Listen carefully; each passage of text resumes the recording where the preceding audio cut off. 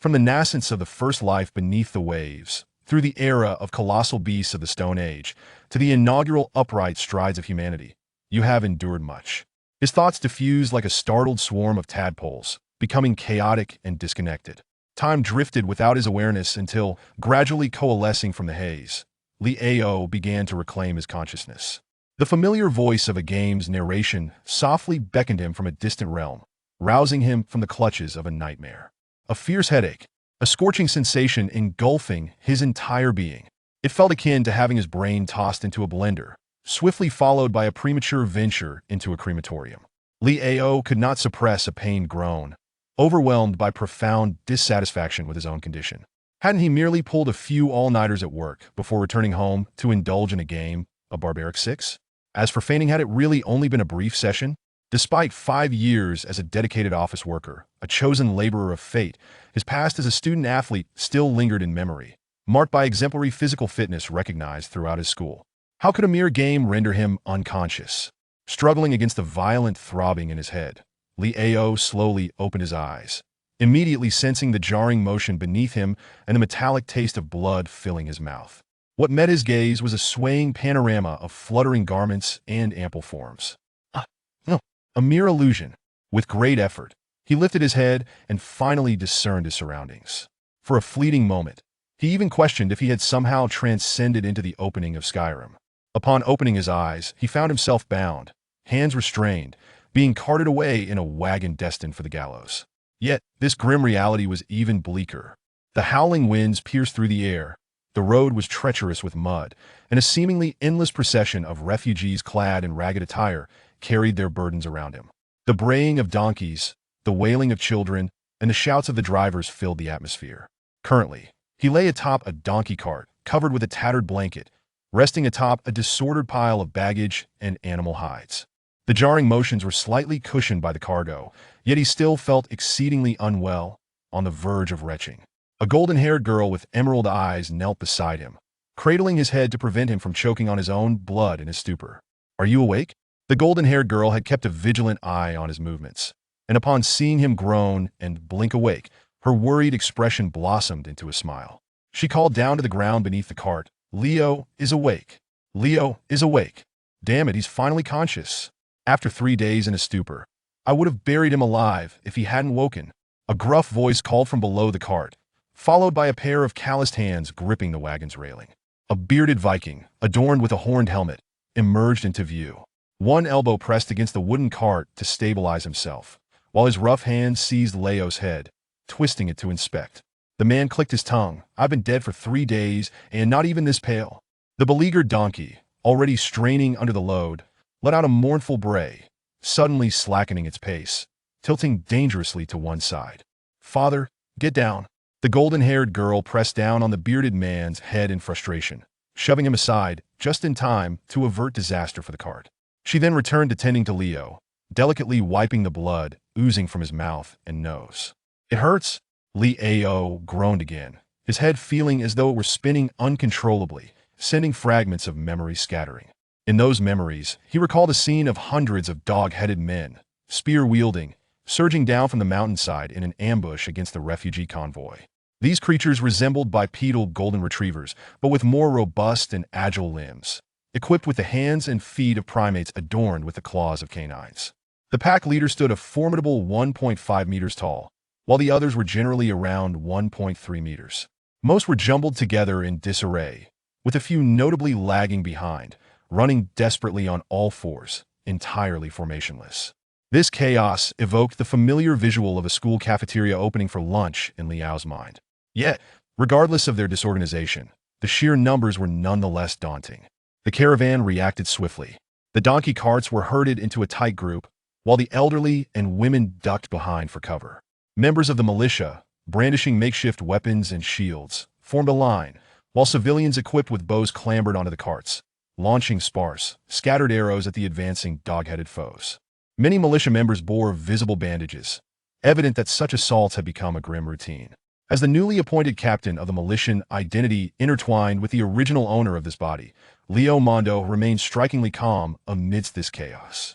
The dog-headed men lacked significant combat prowess, their will to fight even lesser. The militia, well-trained and seasoned through numerous battles, could easily drive them back. Previous skirmishes had unfolded similarly, with hundreds of dog-headed men crashing into the militia's shield wall, resulting in brief yet decisive clashes that left only a few corpses in their wake. However, this time, disaster struck unexpectedly. Chapter 2. My name is Mondo. Struggling to regain my composure, I gently shook my head, and amidst the intense dizziness, the remnants of this body's consciousness provided me with fragments of background information. The world in which the original owner existed is a quintessential Western fantasy realm. Here, deities abound and myriad races coexist, while the Orlantis Empire, where I find myself, is situated in the eastern part of the Dawnlight continent, bordering the Orcish realms of the northern snowfields. Centuries ago, in the southeastern corner of the Dawnlight continent, the Orlantis Empire began to ascend, unifying the southern nations through advanced technology, formidable military might, and a sophisticated military system. Subsequently, it allied with the tribes of the northern territories, driving the Orcish and troll-like humanoid races deep into the frigid expanses of the north. Much like the transition from the classical era to the medieval period in my previous life, the once glorious and vast Orlantis Empire gradually fell into decline over the centuries, succumbing to the fragmentation of regional lords. Currently, the northern provinces are ruled by Duke Mitchell of the Odolov family, as the economic and military focus of the north steadily shifts southward in the struggle for imperial supremacy. With the northern territories growing complacent, small bands of orc troops and troll scouts have begun to reappear near the northern ice river, raiding the human villages and settlements along its southern banks. The village where I reside has borne the brunt of these attacks.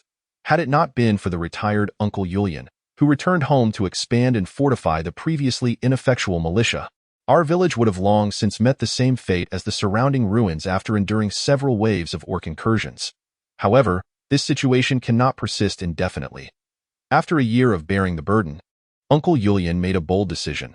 He resolved to lead the entire village southwest, traversing 1,000 miles from the northernmost reaches of Count Freylov's territory to its southernmost expanse, establishing a new home by a river bend at the foot of the Grand Barrier. This location was familiar to Uncle Julian, having been stationed there for many years. The area is sparsely populated with only a few small alien tribes, devoid of high-tier magical beasts. Furthermore, through connections with his military comrades, Uncle Julian obtained a charter authorized by the Freylov family for settlement. As long as we establish a foothold in this unclaimed wilderness and cultivate sufficient land to pay adequate taxes, we could be granted the title of pioneering knight by the Freylov family. Years ago, he served the Freylov family, stationed at a watchtower several dozen miles downstream from this river bend, guarding against potential dragon attacks that might descend from the Grand Barrier.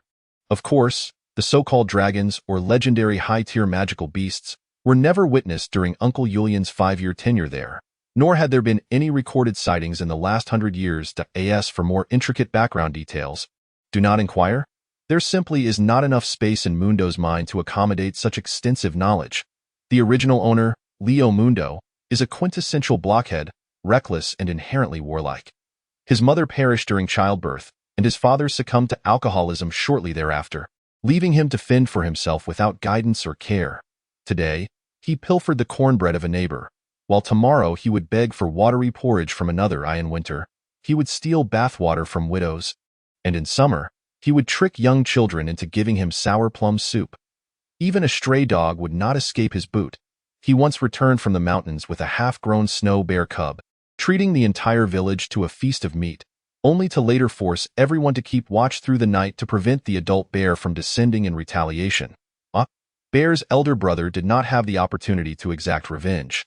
The original owner took advantage of its hibernation to bury it alive. After 3 days underground, it was unearthed, still clinging to life. At the tender age of 15, he had already proven invincible in the village, only to be effortlessly subdued by Uncle Julian, who, now retired, lifted him effortlessly with one hand. Subsequently, he was incorporated into the militia, honing his martial skills as he charged into battle, exhibiting a ferocity surpassing that of the most savage barbarians. Now 17, he has begun to awaken to certain truths, albeit only slightly. Sensing Liao shifting in her embrace, the golden-haired maiden slightly adjusted her ample bosom and gazed intently at him, scrutinizing his condition. "Olivia?" Liao mused softly, only to realize that his voice emerged rough, akin to sandpaper scraping against a surface. the metallic tang of blood overwhelming his senses. It was uncertain whether the blood belonged to the dog-headed leader or was his own. His left hand was ensnared by a wooden beam, immobilized at his side, the extent of its injury unknown. The blow from a chain mace had surely fractured several ribs, and if the blood did not cease, internal organs must have been compromised. His shoulder bore only minor wounds, protected by a bearskin shoulder guard reinforced with iron strips, though it bore 2 deep puncture wounds from the dog-headed leader's jaws. Those had since scabbed over. As long as rabies was avoided, I'm here. The golden-haired maiden Olivia replied gently, extending her slender fingers to tenderly comb through Leo's damp golden locks, soaked with cold sweat. What about the dog-headed creature?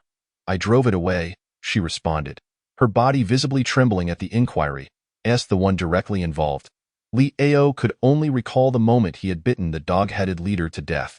However, as an observer, Olivia had hidden behind a cart, witnessing the robust and muscular dog-headed leader thrash violently on the ground, gnashing its teeth and clawing, tearing apart the leather armor worn by Leo, blood splattering in every direction. Yet, its neck remained ensnared as if caught in a monstrous trap, unable to escape until it succumbed to suffocation. Who could have anticipated that such a handsome and radiant golden-haired youth was, in fact, a simpleton? As for the other dog-headed creatures, upon witnessing the grim fate of their leader, they could not withstand for even a minute before scattering in a frenzy, leaving a field of corpses in their wake. That's a relief, Leo nodded, piecing together the memories of the original owner, though his heart remained heavy with concern. Dog-headed creatures are inherently bullies who prey on the weak, only daring to hunt in packs when their numbers far exceed those of their quarry. The audacity of this group to ambush a convoy brimming with nearly 50 armed militiamen, totaling around 300 souls, was indeed unexpected and a potential source of underestimation. However, the primary factor lay within the convoy itself. At the outset, the assembly of survivors from the entire village and neighboring settlements had swelled to nearly 1,000 souls. The militia assigned to patrol and clear the path exceeded 100, including seasoned veterans like Uncle Julian returning from retirement. Moreover, the members of the convoy beyond the militia were not entirely defenseless. They merely lacked adequate weaponry. Should a life-and-death crisis arise, they could still muster 200 or 300 able-bodied men in a single breath. Yet, the journey spanned 1,000 miles and extended over a month, passing through several prosperous and comfortable towns, where those with possessions or skills gradually distanced themselves from the convoy. The last remaining 300 individuals are the most trusted by Uncle Julian in the village, predominantly comprising the elderly, the infirm, and women and children, with only about 100 individuals considered to be in their prime. This exemplifies the shortcomings of non-noble pioneers, who not only lack the material and military support of a family, but also the binding authority of the state. The people at hand are not your subjects. They can leave at will, unlike noble lords, who can hold them accountable. According to Uncle Julian's earlier descriptions, there are several other foreign tribes in the vicinity of the river bend that possess combat prowess akin to that of the goblins. Thus, one must wonder if this severely diminished pioneering team can endure. Leo, do not worry. Focus on your recovery, for your father is here. Olivia seemed to perceive Leo's concerns, gently stroking his forehead and offering soft words of comfort. In her eyes, her father Julian was omnipotent, capable of anything, and there was nothing beyond his reach. The original Leo shared this belief as well. Leo nodded in response, managing a faint smile before lapsing into silence. Henceforth, there would be no more Leo. Only I, Mondo, the transmigrator, goblin biter, and captain of the militia, Mondo. Chapter 3. The little mouse do not stop, we are nearly there. Along the journey, the caravan leader Julian frequently shouted to uplift the spirits of the group. Following the hasty map provided by Uncle Julian, the villagers trekked southward along the World Tree Avenue for 1,000 miles. After more than a month of arduous travel, upon reaching the watchtower where he once stationed, they veered off the main road and proceeded westward along the banks of the Anzino River. They traversed over 30 miles of primeval forest to reach their destination at the river bend. The current position of the caravan marked the final stretch of their journey, having left the westernmost watchtower of Count Freylov's territory and officially entered the untamed wilderness. This short distance of merely 30 miles proved more challenging than the preceding 1,000 miles, not to mention the lurking beasts and the goblins' ambushes, which occurred 4 times. The last assault resulted in casualties surpassing the total of the previous 3 combined. Of the remaining 50 militiamen, only half retained any fighting capability. and even the newly appointed captain, Mondo, was gravely wounded in the fray. The frequent attacks from the goblins, compounded by the absence of pathways, had rendered the villagers' progress agonizingly slow due to the heavy supplies they bore. Wheels sank into mud, carts overturned, and axles fractured. Donkeys panicked and fled, growing obstinate. Rain fell, snow descended, and fallen trees obstructed their path. Distressed villagers rioted, fell ill, and even a small cliff of less than 3 meters could halt the caravan for half a day. Various mishaps had reduced their pace to a near standstill, leaving the entire caravan struggling in the frigid mire, wrestling with adversity. How much farther? When shall we arrive? Is it not possible to camp here? Cries of despair erupted among the ranks. Tomorrow we shall arrive. Tomorrow we shall arrive. Everyone, muster your strength. Julian, beaming with enthusiasm, leaped atop a massive stone, brandishing his horned helmet and bellowing.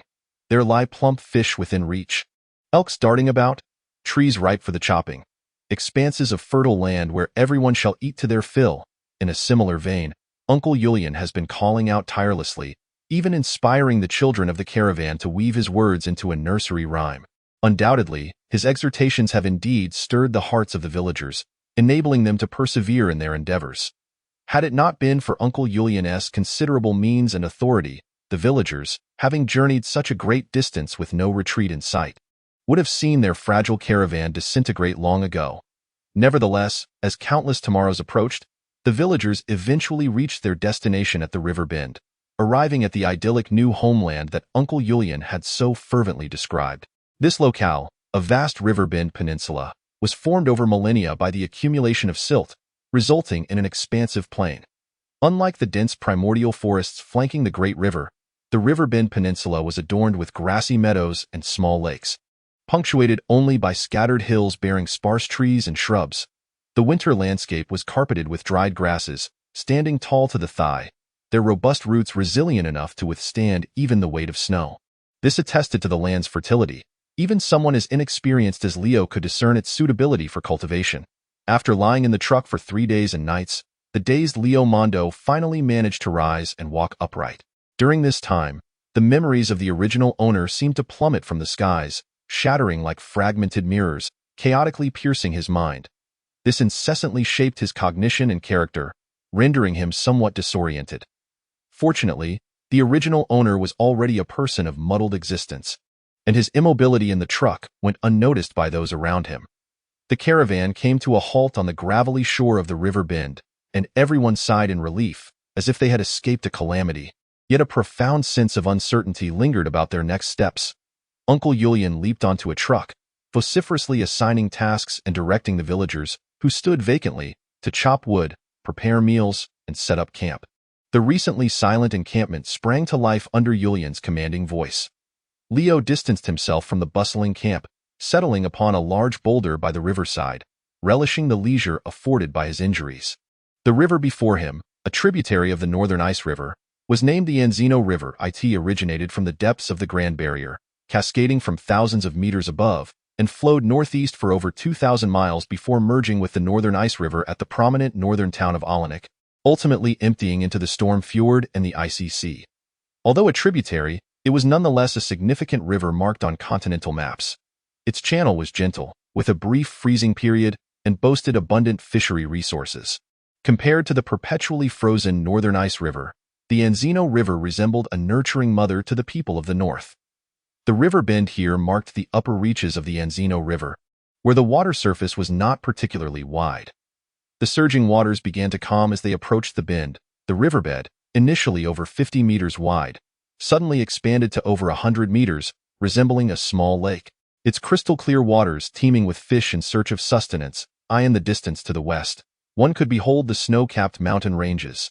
Beyond a few low peaks rose sheer, towering cliffs that seemed to pierce the clouds, as if reaching the world's end. This was the magnificent barrier, encircling a vast circle at the heart of the morning light continent, resembling a colossal tree stump upon the flat earth. Before Leo's gaze lay merely the tip of the iceberg. The waters of the Anzino River cascaded from the celestial clouds above, spilling down the majestic cliffs of a formidable barrier, where over a dozen colossal waterfalls intertwined in a breathtaking spectacle.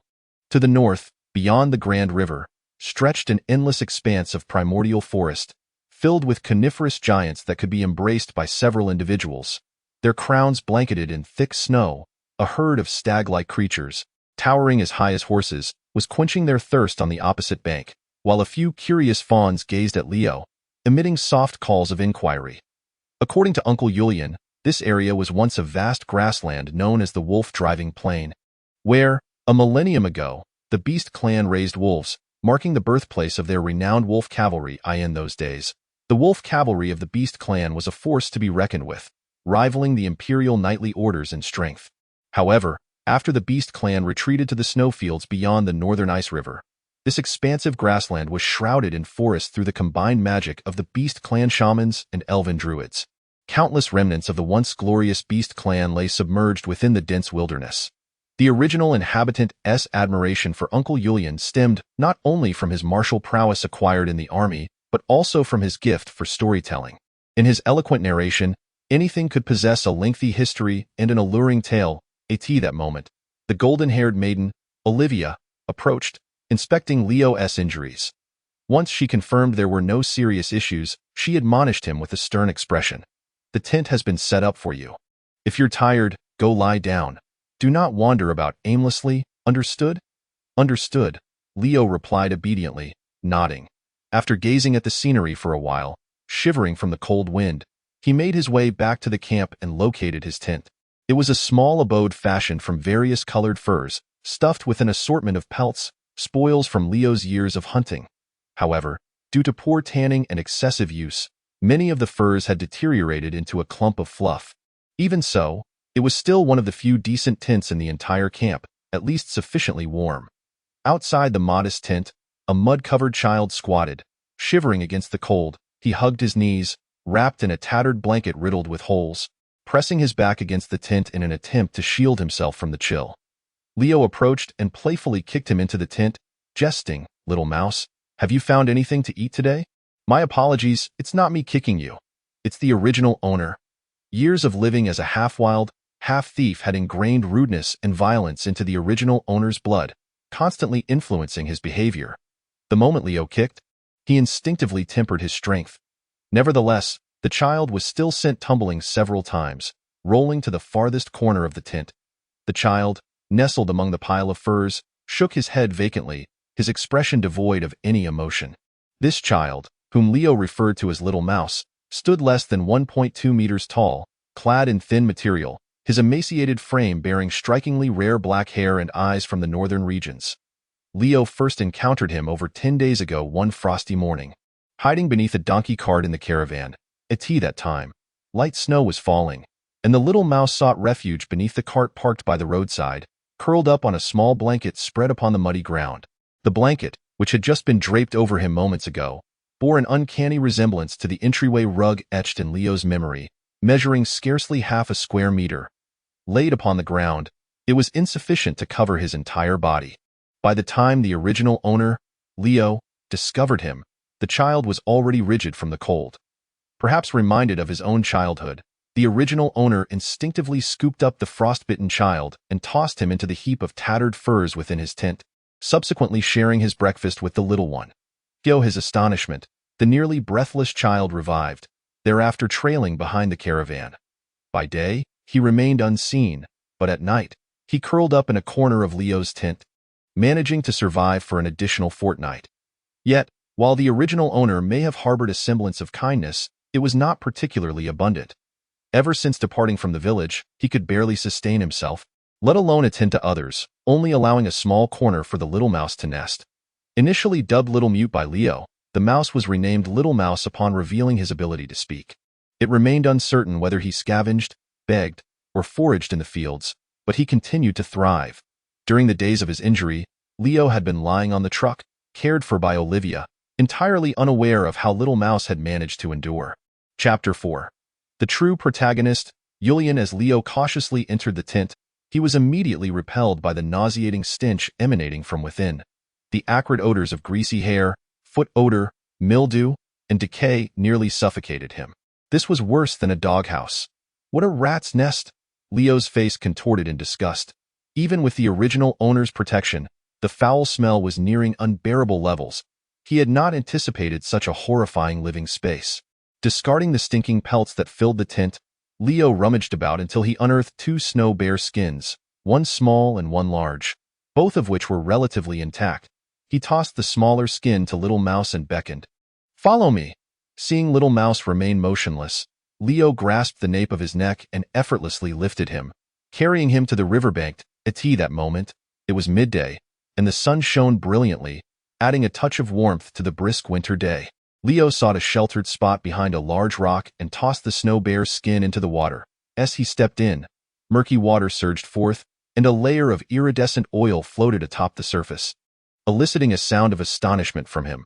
Untying the splint from his left arm and laboriously shedding his clothes, Leo glanced at the dazed Little Mouse standing beside him and remarked, "Come help me."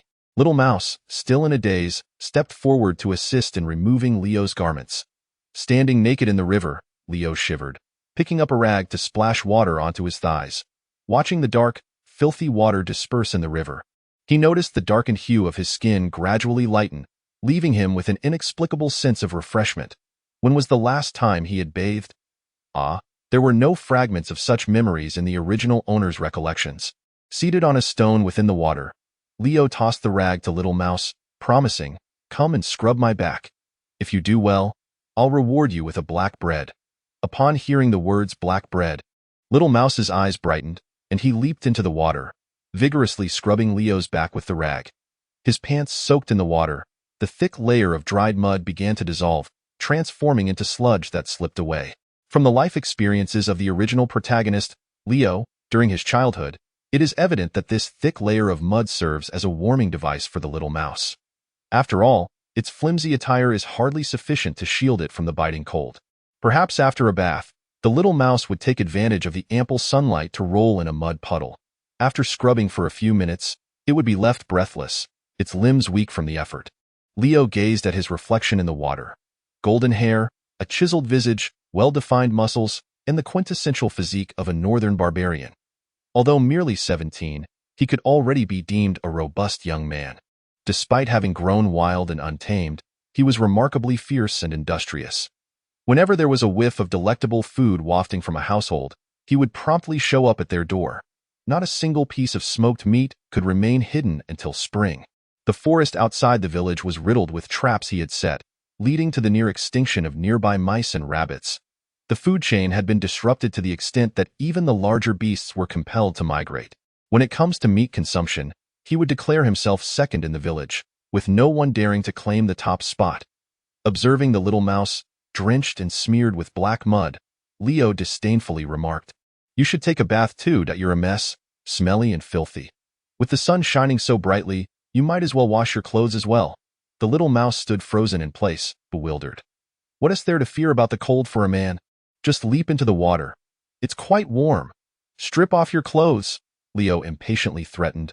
Otherwise, there'll be no bread for you. Only then did the little mouse sluggishly begin to remove its tattered garments, which had long lost their original color, revealing a yellowed silk nightgown beneath. Once the nightgown was removed, the two stood facing each other, bare and exposed, showcasing a stark contrast between Leo's well-built muscles and the little mouse's frail frame. Leo flexed his arm to display his biceps, boasting, "You see, in your condition, I could take on 100 of you." Mid-sentence, he paused. "Where's your little?" He quickly grabbed a small snow bear pelt from the shore, wrapping the little mouse in it, and inquired, "Where is it?" Then, he realized how foolish the question was. The little mouse remained in a daze, only softly asking after Leo had set her on the shore. "Will you still give me bread?" With one arm encircling the little mouse, Leo returned to the camp and approached the busy Olivia, scratching his head and sheepishly asking, "Could you heat some water for me?" "What do you need it for?" Olivia queried, leaning in curiously and sniffing the air, nodding in satisfaction. "Haven't you just washed?" The little girl had yet to bathe, and he feared she might freeze in the cold water. "Humph, you provide food, shelter, and even hot baths for others.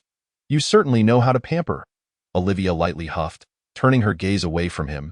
Yet she led the little mouse toward a nearby tent. It was evident that the little mouse was familiar with Olivia, as she eagerly nestled closer to her in an attempt to endear herself, only to have Olivia subtly release her hand, creating distance.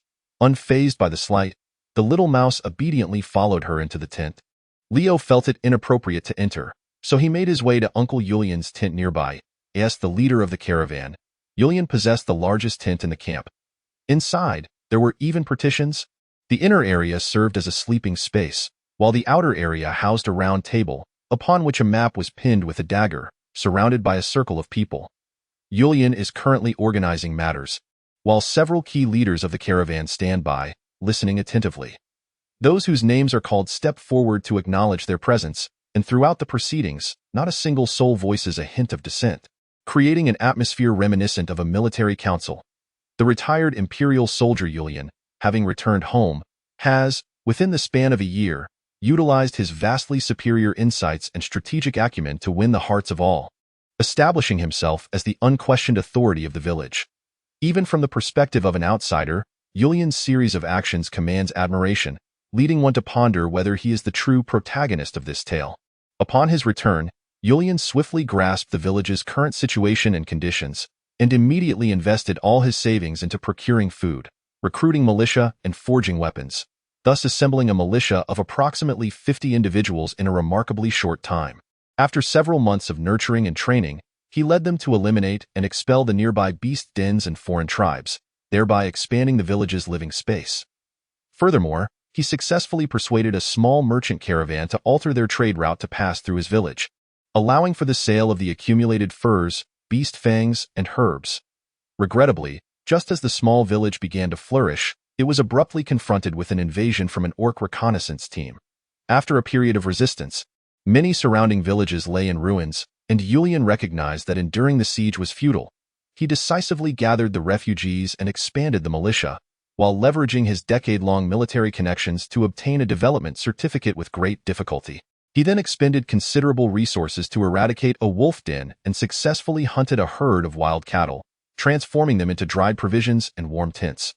Ultimately, he set fire to the village and commenced the migration with all the inhabitants. Prior to igniting the flames, he had repeatedly dispatched messengers to the nearby town, seeking assistance from the Night Lord to whom his village was beholden, yet, predictably, received no response. When the refugee caravan, devastated by the orc assault, appeared at the outskirts of the town, the Night Lord disdainfully barred their entry, tossing them a cart of bran and leaving them to fend for themselves. With no viable options left, the desperate refugees continued their journey southward, towards the promising new homeland that Julian had described. Chapter 5. The Soul Transmigration. Throughout this arduous migration, there were, of course, setbacks, conflicts, and casualties.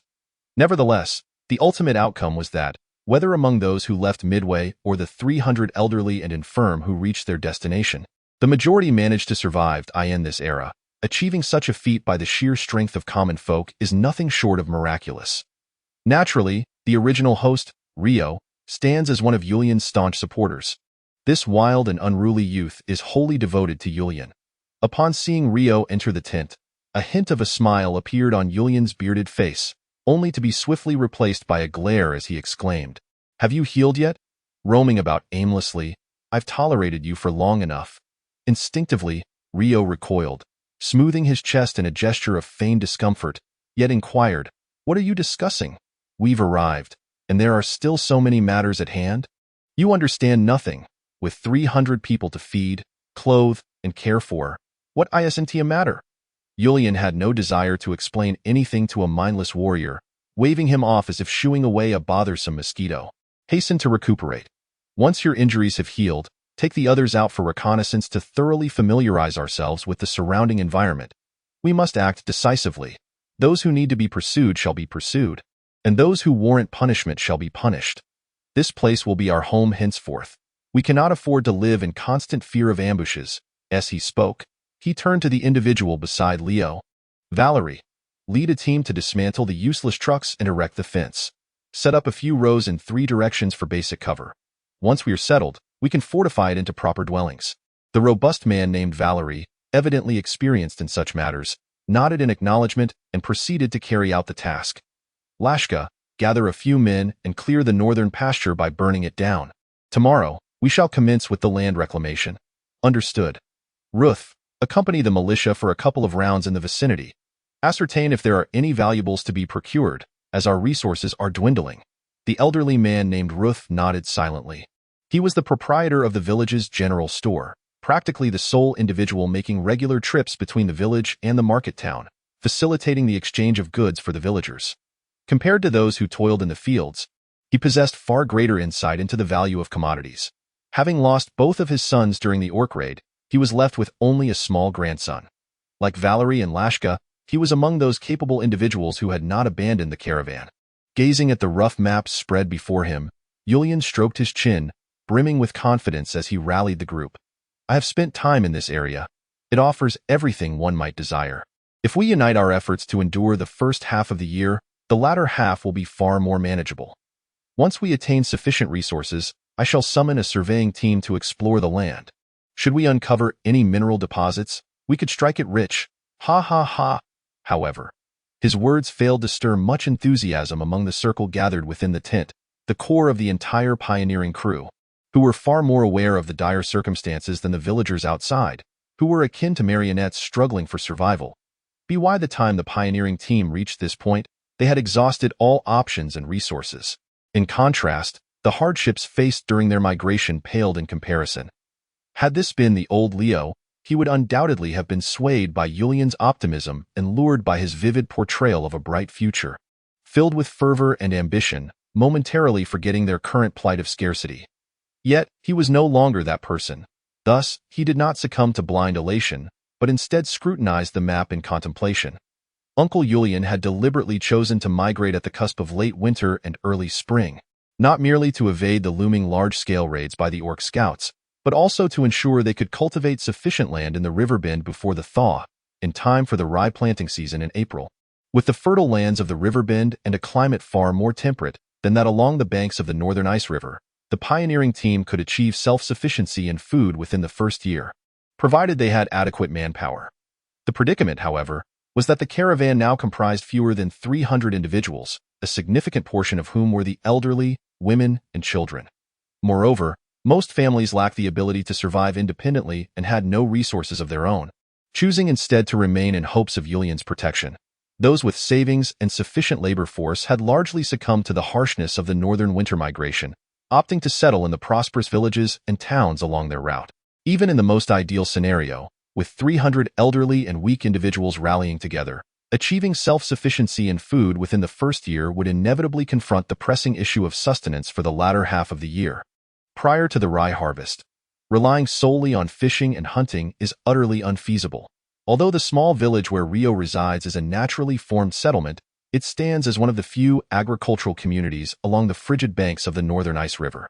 A century ago, the village was granted as a fief to a knightly family by Lord Frolov, which means that theoretically, apart from their own homes and allotted plots, everything else on the land belongs to the knight. The villagers solely depend on agriculture for their livelihood. Even if the local lord permitted hunting and logging, most villagers are so impoverished that they lack the means to acquire hunting tools. The finest hunters in the village, aside from Yulian, are Rio, the self-taught wildling. Moreover, the bows and arrows crafted by the villagers can only suffice for hunting small creatures like hares and foxes, rendering them incapable of bringing down even an adult moose. Were it not for this limitation, a deluge of arrows could have repelled the goblin attack. Not to mention, the wilderness of this world harbors numerous alien tribes, beast dens, and even magical creatures. For a group of weakly armed villagers to hunt in unfamiliar wilderness would be tantamount to courting death. Mines? What sort of mine do you seek? As Rio contemplated their escape, he scrutinized the map. Yulian waved his hand dismissively, stating that copper mines would also be acceptable, regardless of gold or silver. What are you dreaming about? Copper mines? Rio scoffed. There are no copper mines. Would you like some iron instead? Iron? What iron? Yulian and the others in the tent widened their eyes in astonishment, exchanging bewildered glances, wondering where an iron mine could possibly come from. Rio retrieved a spearhead from a box in the corner of the tent and tossed it onto the round table, exclaiming with pride, "Isn't this it?" The spearhead, aside from its sharp tip, was covered in a thick layer of rust. Yet it did little to obscure the myriad tiny pores on its surface. This spear had been left behind by the goblins a few days prior and was collected by Yulian. Intact spears were distributed to the villagers for self-defense, while damaged ones were dismantled for their heads to be repurposed into agricultural tools once they were settled and ready to cultivate the land. Amidst the internecine struggles among several dukes of the empire, the battlefield was not merely filled with lives lost, but also an immense quantity of weapons, armor, and other war supplies. The frigid northern regions, in comparison to other areas of the empire, were already quite barren. The limited steel resources were monopolized by the nobility, forged into weapons and armor, and continuously dispatched to the front lines. This resulted in skyrocketing iron prices, rendering many villagers unable to afford even a single hoe. Noticing the confusion among the crowd, Rio patiently guided them. Where do you think the goblins' iron tools came from? Surely, they couldn't have purchased them?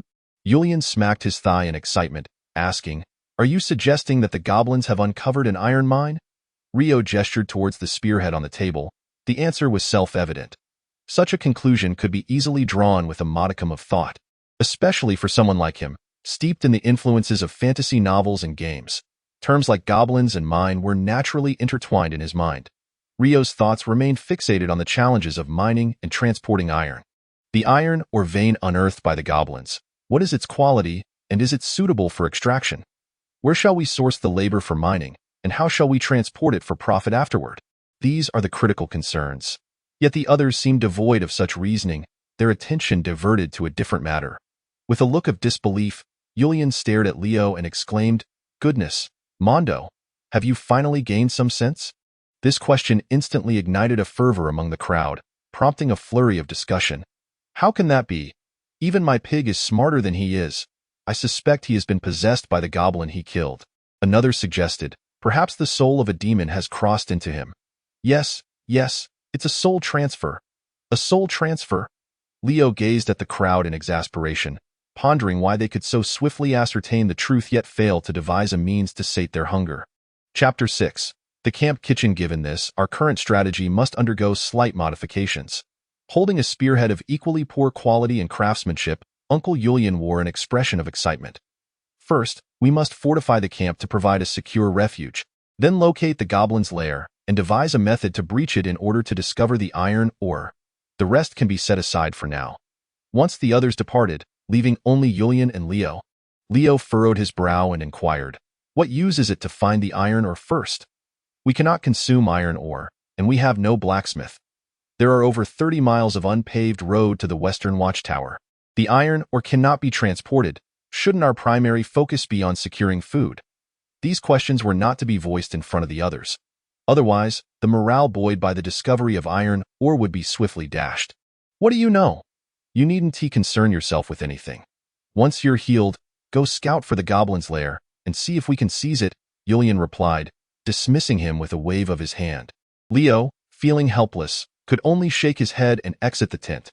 Once the crowd had dispersed, Julian laboriously settled down, the excitement and confidence on his face gradually fading, revealing a deep-seated fatigue. The strikingly statuesque blonde girl, Olivia, entered, and upon seeing her father's weary and pained expression, she approached him with concern.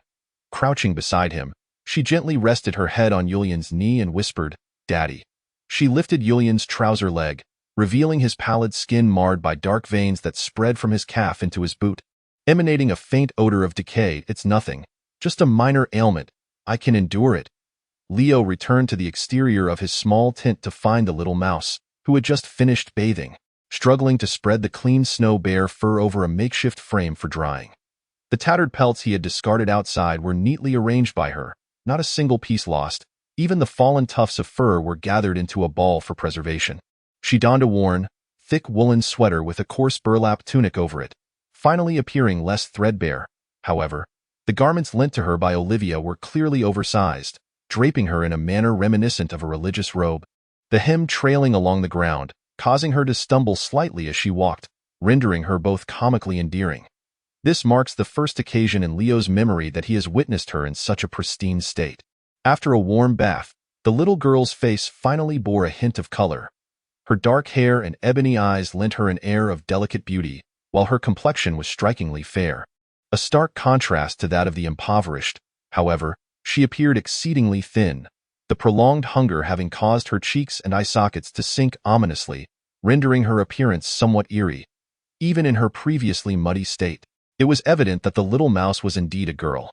Yet, regrettably, The original Leo possessed an absent-mindedness that rendered him indifferent to her gender. He even suspected that, given the original's nature, she might not even care about her race. Today, in a rare moment of benevolence, he resolved to rescue even a mouse, but tomorrow, should his kindness wane, it might very well end up in a stew, eye in his hand. Leo held the silk nightgown discarded by the little mouse. After being washed, it had dried on its own without the luxury of sunlight. It was but a diminutive bundle, akin to clutching a fragment of cloud. Without the need to unfurl it, one could already perceive the splendid hues reflecting the sunlight. In addition to its silky texture, it radiated a constant warmth. Such exquisite silk, even the modern-day Leo had never encountered. Perhaps this was what one might call a magical fabric, a vital source of warmth for the little mouse amidst the wintry north. This undoubtedly suggested that the little mouse's origins were extraordinary, yet Leo had no inclination to delve into such matters. His primary objective was to address the pressing issue of survival. Any side quests requiring time and energy could be deferred for later. Here, Leo thrust the silk nightgown into the little mouse's hands. Put it on quickly, but don't let anyone see. Otherwise, it will inevitably be snatched away. The little mouse clutched the nightgown, remaining silent and with her head bowed. By the way, where have you been sleeping these past few days? What have you been eating? Leo finally voiced his earlier curiosity.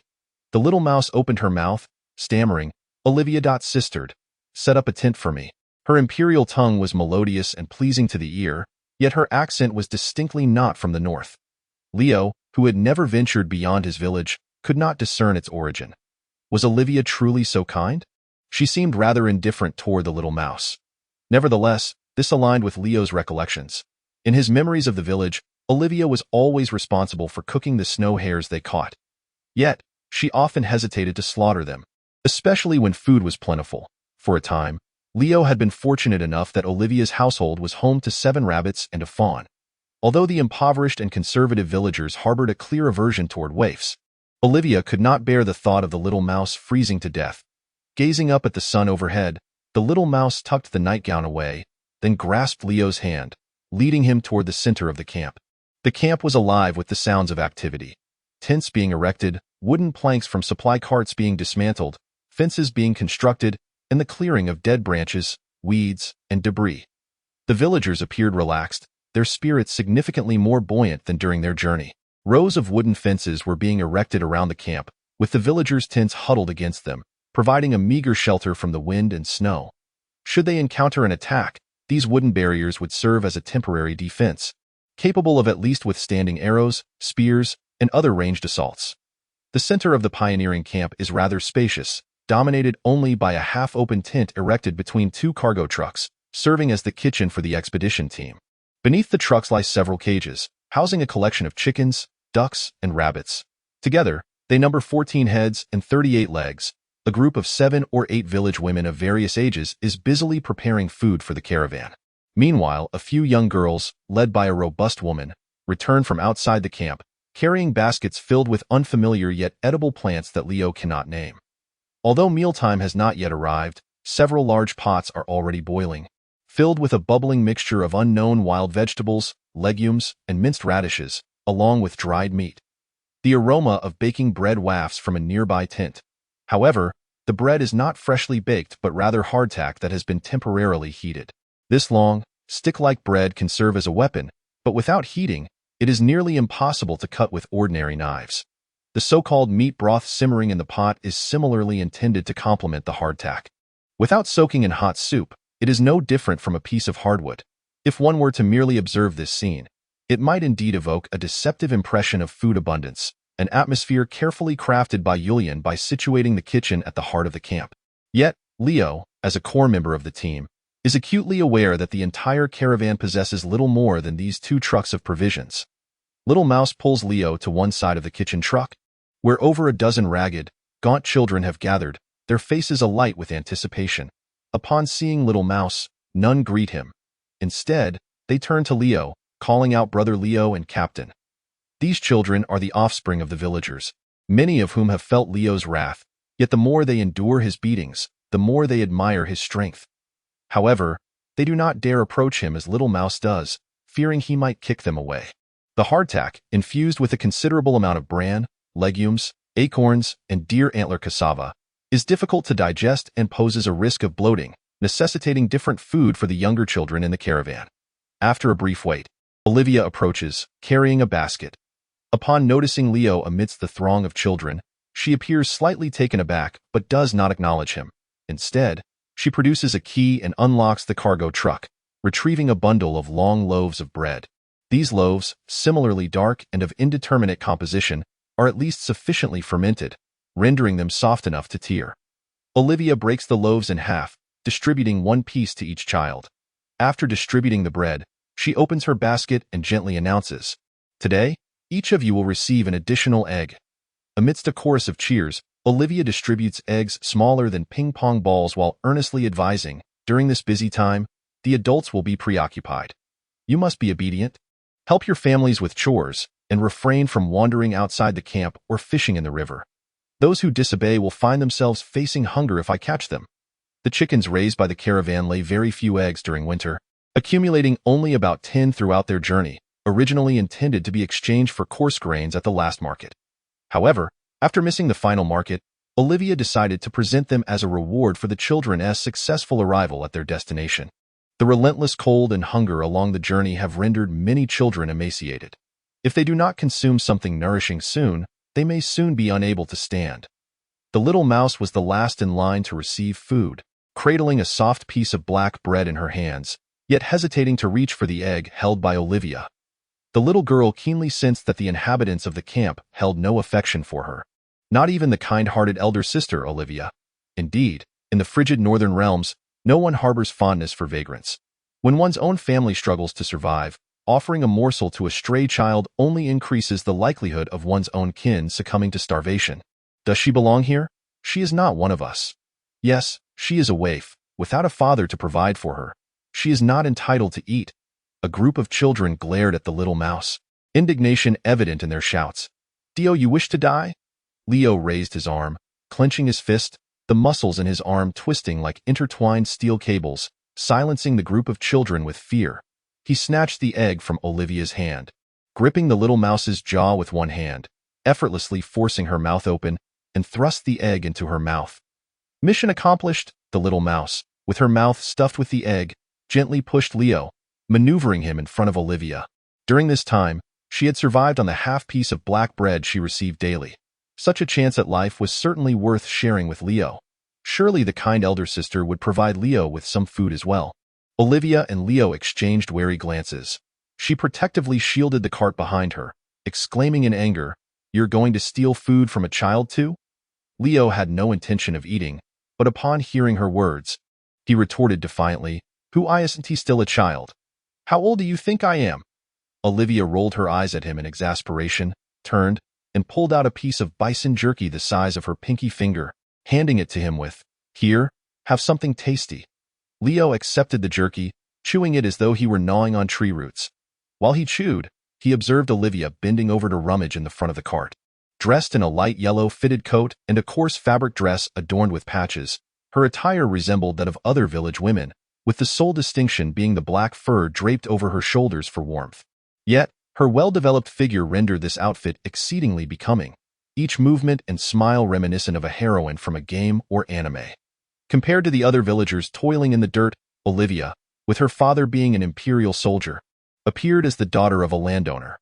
Her educated mother had nurtured her well before passing, ensuring she had rarely toiled in the fields, resulting in a physique that deviated from that of her peers, who tended to be stout and round.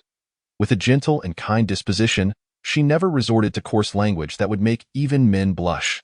Naturally adept at reading and arithmetic, she became her father Julian's right hand, responsible for managing the resources and assets of the pioneering team.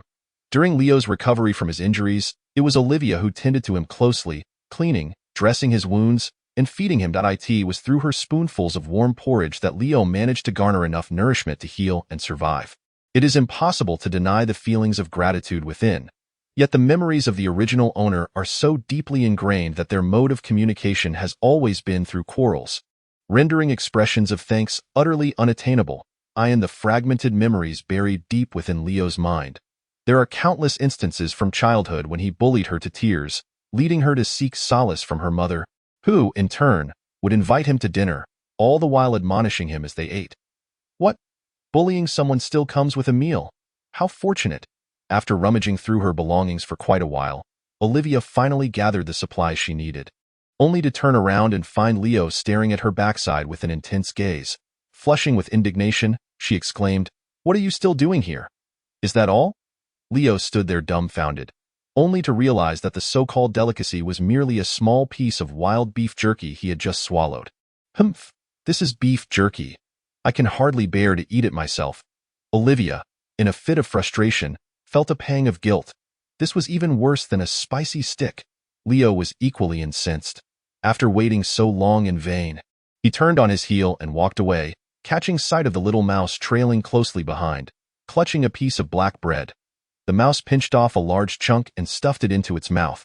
It gazed mournfully at the bread with a missing bite before regurgitating the egg it had been holding in its mouth for some time, offering it to Leo with a hopeful gesture. Leo, looking at the drooling egg, barked, "Get lost." Having consumed a meal meant for adults at the camp, Leo felt the weight of his predicament more acutely than ever. Previously, while lying in the back of a truck and subsisting on millet porridge for several days, his mouth had nearly grown desensitized, and he had thought that upon recovery, he would finally enjoy a proper meal. Yet, after swallowing a mouthful of hard, tooth-breaking bread, he realized that what he had previously enjoyed was, in fact, a privilege of the highest order. He obstinately monopolized a large pot, fishing around with a spoon for an eternity, yet failed to retrieve anything resembling a decent broth. That night, as Leo lay in the tent, he stared blankly at the tent's ceiling. Fragments of knowledge from his past life and survival experiences from this one flickered through his mind, attempting to coalesce into a solution that could effortlessly resolve his current dilemmas. If only he had a magical guide akin to an encyclopedia. Searching in his mind, he pondered, in the Wilderness Survival Episode 1, how should I lead a group of the elderly and weak to fill their bellies?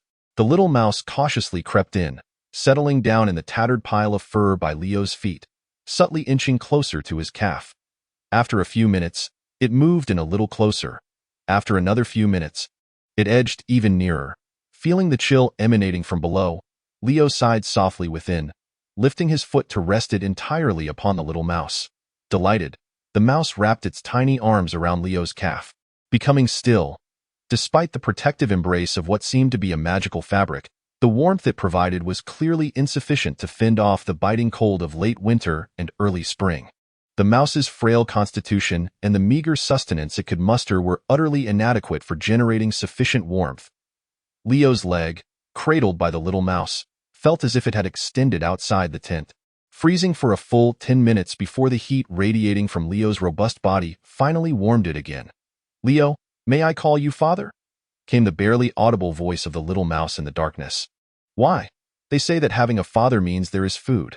"Well then, very well, father." MHM. Chapter 8. Assembly. When morning broke, the little mouse had vanished. Liao searched the camp thoroughly but found no sign of her. He inquired of everyone he encountered, "Where is my little mouse?" A child timidly pointed towards the great river beyond the camp and said, "It seems she went towards the riverbank after searching along the river." Liao finally spotted her on a patch of gravelly shallows. At that moment, the little mouse was hunched on the riverbank, shivering and curled up, while her hands busily rummaged through the shallow water.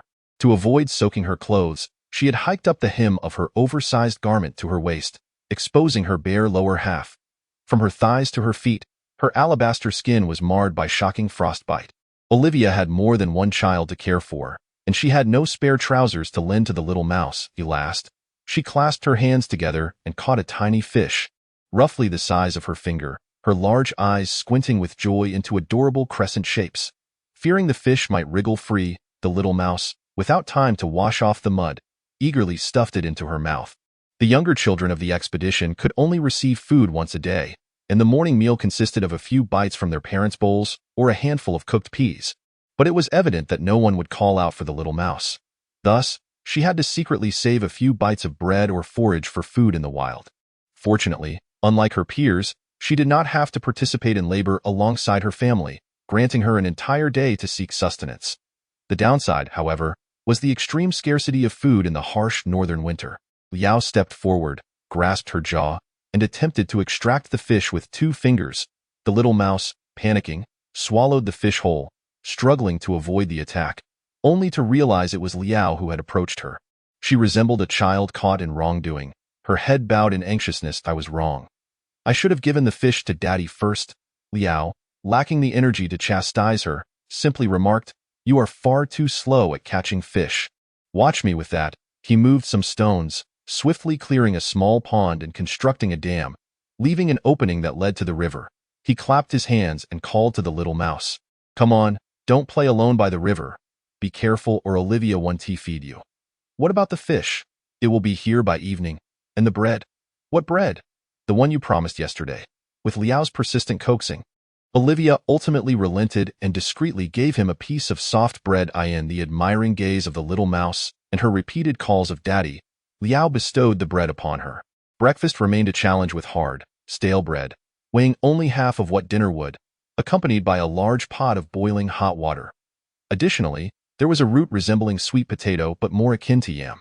This was the unique northern cassava, capable of surviving in frozen soil and more filling than bread, albeit with the significant drawback of being toxic if consumed in excess. After a grueling breakfast, Liao waved his hand and instructed the nearby youth, Ivan, informed the militia to assemble for training. Within moments, the members of the militia had gathered, totaling just 20 individuals, some of whom were bandaged. The workforce of young and robust laborers is already severely lacking, and the members of the militia constitute a significant part of it. They all have daily tasks to attend to. Previously, when they were conscripted by Yulian in the village, they could only spare some time for training before breakfast and after dinner. If one were to speak of the truly full-time soldiers in the entire contingent, it would only be Leo, who was free from agricultural duties. The other militiamen initially joined solely because Yulian provided an additional ration of a pound of bread each day. This was no small matter. Many impoverished farmers could scarcely secure a pound of sustenance in a day during the harsh winter months. However, after undergoing the trials of this migration, the surviving militiamen deeply grasped the significance of armed forces, especially in this untamed wilderness.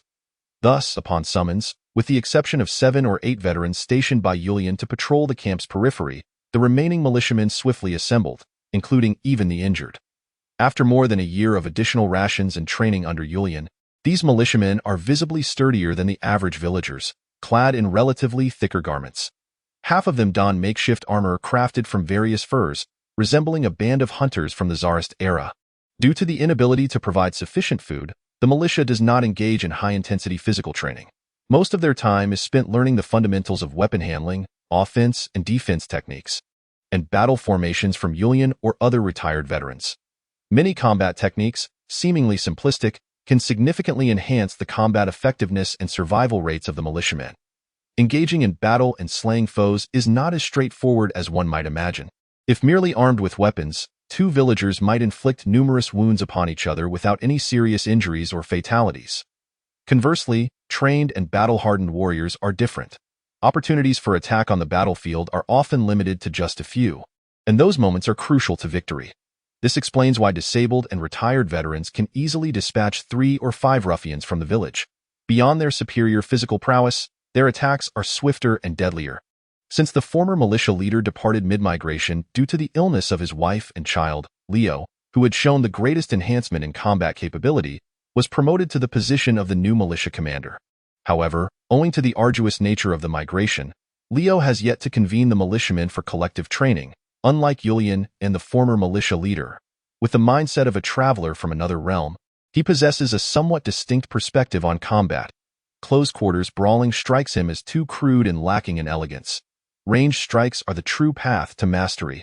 Having once perished at the jaws of a dog-headed creature, Leo is reluctant to face such a fate again. Although the original persona's irascible and combative temperament continues to influence him, the refined spirit of the traveler prevails, instilling a strong aversion to melee combat with cold weapons. Unfortunately, the village of his birth is not known for its archers. Its inhabitants are simple, hard-working farmers. Had he been from a village reliant on fishing and hunting, merely gathering the men of the village could form a formidable team of archers. Nevertheless, it matters not. Their toughened hides and great strength allow for the instruction of other skills initially. Aro first instructed the militia to stand in formation before proclaiming loudly, "From today onward, we shall practice javelin throwing. My requirements are quite simple. No misses within 50 yards, and 5 hits out of 10 within 20 yards. For those who fail to meet these standards, your dinner provisions will be halved. The militia exchanged glances, and a young man named Vich, who was merely 2 years older than our O, hesitantly spoke up. But don't we also need to clear the land? Uncle Urian mentioned that we must cultivate at least 300 acres in these 3 months. Otherwise, we won't make it for the spring sowing in April. Our O paused, taken aback, and asked, "How large is an acre?" The militia responded with incredulous expressions, quickly followed by expressions of disdain. The commander's ignorance astonished even the illiterate. As a true rural dweller, don't you have any inkling of the size of an acre? Our O, observing their reactions, felt equally at a loss. How would I know your measurement system? Who can tell if it's an imperial acre, a metric hectare, or some other peculiar unit? Besides, the original owner never farmed, so I lack even the basic concept of acreage. Chapter 9. Javelin throwing through a demonstration by one of the militia. Our O began to grasp the concept of acreage in this world. The area referred to as an acre by the villagers was roughly equivalent to an acre in his former life. More intuitively, about half the size of a football field. Although this world's agricultural techniques were remarkably primitive and the level of land reclamation did not require the meticulousness of his previous existence, the prospect of cultivating nearly 300 acres of wasteland in just 3 months, without any mechanical assistance and relying solely on their small group of predominantly elderly and weak individuals, was still beyond our O's imagination. Reclaiming wasteland and cultivating established fields are entirely distinct undertakings.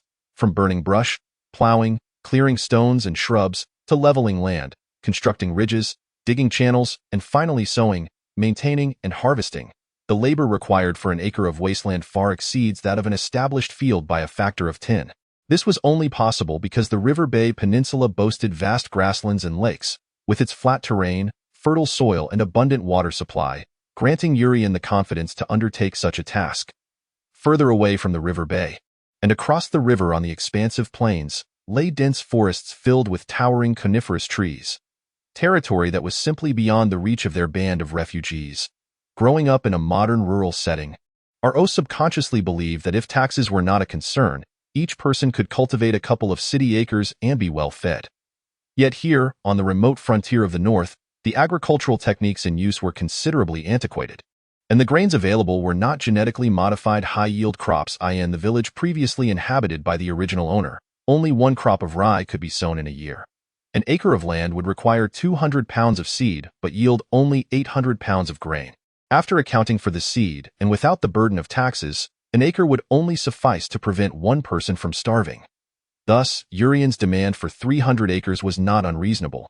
Even if the goal were achieved, it would still leave a significant gap from true food security. 300 acres, equivalent to over 1,800 city acres, given a plowing machine, even that would be an insurmountable task. However, it was evident that our O was not one to engage in rational discourse. Knowing these facts would only deepen his frustration and lead to further agitation. He retorted brusquely, "I don't care. We train first. Anyone who dares to leave will face my wrath." The militia members exchanged glances, yet none dared to speak. Many did not necessarily respect the young Leo, but they certainly feared the power of his fists. Moreover, the militia members, who had recently experienced the devastating onslaught of the dog-headed creature's javelins, were acutely aware of the weapon's potency. That barrage of javelins had claimed the lives of over 10 militia members, and several others lay incapacitated in the camp tents. This was the heaviest toll they had suffered from a long-range attack during their migration, second only to the flying axes of the Beastmen warriors and the headhunter spears of the Troll scouts.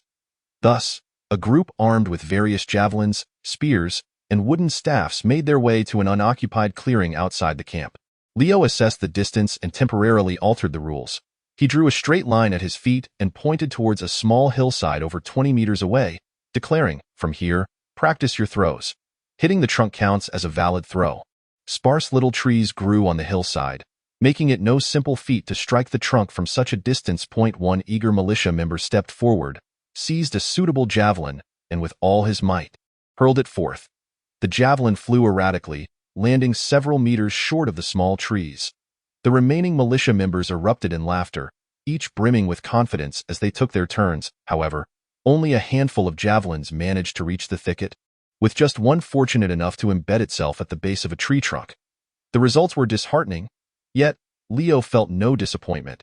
Having been an athlete in his past life, He understood well that, under such conditions, without training, without a run-up, and with javelins of poor quality, this level of performance was commendable for ordinary individuals.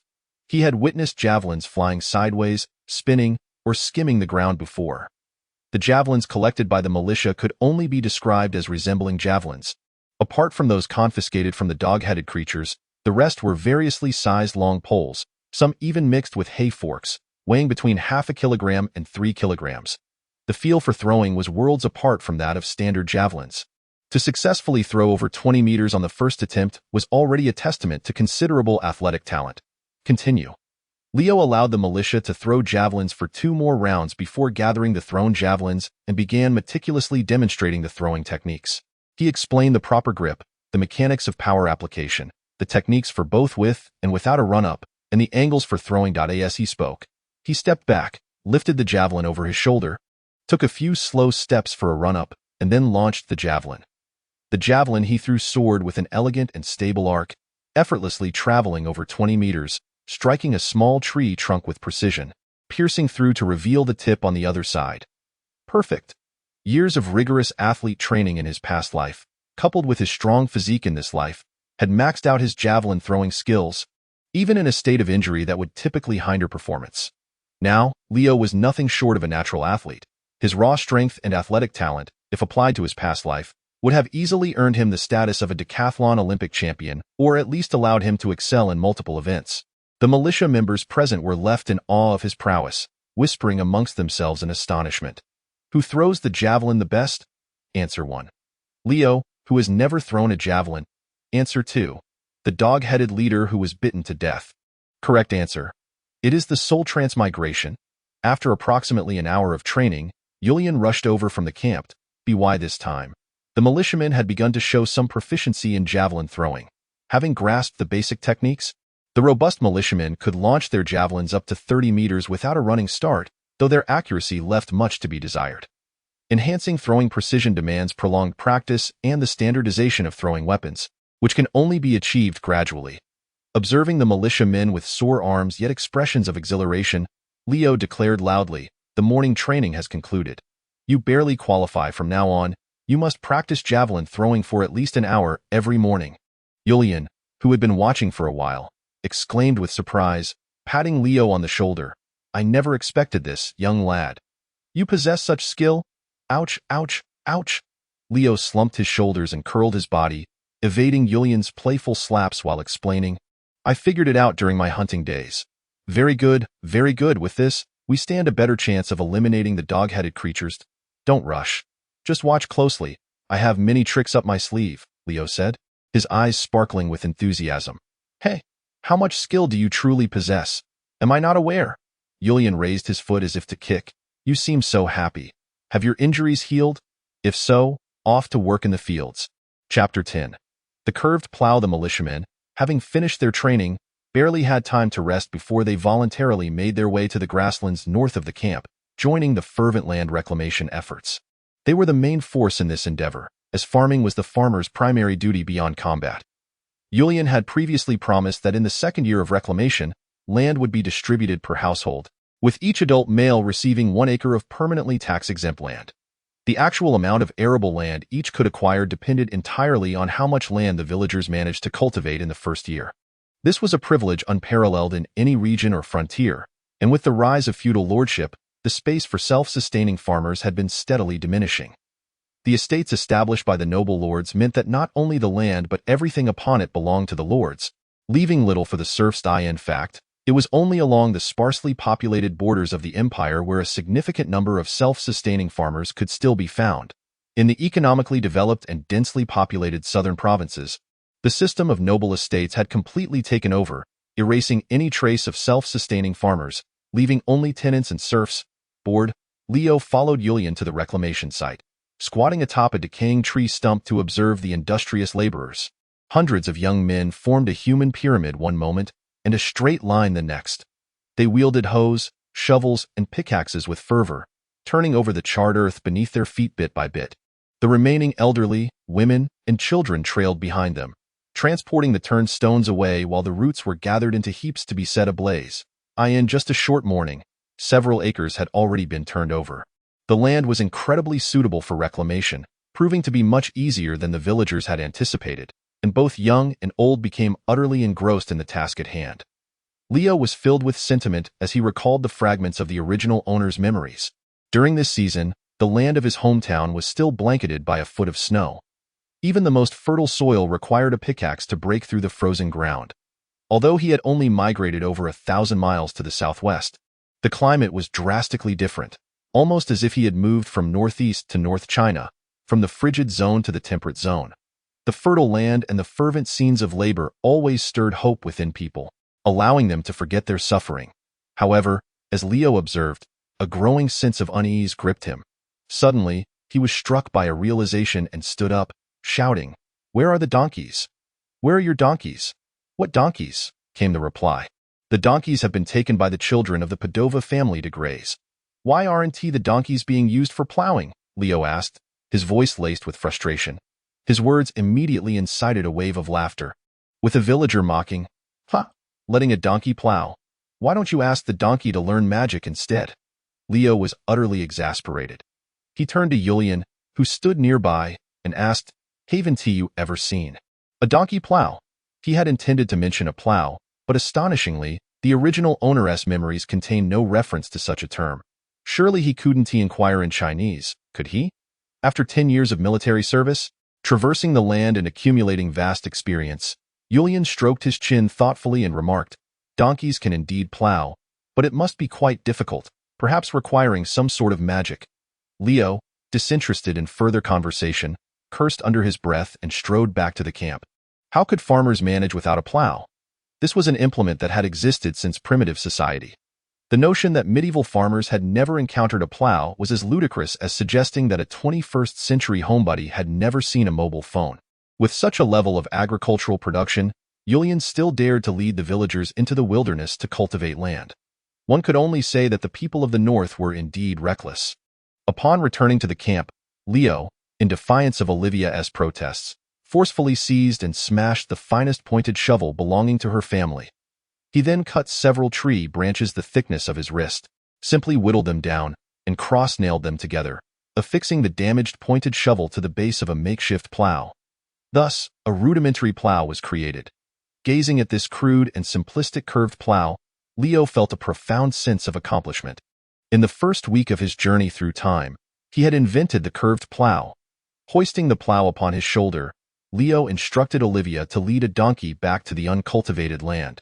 Tying the donkey's harness to the plow, steadying the plow, Leo called out, "Let us go." The donkey remained motionless.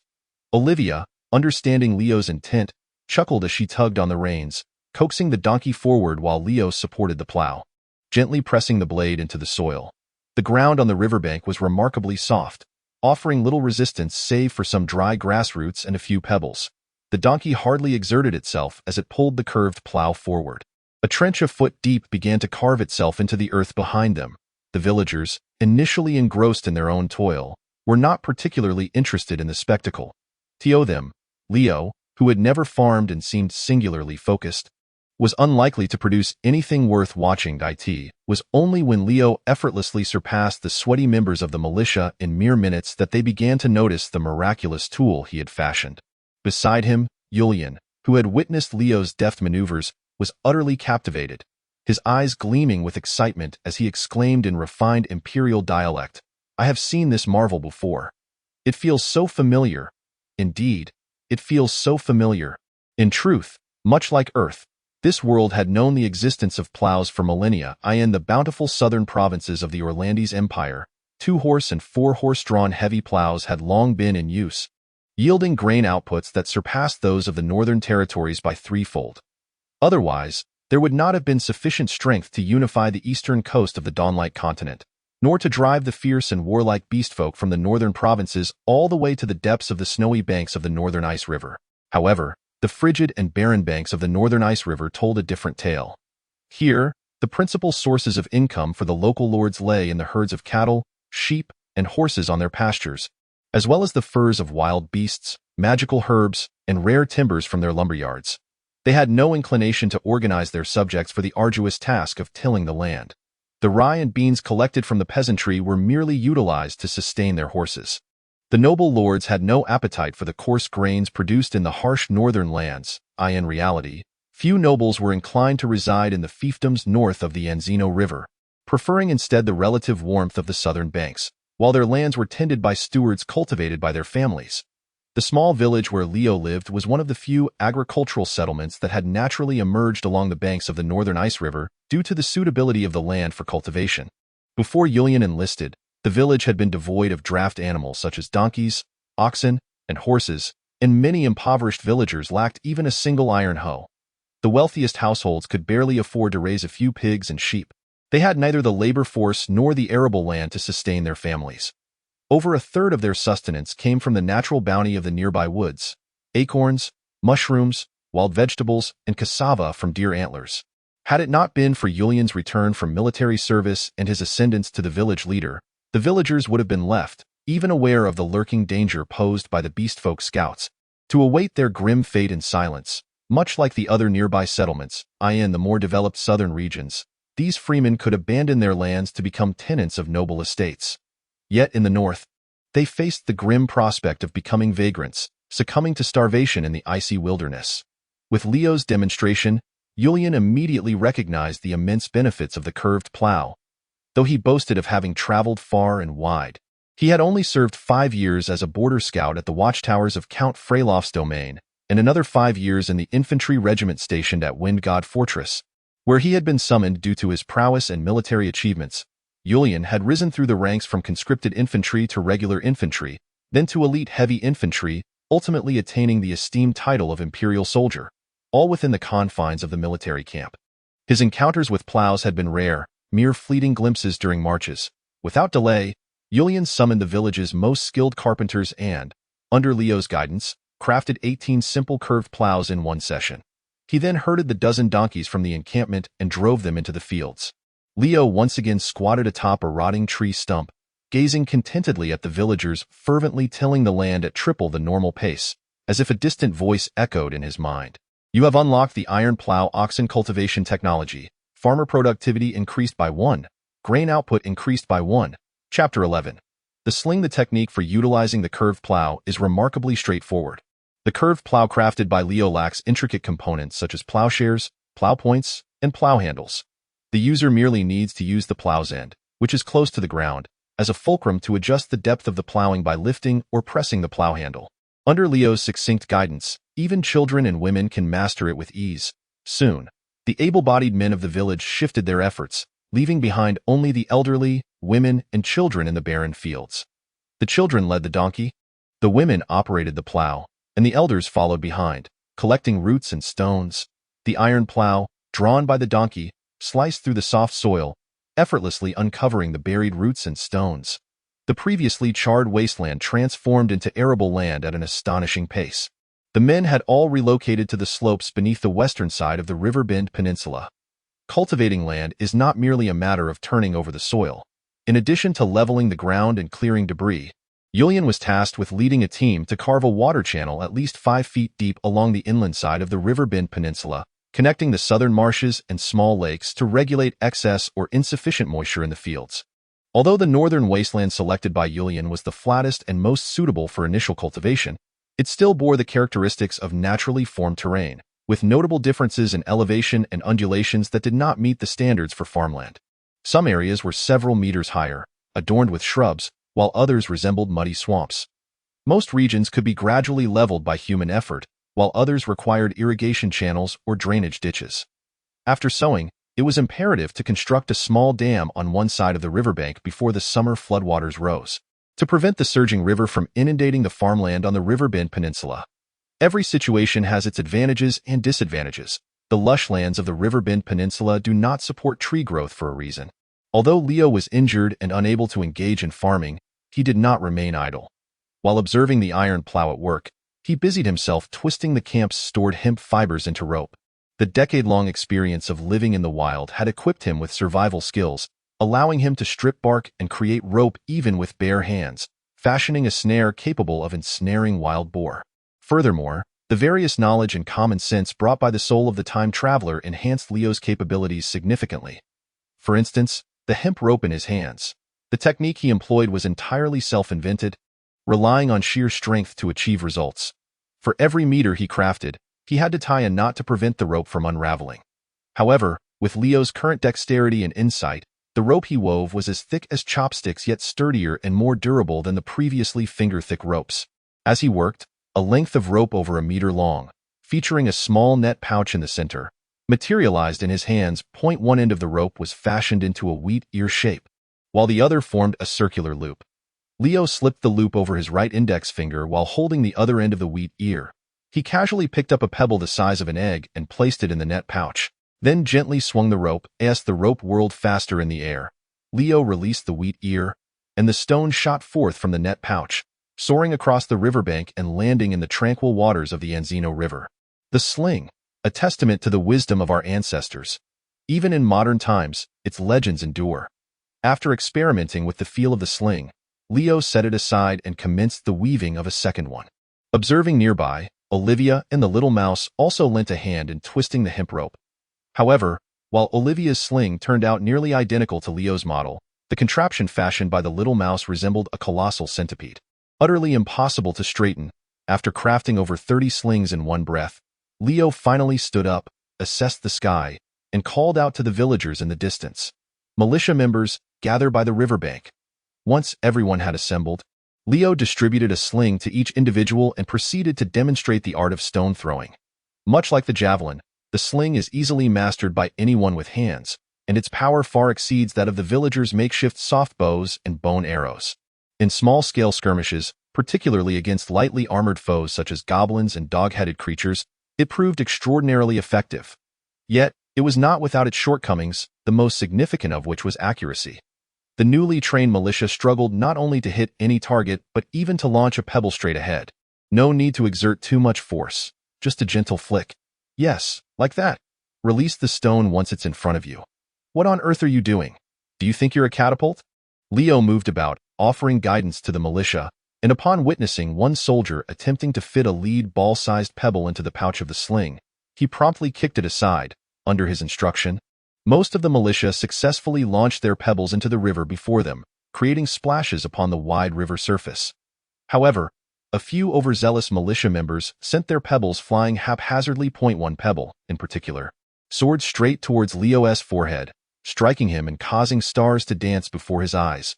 Clutching the swelling lump on his head, Leo stared incredulously at the blundering soldier.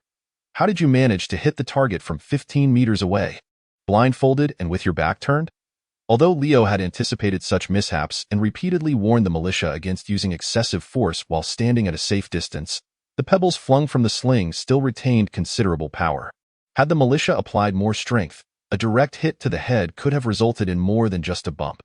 For the next hour, the militia members familiarized themselves with the use of the sling. Once they could proficiently launch small pebbles into the river ahead of them, Leo began teaching them the vertical throwing technique, a favored method of the ancient Greek slingers. Only after they had mastered both techniques did Leo permit them to gradually increase their strength, propelling the pebbles further afield. Simultaneously, the selected pebbles grew larger and heavier, eventually reaching the size of goose eggs. As the goose egg-sized stones were hurled from the sling, their terrifying potential began to manifest. At first, Leo was hesitant to allow them to throw such hefty stones. A misfire could lead to serious injury or even fractures. Nonetheless, this training proved to be a mere trifle for the militia.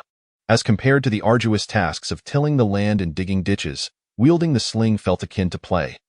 Yet, they could still appreciate the sling's might. After all, none among them could hurl a goose egg-sized pebble 50 meters by hand. But with the sling, it was an effortless feat beside him. A diminutive mouse practiced diligently with a slingshot, yet her frail arms could only launch small stones a short distance.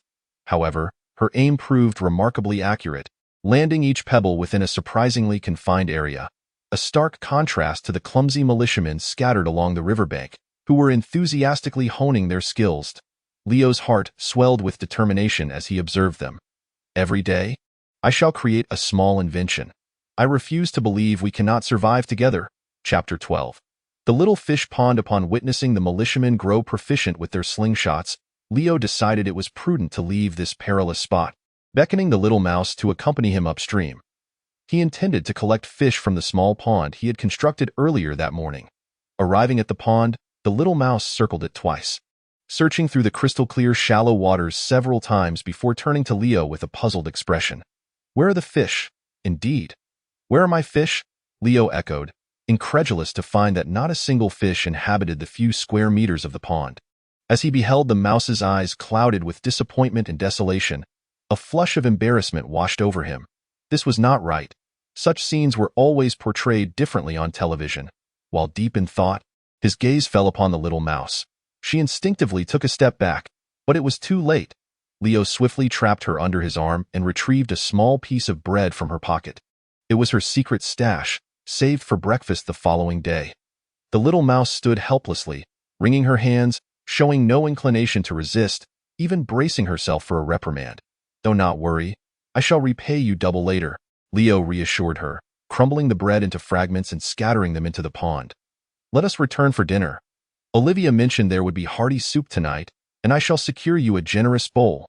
As the sun dipped below the horizon, smoke began to rise from the camp, and amidst the clamor of voices, the villagers scattered across the wasteland gradually made their way back, bringing the camp to life. Outside the central kitchen tent, 3 large cauldrons were set up, bubbling with aromatic soup. Leo stealthily nabbed 2 sizable ceramic bowls from Olivia's cart, positioning himself before the cauldron. Instinctively, the villagers around him stepped back, and even the matron in charge of ladling the soup willingly handed her large spoon to him. However, unlike the usual looks of disdain, dissatisfaction, or camaraderie from the villagers, this time their gazes held a mixture of suspicion, scrutiny, and admiration. Whispers of "it's the reincarnation" floated through the crowd. Ignoring them, Leo focused intently on the cauldron, stirring with the large spoon in search of the most delectable morsels.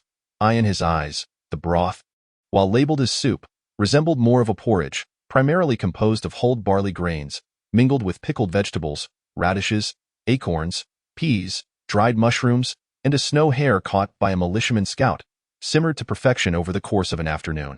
Its appearance was reminiscent of the pig feed concocted by families in the 1990s, yet, for the starving villagers, it represented a rare culinary delight, far superior to the unpalatable, nutrient-devoid hard bread. This meal alone could evoke the festive spirit of a grand celebration. In the fragmented memories of Rio, the village he inhabited boasted a long-standing tradition of communal feasting, a relic from the era of the northern clans. Each biting winter, the village's chieftain would periodically bring forth a large cauldron to the village center, ignite a bonfire, fill it with snowmelt, and cast in a handful of food. All heads of households would emerge to contribute whatever morsels they could spare, regardless of quantity or type. Once the cauldron brimmed and the food was cooked, the chieftain would distribute the contents among all villagers. This ritual not only fostered mutual aid among the villagers, but also enabled the chieftain to keep track of how many households had succumbed to the harsh cold each week. In prosperous years, one might even fish out a few bones of meat. In lean times, only a watery broth remained. Yet, irrespective of the circumstances, it was a better fate than starvation. As a child, Rio eagerly anticipated the arrival of the winter cauldron, for it signified a day when he would not need to beg or scavenge for mice in the snow. However, as he matured, that anticipation waned. He had become an outlier in the village, possessing sufficient survival skills, and often found himself giving back to the community. While most villagers harbored disdain and fear towards him, there remained a faction that depended on his intermittent offerings of rabbits and deer legs to survive the winter. There were more villagers than just the little mouse who wished to call him father. During the initial leg of their migration, everyone sustained themselves independently, but as they progressed and resources dwindled, Julian resurrected the tradition of the communal cauldron, adapting it to a daily gathering. Upon reaching the river bend's clearing, the remaining villagers found their supplies nearly exhausted, with the primary sustenance in the cauldron now chiefly provided by Julian. Those with remaining reserves silently entrusted all their savings to Olivia for management. Having journeyed this far, they were left with no choice but to place their unreserved faith in her. In this pioneering camp of 300, a temporary return to a communal clan society ensued. Sipping on a peculiar 8-treasure porridge from another world, Rio boisterously regaled the little mouse with his tales of indulgence. Have you ever seen a pie the size of a grinding stone? Its surface sprinkled with almonds, walnuts, and raisins, drizzled with cream, bursting with juice upon the first bite, and the fragrant roasted suckling pig, its skin crisp to perfection, the meat tender and succulent, pulling off a leg and savoring the juicy morsel. fresh, succulent lamb, sliced thin and briefly plunged into a rich broth. The little mouse, cradling a large ceramic bowl almost as big as her own head, listened in rapt attention to Rio's vivid descriptions, drool cascading down her chin. After partaking in the most sumptuous dinner of the month, Rio once again took the little mouse along, eager to explore the small fish pond as twilight descended. Bringing with him a large wooden barrel. Upon reaching the pond's edge, Rio noticed the water splashing with movement. In a burst of excitement, he dashed forward to block the opening connecting the pond to the river. Yet, a sizable fish leaped over his arm and vanished into the river. "I've caught a fish! I've caught a fish!" Rio exclaimed, leaping into the pond, startling the wild fish into a frenzy. He grasped a thrashing fish with all his might, nearly moved to tears. At long last, he would be able to enjoy a proper meal. Julian was absolutely correct. Indeed, there are plentiful fish readily available for capture. "Let us catch fish! Let us catch fish!" The little mouse, brimming with excitement, leaped into the water. Alas! Overcome by her exuberance, she suddenly plopped down on the riverbank and expelled a mouthful of thick porridge. The evening's rich soup had been so delectable that she couldn't bear to waste a single morsel, even going so far as to lick the bowl clean. Gazing at the porridge slowly seeping into the water, the little mouse fell into contemplation, seemingly weighing the decision of whether to consume it.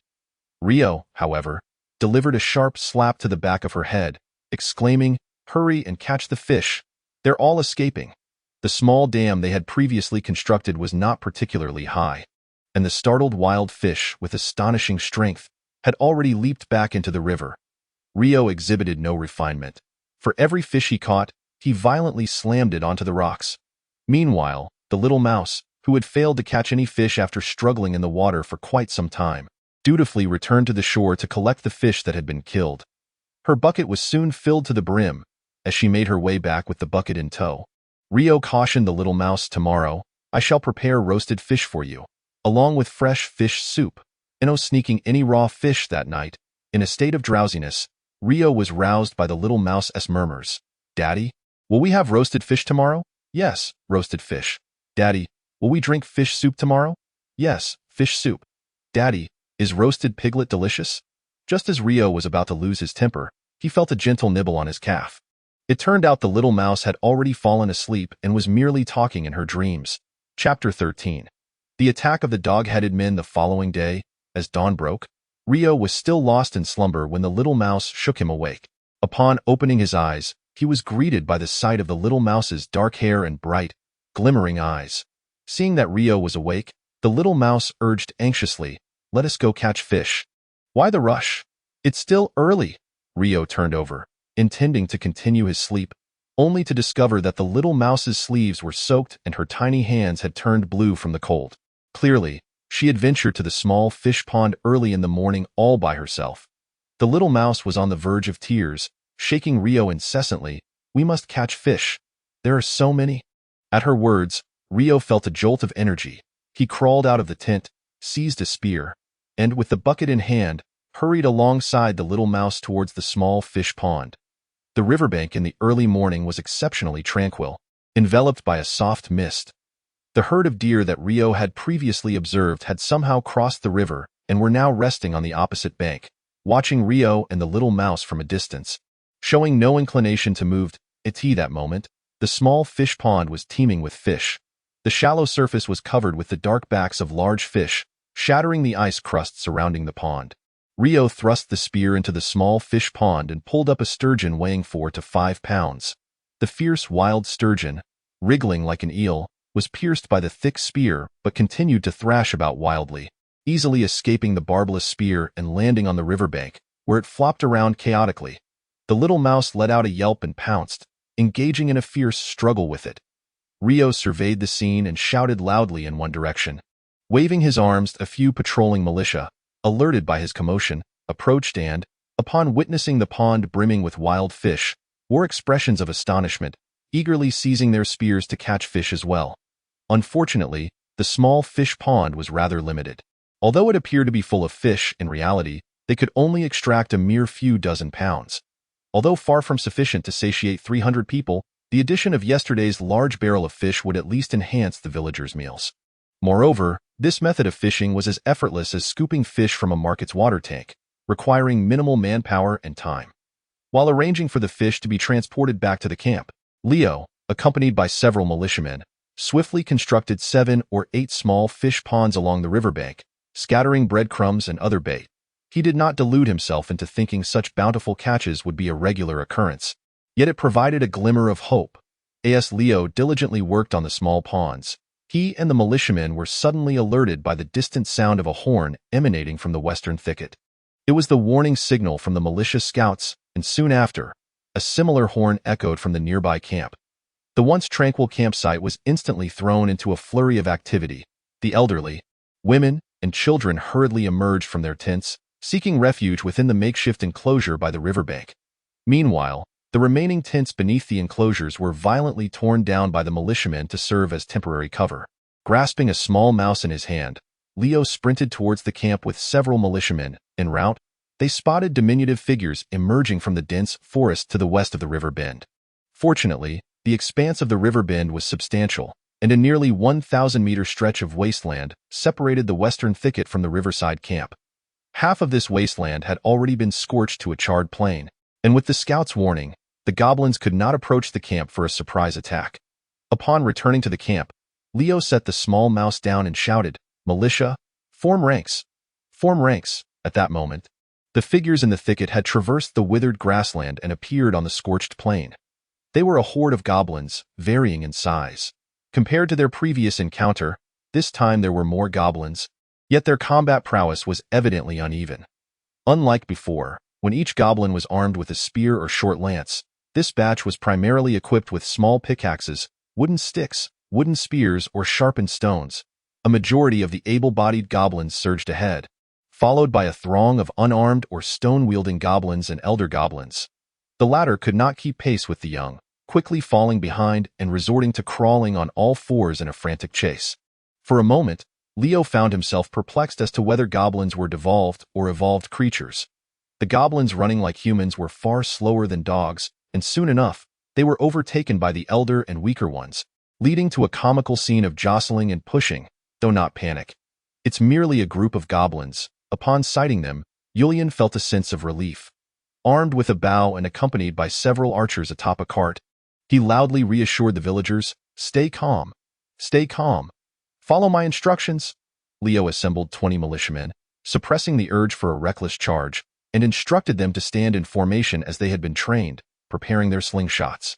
A group of brave young villagers, emboldened, armed themselves with hoes and pitchforks, positioning themselves alongside the militia at the enclosure's edge to bolster morale. The 20 militiamen lined up in a sparse formation, firmly planted their assigned 2 spears into the ground, shields in one hand and slingshots loaded with pebbles in the other. They have undergone numerous combat experiences and are no longer as frantic and fearful as they once were.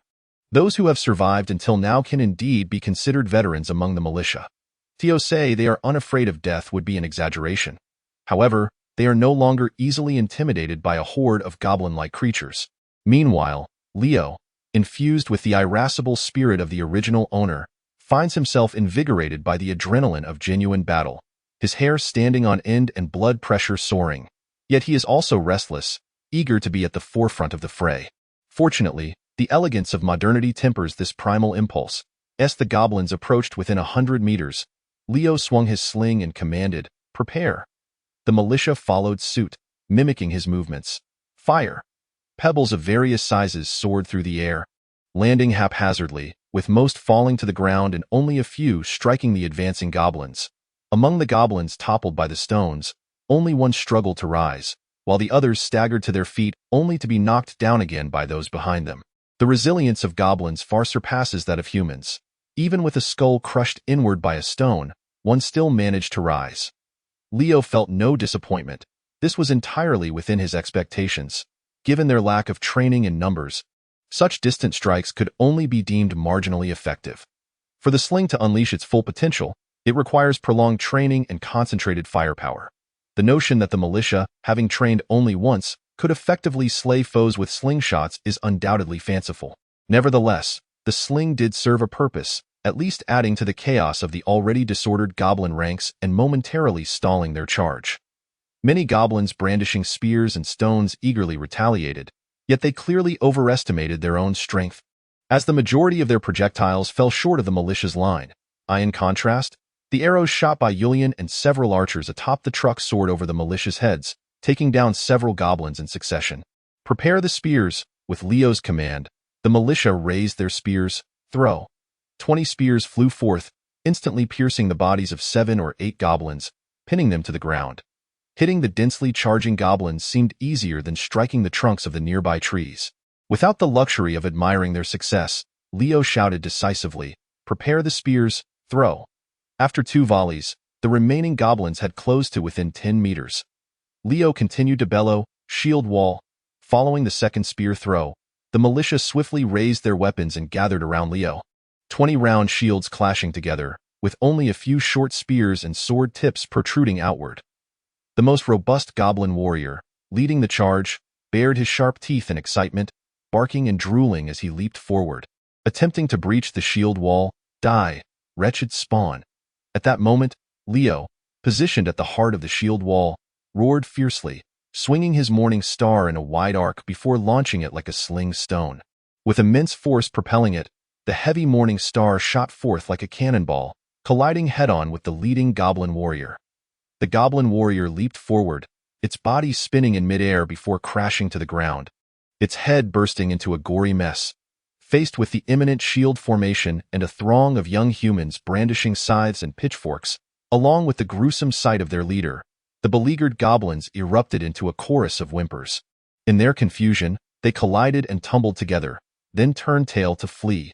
This epitomized the true nature of goblins, preying on the weak, cowering before the strong, and fleeing at the first whiff of danger. Without the imposing presence of a goblin leader, their rout was swifter than Rio had anticipated. Watching the retreating goblins, Rio breathed a sigh of relief.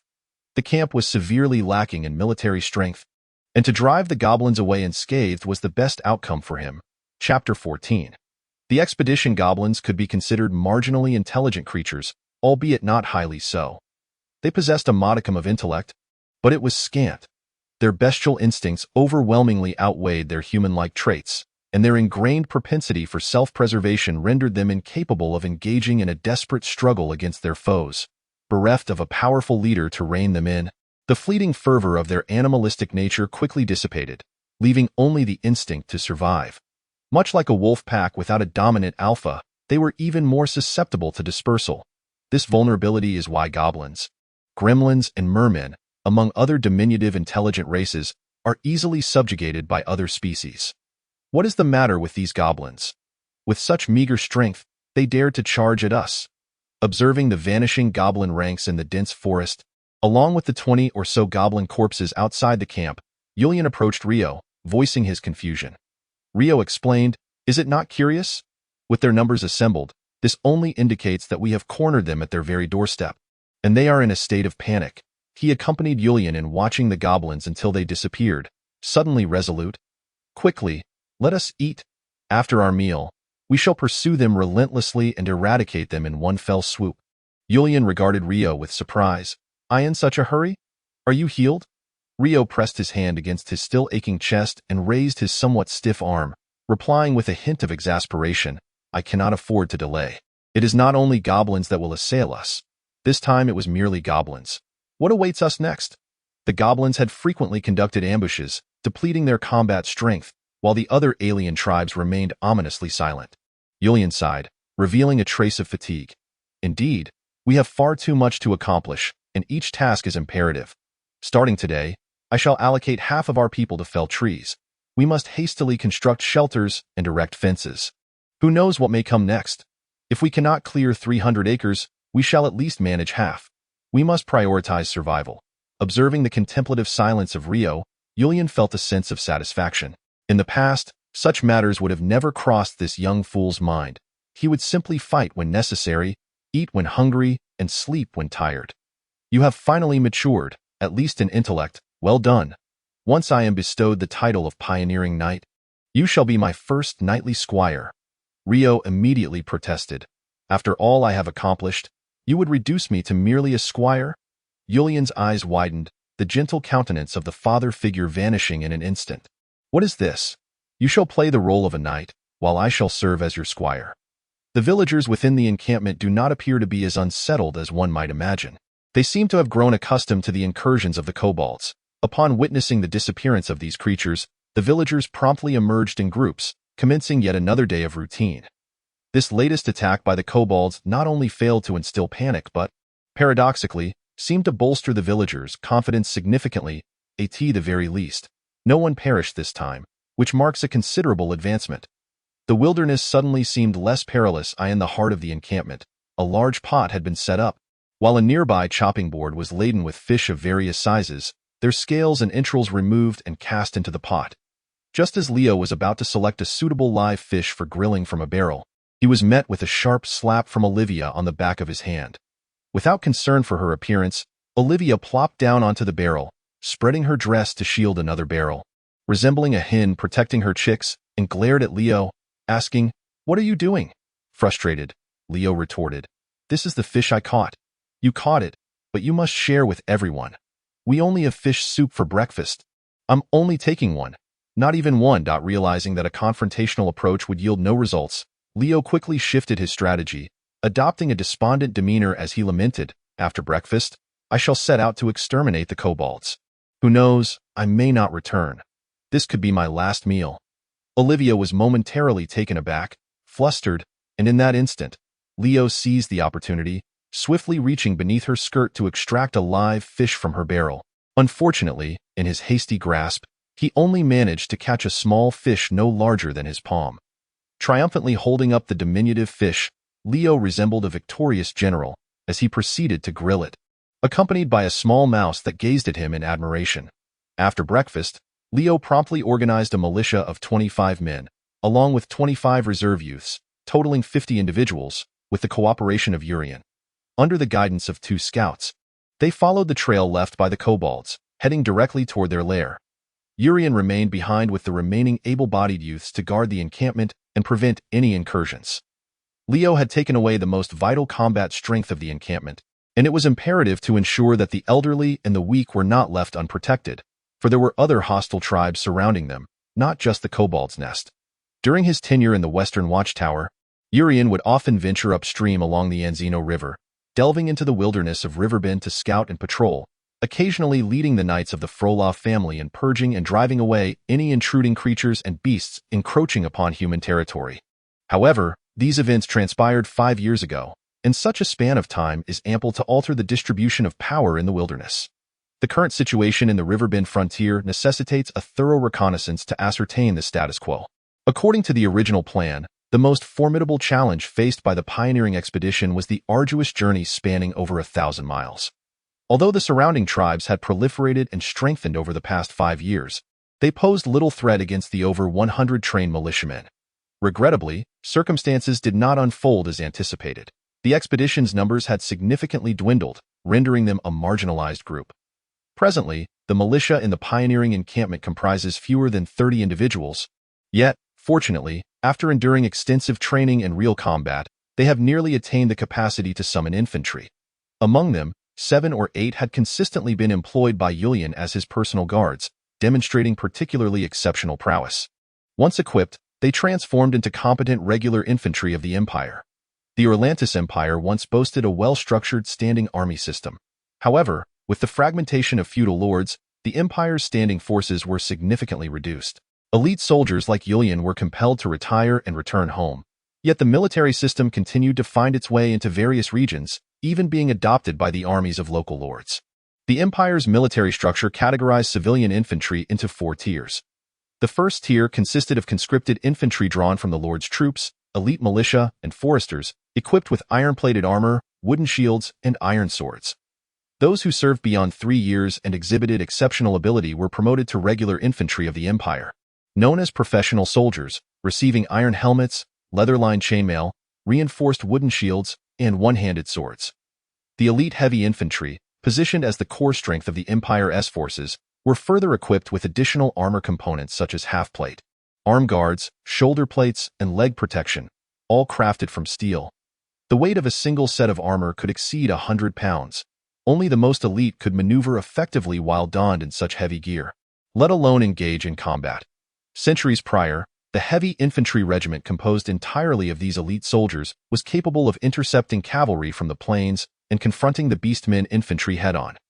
The fourth tier of imperial soldiers represented the pinnacle of civilian military ranks, akin to civilian officers, subordinate only to noble knights. Thus, the composition of their troop could be described as follows: 1 Tier 3 soldier, accompanied by 5 Tier 2 soldiers, 20 Tier 1 soldiers, and 25 conscripted farmers. The sole drawback was that all the equipment fell short of standards, having their combat effectiveness.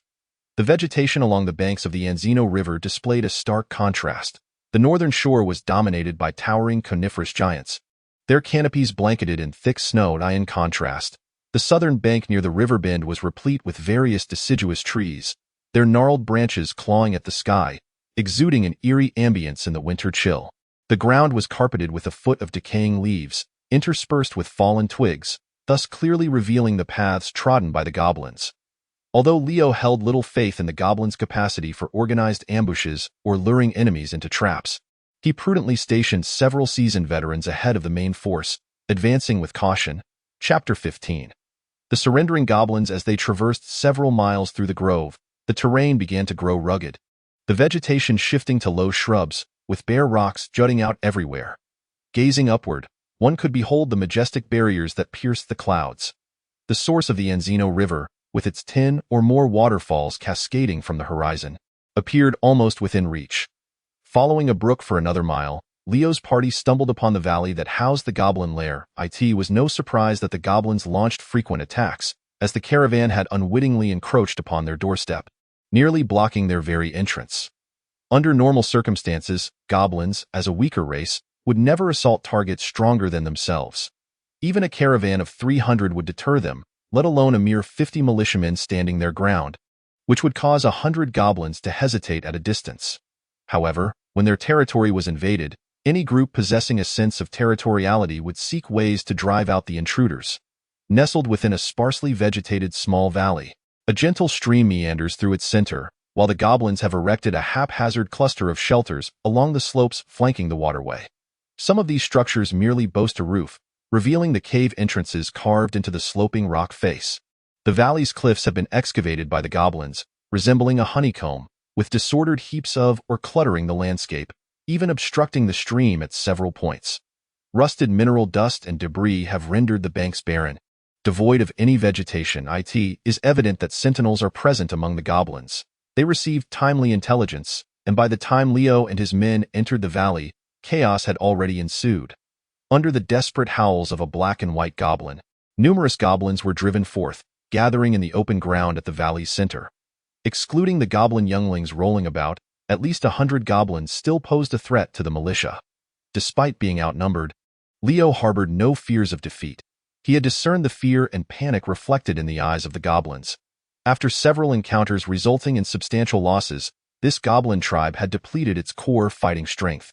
The most robust and valiant goblin warriors had largely perished, leaving behind a collection of the aged and feeble. Among the gathered goblin ranks on the valley floor, the remaining warriors mostly wore expressions of dread. To the goblins, whose average height barely reached 1 meter and 20 centimeters, the towering human figures, standing at nearly 1 meter and 80 centimeters, represented the apex of the food chain. Had the goblin chief, leading his 100-strong kin, managed to break through the militia's defensive line in a unified charge, they might have leveraged their numerical advantage to achieve a Pyrrhic victory and repel these intruders. Alas, there are no what-ifs. From the moment the merciless humans claimed the goblin chief's life, the tribe's fate was sealed. Form ranks. With Leo's command, 25 militiamen, armed with wooden shields, advanced steadily, flanking him, while another 25 young men followed suit, wielding sickles and pitchforks. The denizens of the northern realms, often deemed barbarians, have earned this title for a reason. Although the militia comprises farmers who grew up on meager rations, they have, through superior genetics, attained an impressive average height of 1 meter and 80 centimeters. The front line of militiamen, having benefited from ample provisions over the past year and clad in sturdy fur armor, appeared particularly formidable. The crude round shields they wielded were replicas crafted by Julian, inspired by the standard-issue round shields of heavy infantry, large, round, and heavy enough to suggest that a single shield could crush a goblin. The village youths trailing behind, though inexperienced in battle, had gradually acclimatized after witnessing several skirmishes with the goblins, now donning fierce expressions that conveyed a readiness to fight. The shield wall and steady march of the militia instilled a profound sense of intimidation among the goblins, many of whom could no longer contain themselves and hurled stones and javelins in a frantic response. Some of these projectiles fell harmlessly to the ground, while others struck the militia's shields. Yet none inflicted any significant harm. Lacking the ability to replicate the concentrated volley of javelins from their earlier numbers, the goblins found themselves nearly powerless against the militia's shield formation. Due to distance and terrain constraints, Leo refrained from employing the sling this time and instead readied his javelin. Prepare the javelins! The phalanx shifted slightly downwards as the militia raised their javelins in unison, causing a stir among the goblin ranks. Many goblins instinctively pressed backward in response. Throw! As two volleys of javelins rained down, the goblins could no longer withstand the onslaught. Their already tenuous morale shattered, and they fled in a chaotic scramble, leaving behind a scene of disarray. Cautiously, Leo refrained from pursuing. Instead, he summoned the militia to retrieve their javelins and reform their ranks for observation once more. Before long, under the raucous barking of a conspicuous black and white goblin, a significant number of goblins returned, clustering together to block the militia's path anew. There was little choice. This was their homeland, with winter provisions and a brood of goblin younglings behind them. Leo felt an inexplicable pang of empathy. The goblin tribe before him bore an uncanny resemblance to his own village. They had faced pillaging from the beast folk scouts, knowing they could not match their strength, yet they stood their ground, sacrificing the lives of their militia to protect their village. Ultimately, they had no choice but to migrate to survive. This had been the best outcome possible. At least they were still alive, unlike several nearby villages that had been completely slaughtered. Along the migration route, they encountered numerous other refugees, some frozen to death by the roadside. They had even seen several groups of hundreds, all perishing in the aftermath of a single night of howling winds and snow. None of those refugee bands possessed a leader as formidable and astute as Julian, who could amass adequate provisions, furs, tents, draft animals, and carts before embarking on their journey. However, Leo lacked both the inclination and the time to pity these goblins. This frontier was not solely inhabited by one goblin tribe. Failing to eliminate potential threats promptly could spell disaster for their encampment. There was no guarantee that these goblins would not exploit any vulnerability during the next raid by another foreign tribe, launching a treacherous counterattack. Just as Leo called out for the javelins to be prepared once more, the black and white goblin stepped forward from the throng. It left its kin, raised its hands, and approached the center of the clearing, emitting a series of unintelligible gurgles. "What is it doing?" inquired Ivan, a militia member beside Leo. His curiosity piqued. "Is it challenging us?" suggested another militiaman. "Vich." Leo gestured for the militia to lower their javelins and stepped out of the phalanx, intrigued to discern the goblin's intentions. The black and white goblin continued its gurgling, and upon realizing Leo could not comprehend, it focused on the chain mace in Leo's grasp, the very weapon he had seized from the slain goblin leader. Its gurgles transitioned into fragmented words. "Surrender, you surrender." Leo was astonished to discover that this goblin spoke the imperial tongue. The militia members, too, reacted with surprise, peering and whispering among themselves. "You can speak." Leo ventured closer, emboldened by his curiosity. "Yes, gurgle, we surrender," replied the black and white goblin, articulating words in a mix of incomprehensible sounds and recognizable imperial language. The ability to communicate was a separate matter entirely. Leo felt a peculiar sense of closeness between himself and the goblin, more so than that which existed between the Vikings and the Anglo-Saxons. "Food, woof, you, gurgle, ironed," as the voice of the black and white dog-headed creature resonated. The surrounding dog-headed beings grew restless, emitting a series of unintelligible barks.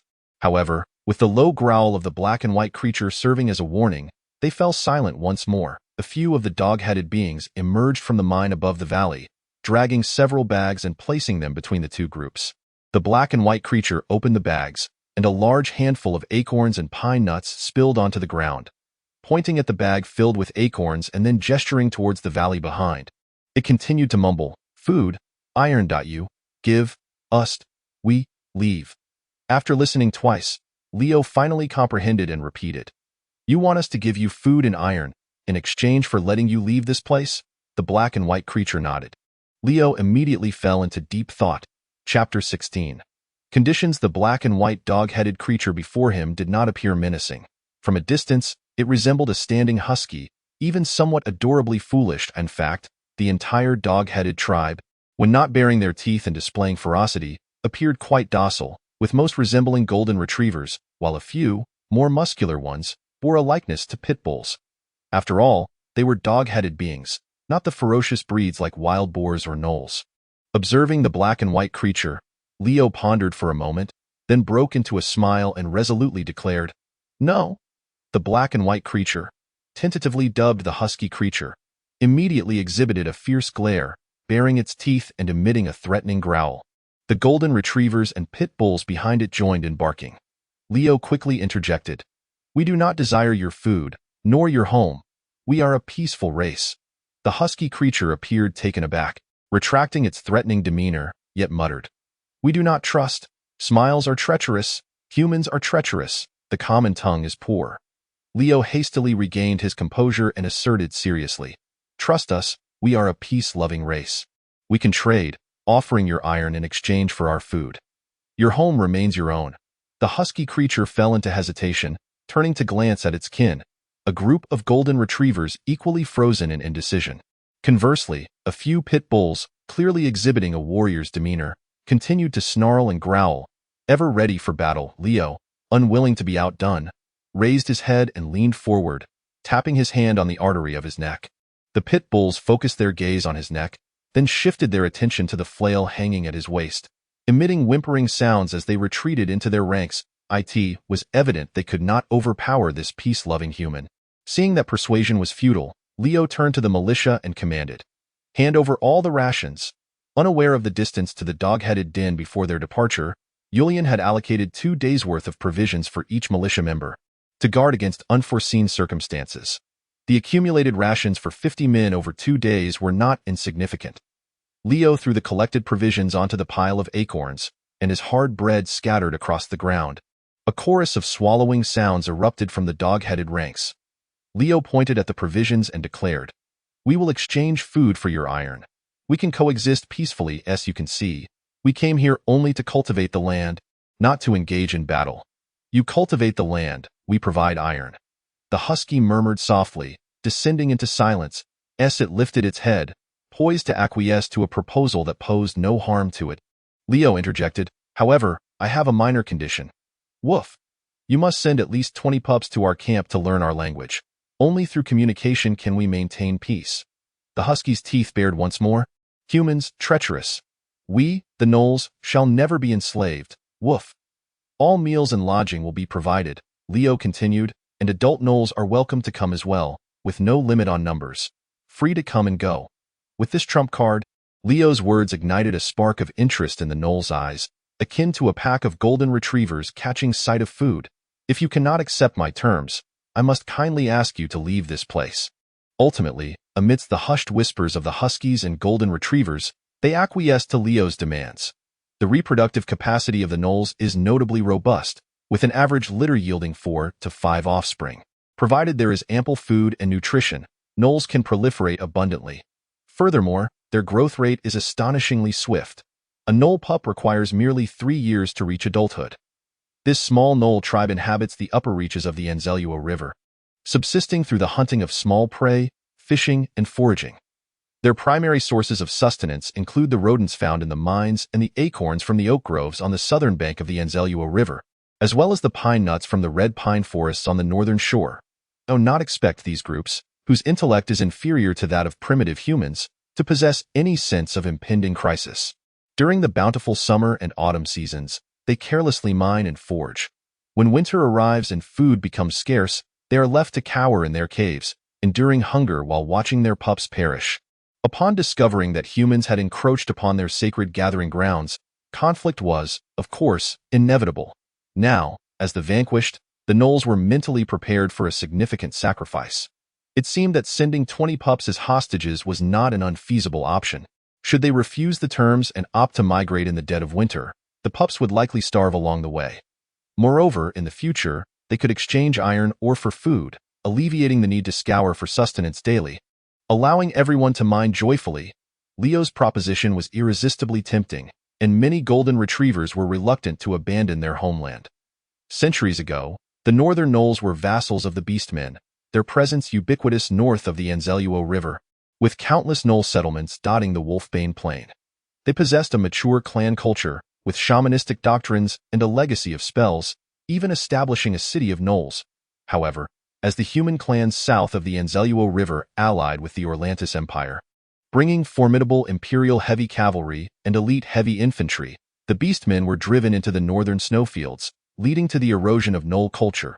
A significant portion of the gnolls perished in the war or fell into slavery, while the remainder, like other subjugated races, scattered into the vast primordial forests, finding refuge on the southeastern foothills of the magnificent barrier. As centuries passed, these small tribes regressed to a primitive state, living a life akin to that of savages. Beneath the majestic barrier of the southeastern mountains lies a multitude of diminutive, alien tribes, meticulously surviving in the obscure corners of human society. It is only when these tribes burgeon to a point where they can no longer sustain the excess population that they resort to launching assaults on the neighboring human villages. In his tenure stationed at the Western Watchtower, Yulian ostensibly maintained a vigil against the age-old threat of the colossal dragon. Yet the primary adversaries were, in fact, these small, alien tribes. To some extent, the dog-headed folk have longed to revert to the era of several centuries past, yearning to become vassals of a formidable race, thereby securing a modicum of living space, ideally with the freedom to mine and forge. A jest. The dog-headed folk shall never be enslaved. Alas, humanity regards them with disdain, their first instinct being to exterminate, drive away, or capture and sell them. Even those adventurous groups newly arrived in the wilderness relished the opportunity to practice their combat skills by taking on the dog-headed folk. Led by the Husky Man, accompanied by 9 golden retrievers and 20 fluffy dog-headed pups, they embarked on the mountainous path towards the River Bay encampment. The dog-headed folk possess commendable linguistic aptitude, with half of them able to articulate a few phrases in the imperial tongue. However, they lack the courage to approach human camps, relying instead on their new leader, the Husky Man, to guide them. 20 young villagers shouldered 10 baskets of iron ingots and 10 baskets of carefully selected iron ore each. Although referred to as iron ingots, they could more accurately be described as heaps of scrap metal, produced by the dog-headed blacksmiths through primitive smelting techniques, resembling grimy, misshapen blocks of sponge iron. The roughly processed sponge iron, though coarse and laden with impurities, is sufficiently malleable, making it ideal for forging. The Husky Man explained that a block of such sponge iron, through the relentless labor of a dog-headed blacksmith over 10 days, could be transformed into an iron spearhead or a pickaxe head. Each adult dog-headed individual is bestowed with a small pickaxe, enabling them to joyfully mine in pursuit of their coveted glittering treasures. Every dog-headed warrior receives a hunting iron spear, which serves as the javelin employed by the militia at present. This ironware, crafted using the most rudimentary smelting techniques, remains a formidable weapon in the wilderness, a vital tool for the dog-headed folk to hunt prey of similar size, fell trees, extract ores, and fend off wolf packs to safeguard their homes. Observing the baskets filled with sponge iron and iron ore, alongside the previously gathered bags of dried fruits, Leo found himself lost in contemplation. Where did your baskets and linen sacks originate? Chapter 17. Fisha Inu Tet. This group of dog-headed folk, aside from possessing primitive ironworking skills, appears to lack any noteworthy technology. They do not wear clothing, presenting a more primitive visage than Leo had envisioned. Yet, they possess an abundance of intricately woven willow baskets and commendably crafted linen sacks. Even in Leo's own village, such craftsmanship is a rarity among the women. Leo could not fathom that these were the handiwork of the dog-headed folk. The Husky Man stood with his mouth agape, gazing vacantly at Leo without uttering a word. Instantly, Leo grew wary. This was precisely why he was reluctant to allow the dog-headed tribe to depart. He was indeed intent on thoroughly exterminating this tribe, situated perilously close to the River Bay encampment, to eliminate the threat they posed. However, when 100 dog-headed beings rise in fierce resistance, they transform into 100 organized wolves, not so easily dealt with. After a bloody battle, the militia would undoubtedly suffer considerable casualties. Furthermore, within his 50-man squad, half of them possessed combat capabilities that were hardly superior to those of the dog-headed beings, merely serving as additional supporters. Driving them away does not guarantee that they will depart quietly. One cannot rule out the possibility of the dog-headed beings, in a moment of desperation, uniting with neighboring foreign races to launch a counterattack, or even adopting guerrilla tactics, roaming near the riverside camp to ambush isolated villagers and patrolling soldiers. The most prudent strategy, of course, would be the strongest tactic of the Great Huaxia, conciliation. Through relatively gentle economic and political means, one could win over other ethnic groups or nations, bringing them into allegiance, as anticipated. Shortly after the appeasement, a minor detail revealed the secret of the dog-headed beings. Under the increasingly serious gaze of Rio, the husky-like creature struggled for a while before managing to utter a word that Rio could comprehend. Wild folk. Rio's expression turned utterly grave. Wild folk is a term that stands in contrast to subject folk. The latter refers to commoners who, for an extended period, pay taxes, serve, and receive protection from their lords. In contrast, wild folk denotes individuals who refuse to pay taxes and serve, and simultaneously do not enjoy the protection of their lords. If the subject folk are the docile sheep in the hands of the nobility, then the wild folk are akin to howling wolf packs, possessing a more resounding title in the mouths of the people. Mountain bandits, robbers, plunderers. Centuries ago, during the clan society era, the northern human race joined the powerful Orlandes Empire. The supreme king of the north, the great chieftain of the clans, the son of the war god Tyr, transformed into the Duke of the North. The chieftains of over a dozen major tribes under his command became earls in the empire's feudal system, while those with armed forces among the lesser chieftains and village leaders naturally ascended to knighthood. However, numerous unrecognized lesser chieftains and village leaders were unwilling to submit to the empire's rule or relinquish their powers, unwilling to see their lands annexed by the surrounding earls, thus igniting countless rebellions, both great and small. These so-called rebels are the ancestors of the wild folk, who retreated into the deep mountains and forests, living by fishing and hunting and launching attacks on noble territories. Over the centuries, the wild folk, lacking potential for warfare, gradually faded into obscurity, and the term wild folk became broadly associated with robbers and mountain bandits. The northern human race was already regarded as barbaric by the southerners due to their outdated systems and culture, as well as their historical alliance with the beast race. Among these barbarians, the wild folk were considered the most savage. Thus, in Rio's eyes, the wild folk were hardly benign, despite the fact that he himself could easily be counted among them. Whether traditional wild folk or bandits and mountain robbers, none of them bode well for the development of the camp. Simultaneously, he realized why this dog-headed being, resembling a husky, was able to speak the human language and willingly engage in communication. It was not their first encounter with humanity. This creature was far more astute than the previous dog-headed leader. Observing Rio's serious demeanor, the husky-like being began to defend itself. Gurgle, wild folk, kind. Trade, we, peaceful race. A peaceful race? Rio pondered. Just how peaceful could they be? Peace, iron, trade, willow basket, bag, food, a repair. Where are they? How many people are there? Under the scrutinizing gaze of Rio, the husky people fell silent for a considerable time before one of them pointed towards the distant waterfall. The lake, a race of kindness and peace. Upon returning to the camp, Rio first assigned the dog-headed men to a clearing away from the crowd, stationed with 20 militia guards, and then, accompanied by the husky people, summoned Yulian and several leaders of the camp for a meeting. What? One willow basket in exchange for a basket full of iron, or one linen bag for a bag full of ingots? Is this what you call kindness, cruelty, cunning, ruthlessness? I feel indignant on behalf of the dog-headed men.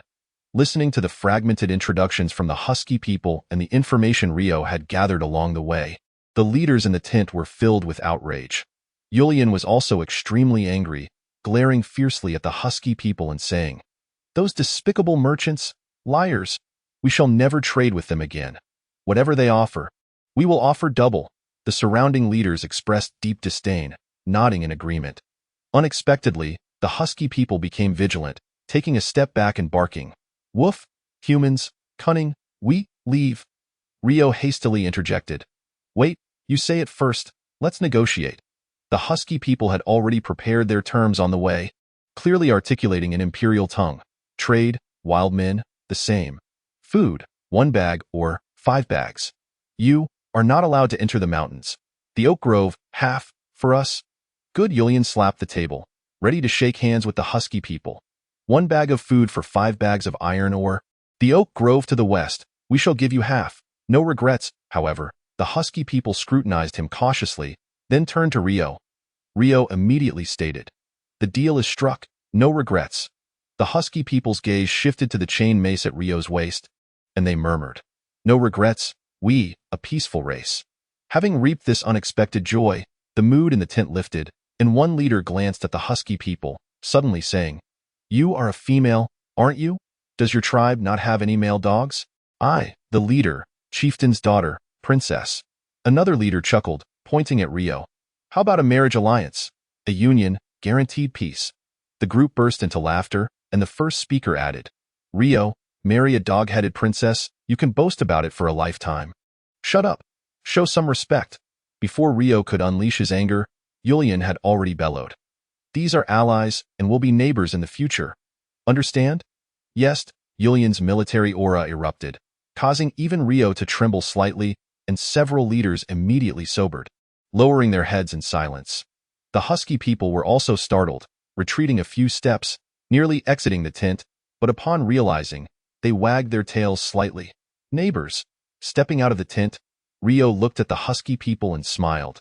"My name is Rio. What is yours?" "Fisha Inuit." "Are you the chieftain of your tribe now?" "The former chieftain." Leo paused mid-sentence. "He perished, bitten to death."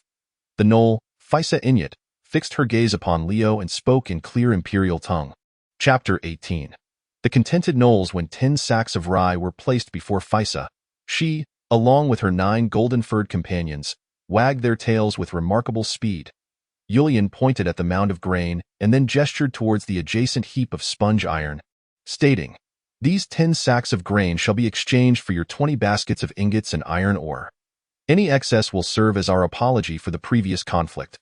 Henceforth, we require only iron ore, 5 bags of which shall be traded for 1 sack of grain, including the sack itself." The golden-furred Knolls wagged their tails with exuberance, for the humans were exceedingly generous.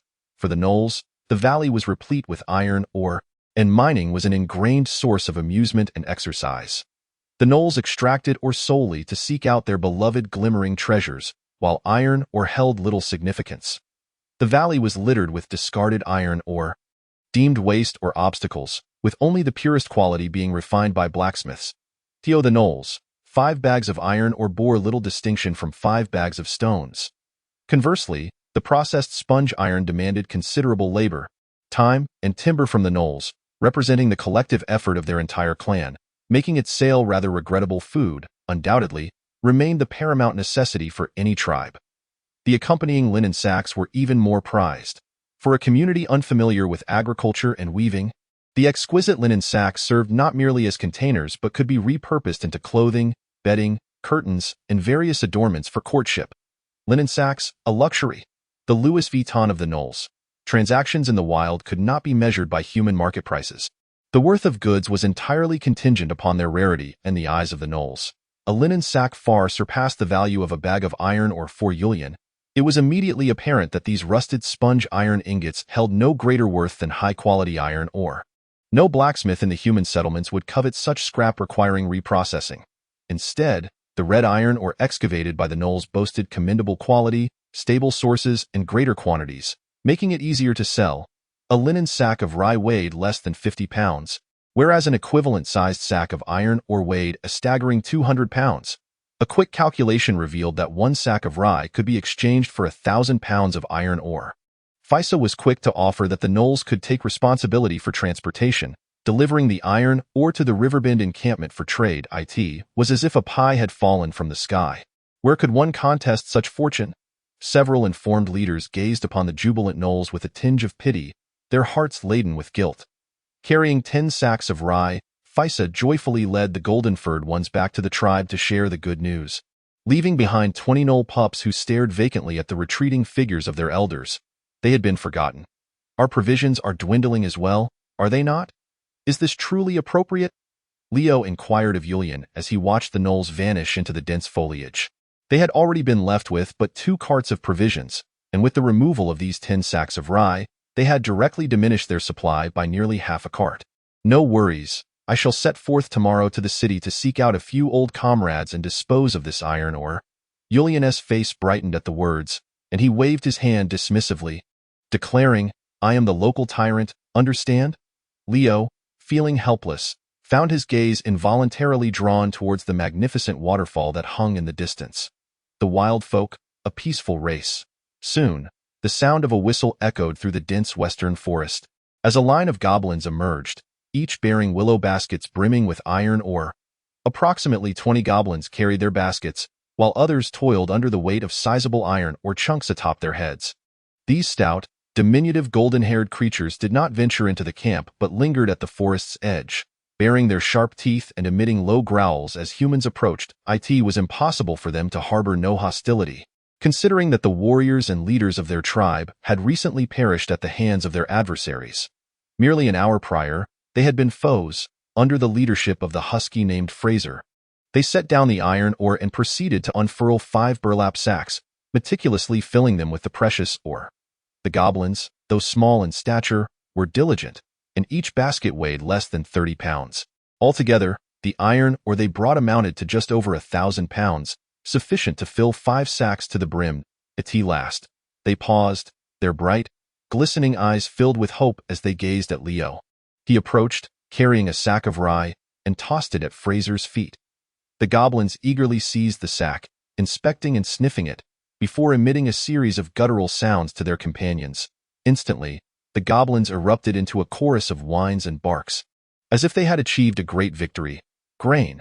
Like humans, goblins are omnivorous, yet this particular tribe had evidently lost the art of cultivation. Their diet consisted mainly of acorns and pine nuts, with occasional foraging of edible grass seeds and wild legumes, though these were undoubtedly less palatable than cultivated rye. Although rye may be considered one of the least flavorful grains, the goblins were entirely oblivious and utterly unpicky. A large sack of rye poured into a pot, mixed with tree bark, acorns, pine cones, and rat meat, simmered for half a day, would suffice for the entire tribe to enjoy a hearty feast. What? Rye needs to be hulled. The goblins insisted that hulling the rye would be a waste. Finding it perfectly delectable as is, behold, we goblins have finally feasted on commercial grain. Watching Fraser joyfully lead the throng of goblins as they carried their sacks of grain back, not forgetting to collect their own 5 sacks of or before departing, Leo breathed a sigh of relief. The threat posed by the goblins had temporarily abated, yet it did not guarantee their compliance. Leo could not assure that merely relying on 20 offspring as hostages and a simple transaction would solidify the peace between the two small factions. In the short time that had passed, Leo discerned that, aside from a few female goblins like Fraser, the vast majority of goblins were utterly indifferent towards their young. They could not even distinguish which offspring belonged to whom. Ultimately, the only assurance of peace would be their own strength. Upon returning to the camp, a militia member responsible for guarding the goblin offspring approached, fretting, "What shall we do with these little pups? They've already ruined the pig pen." After the departure of the dog-headed beings, 20 helpless pups were left unattended, prompting the militia to cast them into the newly fenced pigsty in a mere moment. A hole was gnawed through the pen, and the dog-headed pups began to scurry about the camp in a frenzy, with the militia trailing behind in pursuit. Despite their appearance as fluffy little puppies, who rolled adorably on the ground after a few steps, the weaned dog-headed pups had sharp teeth, and the militia dared not allow the camp's children to interact with them. The pigsty was devoid of pigs. It had been hastily constructed by a local villager eager to please the young widow, Agatha. Agatha had lost her husband and mother-in-law during the orc invasion, leaving her all alone with 2 newly born piglets. She cherished these piglets as her sons, often tucking them into her bedding at night, thwarting attempts by the original owner, Leo, to steal them on several occasions. The 2 half-grown black pigs were brought along by her thousands of miles south to the River Bend camp, where they resided in Agatha's tent, hindering the advances of many young men with ulterior motives. Leo approached the pigsty, where a group of puppies stared vacantly at the human children gathered outside the fence. He opened the gate, entered, and tossed down a few twigs he had gathered. Pointing to the kindling, he bared his teeth and then pointed to his own teeth, heavily gesturing towards the fence while mimicking a throat-cutting motion. He coldly inquired, "Understand?" The cluster of dog-headed pups huddled together in fear, nodding vigorously, their cleverness on full display. Chapter 19. Ethambor Olivier, who had followed closely behind, observed Leo's actions and could not help but scoff. "How dull. You're an adult, yet you bully these little ones. Do you treat them like children? Do you lock your own kids in a pigsty?" Leo, accustomed to banter, retorted with mock intimidation, "These are the pups I brought back for you. You'll have to raise them as your sons. If one dies, beware of a dog-headed rebellion." He then pointed at Olivier, instructing the pups, "Come, call her mama. Mama, mama." Olivier shot Leo an exasperated glance, yet she did not disdain the dog-headed pups. Instead, she crouched down with keen interest, attempting to communicate with them. Unfortunately, the pups only displayed their cleverness under Leo's threat. When it came to Olivier, they could only babble mama without grasping any other words. The following morning, Julien set out towards the nearest town, Ethenbourg, accompanied by 2 militia members and a sack of iron ore, riding on a donkey. Ethenbourg was the southernmost town of the Frolov family, flourishing due to its strategic position at the confluence of World Tree Avenue and the Enzino River, thus serving as a commercial hub connecting the West and North realms. The magnificent barrier encircled the central part of the Morning Light continent, resembling a colossal tree stump on the map. This great stump, referred to as the World Tree by the elves residing in the Central Plateau, was the foundation upon which the so-called World Tree Avenue was constructed, a circular road built around this monumental stump. Remarkably, this majestic and extensive avenue had existed for over 10,000 years, and even the elves struggled to ascertain who its original builders were. Previously, Julien led an expedition from a small village beside the Wind God Fortress, situated by the Arctic Ocean, and journeyed southwest along the World Tree Avenue for over 1,000 miles until arriving at the River Bay's frontier. Had it not been for the existence of this thoroughfare, Julien would scarcely have dared to entertain such grand ambitions. Theoretically, the territory to the west of the World Tree Avenue, namely, the eastern foothills of the majestic barrier and the vast Wolfbane Plain, belongs to the Frolov family. However, in reality, the human populace has merely established a few small towns and villages on the outskirts of the forest sea to the east of the Wolfbane Plain along the World Tree Avenue, while the depths of the plain and the eastern foothills of the majestic barrier remain shrouded in primordial forests, teeming with countless beast lairs and alien tribal settlements. Due to cultural disparities, the noble hierarchy of the northern territories diverges significantly from that of other regions within the empire, where the titles of Baron and Viscount are nearly absent. Below the Grand Duke of the North lies a cadre of 7 earls, each akin to a sovereign of a small nation, possessing vast territories beyond the imagination of southern nobility. Beneath the earls are their vassal knights. Indeed, several centuries prior, the empire also conferred numerous titles of Viscount and Baron in an attempt to fragment and diminish the power of the northern Grand Duke. Yet, these relatively feeble lesser nobles became nothing more than lambs to the slaughter before the robust and unrefined chieftains of the north, leading to their extinction or loss of lineage within less than a century, their lands subsequently administered or inherited by the surrounding earls. To this day, the northern territories remain under the governance of the Grand Duke and the 7 venerable earls. The Frolov family, while not among the most formidable of the 7, nonetheless commands 4 small to medium-sized towns and 7 or 8 castles along the World Tree Avenue, overseeing over 200 nightly fiefs. Departing from the River Bay encampment, one traverses over 30 miles of wilderness along the Enzino River to reach the western watchtower under the jurisdiction of Isenpal, from which one may access the World Tree Avenue. Continuing eastward along the smooth expanse of the World Tree Avenue for more than 60 miles, passing through 2 small villages, one arrives at the quaint town of Isenpal. This town boasts the sole grand bridge spanning the upper reaches of the Enzino River, facilitating an inland navigation route that flows downstream directly to the eastern metropolis of Olenek. Consequently, the majority of trade between the northern and western regions of the West is conducted through this locale. However, as the geographical features and outputs of the northern West and western North are quite similar, the volume of trade remains modest.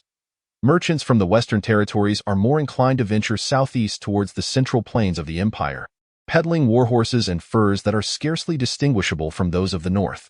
Since the establishment of diplomatic relations between the Orlantis Empire and the free islands of the southeastern Storm Sea, the vast bulk of trade has shifted to depart from the southernmost ports of the western territories, traversing the free islands directly to the imperial cities along the eastern coast, rendering the northern territories seemingly superfluous. After Julien's departure, Leo, as Julien's chief lieutenant, confidently assumed the overarching leadership role, preparing to wield his authority and embark on ambitious endeavors. However, the others paid him little heed. The primary tasks of logging, construction, and land cultivation were overseen by dedicated leaders, seasoned veterans who regarded Leo's suggestions as mere folly in the camp, All management responsibilities rested solely on Olivia's shoulders. From addressing the villagers' ailments and injuries to overseeing the distribution of food, and even resolving conflicts among the children, she was the one to resolve every issue. In a sea of numb and bewildered illiterates, Olivia, who held the reins of financial authority and was the only one capable of writing and calculating, appeared as an embodiment of wisdom, wielding an authority that commanded respect. It was easy to forget that she was merely a 16-year-old girl.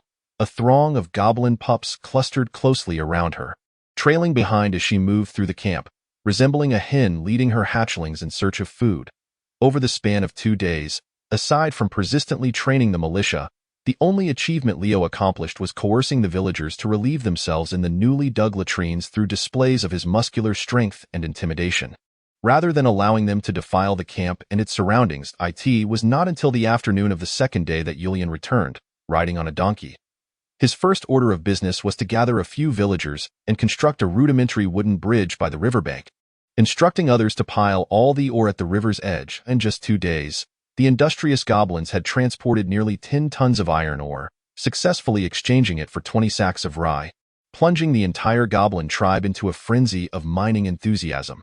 Had Julian not returned, Olivia would have been forced to halt this lucrative transaction. Leo discerned Julian's intentions, his eyes lighting up in surprise. Is a ship arriving? At that moment, Leo realized that the Anzino River traversed the northern territories, and as long as there was a vessel, reaching the nearby town of Isenpaul or even the significant northern stronghold of Olenek, or possibly even venturing out to sea, was not beyond the realm of possibility. Of course, this was contingent upon the availability of a ship. Julian cast a self-satisfied glance at Leo but chose to remain silent, standing with an air of composure on the makeshift bridge, hands clasped behind his back. After enduring the biting wind for half an hour, Julian could no longer withstand the chill and retreated to the camp, instructing Leo, "Keep watch by the river and notify me as soon as a ship approaches." Leo, accompanied by Little Mouse, fished from the bridge for over an hour, and as dusk began to set in, small boats finally appeared on the river downstream. These were 4 typical fishing boats of the Anzino River, each less than 5 meters long, capable of carrying perhaps 1,000 pounds of fish at most. However, this was a significant development, as the camp had yet to possess even a single buoyant skiff. At this moment, among the 4 fishing boats, the first was filled to capacity with people, while the remaining 3 were laden with cargo, leaving only 2 fishermen to row and steer. Chapter 20. Sir Roman Leo instructed Little Mouse to inform Julian while he stood on the bridge, awaiting the fishing boat's approach. Grasping the rope tossed from the boat, he secured it to draw the vessel close to the bridge.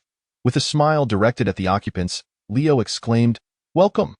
The first to disembark was a young knight, distinguished by his golden hair and blue eyes, tall and slender, with sharp facial features that unmistakably marked him as a true northerner. He was deemed a knight, clad in a fitted suit of thin steel plate armor. This armor was not the heavy medieval plate Leo had envisioned, but rather comprised of large, thin steel plates embedded within a black leather exterior, gleaming with a polished sheen, with the edges of the steel armor revealing an exquisite soft leather lining. The glossy black bear fur shoulder guards offered complete protection to his neck and shoulders, and the finely woven cashmere cuffs were adorned with golden embroidery. Upon his back, he bore a broad-bladed knight's sword, resplendent with the robust simplicity characteristic of the northern realms, which could serve as a formidable weapon in both hands. Strapped to his thigh was a dagger. Leo gazed enviously at the knight's attire, marveling at the exquisite craftsmanship of the armor and weaponry, which appeared remarkably lightweight and bore an air of futuristic elegance, rather than the heaviness typically associated with the medieval period. In stark contrast, Leo himself was clad in tattered armor stitched together from various hues of fur, resembling a brigand from a primitive age, akin to a character from a low-budget web series. Although he too sported a shoulder guard fashioned from bear hide, its construction resembled a rough cloak made by a savage. The knight's thick leather boots, reinforced with thin steel, thudded upon the wooden walkway, causing the planks to tremble. The youthful knight surveyed his surroundings, his gaze landing upon the humble encampment, and he could not help but frown. He nodded towards Leo, disregarding the latter's impolite scrutiny, and directly approached the approaching Julian. Although the waters of the upper Ethenbore were placid, the riverbed was strewn with rocks, rendering navigation perilous. Even larger vessels dared not approach. Thus I was compelled to procure several small fishing boats. The young knight held Julian in high regard and, after a brief nod of acknowledgement, began to elucidate. Not to worry, as long as people have arrived. That is sufficient. I have only just settled here, and the conditions remain quite rudimentary. It is of no concern. I am not a noble myself. The young knight promptly shook his head with a smile, remarking that during his time with the captain, he had often slept in a tent. Ha ha ha, what a fine lad. You are indeed one of my soldiers, Julian chuckled heartily, the initial awkwardness dissipating as he led the young knight towards the encampment while introducing him to others. This is Sir Roman Pettihoff from the Pettihoff family, a comrade in our ranks. The Pettihoff family is a venerable knightly lineage in Ethenbourg. When Julian served as a scout at the Western Watchtower, he was under the command of Roman's father, Sir Rigolav Pettihoff. Subsequently, Julian was summoned to become a squad leader in the heavy infantry corps of the Wind God Fortress, and Roman, under his father's directive, became one of Julian's subordinates. While the knightly class in the Northern Territories adheres to inheritance rules akin to those of noble titles, the lands they oversee are not their family's own but rather bestowed by the Earl of the North to whom they pledge their fealty. Unlike the Earl, they do not command vast clans or armies to secure their inheritance rights. Lesser knightly lords must rely on their martial prowess to maintain their status, and those of weaker lineage often find themselves dismissed in the name of the war god tier, replaced by more formidable warriors. Of course, in the laws of the Orlandes Empire, there is no explicit mandate regarding noble inheritance. Theoretically, the Grand Duke of the North could similarly depose an earl under the same pretext, but he would first have to contend with the earl's thousands of vassals and tens of thousands of conscripted soldiers, as well as the earl's numerous relatives. The Pettihoff family, as a long-established knightly house within the Frolov domain, has upheld its legacy for over a century, with each generation contributing several sons to military service, earning accolades through valorous deeds to gain the earl's favor. Currently, the Pettihoff family possesses 4 knightly territories near Ethenbourg, ranking among the prominent knightly families in the region. This is my daughter Olivia, Julian indicated the young lady by his side.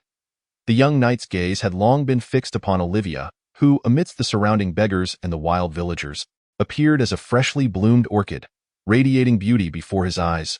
Good day, my lady, Sir Roman said, extending his right hand to his chest and bowing slightly. Olivia, startled like a frightened rabbit, hurriedly nodded in return. After a couple of awkward bows, feeling a sense of impropriety, she hesitated and extended her right hand. Sir Roman offered a gentle smile, choosing not to address her lapse in etiquette. He exuded elegance, composure, and an air of nobility. Olivia swiftly withdrew her fingers, retreating behind Leo. This is my nephew, Leo Mondo. Greetings, Sir Roman, Leo exclaimed, his enthusiasm palpable. Sir Roman replied, casting another glance at Leo and nodding in acknowledgement. The impudent gaze, the lack of decorum, and the unrefined demeanor of a lower-class youth could easily be disregarded. After strolling around the camp, he finally settled into Julian's large tent, frowning as he spoke. Captain, is this truly your pioneering territory? Indeed, Roman. What are your thoughts? Julian gazed at him with hopeful anticipation. It is somewhat different from what I had envisioned. The captain mentioned in his letter that nearly 1,000 settlers would be establishing themselves here, and that the militia had been well trained to fend off the foreign tribes and beasts in this land. Roman furrowed his brow. However, from what I observe, there seem to be some discrepancies. That is indeed the case. After all, it is difficult to leave one's homeland. Many have chosen to remain in the north, and I cannot force them to come. Julian offered an awkward explanation, then waved his hand grandly, stating, but you need not worry.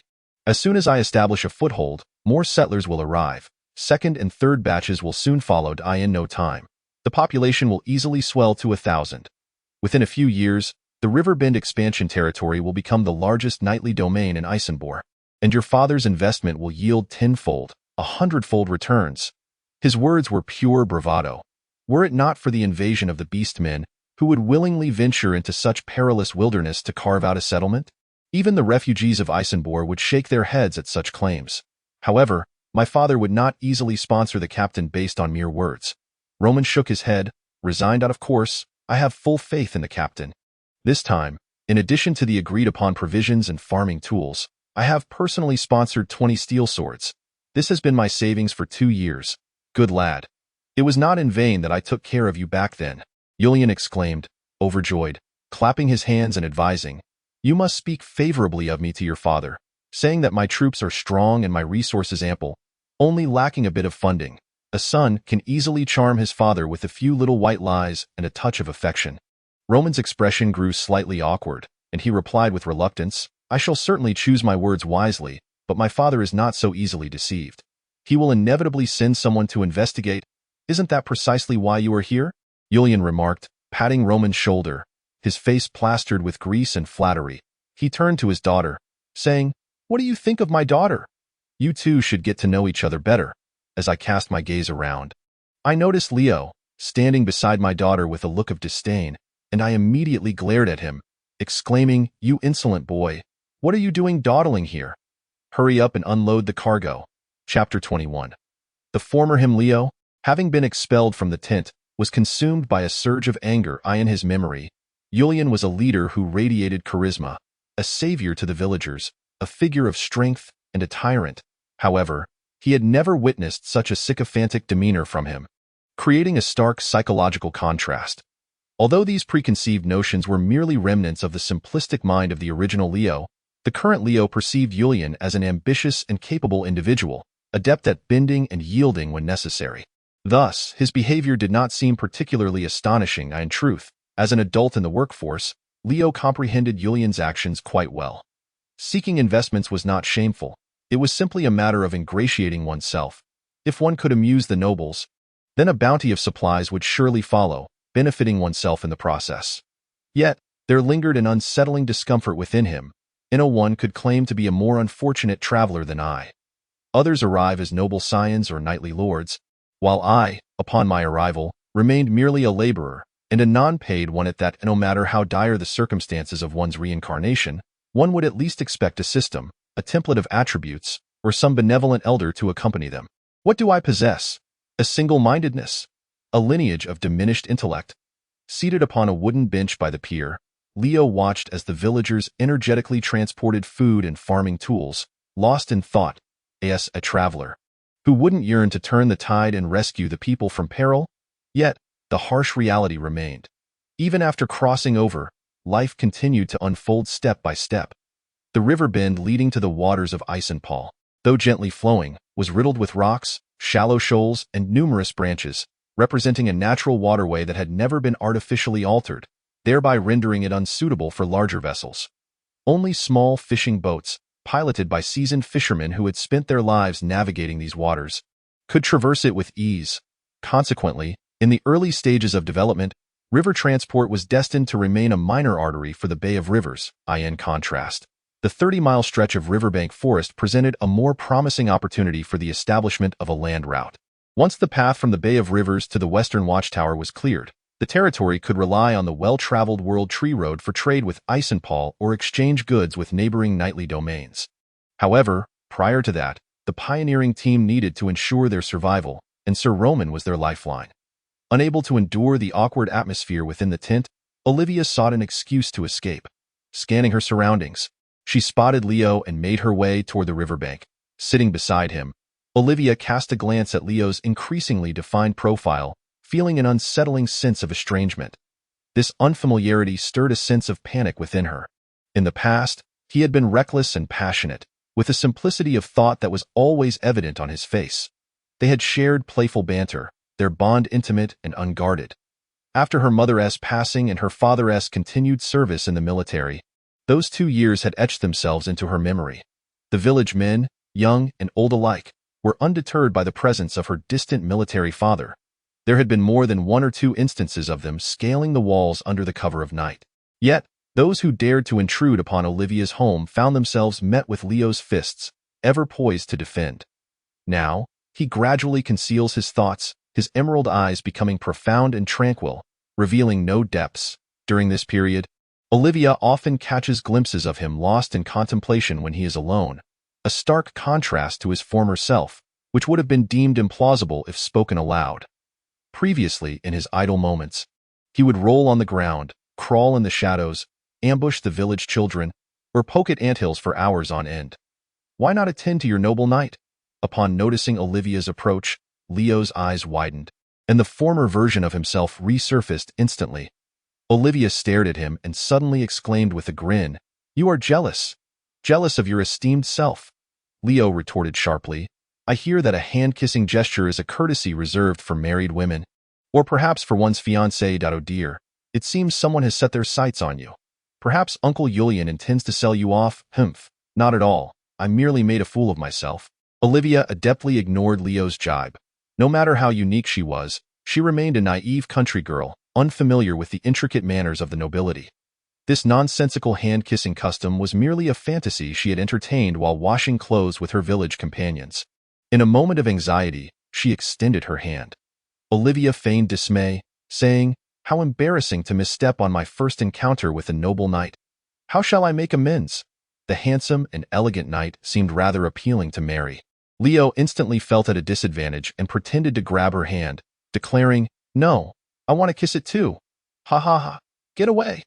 Olivia pressed her hand against the stone behind her, playfully lifting her foot to kick Leo in defense against his advances. After a bout of laughter, Olivia composed herself, straightened her attire, and scrutinized Leo once more, confirming he was still the same as before. With a hint of shyness, she mustered her courage and extended the back of her hand. Observing her delicate hand, Leo's eyes narrowed with a hint of mischief. Before Olivia could react, he swiftly slapped her hand and then burst into laughter as he fled. Olivia's fingers tingled from the impact, and in her frustration, she lifted her skirts and chased after him, shouting in refined imperial dialect, "Rascal! Where do you think you're going?" Meanwhile, within the tent, Julian and Knight Roman continued their intimate conversation. As the current head of the Petahov family, Rigolav once relied heavily on Julian as a fierce warrior, and their bond was far closer than outsiders could ever surmise. However, leading 1,000 men southward as a commoner to open up the wilderness was truly unfathomable. Rigolav hesitated to make any hasty wagers. If he were to gamble, a swift failure in expansion might prove more advantageous, at least allowing for timely losses. The fear lay in it becoming an abyss that could drag the Petahov family into despair. "Captain, do you know how our third knightly territory of Petahov came to be?" "That piece south of the western watchtower." After discussing their recent circumstances, Roman hesitated several times before finally finding the courage to voice his inquiry. "Indeed, I have heard you mention that your uncle received commendation directly from Duke Mitchell Odolov during his service in the Gale Knights. After his retirement, he was honored by Count Frolov, who bestowed upon him this knightly fief. However, do you recall the origin of this fief?" "Well, I am not entirely certain. I remember visiting it about 7 or 8 years ago. It was a village of considerable size, and I believe the lord at that time was named Michi? Miski?" "It was Sir Mizvik," Roman corrected. The Mizvik family is an established knightly lineage from Isenball, though regrettably, they have fallen into decline over these last 2 generations. His father, old Sir Mizvik, chose to support his younger son, Haikovai, during the count's succession 20 years ago, which resulted in the forfeiture of their lands. After losing their lands, old Mizvik opted to venture into new territory. It took 2 generations and 20 years of effort to finally establish a village of 100 households. Yet, upon old Mizvik's death, this fief was granted to my uncle. Julian, incredulous, inquired, "Did no one oppose this? Who would wish to involve themselves?" For the past 20 years, the Mizvik family has nearly squandered their fortune in pursuit of new land. The primary issue is that young Mizvik failed to awaken and advance by the age of 30. No one would support a fallen knightly family lacking even a single ascendant. A significant reason your father refrained from endorsing your aspirations to become a pioneering knight lies here. Without backing, even if the venture succeeded, it would not necessarily belong to you. Roman's words were unmistakably clear, nearly stating outright, "You are merely a commoner, devoid of familial support, without an awakening of your own, lacking martial prowess and financial resources, and with only a daughter, there are no exceptional heirs to entice investment from other families. The reality is merciless. Without strength or connections, even successful ventures cannot be safeguarded." Chapter 22. No choices left. Julian fell silent for a moment before bursting into laughter, exclaiming, "You are overthinking this. None of this concerns me. I have never aspired to be some wretched noble." "What?" Sir Roman exclaimed in astonishment. "But do you comprehend the current state of the northern ice river? A multitude of orc clans are descending southward, their marauding bands swarming like locusts, while what is the Empire doing? Cutting military expenditures, disbanding the standing army. The garrison at Wind God Keep has been reduced from the minimum of 5,000 to less than 1,000. such a scant number that they cannot even adequately man the battlements. Perhaps Duke Mitchell is aware of the urgency of the situation, continually reallocating troops from various countships, yet those accursed Southerners seem wholly indifferent. They await the orcs' massive invasion, ready to strike from the south and seize their share. There is no hope for the north. I can only guide my kin southward. This is as far as I can venture. My goal has never been to become a pioneering knight or a noble lord. I merely wish to secure a safe haven for my daughter and my people during my lifetime. Even if the territory is granted to another, it is far preferable to being slaughtered by orcs. Roman listened quietly to Yulian's words, refraining from further discourse. Others may be oblivious, but he understands all too well that with Yulian's abilities and the wealth amassed over a decade of service, he could easily take his daughter and flee to the southern town, living a life of leisure as a wealthy gentleman, leaving behind a generous dowry for her to marry into a good family. However, when it comes to bringing along hundreds or even thousands of people, everything becomes uncertain. At least Roman dares not contemplate whether he possesses the courage and capability to do so. Although Roman hails from a knightly family in the town and harbors little affection for the ignorant and apathetic peasantry, he is not a fool and can somewhat comprehend Yulian's perspective. In the frigid, inhospitable northern banks of the ice river, how far can familial ties extend? The inhabitants of the same village are often related.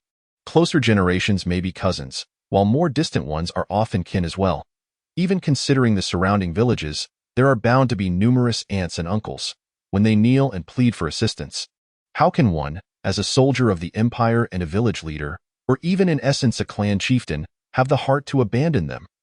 The people of the north place immense value on blood relations, and the enduring rule of the Odolov family for a millennium is largely founded upon its lineage as the bloodline of the war god Tyr. Thus, all northerners, as descendants of Tyr, have historically rebelled not to overthrow it, but merely to contest its authority. Even Roman himself, should there come a day when Eisenball can no longer be defended, could never forsake his kin for the sake of his own escape. After expressing these thoughts, Yulian patted Roman on the shoulder and said, "What you consider is whether this investment will yield returns. What I consider is how to ensure the survival of my kin. There is no choice in the matter." Roman fell silent for a moment before responding gravely, "Captain, I understand. I will do my utmost to persuade my father to agree." The following day, under Yulian's guidance, Roman conducted a thorough inspection of the camp, listening to his proud boasts about his overwhelming presence and the great achievements that had the goblins bowing before him. He then cautiously relayed some suggestions from the locals before embarking on a fishing boat laden with iron ore, drifting downstream that a steward, well versed in the intricacies of iron ore trading, would communicate the prices and terms to Yulian. The iron ore from the Goblin Valley would be categorized into 3 grades based on quality, each capable of being exchanged for an equivalent weight of food up to twice that amount. Although the husky named Freya harbored concerns about cunning humans finding fault, specifically selecting the finest quality iron, or to send to the Riverbend camp, the other dim-witted goblins were not of the same mindset. Driven by greed, some goblins would even transport rocks containing little to no iron, merely because these stones were sufficiently large and heavy, hoping to barter for more food. The rocks deemed unworthy by the villagers responsible for receiving them were not entirely without use. They served as excellent materials for constructing dams and building foundations. The selected quality iron ore would be transported to the blacksmiths of Eisenball, fashioned into agricultural tools, components, and weapons, and then returned to the Riverbend territory for continued trade. This arrangement was already quite equitable. The North was not truly lacking in iron or resources, but rather in productivity, miners, and transportation. The inherent value of the iron ore was but a fraction. The cost of transporting it back and forth over 100 miles in small fishing boats constituted a significant portion of the expenses. Thus, until the 30-mile stretch of road leading to the Riverbend is repaired, this transaction is fated to remain a modest endeavor. Were it not for the connection between the Yulian and Petakov families, no one would exhibit interest in such a risky and troublesome small-scale trade. Roman has brought nearly a ton of wheat and a ship laden with iron farming tools, such as rivets and saw blades, essential for land cultivation. Observing the grain carts replenished, the villagers were filled with exuberance, their spirits invigorated as they toiled. Ding! Due to the surplus of food, the happiness of your residents has increased. The grain here is not the sour, coarse rye that is difficult to swallow, but rather the high-quality wheat abundantly produced along the banks of the Anzino River. As for the rye, Petakov's steward tactfully remarked that the proportion of rye in the grains cultivated in Eisenpol is exceedingly small. and typically, before it even has a chance to ear, the stalks and leaves are harvested to feed donkeys and horses. A ton of wheat may sound substantial, yet when distributed among 300 individuals, no matter how much it is mixed with other grains or how frugally it is consumed, it barely sustains them for a week. The true value lies in the iron tools and steel swords Roman has brought, which are the most urgently needed and scarce resources in the camp. Particularly noteworthy are the steel swords gifted by Roman, all of military grade, exuding the robust northern, frontier-style, single-handed swords made of thick steel, far surpassing the worth of those iron swords crafted by rural blacksmiths or the worn-out steel swords that have changed hands 100 times. In the market of Isenpaul, such a steel sword is worth an entire ton of wheat. As the chief enforcer of Julian, Leo was the first to receive a steel sword, significantly enhancing his regard for the knight Roman. Should he be willing to part with that suit of armor and gift it to me, I would support the uncle in selling you, no, marrying you to him. Perched atop a large wooden barrel in the camp kitchen, Leo gripped the steel sword, extending his finger to flick the blade, feeling its substantial weight and the rapid dissipating vibrations, unable to suppress his admiration. The razor-sharp edge and tip could effortlessly slice through or pierce the hides of beasts and foes alike.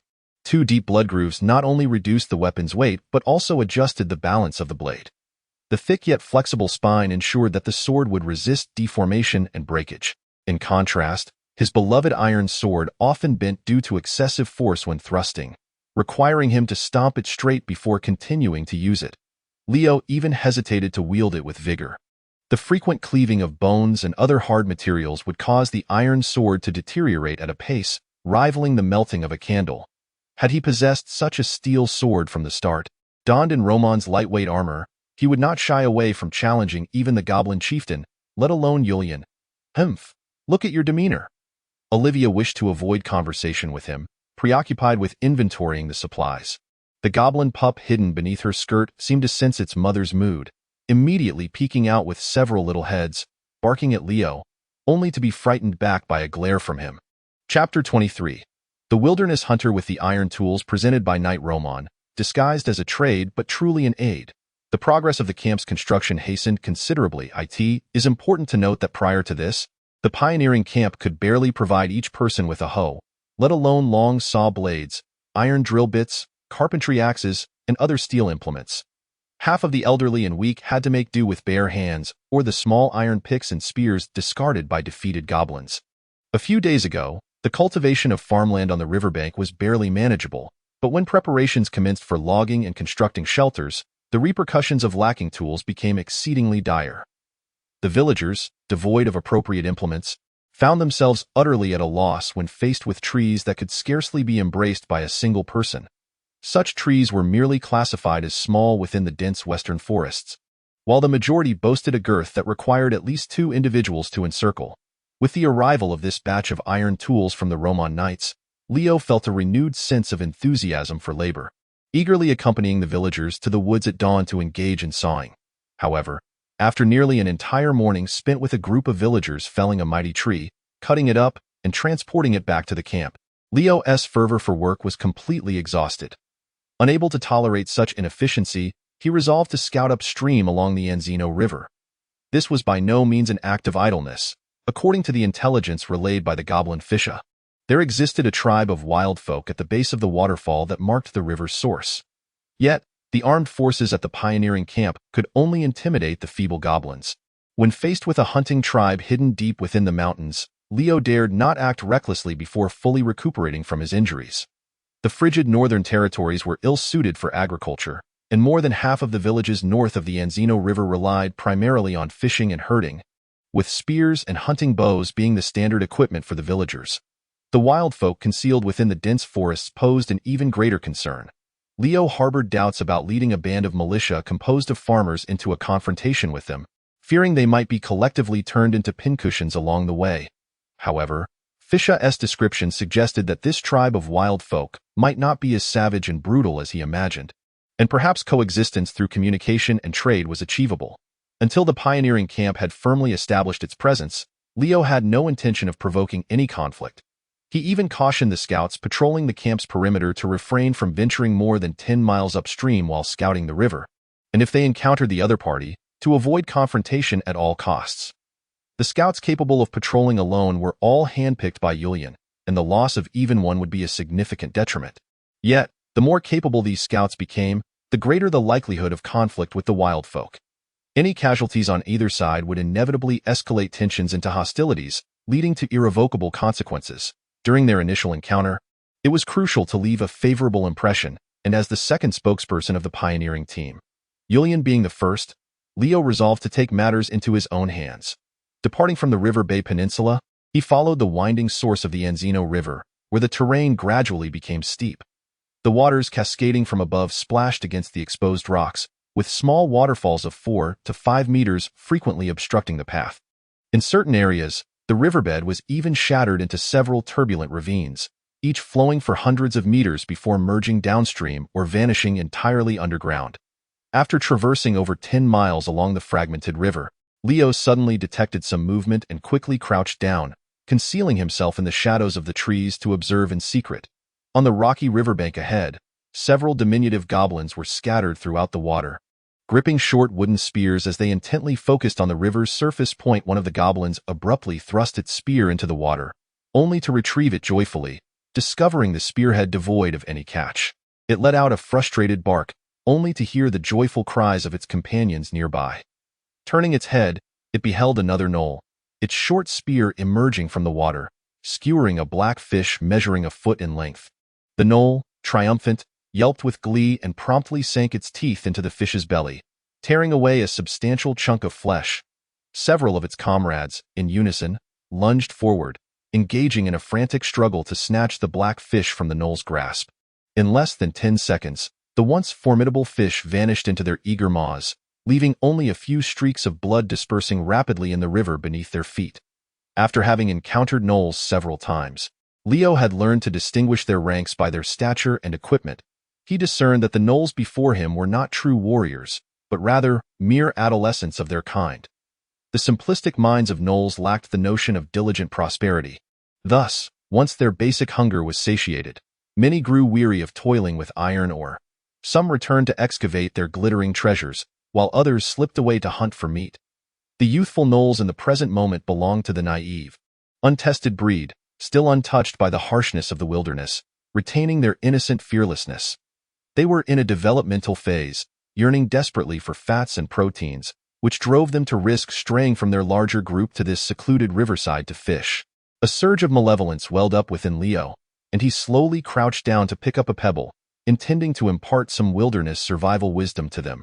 Just then, an unsettling sensation gripped him, a primal instinct warning of imminent danger, causing him to freeze in place. Raising his gaze, Leo spotted a towering figure standing ominously atop a massive stone, coldly observing him. Clad in patchwork garments of beast hides, a helmet crafted from a complete wolf's head cast a shadow over much of his face. A slight lowering of his head could easily transform him into a towering wolfman. Adornments of sharp beast teeth and bones were embedded in the fur on his wrists, shoulders, and waist, serving not merely as decoration but also as armor or weaponry in battle point. 2 hand axes hung from his waist. A massive longbow rested on his back, accompanied by a quiver of arrows, and a white bone spear was thrust beside him. This ensemble instantly reminded Leo of a barbarian from a certain game. Though the resemblance to portrayals in various films was superficial, the essence and physique were starkly dissimilar.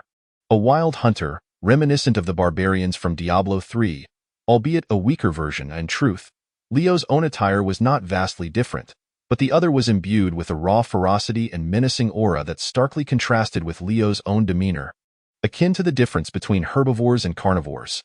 The two stood at a distance, locked in a silent standoff, while a few gnolls continued blissfully fishing between them.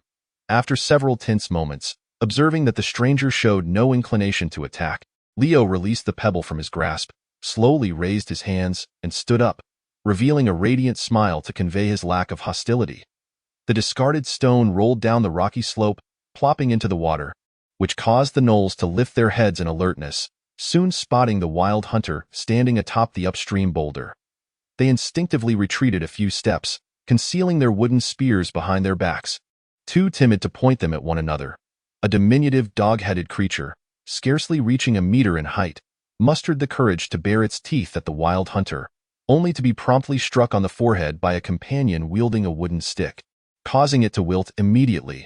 The wild hunter paid no heed to these dog-headed beings. With a mere wave of his hand, the creatures, as if granted a reprieve, scurried into the forest like frightened birds fleeing a predator. Leo found the scene amusing.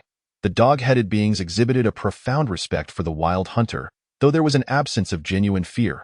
It was akin to a group of mischievous children caught bathing in cold water by a stern elder. Although apprehensive of reprimand, their lives were not in peril. Once the dog-headed creatures had retreated, the wild hunter cast another scrutinizing glance at Leo before slowly stepping back, vanishing behind a massive stone. Chapter 24.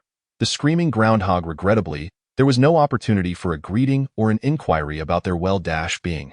As he watched the figures depart, Leo had no inclination to pursue them, remaining stationary for a moment before reluctantly retracing his steps, thereby concluding the day's reconnaissance. It was reminiscent of a fierce tiger whose territory had been invaded by a lone wolf.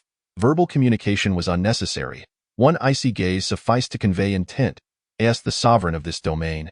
The wild hunter, exuding the aura of a formidable beast, similarly communicated his message to Leo. This was where the exploration should cease. Should there be a next encounter, it would not be so courteous. Leo had no desire to provoke the other. Having been raised in a semi-wild environment, he possessed an intuition that few could rival, enabling him to discern the inherent danger of his counterpart. Within the sprawling wilderness of the wolf-driven plains, rife with foreign tribes and formidable beasts, even the occasional presence of magical creatures, the survival of the wild tribes was predicated on possessing sufficient martial prowess. The members of these tribes were adept jungle hunters, proficient in both ranged and close combat, and those brave enough to patrol alone were the elite among them. To say nothing of the 2-meter-long yew-bow strapped to his back, accompanied by arrows as thick as a finger, capable of bringing down a brown bear.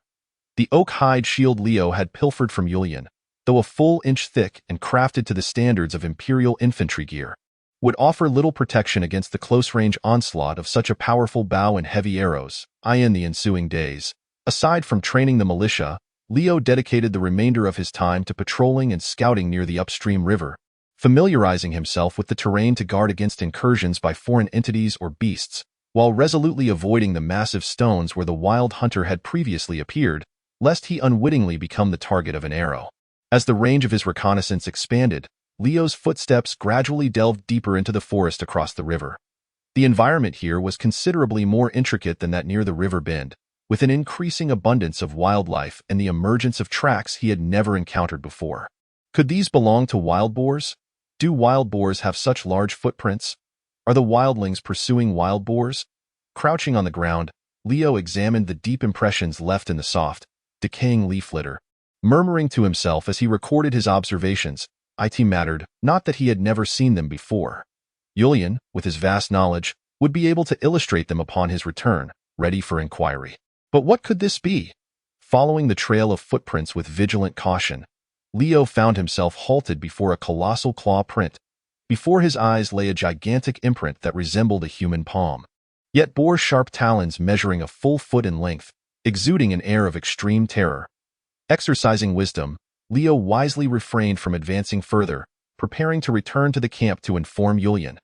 Despite his robust physique and rigorous training, effortlessly besting the militia like a father with his son, Leo understood that in the wilderness, unprepared, he might not stand a chance against an adult brown bear.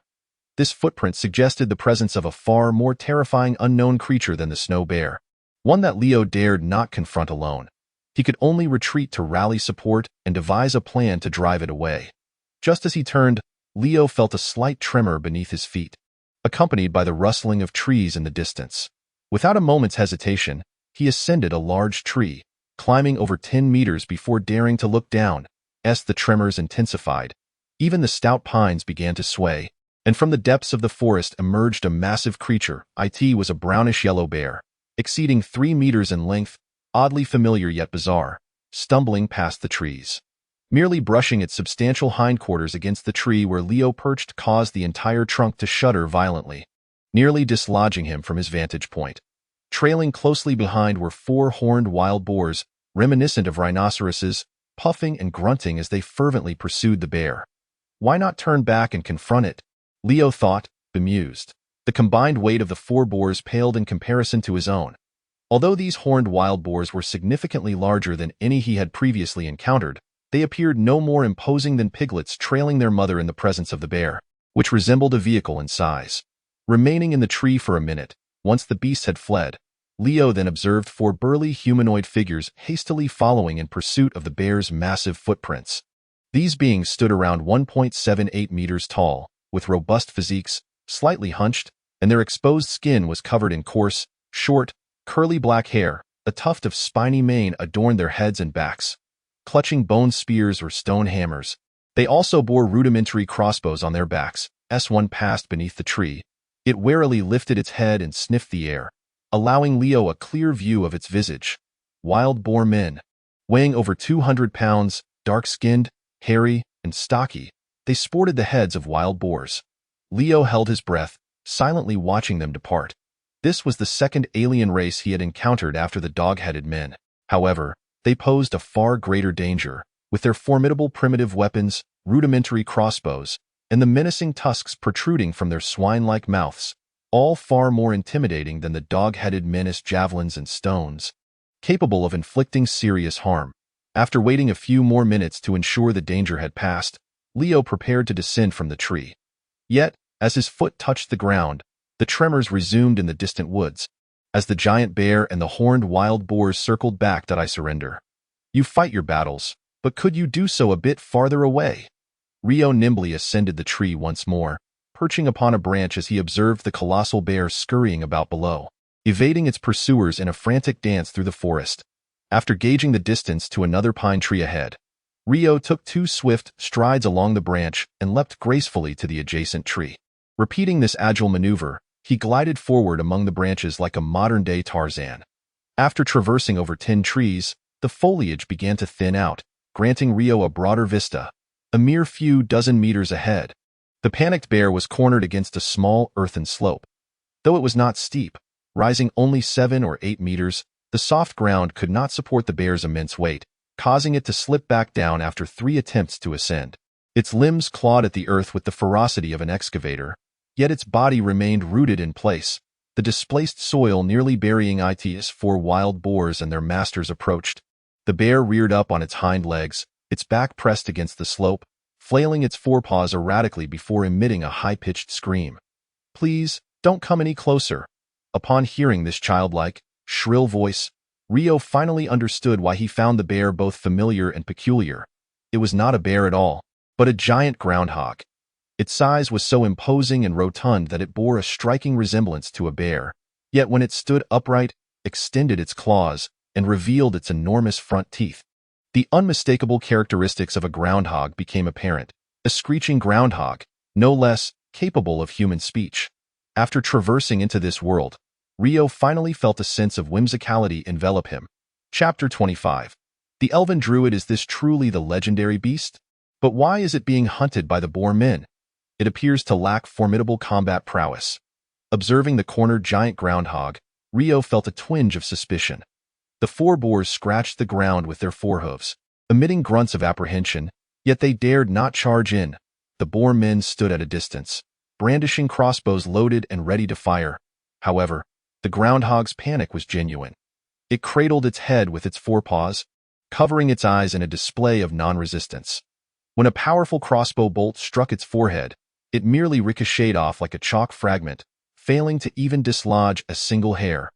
Rio couldn't help but salivate at the sight, compelled to grab a short spear, ready to intervene. Groundhogs are gentle creatures, herbivorous and easily tamed. The boar men, encircling the groundhog, were far more distressed than their quarry. Their powerful crossbows could effortlessly slay wolves and snow leopards, and inflict severe damage on brown bears. Yet they could not pierce the defenses of this groundhog in close combat. They were utterly overmatched. Even the 600 or 700-pound horned wild boar could not budge the creature's massive frame, let alone the boar men themselves. The giant groundhog could swat a 200-pound boar man 5 meters away with a mere flick of its paw, leaving them too intimidated to approach. Yet this groundhog was a tremendous nuisance. It had ravaged the deer antler cassava planted by the boar men in the mountains, which constituted the tribe's winter sustenance. even excavated a 2-mile-long stone tunnel from the opposite cliff, solely to pilfer the provisions stored in the boar men's granary. Whenever they attempted to strike it, it would flee, wailing in distress, utterly aggrieved. Days passed, and the pain was forgotten, only to return with a sneaky indulgence. The sole silver lining was that this particular groundhog was exceedingly timid, exhibiting almost no aggression. A wild boar man, having relinquished his weapons, took up a torch and flint, preparing to wield fire against the seemingly invulnerable groundhog. At that moment, a sharp, piercing sound sliced through the air as a short spear shot forth from the forest, striking precisely at the creature's robust neck, the sharp tip emerging from the other side. The wild boar man, possessing a resilience akin to that of the wild boar itself, found himself powerless against such a grievous wound. He discarded the torch and flint, one hand pressing against the gushing wound while the other attempted to extract the javelin.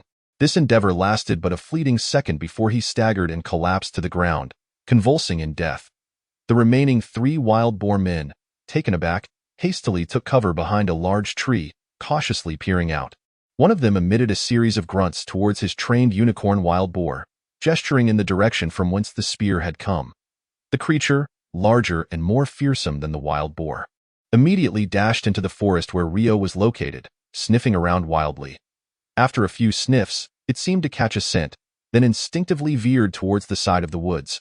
Observing his pet on the hunt for enemies, the wild boar man noticed with alarm that his unicorn wild boar was turning back towards him. Instinctively, he shrank behind the tree, but alas, it was too late. Another short spear hurtled through the air from over 20 meters away, pinning his foot to the ground.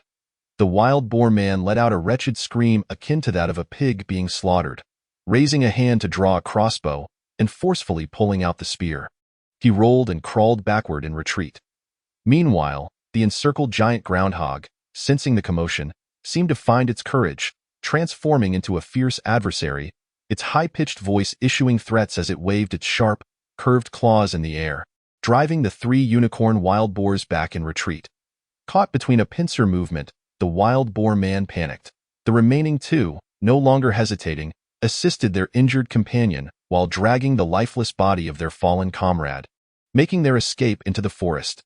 Once the wild boar men vanished from sight, Rio descended from the tree, greeting the surviving groundhog with a smile. "Hello there."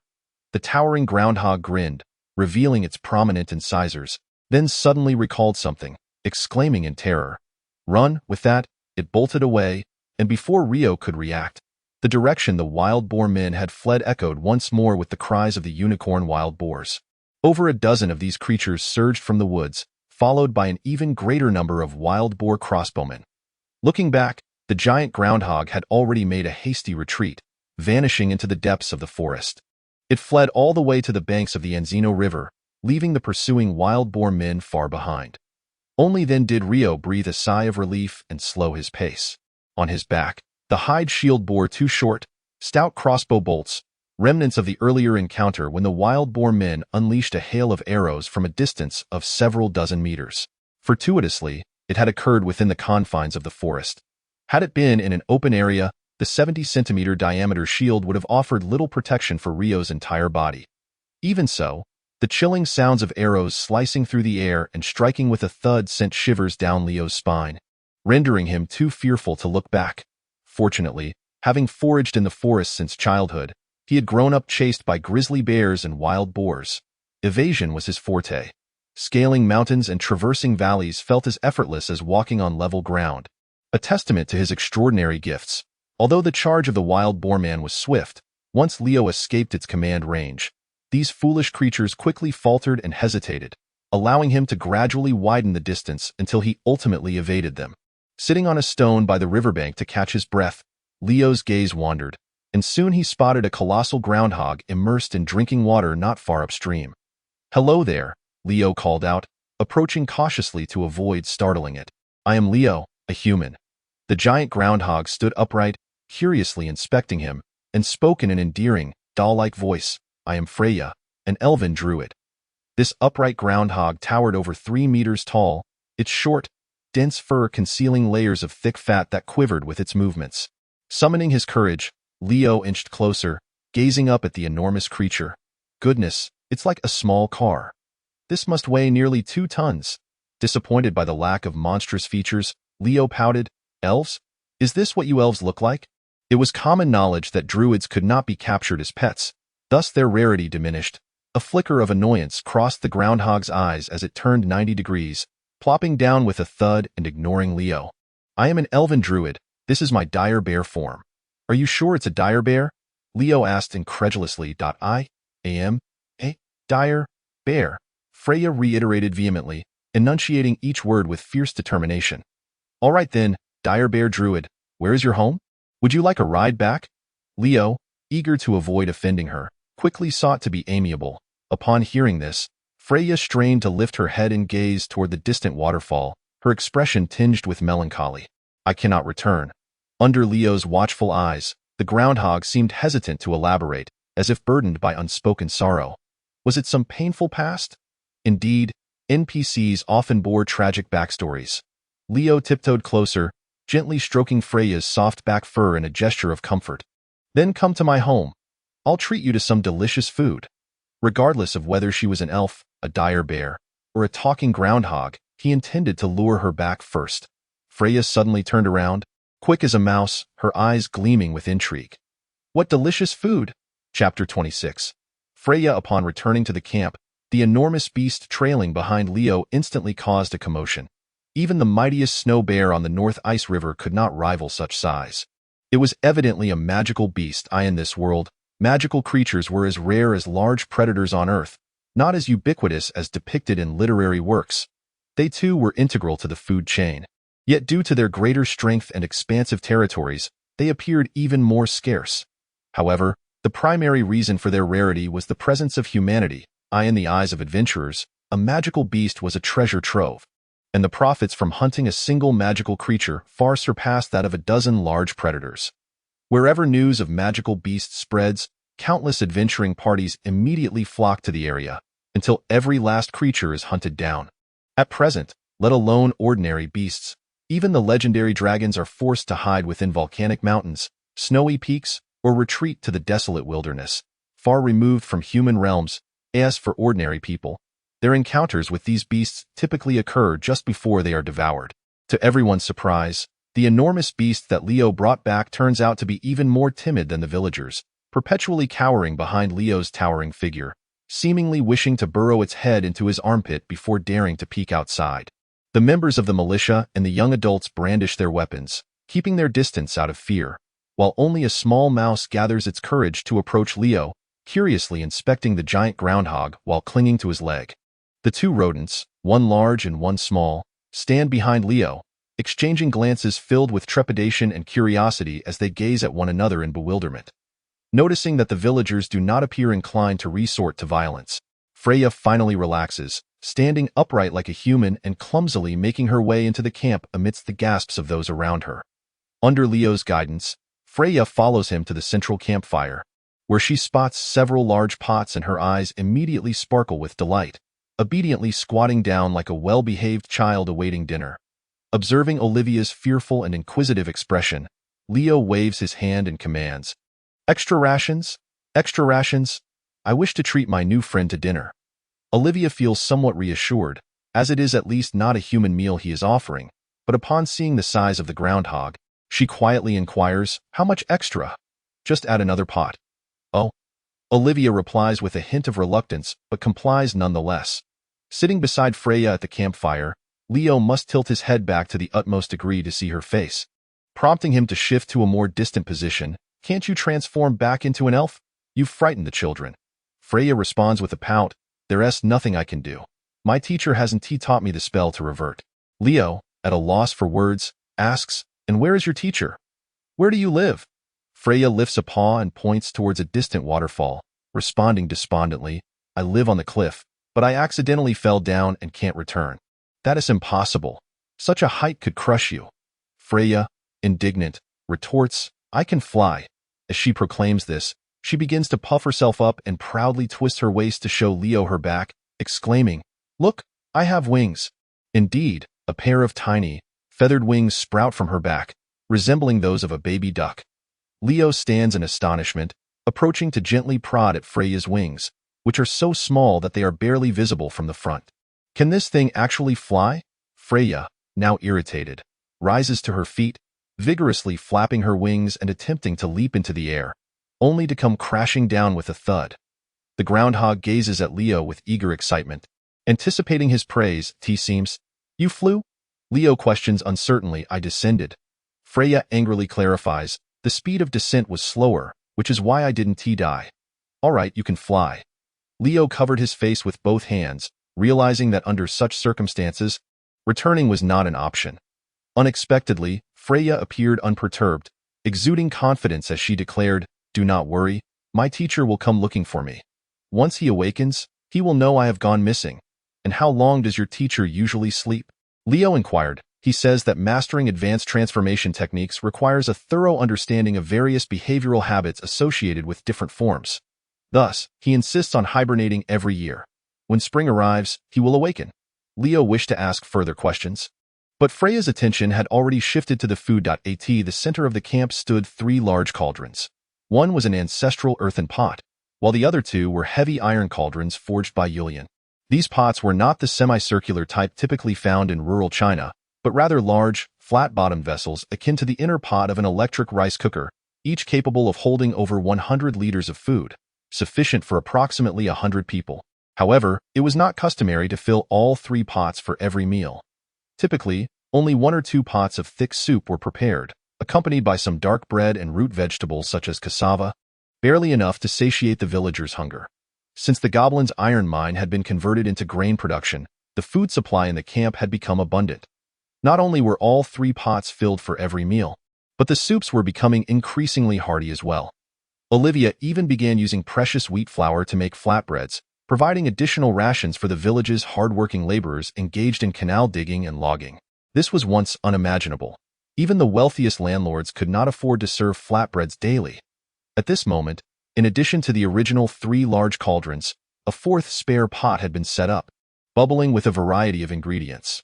The village women responsible for cooking stirred it continuously with pinewood sticks, and the enticing aroma began to waft throughout the camp. Freya and a group of children rallied together, striving to absorb the delicious scent of the food, ensuring it did not drift away and go to waste. Meanwhile, Leo, unwilling to be left out, began to prepare live fish, eager to showcase his culinary skills in grilling and steaming fish. At last, dinner was ready. Olivia ladled a generous portion of thick soup into a large earthen bowl and placed it before Freya with a warm smile. Freya, sitting modestly, carefully cradled the bowl, which appeared as a mere teacup in comparison to her oversized head. She tilted her head back and drank it all in one go, then deftly licked the bottom clean with her tongue. Setting the bowl down with poise, she nudged it towards Olivia with a claw and settled back down demurely. "Delicious." A little mouse scurried over to Freya's bowl, gazing in envy at how pristine it was after her meal. Olivia, astonished by Freya's fluid motions, hesitated before suggesting, "Why not use the pot directly? In that case, I shall not hold back." Freya joyfully shook her head, nearly bursting with the desire to call the goblin pups mama. With a pot of steaming thick porridge in her belly, Freya contentedly scratched her soft belly fur with her forepaws, her gaze fixed on Leo. Subsequently, under Olivia's concerned watch and Leo's playful jabs, Freya proceeded to demonstrate her unique methods of consuming steamed and grilled fish, devouring a 1-meter-long loaf of dark bread in a single bite, as well as showcasing her prowess in eating raw barley and cassava. Before her stood a more than a foot-long steamed fish, which she lifted high, tilting her head back to devour it whole with a swift motion. She closed her mouth and gently tugged at the fish's head, leaving behind only the head and a spine of fish bones.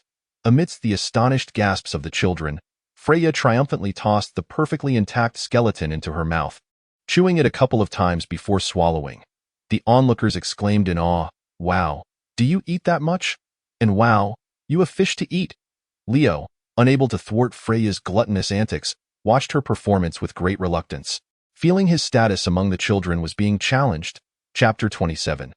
The mischievous child. After satisfying their hunger and thirst, the group sprawled lazily before the campfire, watching the village women tidy up the remnants of the day under the fading sunlight, while they awaited the encroaching night.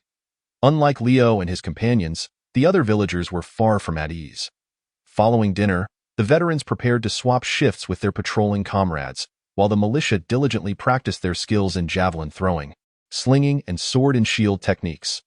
Youngsters aspiring to join the militia would gather to observe, mustering the courage to step forward for a lesson, often receiving a sound thrashing in the process. Many villagers busied themselves fortifying their tents, diligently piling up collected stones, branches, and tree bark outside their small shelters to enhance safety and warmth. Over time, many villagers' tents had transformed into semi-subterranean shelters, providing not only protection from the elements, but also ensuring that in the event of an invasion, they would not be pierced by a sudden spear or stray arrow, leaving the inhabitants shivering in terror. At the highest point of the entire River Bend camp, a large circle of stone foundations was gradually taking shape, the Lord's Manor under construction. This was not merely Julian's grand ambition to create a wonder from the outset. The Lord's Manor served as more than just the Lord's residence. It functioned as a simplified castle, the very heart of the northern village. It served as the village court, where, under the organization of the village elder, the community would gather regularly to resolve conflicts and injustices. It also acted as the village's granary, being the only two-story structure in the small settlement, with its cellar and upper floor providing optimal storage for food and valuables. Furthermore, it served as a sanctuary for villagers.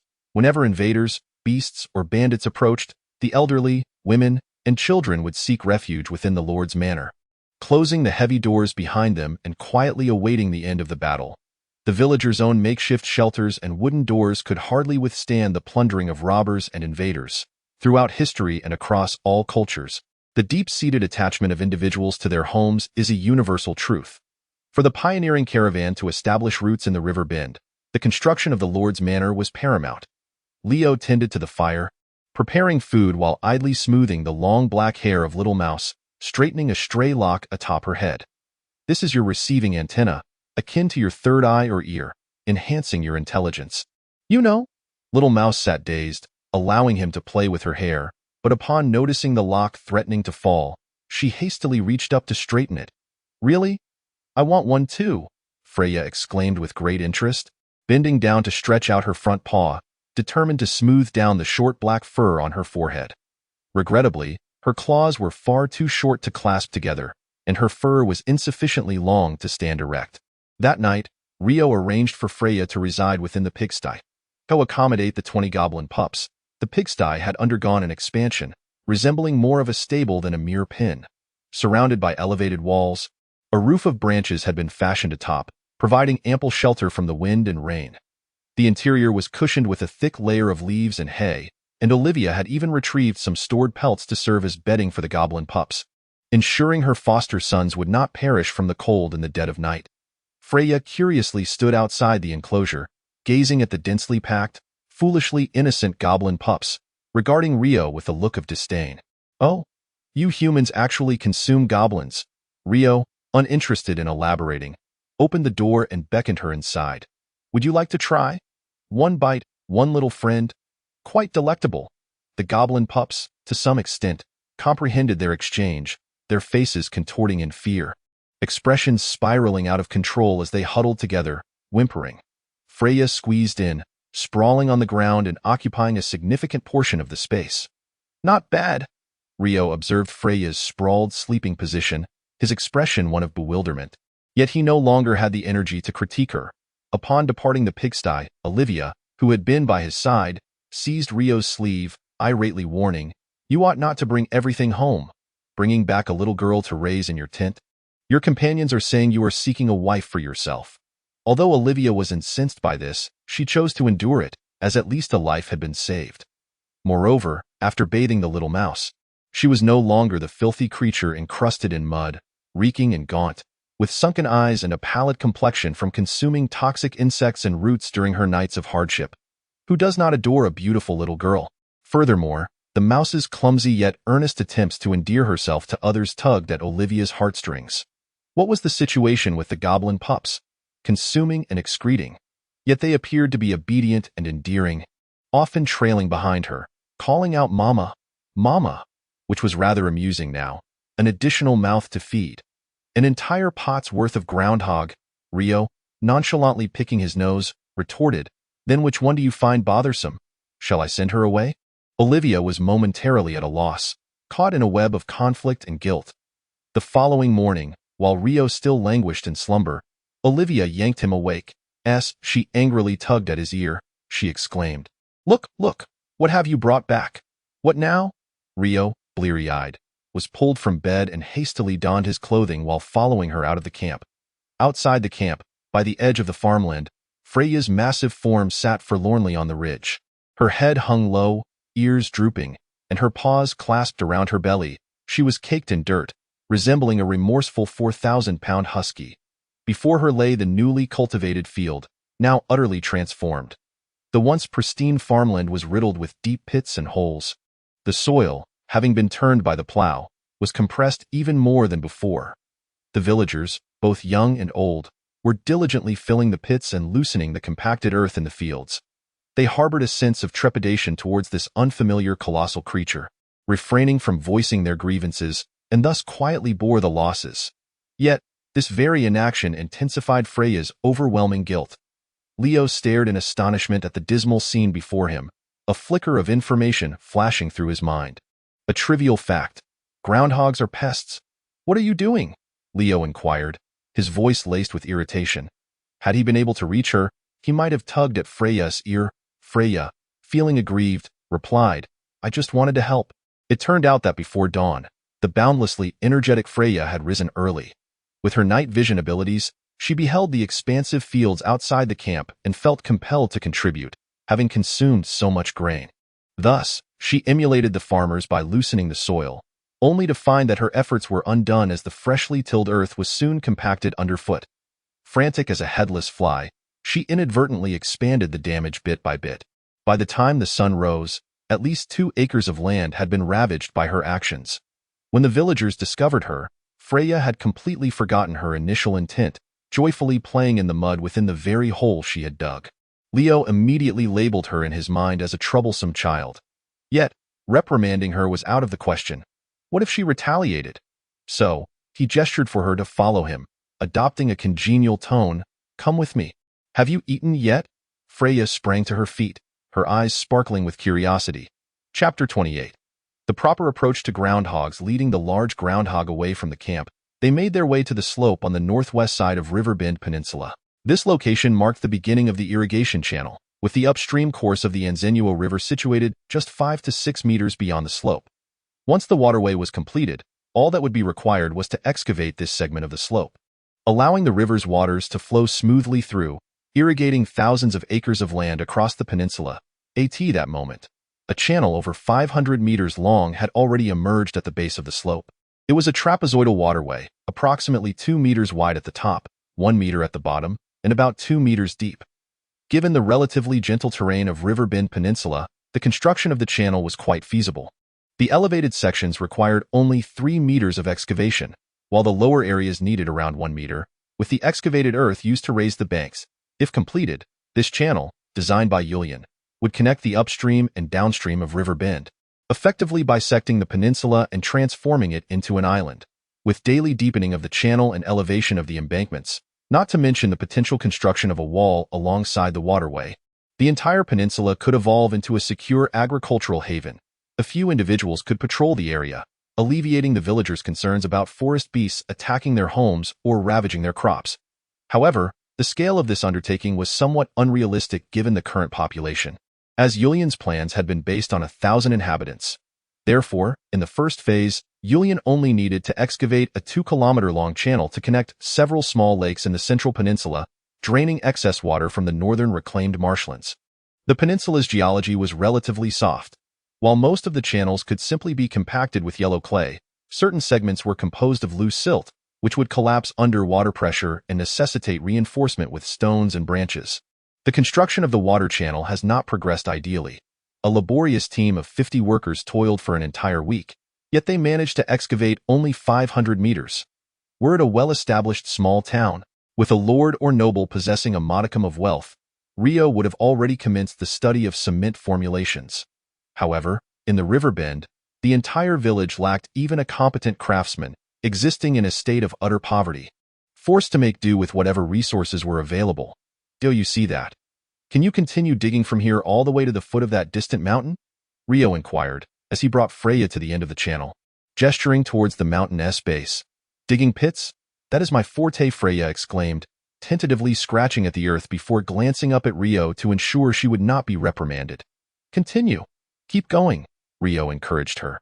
With his words, Freya felt reassured and promptly flung herself onto the ground, her front paws swiftly excavating the soil before her. Regardless of whether the earth was dry and clay-like or soft and sandy, it seemed almost as pliable as plastic under her sharp claws, which effortlessly tore it away before her hind paws kicked it aside. The channel extended visibly forward. Rio observed from the bank, grinning widely. This was no mere pest, but rather a veritable excavator. This was the proper way to utilize a groundhog. In the medieval era, I possess an excavator. In truth, Freya resembled a harvester more than an excavator. Her four paws moved in such a blur that they left behind afterimages, as solid earth and sedimentary rock vanished rapidly from before her, only to be flung behind her in fragments. Dig, dig, dig. How delightful, Freya exclaimed, her tongue lolling and her features animated, akin to a carefree husky. By the time the villagers arrived to assist with the channel construction, Freya had already excavated several dozen meters. A group of villagers stood dumbfounded, gazing at the channel where only the black fur of the bear-like giant creature was visible, mud splattering 10 meters away as it was flung from its work. 50 of them, united in purpose and organized in their efforts, found their progress dwarfed by this single groundhog. What are you all standing there for? Get moving. Yulian, who had followed behind, was the first to regain his composure, promptly chastising the able-bodied villagers to hurry and follow the groundhog, transporting the excess soil and constructing the channel walls, ensuring they preserved the fruits of the groundhog's labor before the icy underground water could seep through. Just the night before, he had contemplated how to rid himself of this edible druid, and now he sought to provide her with extra rations. Satisfied as he observed the fervent scene of labor, Yulian approached Rio with his hands clasped behind his back, grinning as he inquired, "Young man, where did you find this groundhog? Quite the capable worker, I must say." "It is a dire bear druid," Rio corrected him with utmost seriousness.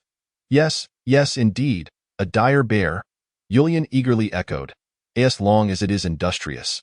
I care not if you claim it to be a dire bear or a Totoro." Rio recounted his encounter with Freya in detail, meticulously describing the wild boar people's physique, adornments, and weaponry. Despite Yulian's typically rustic appearance, he was a seasoned scout stationed at the wilderness outpost for 5 years, well-versed in the cultural practices and lifestyles of numerous foreign tribes. From Rio's descriptions alone, Yulian was able to roughly gauge the military capability and level of civilization of this wild boar tribe. Thus, the more details Rio provided, the more accurate the intelligence Yulian could glean. After listening to Leo's report, Yulian instinctively maintained an air of composure, only to let out a slight sigh of heaviness when he realized that no one was paying attention. This is somewhat troublesome. "This is no mere knoll," Leo, dissatisfied, inquired. "How troublesome can it be? We cannot manage solely by ourselves." As they observed the approaching villagers, the two ceased their conversation and, almost in unison, gazed towards the distant waterfall. With the addition of an excavator, the progress of the water channel accelerated remarkably, to the point where even the 50 laborers responsible for transporting soil and constructing the canal walls struggled to keep pace with Freya's rhythm. However, this excavator possessed quite the personality. Upon encountering a tree root, it would gnaw at it curiously, and when it unearthed a beautiful stone, it would pause to play with it at one point. It even lay down in the mud, and when Leo approached, he discovered it had buried itself and fallen asleep. What could be done? He could only continue to promise it tasty treats. In just a morning, Leo had already promised all the rations in the camp to Freya. They dug their way to the foot of a small rocky hill, where a ridge jutted out into the peninsula for hundreds of meters, obstructing the water channel's path.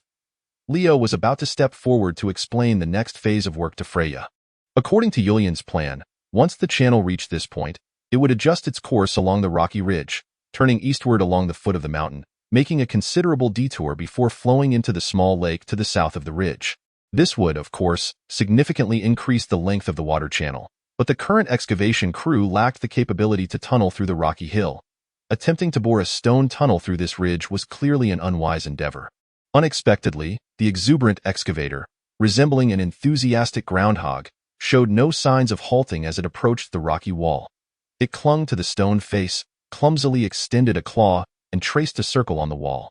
Then, with a gentle prod through the gap of the circle, the hard stone wall crumbled beneath its claws, breaking apart like brittle snow, and a basin-sized hole quickly emerged. Following this opening, Freya relentlessly widened both its area and depth, and in less than 5 minutes, her head had already burrowed into the stone wall. What an invincible tunnel-digging machine! Leo felt genuine envy. Chapter 29. The Wild Boar Tribe. While Freya was busy excavating, Leo returned to the camp to instruct Olivia to prepare some large flatbreads for Freya. Such a valuable helper could not be dismissed with a mere pot of porridge. She deserved something substantial. What? Cheese in the baked flatbreads? Olivia exclaimed in frustration. There is no cheese. No cheese. Then what is this? Seizing an opportunity while Olivia was distracted, Leo peeked into the truck and skillfully lifted a small wooden barrel. What is this? Pine nuts. Just a sprinkle. Almonds? Just a sprinkle. Leo defended against Olivia's frantic attempts to seize the treats with one hand while rummaging through the truck with the other, unearthing the delicacies Olivia had stashed away. Anything that smelled delectable was fair game. Concerned that if he were not present, this mischievous child might slack off at any moment, Leo felt compelled to return to the worksite to keep watch. Upon his return to the construction site, Freya had indeed gone on strike. She stood on the bank, gazing vacantly across the waterway. Opposite her was a considerable assembly of goblins, among which the black and white striped goblin, Fisha, stood out conspicuously. These goblins had come to transport iron ore, and the waterway was their essential route. After the initial fervor subsided, the quantity of iron ore transported by the goblins began to decline significantly. This was partly due to the dwindling stock of readily available ore in the Goblin Valley, with the remaining supplies largely of inferior quality.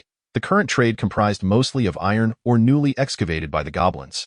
Additionally, most of the goblins had gone to mine or hunt, resulting in a diminished number of those responsible for transporting iron ore. Nevertheless, Fisha persisted in bringing her subordinates daily to deliver 2 loads of iron ore to the riverside camp, eagerly exchanging it for food.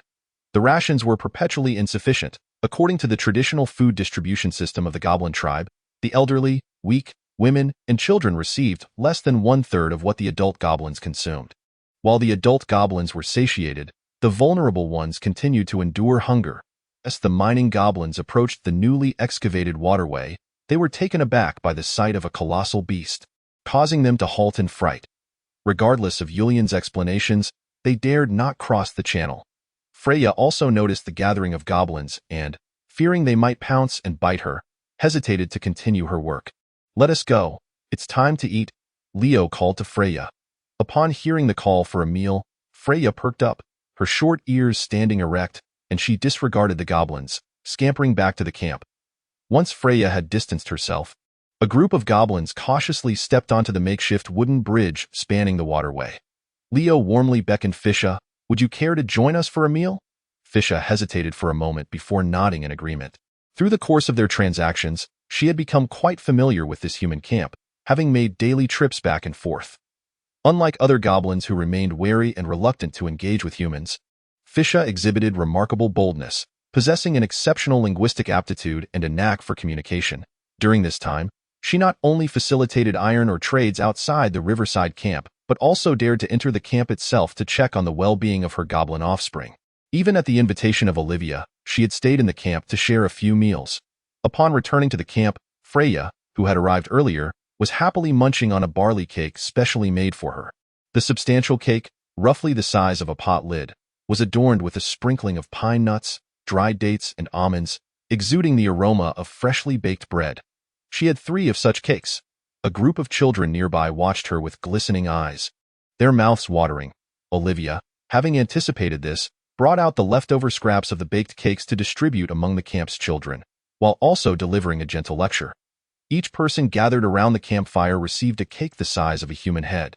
These wheat flour cakes, even without any added ingredients and mixed with a generous amount of bran, were far more palatable than the sour, unpalatable rye bread. As he chewed on his cake, Leo inquired of Fisha, "What do you know about the boar men across the river?" Joyfully wagging her tail and nibbling on a large flatbread, Fisha was momentarily taken aback, taking a while to gather her thoughts. The wild boar men are formidable and quite fearsome. There are an overwhelming number of them across the river. The dog-headed folk do not cross the river in just a week. Fascia, the dog-headed folk, had noticeably improved her fluency in the common tongue, and through her narration, Rio gained a deeper understanding of the wild boar men on the opposite bank. On the other side of the Anzino River lies Songyuan, formerly known as the Wolf-Driving Plain, which hosts several tribes of wild boar men. The closest tribe is situated about 30 miles away in a rugged area of gravelly hills. This particular tribe comprises approximately 200 individuals, one-third of whom are wild boar warriors, while the remainder predominantly consists of hunters, with only a few elderly or infirm members. Due to the considerable distance, which exceeds the hunting range of the wild boar men, the dog-headed folks tribe, where Fascia resides, seldom comes into conflict with them. Conflicts only arise during the annual pine nut harvest when the dog-headed folk secretly cross the river to gather pine nuts, leading to encounters with the wild boar men, resulting in the loss of 7 or 8 dogs. Such minimal casualties are virtually inconsequential for the dog-headed folk, allowing for years of relative peace. In contrast, the wild tribes beneath the Great Waterfall frequently engage in battles with the wild boar men, with the trails leading to their territory adorned with the skulls of the vanquished. Rio had previously heard Yulian describe the societal structure of the wild boar men. The wild boar tribe typically has a single leader, either a chief or a shaman. Below the leader are the most elite wild boar warriors, followed by hunters, and at the base, the elderly and weak. Like most savage races, the wild boar tribe exhibits a rigid hierarchy, most evidently reflected in the distribution of food. Warriors in the tribe receive a full ration of food, and due to their ample sustenance, prolonged combat experience, and skills in plunder and hunting, they grow tall and robust, possessing individual strength surpassing that of the northern peoples. If one were to disregard weaponry and combat techniques, the physical prowess of wild boar warriors is comparable to that of the Empire's heavily armored elite infantry, equivalent to that of Tier 3 soldiers, armed with the tribe's finest fur armor and wielding primitive heavy weapons. Along with crossbows and trained horned wild boars, a hunting party of 10 wild boar warriors can dominate the wilderness. Below the warriors are the wild boar hunters, composed of slightly weaker males, female wild boar men, and injured warriors, clad in the tattered remnants of warrior attire and equipped with crossbows, one-handed hammers, and rudimentary weapons like bone spears. They typically gather food, hunt small game, guard the lair, and provide fire support during collective engagements, often serving as fodder. Receiving only half the rations allotted to the warriors, these hunters appear considerably smaller in stature. While they are still robust compared to humans, they weigh about a third less than the wild boar warriors. The lowest echelon, the elderly and infirm receive merely half of what an adult wild boar man would, equating to a quarter of the warrior's rations, barely managing to stave off starvation. This food distribution system, though seemingly inequitable, is prevalent among many savage races, proving effective in ensuring the combat effectiveness of the tribe amidst the wilderness. The wild boar people are exceedingly savage and brutal, fiercely combative and xenophobic, maintaining an adversarial relationship with nearly every other race, including their own kin. They are omnivorous creatures, capable of consuming nearly anything. Wherever a tribe of wild boar people emerges, no flora or fauna within a 30-mile radius can expect to live in peace. Chapter 30. Has Grandma transcended time? Are you implying that the wild folk tribes frequently clash with the wild boar people? As Leo listened to Fraser's introduction, he pinpointed the aspect that piqued his interest the most. The wild boar people are formidable, the wild folk, remarkably powerful, and their longbows are unrivaled. Admiration gleamed in Fraser's eyes as she excitedly waved her claws, forgetting all about her flatbread. Leo inwardly scoffed. You likely chose to surrender and depart in hopes of aligning with the wild folk to reclaim your honor. Yet outwardly, he maintained a congenial demeanor and inquired, could you assist me in making an introduction to the leader of the wild folk tribe? We could discuss a strategy to confront the wild boar people together. The swift path to friendship? Naturally, it lies in identifying a common enemy. In the wilderness, a straight-line distance of 30 miles is neither trivial nor excessively far. Without a suitable route, the actual distance could triple. However, if one lingers long enough, the wild boar people will inevitably come knocking, making conflict between the two sides unavoidable. The wild boar people are not as easily deceived as the dog-headed people. In other words, the wild boar people lack the intellectual capacity to be manipulated. While you ponder communication, they are solely focused on how to devour you. They are utterly incapable of comprehending the common tongue. Fraser, the dog-headed one, clearly found herself in a quandary. The relationship between them and the wild folk was far from the close bond Leo envisioned.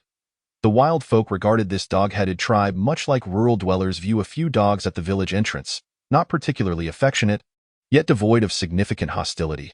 Trait of iron or occurs merely once every month or two, and perhaps if in good spirits, they might lend a hand or offer some care. Ultimately, it is the disparity in strength that prevails. The wild folk do not regard the dog-headed people with much importance, merely allowing them to exist as a sort of outpost or cover. Reflecting on it now, did the wild folk have no knowledge when Leo set out against the dog-headed tribe? Perhaps they were observing from the shadows, patiently watching the developments unfold. Amidst the incessant hustle, Olivia approached and noticed the little mouse devouring flatbread, its face smeared with crumbs. She casually snatched up a towel and playfully slapped it against the mouse's face, vigorously rubbing until it was spotless. Nearby, Freya observed this scene and quickly lay down, extending her long neck to nestle her massive head into Olivia's embrace, closing her eyes in anticipation of being tended to. This large groundhog had been effortlessly tamed by Olivia's 2 meals, showing more affection towards her than towards its own mother. Leo would wager that if he and Olivia were to fall into water simultaneously, Freya would undoubtedly rescue Olivia first. Olivia, however, did not share Freya's familiarity. She still harbored a degree of trepidation towards this colossal beast. Yet, witnessing Freya's submissive and harmless demeanor, she mustered her courage and meticulously wiped the groundhog's head, clearing away the remnants of flatbread. Taking another step, Olivia locked eyes with Fraser, the dog-headed one. Observing the same remnants of food adorning Fraser's face, Olivia hesitated for a moment, but ultimately succumbed to the impulse. Slapping the towel onto Fraser's head and giving the dog's face a thorough wipe. The dog-headed figure, Fascia, bears a resemblance to the foxfolk from the world of Warcraft. She stood there, bewildered, as an unexpected wave of maternal affection enveloped her, leaving her in a daze. Leo, equally astonished, watched Olivia perform her graceful movements, nearly doubting whether his grandmother had somehow been reincarnated in Olivia's form. After finishing her flatbread, Freya felt a surge of contentment as she reclined before the campfire, comfortably stroking her belly. She turned to Leo and said, "Do you wish to visit the village beneath the great waterfall? I can take you there." "You?" Leo was taken aback. "Have you spent time there?" It then dawned on him. "Is it because you overindulged that they cast you out?" "Humph. I may have overindulged, but I was not expelled," Freya retorted, kicking her short legs in indignation. "I left of my own accord." "Why?" Because, Freya replied discontentedly, "because they were too good to me."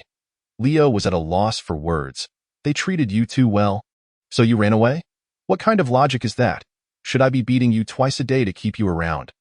"Oh, you'll understand once you go," Freya replied, unwilling to elaborate further. She turned her rotund backside towards Leo, signaling an end to their conversation. The campfire where Leo sat was surrounded by an aura of enchantment, typically preventing other villagers from approaching. Most gathered around different fires to dine, merely observing from a distance. As Olivia walked by, several of her peers immediately flocked to her, whispering among themselves, "That groundhog is enormous. Its voice is so adorable. It feels like it's not even 10 years old. The little mouse is the prettiest, though it hardly speaks. Indeed, it seems a bit daft and slow. I think that dog-headed creature is the cleverest. It even greeted me last time in the midst of their chatter." Someone noticed a rather alarming situation. "Don't you think Leo has an exceptionally diverse circle of friends? A mouse-like figure as daft as a groundhog, a giant groundhog with the demeanor of a husky, and a mature and composed husky, all female. Olivia, you ought to keep a close watch on your Leo." Olivia turned to observe the campfire scene, which starkly contrasted with the village's ambience, and chuckled. "What are you all worried about? Are you afraid Leo might start a circus?" Agatha, the experienced widow, held Olivia's hand with a serious expression. Men who remain single for too long can find even the most ordinary of creatures appealing. Leo and the little mouse are always sleeping together. It may seem harmless now, but what happens when the mouse matures? Olivia shook her head. That thick-headed Leo, what could he possibly be thinking? That was in the past. Now, Leo has become quite perceptive. Just look at him. Is he still that foolish lad he once was? Agatha gazed at Leo with a wistful expression. In the past, Leo would sneak into her bed at midnight, merely to pilfer her pig. Such a waste of his muscular physique. Olivia regarded Leo in silence, her thoughts consumed by the grand endeavors of battle, oblivious to matters of the heart.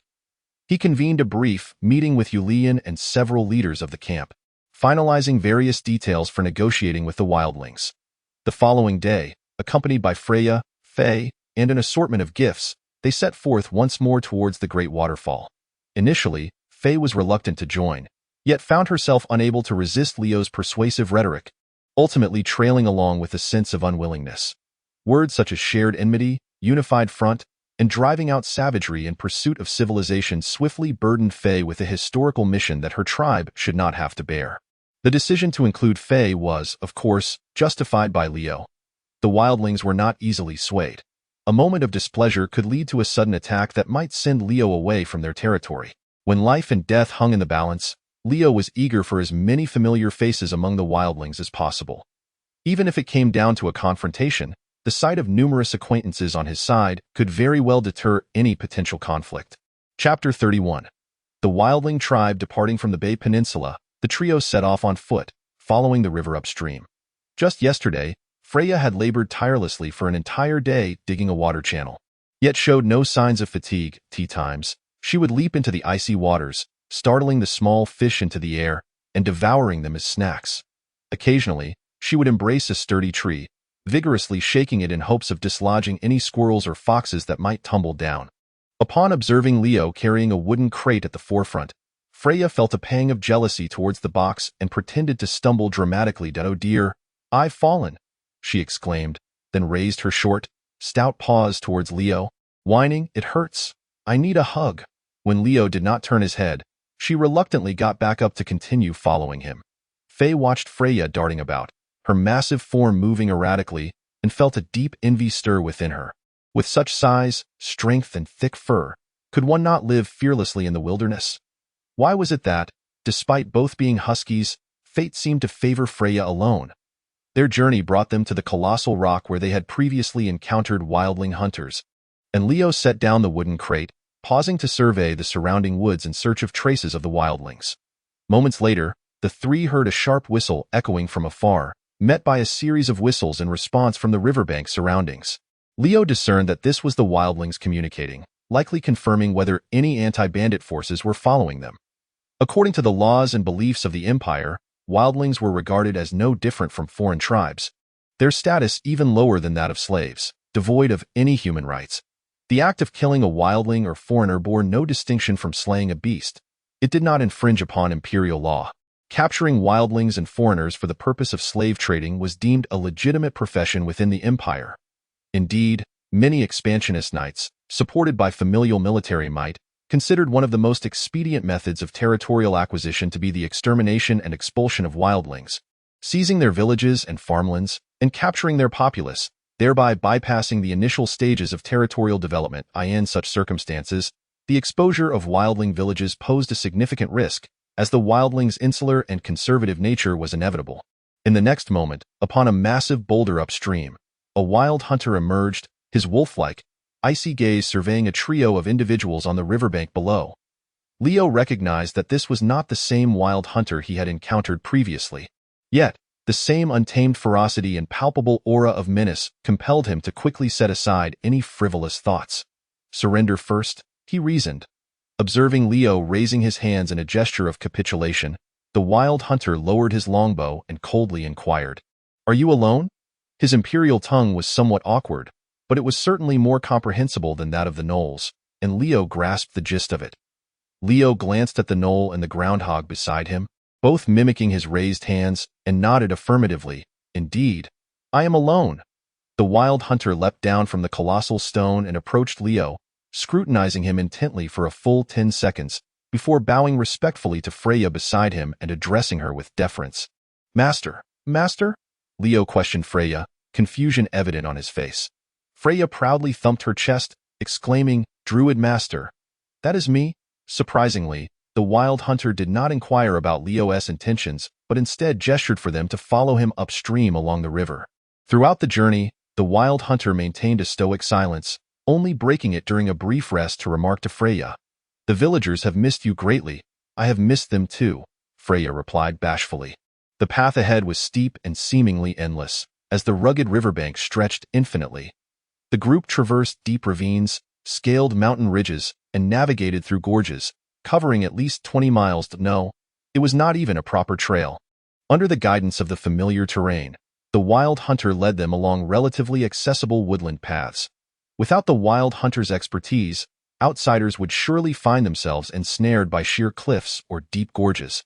Or worse, trapped in a dead-end canyon. At the end of the last gorge, Leo observed a stone wall across the brook, meticulously carved with numerous recesses, each housing an array of beastly and alien skulls. The wall was a veritable hive of hollows, resembling a scene from a horror film, as if it were a sacred site of some dark cult. Upon closer inspection, Leo noted that the skulls of boar men constituted half of the collection. Judging by their size and formidable tusks, they were likely warriors of their kind. The degree of weathering on some of the boar men's skulls suggested that the conflict between the wild hunters and the boar men had persisted for many ages. After traversing this gorge, they finally encountered a path marked by human intervention. Ascending a low peak, they were greeted by a breathtaking vista. Standing atop the rise, they beheld a vast lake, at the far end of which cascaded a magnificent waterfall plummeting from a sheer cliff. The source of the Anzino River, which usually hung high in the sky, now unveiled itself before Leo after a trek of 30 miles through rugged terrain, beneath Leo's feet and on either side. For low peaks encircled the waterfall like a crown, forming a basin that captured the surging river waters, accumulating into a vast lake between the four peaks and the Grand Barrier. The lake's surface soared at least 1,000 meters above the Riverbend Peninsula and the Wolfbane Plains, resembling a luminous pearl suspended in the heavens. The overflowing waters of the lake cascade gracefully from the valleys nestled between the low peaks, forming multiple waterfalls that plunge downward, with some merging into the Anzino River while others flow away in different directions. Standing atop the low peak and gazing back, one can effortlessly behold the panoramic view of the River Bay Peninsula. With a keen eye, the villagers at the encampment can be seen moving about like ants. A sense of trepidation envelopes Rio, for despite being mentally prepared, the complete exposure of the River Bay encampment to the wild tribesman's gaze is still beyond his expectations. He feels akin to a fish in a small pond, believing himself to be well hidden, while in reality, those on the shore observe him with clarity. In light of this, Fraser's assessment of this wild tribe appears remarkably astute. It is indeed a benevolent community. At the very least, they refrained from launching a sudden assault to seize their food and populace before the River Bay encampment had firmly established itself. Many pioneering ventures falter after 5 to 10 years, unable to achieve self-sufficiency, often succumbing to ruin, primarily due to the prevalence of marauding brigands in the vicinity. Within the basin formed by the four low peaks and majestic barriers lies not only a vast lake, but also a quaint village nestled against the mountains and waters. The shores of the lake are adorned with extensive willows, alongside cultivated strips of farmland, where wooden cabins stand near the water's edge, with corridors and piers extending into the lake, where small fishing boats are moored below the bridges. In summary, this is a modest agrarian community, primarily reliant on fishing and hunting for sustenance. It is, quite simply, a paradise that exists solely within Rio's imagination. As he gazes upon the lakeside village and the distant thunder of the waterfalls, he cannot help but feel envious. Surely, those who dwell here must find themselves prone to rheumatism? Chapter 32. The elder of the wild tribe once Rio and his companions descend from the low peak and arrive at the outskirts of the village. A considerable gathering of people has already assembled at the entrance. Clearly, hidden hunters from the wild had forewarned the villagers. Leading them is an elder adorned with a crown of antlers and draped in a colorful feathered cloak. His face and exposed chest bear the marks of dark skin intricately etched with a myriad of battle tattoos. With the spread of imperial culture, tattoos have gradually come to be regarded as a barbaric custom, and the northerners rarely adorn prominent areas such as the face or hands with them. Even among some traditional northern nobles, family battle marks are typically inked on the back or chest, while many prefer to display them on their robes and banners, akin to their southern counterparts. Were it not for the lingering essence of the original Rio's soul, one might easily mistake this elder's wrinkled visage and graying hair for that of a man in his 70s or 80s. However, the experience of the original Rio informs him that such an elder is, in fact, merely in his 50s. Much like Julian, the old man with calloused feet, whose true age has yet to reach 40. Nonetheless, in the wilderness, 50 is regarded as a venerable age, signifying not only a respected status, but also the assurance of survival in old age, alongside a youthful vigor that has withstood countless battles without severe injury. Apart from him, the majority of those welcoming Rio and his party consist of the elderly, the weak, women, and children. Meanwhile, on the rooftops, stone walls, and watchtowers of the village, wild hunters armed with long bows stand vigilantly at a distance. The wild hunters stand tall and robust, their imposing physiques adorned with thick, curly body hair and unkempt beards, their faces painted with mud. They don helmets fashioned after wolf and bear heads, draped in thick fur armor, and embellished with ornaments made from beast bones and sharp claws. Fully armed, they exude an aura of fierceness and combat prowess, embodying the untamed spirit of the wilderness. Leo had heard from Yin that many of these wild tribes still adhere to the ancient rites of passage of the north, casting their newly matured children into the wilds. These savages sustain themselves on raw flesh and blood, living a life akin to that of beasts, until they fully acclimate to the wilderness and hunt down sufficiently formidable creatures to prove their valor, thus earning the right to return home. Every adult wild hunter is a remarkable warrior, forged through relentless trials in the brutal wilderness. Even in one-on-one close combat, Leo would not dare claim absolute victory. In a guerrilla skirmish, he would likely be turned into a sieve within moments. The original Leo had also practiced archery, but the bows he typically used were self-made, yielding only a modest draw weight of a few dozen pounds, lacking the range and power to hunt anything beyond rabbits and small deer. As for wolves and bears, the former would be alert long before entering range, while the latter, with their tough hides and thick flesh, could not be significantly injured by his diminutive hunting bowit. Was not that he wished to wield a heavier hunting bow. He lacked the requisite skill to craft one, and his attempts to forcefully create a high-poundage bow often resulted in either breakage or loss of accuracy, rendering it little more than a wide in contrast. The wild hunters wielded longbows, each approaching a formidable draw weight of 200 pounds, capable of felling a grizzly bear from several dozen meters away. An untrained individual would struggle not only to draw the bowstring but even to hold the longbow aloft with one arm. Unless absolutely necessary, Leo had no desire to make an enemy of the wild folk. "Greetings, esteemed elder," Leo said, hastening to meet the villagers, his demeanor devoid of arrogance as he bowed first and expressed his respect with sincerity. His humble gesture momentarily caught the elder off guard, leaving him somewhat taken aback. In the eyes of the wild folk, the imperial frontier and foreign tribes were indistinguishable, both having seized land through force, driving out or enslaving other groups.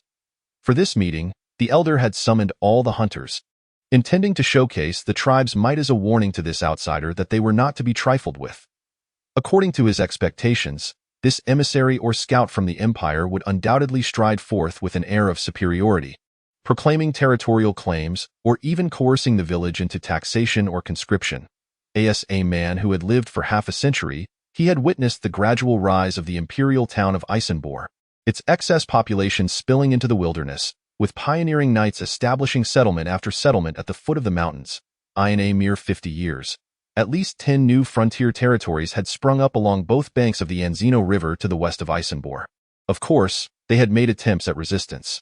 Over 20 years ago, the wild folk had repeatedly gathered hunters from several tribes to raid and burn those nascent villages, lumber mills, and mines.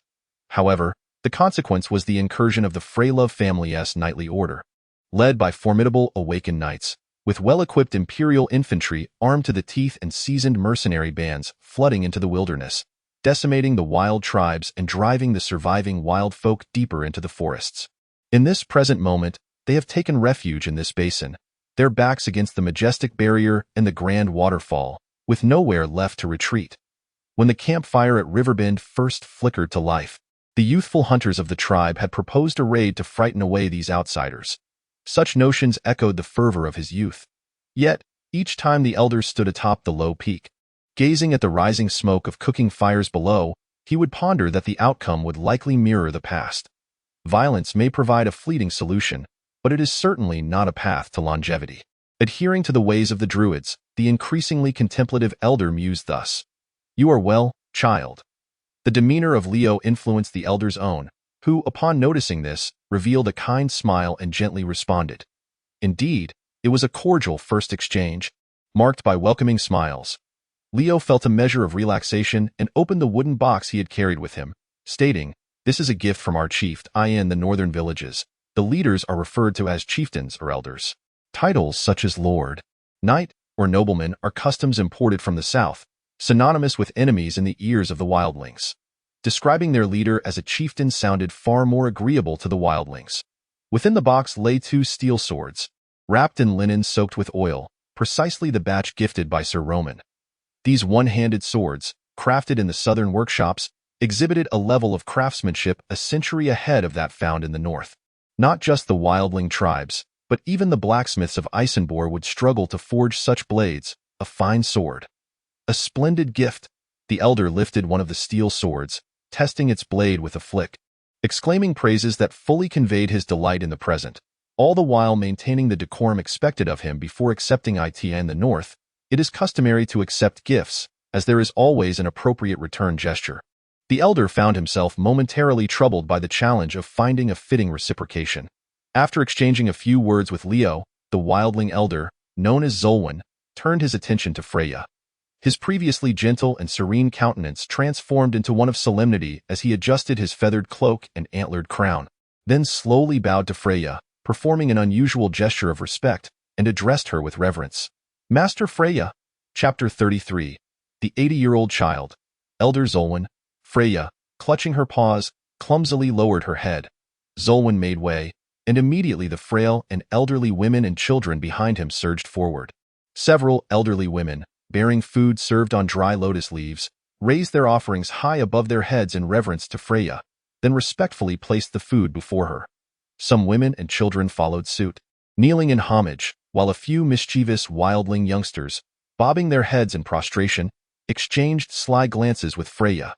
Standing with a sense of restraint, Freya accepted the adoration of these druidic followers, and for the first time, Leo observed her maintain her composure in the presence of food.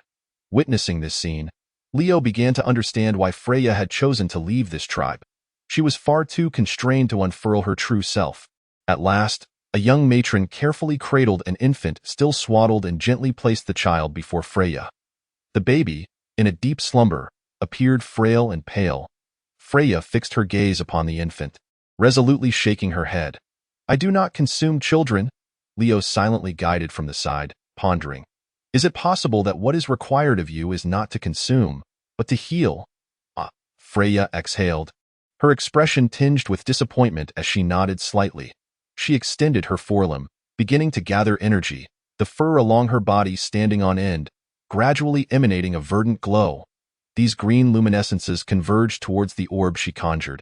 Forming a sphere the size of a soccer ball as she relaxed her paw, the verdant orb fell and struck the wildling infant, bursting forth in a resounding explosion of light.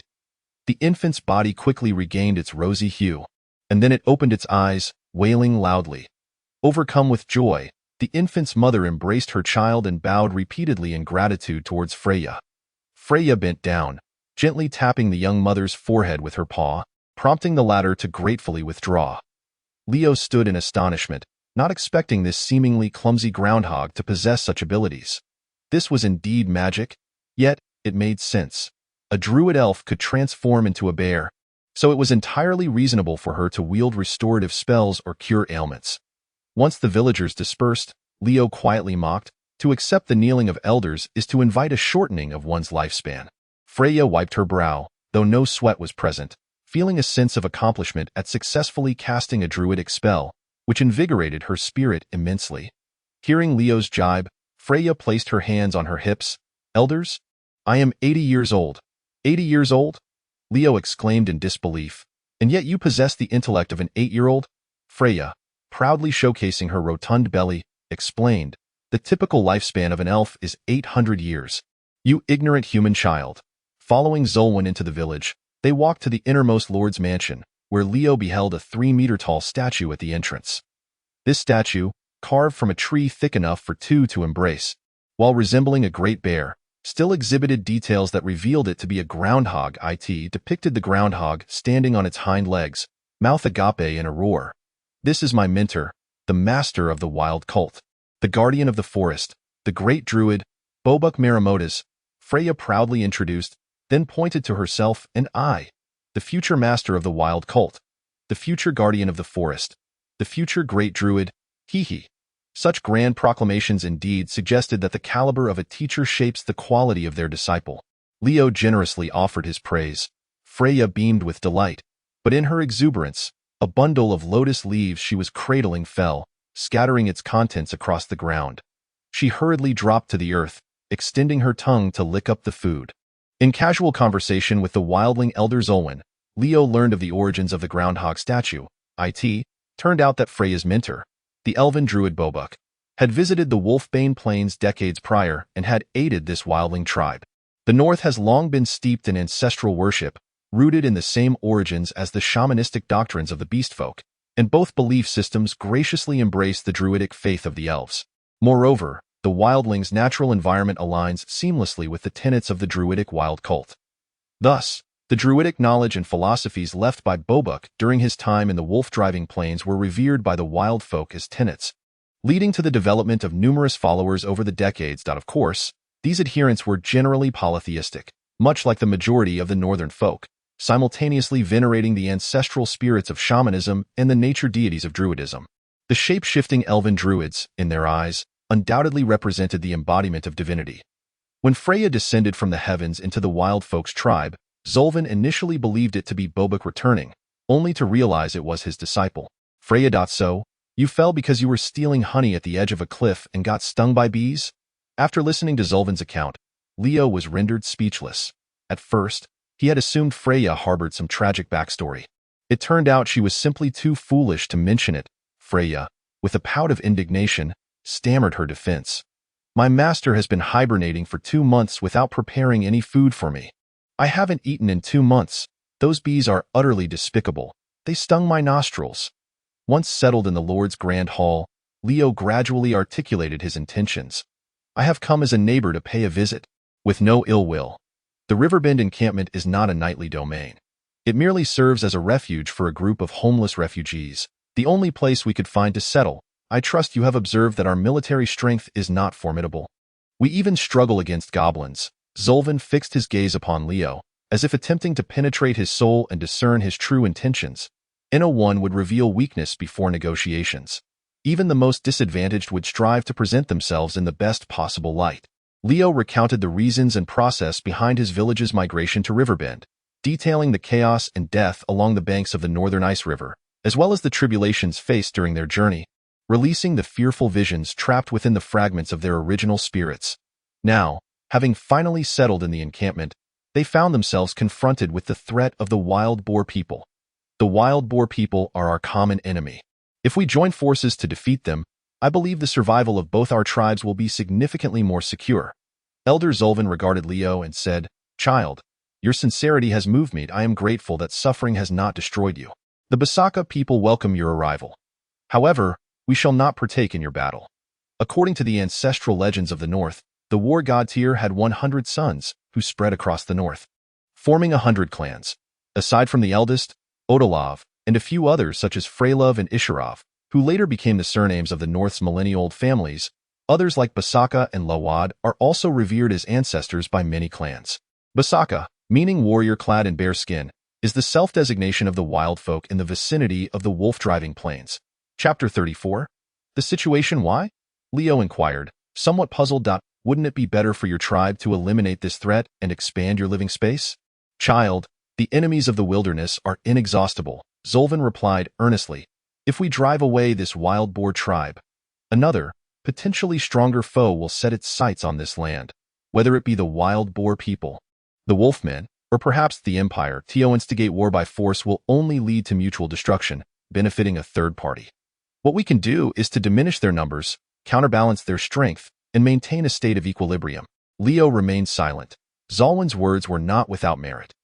The tribes of the other races in the Howling Plains are not limited to just the Boar men, and even among the Boar men, there are multiple tribes. Should war break out, casualties are inevitable. The number of wild folk is finite, and although the wild hunters are formidable, each one lost is one less in their ranks. After vanquishing the Boar men, what shall we do if a pack of gnolls arrives? Even if we were to cleanse the wilderness of all foreign races, to whom would this expanse belong?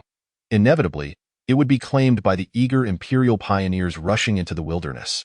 Any tribe of wild folk or foreign races that grows powerful enough to dominate the wilds will ultimately meet the fate of being purged by imperial forces.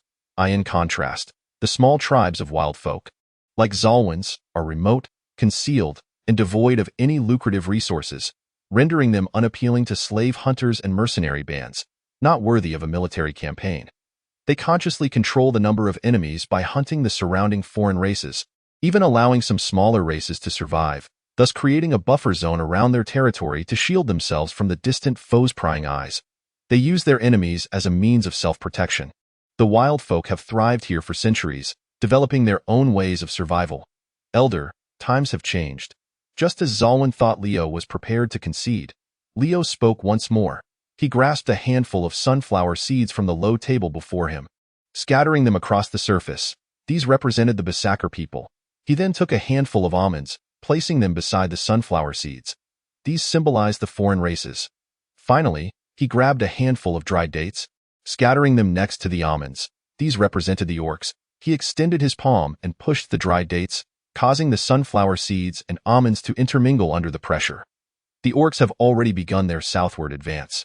Perhaps one day the Empire will drive them back to the northern shores of the Ice River, but that will not happen overnight. Perhaps a year, or 3, 5 years, 10 years. The orcs do not merely plunder the human races. The foreign races and beasts of the Howling Plains will also be displaced, migrating southward just like the humans.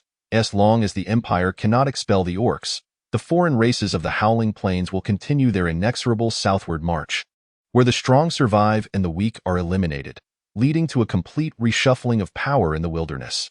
Perhaps in 6 months to a year, the Northern Boar Men tribe could expand from 200 to 1,000, or perhaps it could be overtaken overnight by other more powerful races. Elder, are you prepared to welcome them? Zalwyn scrutinized the dried fruits on the low table, pinpointing a flaw in Leo's argument. These sunflower seeds should not represent the Basakar people, but rather your own kin, should they truly be the ones. If the orcs do march south and the foreign races of the Howling Plains truly descend upon us, the first to bear the brunt will certainly not be the wild folk hiding beneath the great waterfall, but rather the River Bend territory, rich in fertile lands and vast forest. Is there truly a distinction? Before the foreign races, we are all but humans. If River Bend falls, the Basakar will find themselves isolated and helpless, facing the same fate. After laying this groundwork, Leo finally articulated his true purpose for being here. My demands are not excessive. The Riverbend territory continuously absorbs refugees, bolstering its military might, thus surely fortifying itself against the incursions from southern tribes. Moreover, we have the support of Isenboard. I merely wish for the warriors of Riverbend to confront the enemy's charge head-on, while the Basaka people unleash their arrows from the sidelines, rather than watching impassively. By that time, the Basaka will remain Basaka, and Riverbend will still be Riverbend, and both shall endure. Zolwyn gazed at the dried fruits, appearing utterly unmoved. Decades of survival wisdom rendered him impervious to the words of an unfamiliar youth. Even if the assertions made were astute, they warranted verification before being deemed credible. The reports of the orc advance remained unsubstantiated, and the disturbances in the wilderness bore no conspicuous signs. Hence, no matter how sincere Leo's words, they remained open to debate. Observing this, Leo remained unperturbed. He had never anticipated persuading the other party with mere words. Establishing a connection, engaging in rational discourse, and presenting the broader situation to the wild folk sufficed to fulfill the purpose of his journey. As nightfall approached swiftly in the valley basin of the northern spring, after enjoying a fireside dinner filled with exotic flavors and roasted meats, Leo settled in under the arrangement of the wild folk. That night, 2 wild maidens ascended to Leo's bed, one of whom exuded an air of experience. Within the secluded wilderness, disconnected from the outside world, the tribes prioritized the continuation of their bloodlines, with little regard for laws or ethics. Some tribes near imperial villages dared to capture women for reproduction, while remote tribes like that beneath the Great Falls resorted to intermarriage or even incest. Naturally, the wild folk could not afford to overlook a prime specimen like Leo. To ensure safety, they even provided a maiden with birthing experience. Leo, however, politely declined. Though tempted, he lacked the audacity to engage in such acts under the curious gazes of Physa and Freya. Indeed, the 3 of them slept by the hearth in the Lord's Hall, with a thick layer of furs spread on the ground. This was the best accommodation available in the tribe, a privilege reserved for esteemed guests. After spending a night in the wild folks' territory, Leo departed the following morning. Before his departure, Elder Zolwyn presented him with a yew longbow and a pouch of heavy arrows as a token of gratitude. The ever-sidelined goblin Physa received a blanket crafted from bear hide. Freya, on the other hand, was met with countless farewells and offerings of food from the wild folk. Yet, despite being deeply touched, Freya chose to decline. She longed for Olivia's flatbreads. Upon reaching the dwarf peak, Freya positioned herself at the edge of a cliff, gazing down at the vast Wolfbane plain, where the Anzino River meandered like a silver ribbon. Turning back to behold the magnificent barrier that vanished into the clouds, she instructed Leo and Physa, "Stand back." Further back. Once Leo and Physa had retreated 10 meters, they witnessed Freya take a deep breath before emitting a piercing scream. The sharp, dolphin-like tone resonated like an enchanting melody, compelling Leo and Physa, standing 10 meters behind her, to instinctively cover their ears. After calling out twice, Freya joyfully exclaimed, "The teacher's ears are quite sharp. He can hear my voice from 100 miles away." Chapter 35. The two fools beneath the seat. Upon returning to the Riverbend camp, Leo reported the outcomes of his expedition to Yulian. Overall, it was satisfactory. There was little need to worry about the wild folk launching a surprise attack. Yulian nodded and said, "For the time being, let us focus on training the militia, procuring some equipment, and simultaneously strengthening our vigilance against potential incursions from the wild boar people across the river. Indeed, you must keep a close watch on the wild folk," Yulian added. Understood, Leo agreed without protest. Watching Leo's departing figure, Yulian couldn't help but exclaim, He has truly grown up." Beside him, the old man Rusev tapped his pipe and jested. "Then why not hasten to marry off your daughter to him? It would be nice to have grandchildren sooner rather than later." His pipe had long ceased to emit smoke. The tobacco of the northern smokers was entirely self-cultivated, and Rusev was no exception. The tobacco he brought from his homeland had already been consumed along the way. Impossible! What conditions would he need to marry my precious daughter? Yulian shook his head. Noticing Rusev chuckling, he inquired, "If you had a daughter, would you dare let her marry this good-for-nothing?" "Absolutely not. He is far too reckless, Rusev replied, shaking his head vigorously, as if avoiding venomous snakes. However, after a brief moment, Rusev suddenly remarked, "Olivia is truly a wonderful girl. It would be a pity if she did not marry Leo." Setting aside the hushed conversations of the campus elders, Leo had his share of responsibilities. He needed to continue enticing and coaxing the gophers to dig trenches, while also urging the militia to intensify their training and strictly address the issue of indiscriminate defecation within the camp. Particularly regarding the latter, Leo had even established a Boy Scout troop, issuing a decree that anyone caught relieving themselves in or around the camp would be discreetly poked in the rear with a stick. Consequently, the camp was often filled with the exclamations of both young and old, alongside the shrieks of women. During militia training, Leo would draw forth his yew longbow, practicing archery under the envious gazes of the militia. This 2-meter-long yew longbow, with a draw weight nearing 200 pounds, required even Leo, who possessed innate strength, to exert considerable effort to draw it, taking great care to avoid straining his tendons. Thus, initially, he focused solely on drawing the string to strengthen his waist, and only after his body adapted to the formidable bow did he attempt to knock an arrow and shoot. This singular longbow, though appearing simple, was in fact quite challenging to craft. Achieving such a high draw weight while ensuring practicality demanded exponentially higher standards in both material selection and craftsmanship. Even the yew trees abundant in the Wolfbane region were not all suitable for producing a longbow of this caliber. Moreover, its energy transfer was not exceptional, ranking near the bottom among all bow types, relying solely on sheer power, thus placing a heavy demand on the archer's overall physical condition. For a robust young man like Leo, standing at 1.80 meters, being a Tier 3 heavy infantryman was more than adequate. Yet to aspire to be a Tier 3 Imperial elite archer, he still needed to grow taller. Yulian, observing Leo practice his archery, would offer guidance as well. Though Yulian was a sergeant of heavy infantry, the Wind God Fortress also housed numerous Imperial archers, and he frequently witnessed their training. He possessed a longbow himself, though with a draw weight far inferior to Leo's. Since becoming less mobile, this longbow had nonetheless claimed the lives of many a quarry. The posture and technique of a longbow archer differ significantly from those of an ordinary hunter. Without guidance, one would inevitably encounter numerous obstacles while learning through trial and error. However, with Yulian's mentorship, Leo swiftly became adept at wielding the yew longbow. Yet, to reach the proficiency of a wild hunter or an imperial longbowman, he would still require time to hone his skills. The incessant supply of iron, or from the dog-headed folk, exchanged for provisions through the small fishing vessels provided by the Petaha family, temporarily alleviated the camp's food shortages. Furthermore, Freya's presence liberated a considerable amount of labor.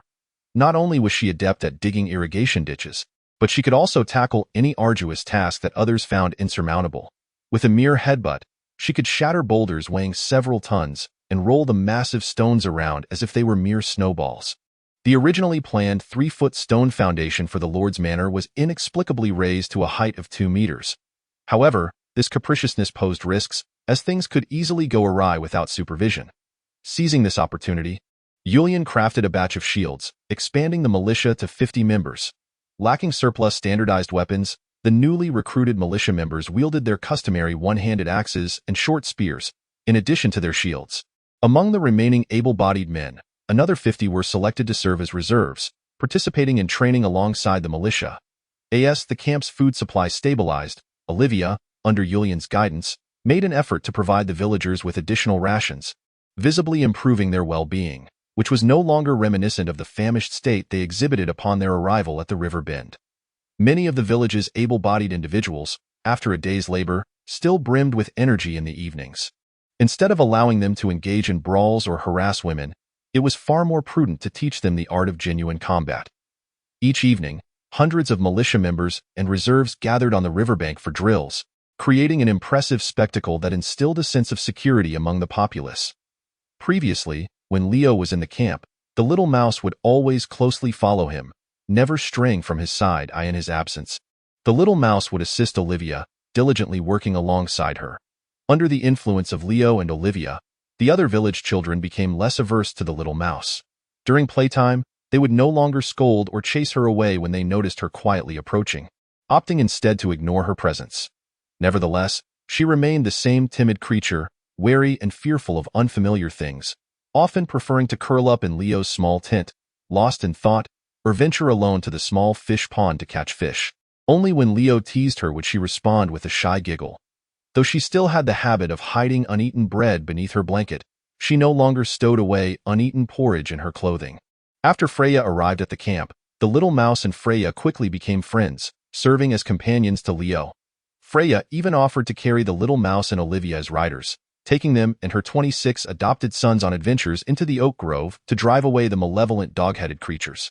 Wait, why 26? Leo counted the dog-headed pups in the house 3 times, identifying several distinctly malnourished pups before turning to Fiza, questioning, "Are you certain you haven't thrown any of your own sons in there?" Originally, the husky people had come to protest against the reckless actions of the groundhogs, yet their eyes flickered with uncertainty as they feebly defended. "They came here on their own." Gathering her courage, she inquired, "You mentioned that adult dog-headed folk could also come to the camp, right?" "Indeed, they are welcome to come, but only those willing to work shall have food." Leo, of course, was indifferent. Whether they came to the camp to kill or to appease, it was a matter for Yulian to handle. The labor force in the camp was still woefully insufficient, with much to be done and a dire need for manpower everywhere. Even if they were dog-headed folk, if they could work, it was not out of the question. Fraser's eyes sparkled with interest as she began to ponder what tasks her dogs might be capable of performing. In Chapter 36, the dog-headed blacksmith. On one side of the Lord's mansion, the bald giant Valerie, accompanied by several others, was erecting a furnace against the outer wall. This furnace towered impressively, reaching a height of nearly 3 meters, resembling a colossal water bottle. Meanwhile, Yulian, Ruthven, and several leaders stood nearby, gesturing excitedly. Leo approached, gazing at the peculiar structure before him, and asked, "What is this contraption?" "This is a smelting furnace. I assume you've never seen one before?" Yulian proudly explained, taking the opportunity to impart knowledge to the younger generation. "This is a remarkable piece of equipment." Valerie apprenticed as a blacksmith for 5 years in his youth, making him somewhat of a blacksmith in his own right. "If we can get this furnace operational, we will be able to smelt the iron ore brought by the dog-headed folk into ingots ourselves." Leo, too, felt a surge of excitement. In Athenbul, the price of quality pig iron ingots exceeded 5 times that of an equivalent weight of iron ore. This meant that once the furnace was operational, The iron, or from the dog-headed folk, could be turned for a threefold profit. However, the prerequisite was functionality. Leo held little hope for a furnace constructed by an apprentice blacksmith. His disdain was evident as he remarked, "After 5 years, you are still merely an apprentice." Julian and several leaders chuckled derisively, dismissing Leo's naivety. Being a blacksmith was no simple feat. In the north, blacksmithing was a prestigious profession, with the techniques and recipes for smelting being closely guarded secrets. A rural lad like him might toil for a lifetime at the forge, without ever learning the craft if his master was unwilling to teach. In his youth, Valerie spent 3 years manning the bellows at a blacksmith shop, chopping wood, making charcoal, and performing household chores, enduring 3 years before he had the chance to swing a heavy hammer.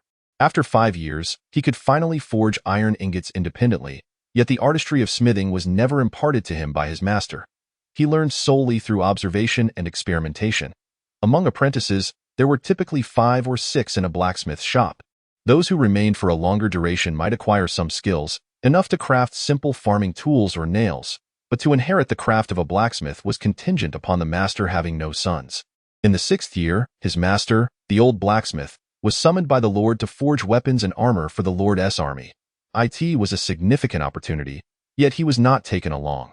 Valerie, resourceful as he was, did not succeed in becoming a blacksmith, so he turned to carpentry and masonry, becoming proficient in various trades, thus earning the reputation of the most skilled craftsman in the village. A group of villagers, laboring in the fields, dared to construct a grand lord's mansion spanning hundreds of square meters, and it was largely due to his expertise. Enraptured, Leo and the others gathered around the primitive smelting furnace, ultimately failing to offer any constructive suggestions.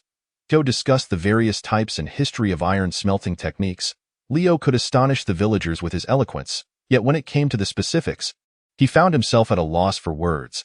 As he pondered, an idea struck him. Aren't there blacksmiths among the goblins? Why not bring one over to exchange experiences and learn from each other?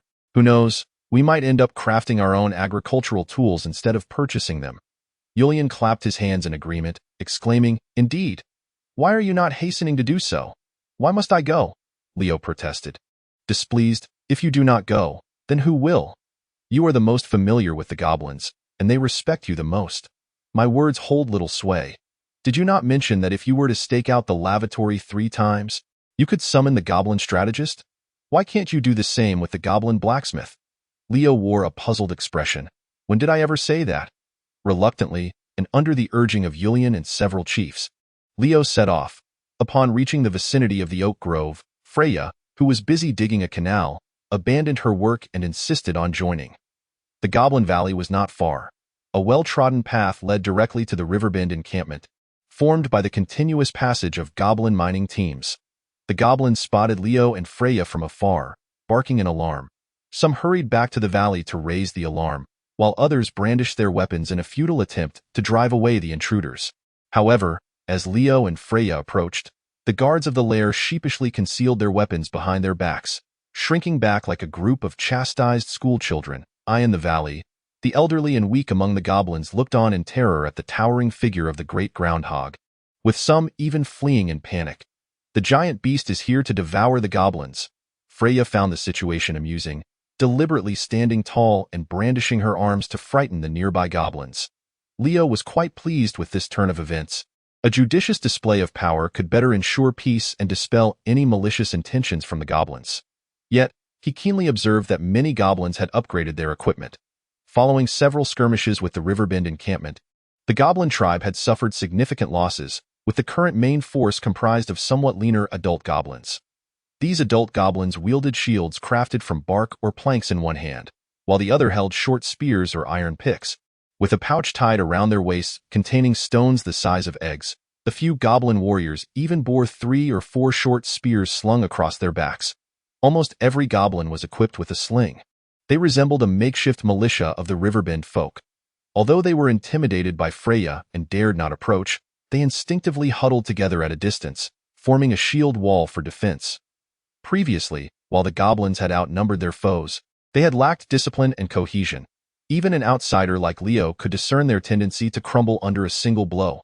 Remarkably, this husky named Physa, who seemed rather simple-minded, had managed to organize the goblin tribe quite effectively in a short time. It was as if she had mastered the intricacies of governance. By the time Leo and Freya entered the valley, Physa had already arrived upon hearing the news, having frequented the riverbend encampment. Physa was well acquainted with Leo and Freya, approaching them with calm composure, devoid of any signs of tension. To her kin, this demeanor was extraordinary. They viewed their new leader as brave and formidable. Once Leo articulated his intentions, Physa nodded readily and said, "You, come." Having spoken, she led Leo and Freya deeper into the valley, making their way directly to the iron smelting furnace beside the lair. The goblin furnace bore little resemblance to those crafted by humans. They appeared as diminutive mounds of earth, scarcely a meter in height. Amongst the 10 or so small mounds, half were still emitting wisps of smoke, while a group of goblins tended to the fires. Using blowpipes to stoke the flames, one of the cooled mounds had been excavated, revealing 2 small goblins, their fur darkened by coal dust, rummaging within for the smelted iron. These were tiny iron beads, akin to grains of sand, which would be collected in ceramic pots and subjected to a second heating once sufficient in number, transforming into blocks of sponge iron on one side of the furnace. For robust goblins encircled 2 anvils, rhythmically hammering the glowing sponge iron into the desired shapes.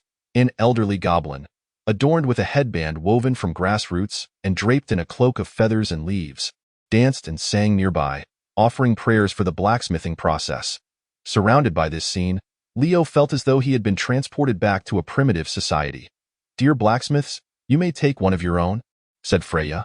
Unlike the other goblins, who regarded this rudimentary ironworking technique as a form of arcane magic, Freya perceived it as nothing more than simple craftsmanship, devoid of any profound technical complexity, and thus deemed it unnecessary to be shrouded in secrecy. Chapter 37. All are striving. Leo approached the 4 goblin blacksmiths and inquired, "Among you, who is the most skilled at forging?" The goblins paused their tasks, staring blankly at Leo until he repeated his question, at which point they all pointed in unison towards Freya. Not only did they direct their fingers at her, but the busy goblins around them also halted their work, collectively indicating Freya. The aged shaman, standing nearby, proclaimed in a convoluted form of the imperial tongue, "Freya, princess, most formidable, all of them, most formidable." Leo, incredulous, asked, "Are you truly the most skilled blacksmith?"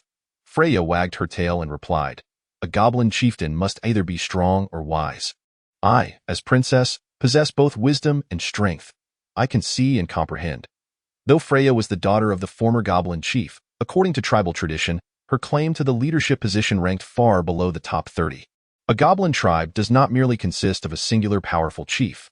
It also includes a notably intelligent shaman, a blacksmith with a legacy of forging skills, and several captains of hunting parties, comprising nearly 1/3 of the goblin warriors.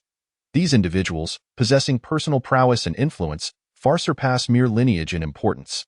For Freya, a naturally disadvantaged female goblin, to ascend as the tribe's leader, she must inherently excel beyond her peers.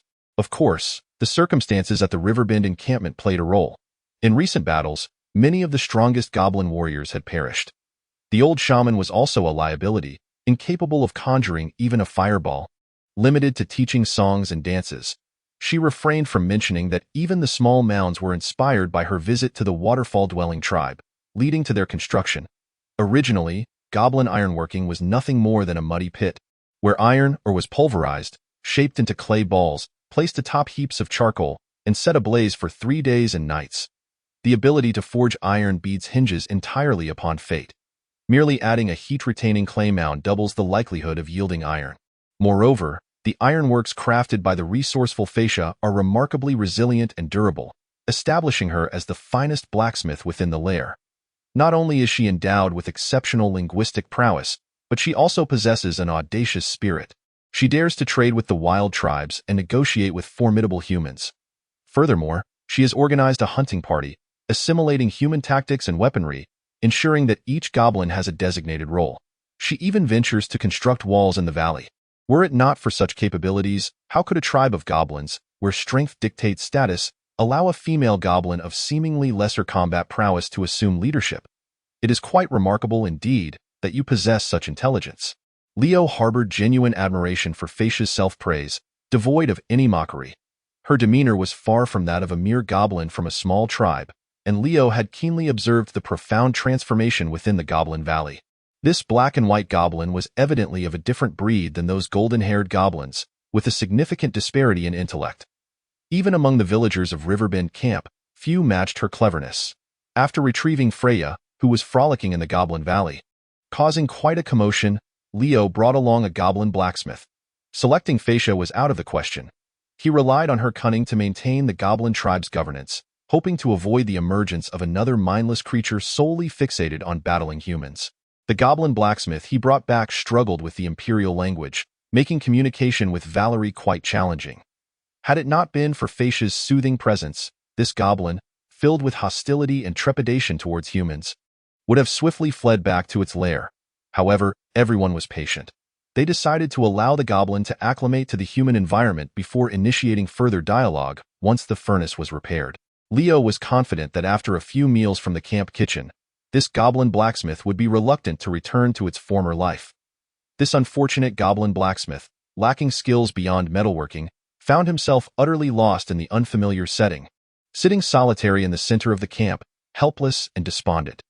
Olivia attempted to bring some goblin pups to him, offering a semblance of comfort, yet the male goblin showed no interest in the younglings, even baring its teeth and emitting a low growl of threat to drive them away. The goblin pups could only whimper and crawl back to their mothers. Why is it that others traverse to foreign realms and immediately encounter a dwarf master forger? Yielding to their prowess? Here, not a soul appears, and the only half-hearted blacksmith merely casts iron ingots, compelling me to capture a goblin blacksmith to fill the void. He feels as though I must personally oversee every trivial matter.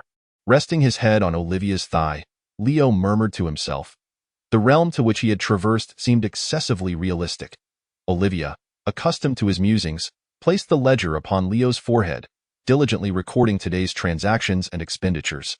Observing the increasingly substantial figures in the ledger, Olivia felt a surge of joy. The village's supplies were sufficient for a month, and the upcoming iron ore could be exchanged for a greater variety of goods. 15 pounds of cheese, 10 pounds of nails, 2 spinning wheels, 20 axes for logging. Eye in the distance. The robust youths, under the command of Valeri, raised their voices in unison, shouting, "Yo hey lift!" Once the foundation of the Lord's manor was established, the first floor began to take shape. Freya, returning from the irrigation ditch, lay sprawled in the center of the camp, covered in mud, her 4 stout paws flailing wildly as she proclaimed, "I refuse to get up. I demand a hot bath." Listening to these sounds, Leo felt his worries gradually dissipate. He was not alone in his efforts. Everyone was striving for their homeland. As night fell, just as Leo was about to drift into slumber, he noticed the tent flap being lifted and Olivia, clad in a sheer linen nightgown, slipped inside. The garment, worn thin from frequent washing, was as delicate as a gossamer veil. The flickering light from outside illuminated her exquisite form, rendering it almost ethereal. "What are you doing?" Leo exclaimed, his eyes widening. Squeezing beside Leo, Olivia had no choice but to lie on her side, clutching his arm due to the cramped space of the tent. "I'm afraid you'll bully the little mouse. I'm here to supervise you." "Supervise me? It seems to me you have wandered into the jaws of a tiger, seeking your own demise," Leo retorted, rolling over and pinning Olivia beneath him. Though he propped himself up with his arms, he could still feel the softness of her bosom pressing against him. Just as the atmosphere grew increasingly charged, a sudden shriek from the little mouse below interrupted them. A massive beast's head poked inside. "Get out! Get out!" The 3 of them, 6 feet in total, pressed against the groundhog's forehead, desperately trying to push her out. "I, too, want to stay in the tent," Freya insisted, firmly squeezing into the precariously teetering small tent. Boom! The unfortunate little tent finally succumbed, collapsing with a resounding crash. Chapter 38. The battle. After resting in the camp for a few days, Leo could no longer endure the monotony of life. He packed his gear and once again ventured into the wolf-repelling plain across the river. The Riverbend camp, now settling into a routine, was filled with arduous labor, devoid of any novelty. Julian had no intention of sparing him from grueling tasks. He was either sent to repair the dam or ordered to assist the youths in hoisting beams, as a future knight of the frontier. "What dignity do I have to perform such menial work?" Leo declared, hastily gathering his belongings early in the morning and departing. The terrain of the wolf-repelling plain was far from flat. It was interspersed with numerous hills and mountains, particularly on the side near the majestic barrier mountain, where ravines and deep gorges carved by flowing water were abundant. This land would serve as their future dwelling, and now it was poised to become a battlefield against the wild boar people. Although the wild folk had not agreed to join in the assault on the wild boar people, Leo refused to sit idly by, waiting for them to discover the riverbend camp and ignite the flames of war upon them. Thus, he sought to familiarize himself with the terrain in advance, seizing the advantage of time and place. Constantly ascending nearby high points, Leo meticulously noted the landscape, and outside the valley, he stumbled upon the tracks of the wild boar people. They were already very close to the Anzino River. With familiarity guiding him, it would take no more than 2 hours to reach the river bend. Stealthily approaching, Leo, from hundreds of meters away, spotted a group of wild boar warriors emerging in the valley. Among them, 5 warriors were taking refuge from the wind in the valley, gathered around a campfire to rest. Beside them lay 4 robust unicorn wild boars. As Leo scanned the surroundings, he also noticed 3 wild boar warriors, armed with crossbows, standing on the high ground of the valley, vigilantly surveying their surroundings. The scene indicated that this was a hunting outpost of the wild boars. Leo estimated the distance to the nearest wild boar sentry, drew out his longbow, and prepared to sneak closer. A single arrow, swiftly loosed, and then he would flee. This was a game of adrenaline. Just then, a faint whistle caught his attention. Turning cautiously, he saw a bare-headed figure about 20 meters away. The bare head tilted back, revealing a face adorned with a thick beard. It was a wild hunter. The wild hunter gestured for Leo to halt. Quietly, Leo approached and discovered 2 more wild hunters lying in ambush nearby. Their stealth was remarkable. Concealed among the trees, blending into the ground with their brown bear or gray wolf pelts, they were nearly invisible from over 20 meters away. The wild hunter raised his longbow, signaling Leo to follow him as he crept toward the valley. Leo trailed behind the 3 wild hunters, descending the slope and inching closer to the valley as they neared the campfire of the wild boars. A sudden twang echoed from afar. The 3 wild boar sentries on the hillside were struck simultaneously, arrows piercing their skulls, and they tumbled silently down the slope before the wild boars in the valley could react.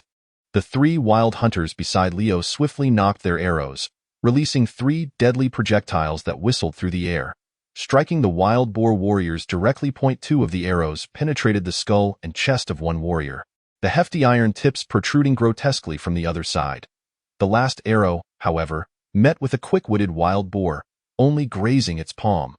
Under the tremendous force, the stout hand shattered, fingers flying in disarray. The surviving wild boar warrior let out a blood-curdling howl. Yet undeterred, he scrambled to retrieve his heavy weapon, dragging it with one hand and charging alongside his remaining comrades. Leo was astounded. These wild hunters were akin to the keyboard warriors of his former life, each a master marksman. Although Leo had tirelessly practiced with his longbow, even with decent talent, he could hardly achieve such precision beyond 50 meters. The attacking wild hunters did not falter. Their heavy arrows flew with fluid grace, raining down upon the wild boar warriors from all directions, creating a veritable storm of shafts. The last 3 wild boar warriors charged forward for a mere 10 meters, managing only to fire their crossbow bolts before being impaled, collapsing forward like hedgehogs. Leo too released an arrow in haste, but it narrowly missed the wild boar warrior, vanishing into the thicket in the blink of an eye. A hunting party of 8 wild boar men was completely annihilated by the wildlings, leaving only 4 frenzied unicorn wild boars.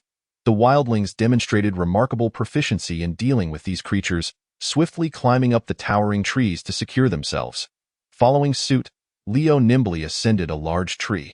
Yet, after climbing merely 5 or 6 meters, the entire tree shook violently, nearly dislodging him. A robust unicorn wild boar crashed forcefully against the tree, its nearly 1-foot-long horn embedding itself deep into the trunk. Remarkably, the creature seemed unscathed, merely struggling to extricate its horn from the wood. Leo drew his steel sword, gripping it firmly with both hands, the blade angled downward, before leaping down. Utilizing the immense potential energy from his descent, the sword pierced deeply into the boar's neck, nearly transfixing it. Habitually, Leo twisted the blade and then pulled to the side.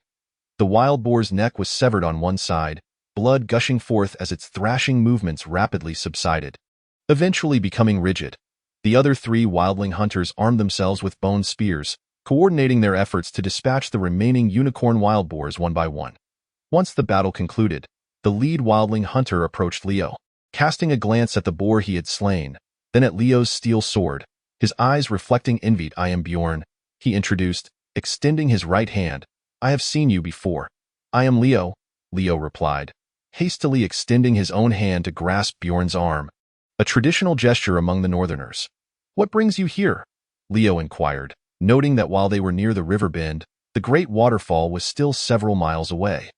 "The number of wild boar men is increasing, and we need to cull some," Bjorn answered succinctly, as if anticipating Leo's thoughts. He added, "Not every battle unfolds as smoothly as this one. At times, we suffer heavy casualties, especially in larger skirmishes." Leo understood the gravity of the situation. The wildlings were skilled archers, yet their armor and weaponry were rudimentary in close combat. The wild boar men warriors possessed immense strength, naturally overpowering the wildlings. Should the wild boar men command their unicorn boars to charge, disrupting the wildlings' aim, the wildlings would find themselves at a significant disadvantage in the ensuing chaos. Chapter 39. The planned such small-scale skirmishes bore no resemblance to the drawn-out duels depicted in films. When life and death hung in the balance, both sides exerted every effort, with a single encounter determining fate. Had the wild boar men attacked a wildling stronghold, it would likely have played out similarly. Perceiving the weight of Bjorn's words, Leo promptly remarked, "If you consider the wild boar men a nuisance, you might contemplate my proposal. The river bend could also contribute." Bjorn did not hesitate to decline, stating, "Elder Zolvan has his own considerations." Leo refrained from pressing further, aware that persistent persuasion could sow discord among the wildlings. While they conversed, the remaining wildling hunters diligently busied themselves with clearing the battlefield. The wild boar men's heavy weaponry weighed over 20 pounds, cumbersome for ordinary humans. Nonetheless, it could not be disregarded and was unceremoniously discarded into the creek. As for the remaining crossbows and leather armor, they have been gathered in a heap, prepared for packing and transport. Bjorn pointed at the unicorn boar beneath Leo's feet and said, "This boar is the one you have slain. Its carcass belongs to you, and you may take it with you."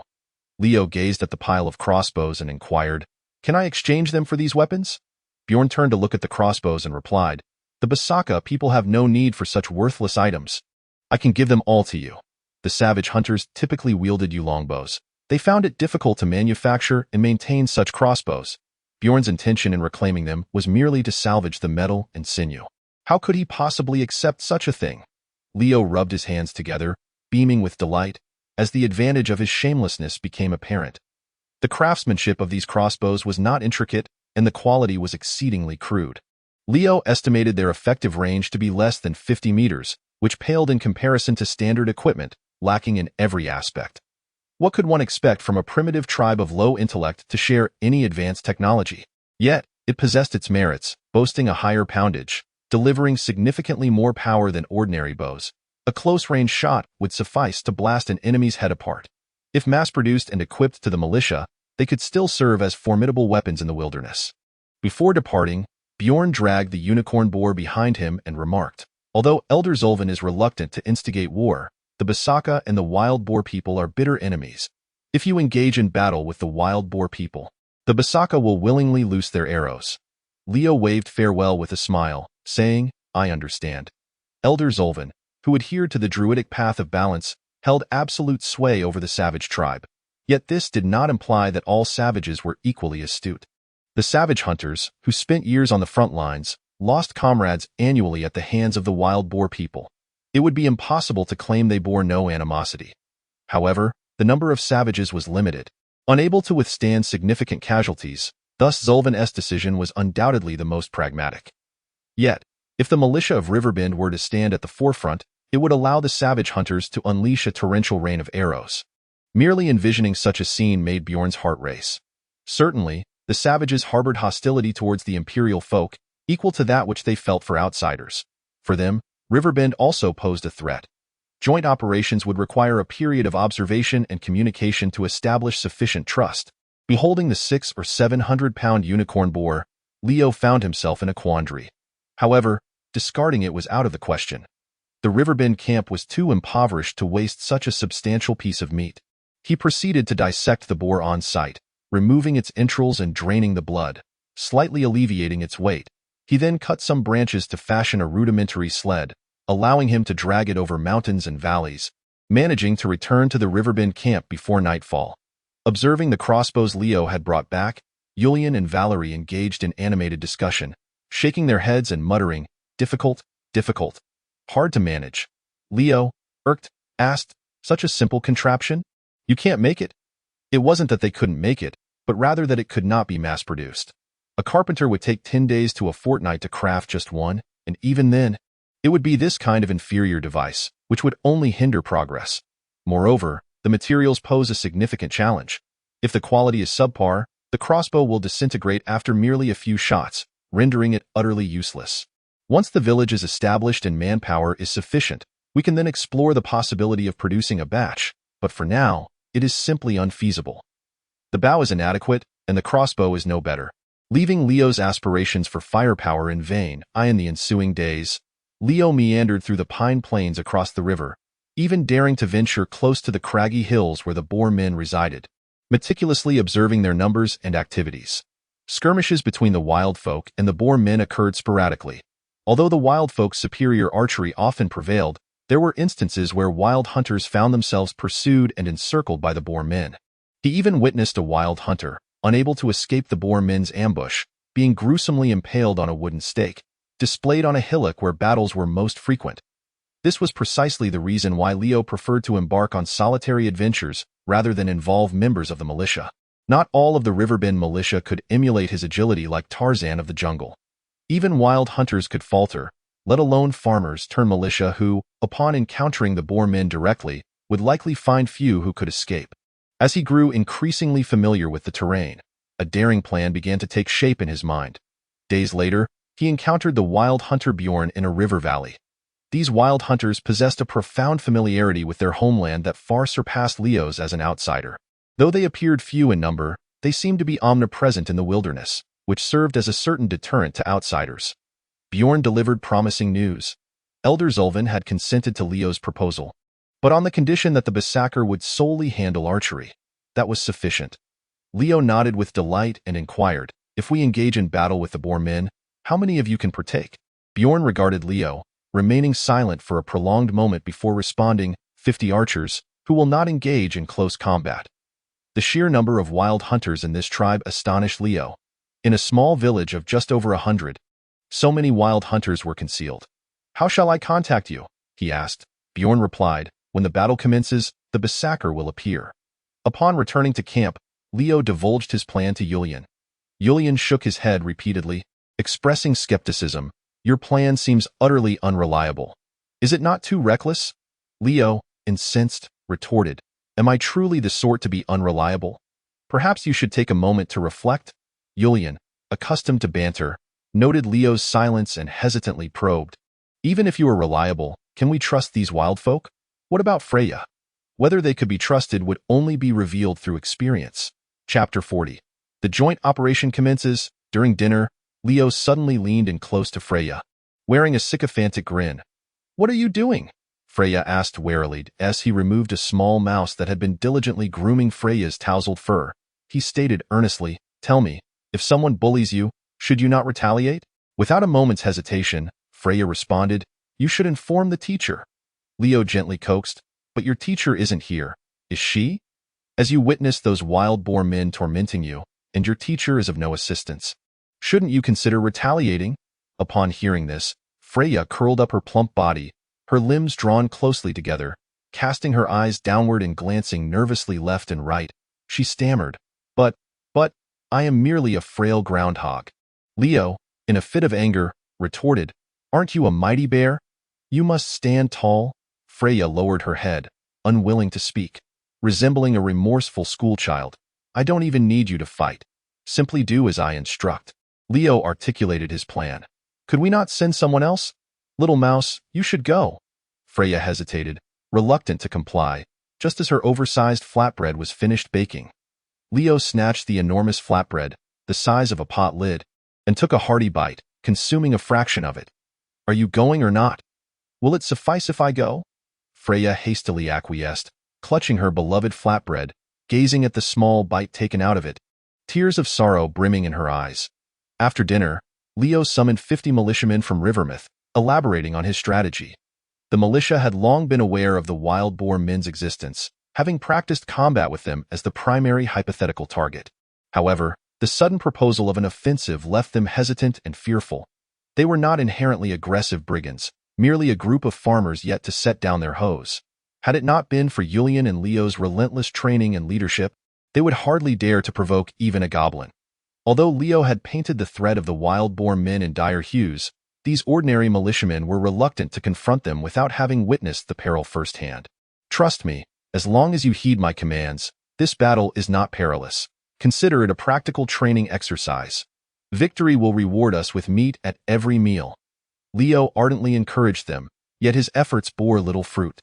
Julian, unable to bear it any longer, stepped to the forefront and bellowed, "A bunch of timid turtles. What is there to fear from the wild boar men? I single-handedly took down a whole nest in my day. Steady your nerves. For every wild boar man slain, a plot of land shall be your reward. Those unwilling to participate may leave the militia." With Julian's promises and threats, the militiamen began to rouse themselves somewhat. Early the next morning, Leo set forth with Freya and the militia, intending to swim across the river upstream. Before departing, Leo instructed Olivia to stoke the campfire to its maximum, serving as a signal to ensure the wild folk would not overlook their movements. Before they could cross the river, a large group of goblins emerged from the forest. The militiamen nearly mistook them for an enemy assault, instinctively raising their shields and drawing closer together. Leading the charge, Fisha proclaimed loudly, "We, the goblins, wish to join the fray. Neighbors, allies, the wild boar men are our foes. You?" Leo furrowed his brow, somewhat disdainful. The number of warriors among the goblins had dwindled, though the ordinary adult golden-haired ones had been well fed during this time, appearing considerably more presentable. Yet, the more appealing they looked, the less combat prowess they seemed to possess, giving them an impression of foolishness and simplicity. Fisha had brought along a contingent of 60 to 70 goblins, all equipped with makeshift wooden shields, slings, and short spears, their weaponry far more refined than before. This formidable force represents the entirety of the Goblins' Valley's combat capability, exuding an air of recklessness as if they have forsaken all else. Very well, maintain your distance and heed my commands, do you understand?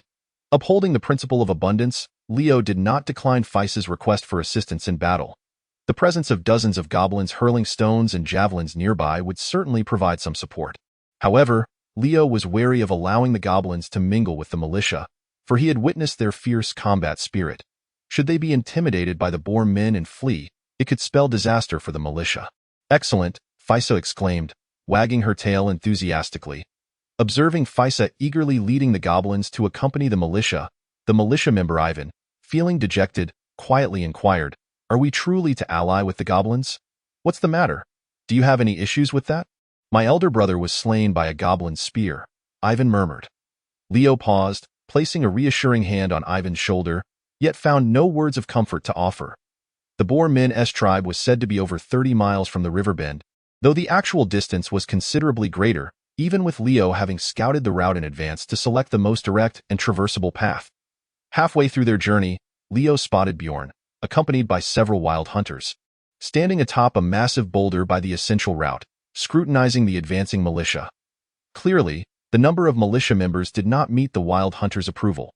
As Leo approached, Bjorn remarked, "With so few, you won't breach the Boar Men's stronghold, nor withstand their charge, I am aware. Your sole responsibility is to shoot arrows. If the situation turns dire, then feel free to retreat." Leo replied with unwavering confidence, then inquired, "Can you guide your men ahead to eliminate the Boar Men's scouts, ensuring they remain unaware of our presence?" After a moment's hesitation, Bjorn nodded and signaled to his companions, disappearing into the forest. Leo led the militia onward for another 7 or 8 miles, arriving at a valley where he ordered the main force to halt. He surveyed the surroundings, muttering to himself, "This is the place. Freya, it's time to work." Several hours later, Freya, caked in mud, appeared outside the Boar Men's lair. Cautiously, she moved forward, her large form barely concealed by the knee-high stones in front of the lair. The sentry Boar Men, filled with terror, whispered among themselves, "It's back. What should we do?" One boar man asked the nearby squad leader. "Pretend you don't see it. Wait for it to leave," the squad leader replied helplessly. "Quickly inform the chief." While one boar man hurried away, the rest gazed skyward, seemingly oblivious to Freya's presence. Frustrated by their indifference, Freya scanned her surroundings until her eyes lit up. Taking a few steps, she grasped a stone the size of a grinding wheel with her powerful claws. With a mighty heave, she spun around twice before launching the boulder into the air. The heavy stone soared over 100 meters, crashing down upon the watchtower of the boar men's lair. The boulder, imbued with terrifying force, obliterated the entire tower, sending the sentry boar men flying, their screams echoing as they plummeted down. Mouse power slingshot. The boar chieftain, who had hastily arrived, initially intended to endure the situation in silence. However, upon witnessing the unfolding events, he could no longer restrain himself, bellowing, "Charge forth and slay it." Instantly, the boar den erupted into a frenzy. Nearly 100 boar warriors and hunters surged forth, driving over 20 unicorn wild boars as they rushed towards Freya outside the camp. Realizing her goal was achieved, Freya did not hesitate. She screamed and took flight. After sprinting for over 10 meters, she remembered she was but a groundhog and quickly dropped to all fours, darting swiftly into the woods. Chapter 41. Ambush in the valley. The 20-odd unicorn wild boars closely pursued Freya, while the somewhat slower boars followed closely behind, led by the boar chieftain. After a relentless chase of 7 or 8 miles, the massive creature ahead, appearing fatigued, intermittently slowed its pace and glanced back. This sight filled the panting boars with exhilaration. This time, they were determined to capture this nuisance no matter what. Once the groundhog darted into a valley and vanished from sight, the boars harbored no suspicion, allowing the leading unicorn wild boars to follow suit. Freya, having entered the valley, waited a few seconds until the unicorn wild boars were nearly upon her. Then she burst forth, leaping over a 5-meter-wide pit, racing towards the depths of the valley without looking back. The taken-by-surprise herd of unicorn wild boars could not halt their momentum, tumbling into the pit in what was once a familiar valley. There now lay a colossal pit measuring 5 meters wide, 5 meters deep, and over 10 meters long. This trap had taken Leo, Freya, and the militia hours to dig. More than half of the unicorn wild boars rolled into the pit, while the remaining ones huddled together, attempting to turn around. "All of you, down you go," Leo commanded as he led the militia out from the thickets on either side of the valley, blocking the unicorn wild boars' escape route. Forming a dense wall of shields, they took advantage of the unicorn wild boars' unsteady footing, pushing them one by one into the pit. Yet, the strength of the unicorn wild boars was formidable. Despite the desperate efforts of 50 militia members to shove and drive them, they only managed to topple a few of the wobbly creatures into the pit. Still, 5 or 6 unicorn wild boars defiantly threw off the militia blocking their path and made a break for it. Leo launched a kick at one of the unicorn wild boar's hindquarters, hoping to halt its escape. With his strength, even a brown bear would be sent tumbling. Yet the unicorn wild boar merely stumbled and then bolted even faster. These were not mere wild boars. They were clearly a herd of diminutive rhinoceroses. With no time to relish their initial success, Leo hastily directed the militia to regroup, facing the valley's entrance in a state of readiness. Outside the valley, the boars finally charged in, undeterred by the relatively small number of militia, brandishing their weapons as they initiated their assault. During their charge, the crossbows wielded by the boars did not cease, unleashing a rain of over 100 bolts.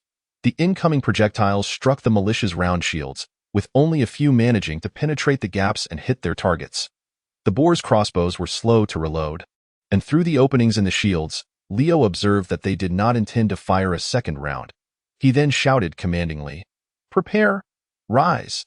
Several militia members exerted their strength to pull up the ropes buried beneath the grass, erecting a barrier of sharpened wooden stakes 5, 10, and 15 meters ahead of the militia's shield formation, angled menacingly toward the wild boar men, blocking their path. Simultaneously, from the left side of the valley, the sound of bowstrings snapping echoed, followed by the piercing whistle of countless arrows slicing through the air. The deluge of arrows unleashed by the wild hunters descended like a torrential storm. Unlike the slow rate of fire of the wild boar men's crossbows, the wild hunters could unleash 6 or 7 arrows within a minute. Once the rain of arrows commenced, it showed no signs of abating. 50 wild archers unleashed a volley that rivaled the might of several hundred archers. In a single encounter, over a dozen wild boar men fell, their bodies pierced by 5 or 6 long arrows, collapsing in their charge. These arrows, a meter long and as thick as a finger, exhibited terrifying power, effortlessly penetrating the boar men's fur and armor, breaching their naturally thick skin, and piercing through muscles far sturdier than those of humans, deeply embedding themselves into vital organs. Many arrows even protruded from the opposite side of their bodies, striking them through and through. With no interference from the unicorn wild boars and the absence of retaliation from the wild boar men's crossbows, the elevated wild hunters unleashed their arrows without hesitation. On the right side of the valley, the voices of the dog-headed men emerged as they burst forth from the woods, brandishing their slingshots to launch attacks against the wild boar men. The dog-headed men hurled polished iron stones, nearly twice the weight of pebbles, akin to iron balls, wielding devastating power. Leo observed as one charging wild boar man was struck by an iron stone, shattering his formidable tusk in an instant and subsequently collapsing his nose under the ricocheting projectile. Although the lethality of the iron stones paled in comparison to the longbows and arrows of the wild hunters, they nonetheless inflicted grievous injuries upon the wild boar men, causing them to howl in agony and halting their advance. Some wild boar men ceased their charge to reload their crossbows, engaging in a counterattack against the dog-headed men. The small wooden shields of the dog-headed men deflected some of the crossbow bolts, yet could not stop them all upon witnessing their comrades fall. The dog-headed men quickly lost morale, retreating into the forest. However, their distraction resulted in even more wild boar men succumbing beneath the longbows of the wild hunters. Meanwhile, the wild boar men chieftain led over 30 of his warriors toward the militia formation. Their hunting companions were still trapped in the pit, calling out for help. Leo and the militia had underestimated the strength of the wild boar men. The massive wooden stakes merely delayed their charge. The foremost wild boar warriors wielded their two-handed hammers and wolf-tooth clubs, smashing and breaking the pointed stakes with a few powerful blows, clearing a path. Yet, the 3 rows of stakes had successfully bought precious time for the militia. Spears ready? Throw. 2 volleys of spears were launched, and more than 10 wild boar warriors fell just 10 meters in front of the militia's shield line. A hefty wild boar warrior, with a short spear lodged in his belly, staggered forward first, raising a massive stone hammer weighing nearly 30 pounds, and struck it forcefully against one militia member's shield. The tremendous force shattered the inch-thick oak shield, sending the broken remnants crashing into the militia member. This individual coughed up blood from his mouth and nose, his arm twisted grotesquely, as he was sent flying by the blow. Without waiting for the wild boar men to expand their gains, the companions of the militia swiftly dragged him away, filling the gap in the shield formation. The militia did not remain stationary, passively awaiting their blows. Before most of the wild boar men could raise their heavy weapons, they collectively advanced, brandishing their shields and forcefully colliding with the wild boar men, thereby neutralizing their heavy weaponry and engaging in close combat. The combat techniques imparted to the militia by Julian were derived from the heavily armored infantry regiment of Wind Spirit Fortress. This regiment specifically trained to face foes even more formidable than the wild boar men, the green-skinned orcs. Orc infantry typically stood around 2 meters tall, with arms thicker than human thighs, wielding double-handed battle axes that weighed no less than 30 pounds. In one-on-one encounters, the human infantry struggled to contend with the orcs due to their disadvantages in height and strength. However, during warfare, the human heavy infantry, through tightly knit shield formations, specialized combat techniques, and close coordination with their comrades, managed to engage equally numbered orc legions in fierce exchanges. The militia led by Julian was a simplified version of the Wind Spirit Fortress's heavy infantry, and their daily training proved invaluable in this moment. They braced their round shields against the midsections of the wild boar men, restricting their movements, while their other hands wielded swords and short spears, stabbing fiercely and eviscerating the foe's point. One wild boar man seized the edge of a militia's round shield, yanking it violently, pulling both shield and soldier out of formation, and knocking him to the ground, placing a foot upon the militia's chest. Just as he raised his massive hammer to crush the militia's skull, he felt his limbs grow weak. The weapon he was accustomed to wielding suddenly felt overwhelmingly heavy. Upon glancing down, he discovered several gaping wounds in his abdomen, his innards compromised. Looking up again, he saw multiple short spears and swords piercing his chest and neck simultaneously. As the last wild boar warrior before the militia collapsed, The remaining 20 or so wild boar hunters that had not engaged began to flee. However, these wild boar men were no match for the arrows of the wild folk hunters. Within minutes, the ground was littered with corpses. As the battle concluded, the vast valley was left with only a few frenzied unicorn boars, chaotically pursuing the dog-headed men. Chapter 42.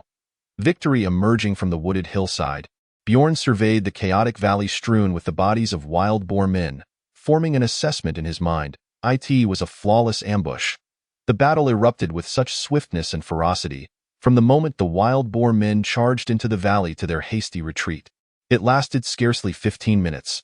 The quivers of the 50 wild folk hunters were nearly depleted, with at least 1,000 arrows raining down upon the wild boar men. Had there been more wild boar men surviving, Bjorn would have had no choice but to lead the wild folk into a charge. The notion of avoiding close combat was merely for Leo's ears. Once absolute dominance was established, the wild folk would eagerly dispatch as many wild boar men as possible. In fact, the close combat capabilities of the wild folk hunters surpassed those of the militia. The wild folk gradually emerged from the forest, brandishing longbows and bone spears, erupting in victorious cheers. Leo keenly observed that among the wild folk archers were several gray-haired old men with wrinkled faces, alongside youthful maidens with tender visages. Clearly, the 50 archers Bjorn referred to did not strictly denote 50 wild folk hunters. The wild folk, a society of universal militia, trained diligently with arrows, and even the young maidens, barely in their teens, boldly accompany their elders on hunting excursions, capable of drawing back longbows with 100-pound pull and hitting their targets with unerring accuracy within 100 meters. The venerable old hunters, though their physical prowess may have waned with age, possess a mastery of archery and a mindset that is undoubtedly more seasoned. Bjorn approached Rio, gesturing towards the colossal corpse of a boar man, proclaiming, "Behold, the chieftain of the boar men." This towering creature stood at least 2 meters tall and weighed no less than 3 times Rio's own mass. Lying prone, it was some 7 to 8 meters away from the militia's front line. Its face obscured from view. 6 or 7 long arrows were embedded in its back.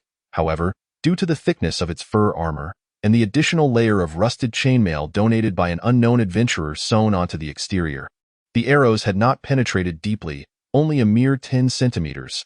For the brawny chieftain of the boar men, this depth had not breached the muscular layer beneath its hide, rendering it non-fatal upon flipping the beast over. Rio discovered 3 short spears lodged in its chest, their wooden shafts broken upon impact, with remnants deeply embedded in its flesh. This conspicuous chieftain had received priority attention from the wild archers and the militia. Before it could reach the ranks of the militia, it had succumbed ignobly to the ground. As Rio inspected the chieftain's carcass, he mused idly, "Why is it that these boar men do not carry shields?" To which Bjorn replied, exasperated, "Who hunts with a shield? One ought to wield a shield while hunting," Rio retorted proudly, patting the round shield strapped to his back. Militiaman Viggy approached, troubled, and inquired, "What shall we do with these boar pigs?" Over a dozen solitary boar pigs struggled desperately in a large pit, their writhing causing the walls to crumble and nearly burying them alive. A few militia members stood guard at the pit's edge, ready to strike down any boar pig attempting to escape. "Capture them if possible. If not, we will slaughter them for meat," they resolved. Viggy scratched his head and walked off. Only about 10 boar men had successfully engaged the militia in close combat, yet each was a formidable warrior among their kind. Despite the militia's numerical superiority and seamless coordination, dispatching these fierce combatants proved to be quite a challenge. 2 militia members lay grievously injured, incapacitated and unaware of their fate, while over a dozen others tended to various degrees of minor wounds, seated on the ground bandaging their injuries. The remaining militia commenced a search for spoils alongside the wild folk. The gathered loot was centralized into a heap, which Rio and Bjorn swiftly divided among themselves. All crossbows and bolts were designated for Riverbend, while the armor was allocated to the wild folk. The wild folk, lacking in need for meat, chose not to claim any of the solitary boar-pigs. As for the gnolls, they received hefty weapons that neither Rio nor the wild folk desired. The purpose behind their interest in these primitive stone hammers and axes, weighing 10 to 20 pounds, remained a mystery to Rio. Nevertheless, among the 3 factions, the gnolls appeared to be the most jubilant, wagging their tails as they walked. Feeling a pang of guilt, Rio generously bestowed upon the gnolls the several solitary boar pigs that were darting about the valley. declaring, "What you capture is yours," Bjorn, accompanied by the wild folk, set about severing the head of the Boorman chieftain, preparing to carry it back to their tribe as a trophy of conquest. The head of the wild boar chieftain was severed and presented to Leo as a token of recognition. Before the gaze of all the militia and wildlings, Leo accepted the head without a hint of revulsion. In the lull of battle, Leo looked up to see the groundhog sitting alone on a hillside distant from the carnage. She stared vacantly at the battlefield strewn with corpses, observing the militia and wildlings scavenging the remains of the wild boar, devoid of the anticipated elation. Upon noticing Leo's approach, she did not spring forth to bask in glory as usual. Instead, she drooped her ears and turned her back to him. "I miss my teacher." Leo felt a pang of guilt. The imposing beast before him concealed a soul younger than that of a mere mouse. Furthermore, she was a druid of the forest, her thought processes and values starkly contrasting with those of humanity. The elves of this world are a peaceful, life-loving race, harboring an even greater disdain for war than Leo had imagined. Millennia ago, elves populated every corner of the continent, but as other races grew in strength and warfare escalated, they retreated into the highlands within the majestic barriers, nearly vanishing from the land. Their preferred method of confronting threats was flight. While humanity reveled in the violence of war, delighting in their victories, the elves beheld only the carnage of fallen bodies, the flow of blood, the spread of death, and the decay of life. Leo recalled Freya mentioning that in her homeland, the most common method of resolving disputes among kin was through contests of slumber, to see who could sleep soundly and for the longest duration. The first to awaken would be compelled to concede. Many elves diligently practiced shape-shifting, aspiring to transform into slumberous creatures to maintain their status within the community. Freya's mentor, for instance, could sleep for 3 to 5 months without a care, facing no conflicts whatsoever. Gently stroking Freya's back, Leo offered comfort and reassurances, promising her the camp's provisions for the third time, which managed to uplift the groundhog slightly. After clearing the battlefield, Leo led the main force towards the wild boar's lair, only to be met with a hail of arrows. Although the main force had been decimated, over 100 wild boars remained within the stronghold, armed with crossbows and prepared to resist fiercely behind their fortifications. "Freya, do you speak the language of the wild boars?" Leo, in a moment of desperation, implored, "Help me persuade them to surrender. If that fails, propose tribute, and I shall grant you half of the spoils." Freya shook her head. "I do not." "Then what shall we do?" Leo met Bjorn's gaze. "Retreat." Chapter 43. Good news. What other option do we have? Do we expect the wild boars to invite us for dinner? The wild boar tribe, having lost its main force, was indeed no match for the coalition. However, Leo realized that to eradicate this tribe would exact a considerable toll. If they were to storm the wild boar's stronghold and engage in close-quarters combat, would the militia possess the requisite strength? Would the wildlings, stripped of their long-range advantage, be willing? The kobolds, well, among the coalition, only the kobolds were brimming with enthusiasm, wielding 30-pound stone hammers, unafraid of any foe. Ready to confront even the mightiest with the bravado of a titan. It is not the suppression of the Physa. They are eager to charge forth. Given the disparity in size and strength, the fierce and battle-hardened wildfolk might contend with the Boorman hunters on a one-for-one basis, while the militia must cooperate in pairs to best a single foe. In this regard, both Leo and Bjorn remain quite rational. Elder Zolvan speaks the truth. Nurturing the enemy only serves to elevate their own stature. They do not deceive me. The once formidable threat of the Boorman's lair has diminished significantly, and with their waning power, it is now their turn to be filled with trepidation. Thus, from the perspective of the Boormen, the aggressively advancing troops were repelled by a volley of arrows, leading to a hasty retreat filled with clamor. Each returned home, laden with spoils. The wild folk, unable to bear the sight, assisted the dog-headed men in slaying 2 unicorn wild boars. The dog-headed men proceeded to dismember the carcasses into sizable cuts of meat, with several of them lifting and carrying as if they were a gaggle of minor demons returning to their lair after capturing Tang's song. This expedition of the dog-headed men would undoubtedly be chronicled in their annals, if, indeed, they possessed any records. Together with the humans, we slaughtered the Boormen with abandon. Ultimately, only 6 of the unicorn wild boars were captured alive from the Great Pit. The remainder, either deceased or injured, were disassembled on-site and carried back by the militia. Upon returning to the camp, it was already midday the following day. The village women rushed forth to receive the chunks of unicorn wild boar meat. Some portions were sliced into strips for drying, others transformed into sausages, while the meaty bones were chopped into large pieces and thrown into a cauldron to simmer into a rich broth. The entire camp was adorned with hanging strips of meat. This amounted to several thousand pounds of flesh. A group of dog-headed pups squatted beneath the meat racks, drooling and jumping frantically, attempting to snatch a bite. Those that leapt high enough managed to bite the end of a meat strip, only to be left dangling, swinging like a pendulum until the village women, wielding rolling pins, knocked them down.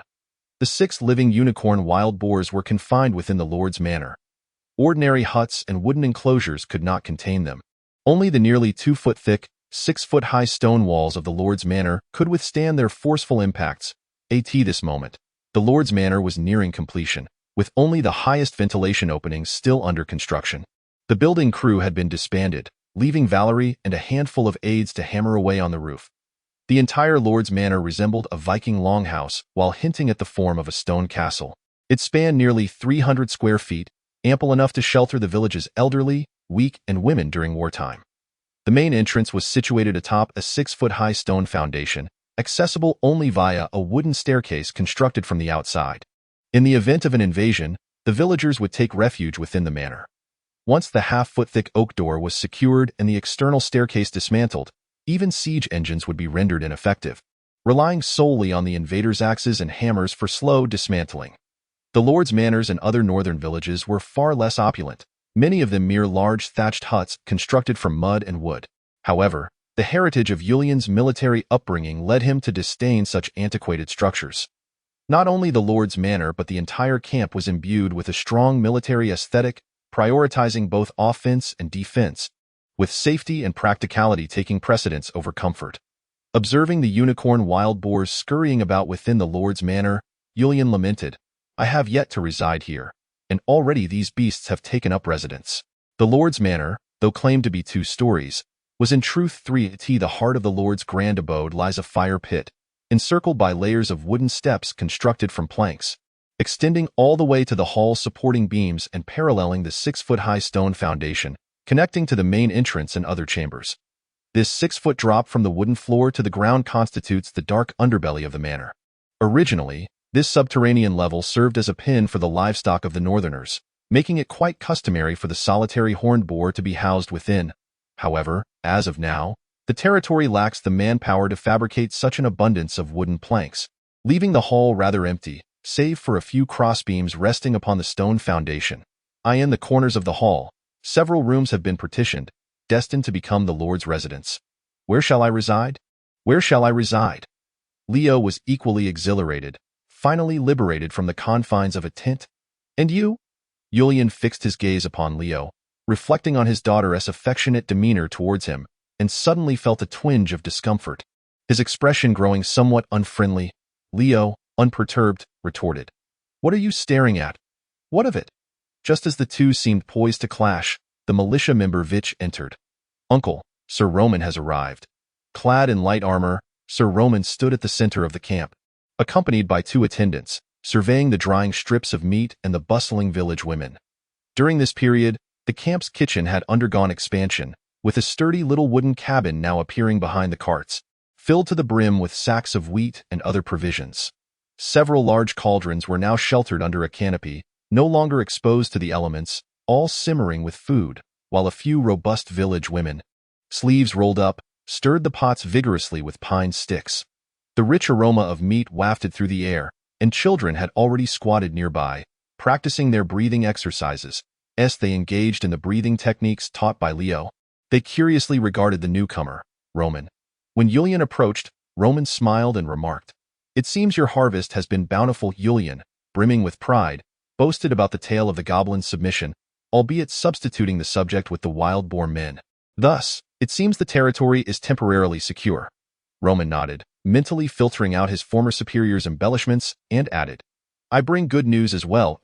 My father has agreed to provide assistance to the Riverbend territory for the next 3 years." "Excellent! Excellent! The old fellow still has a sense of loyalty," Julian exclaimed, overjoyed. Although Julian had been shamelessly seeking aid from Roman's father, Ligolav, since the onset of their journey southward, The fact that he had actually acquiesced came as a delightful surprise. Roman chuckled helplessly, well aware of his father's character. Even if he had a sense of obligation, as the head of a family possessing 4 knightly fiefs, it would be inconceivable to extend unconditional support to an outsider. If he were to send a sack of grain to Julian, how many would he owe to his own uncles? Let us go. We shall not return until we are thoroughly intoxicated. Julian and Roman linked arms. And by the way, did you bring any wine? Chapter 44. New tidings sitting before the campfire, Roman frequently cast sidelong glances at Freya, who had just returned from the canal excavation. This bear of a woman, imbued with a sense of mischief, was undeniably the most captivating presence. No matter where she settled, 2 village women wielding enormous wooden brushes diligently scrubbed the dirt and stones from Freya's fur, as she munched on her pre-meal snacks. After finishing their dinner, the women would boil 4 large cauldrons of hot water to bathe Freya. Through their tireless efforts, Freya swiftly surpassed Leo, ascending to the esteemed title of Labor Emperor of the Riverbend territory, and enjoying the highest level of treatment. The villagers nearly revered her as they would a wild beast. With Freya's remarkable 5-fold excavation speed, the first phase of Julian's plan had long been completed, successfully connecting the irrigation channel to the small lake nestled between the upper reaches of the Anzino River and the Riverbend Peninsula. Nearly 500 acres of land in the northern part of the Riverbend Peninsula had received irrigation and drainage. Meanwhile, the villagers, through their relentless toil, had cultivated over 100 acres of land, eagerly awaiting the spring for planting. Had Leo not witnessed it with his own eyes, he would never have believed that such a vast expanse of land had been primarily cultivated by the village's elderly, weak, women, and children. Yet, Julian was far from satisfied.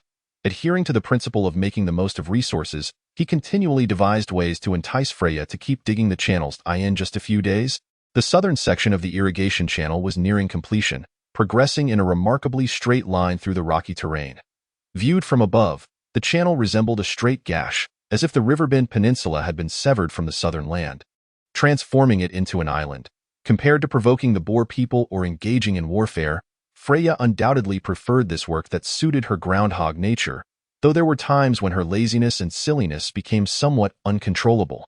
While Julian explained that she was a druid elf in the form of a giant bear, Roman still dared not turn his back to her, fearing that this colossal creature might devour him. A mere stranger.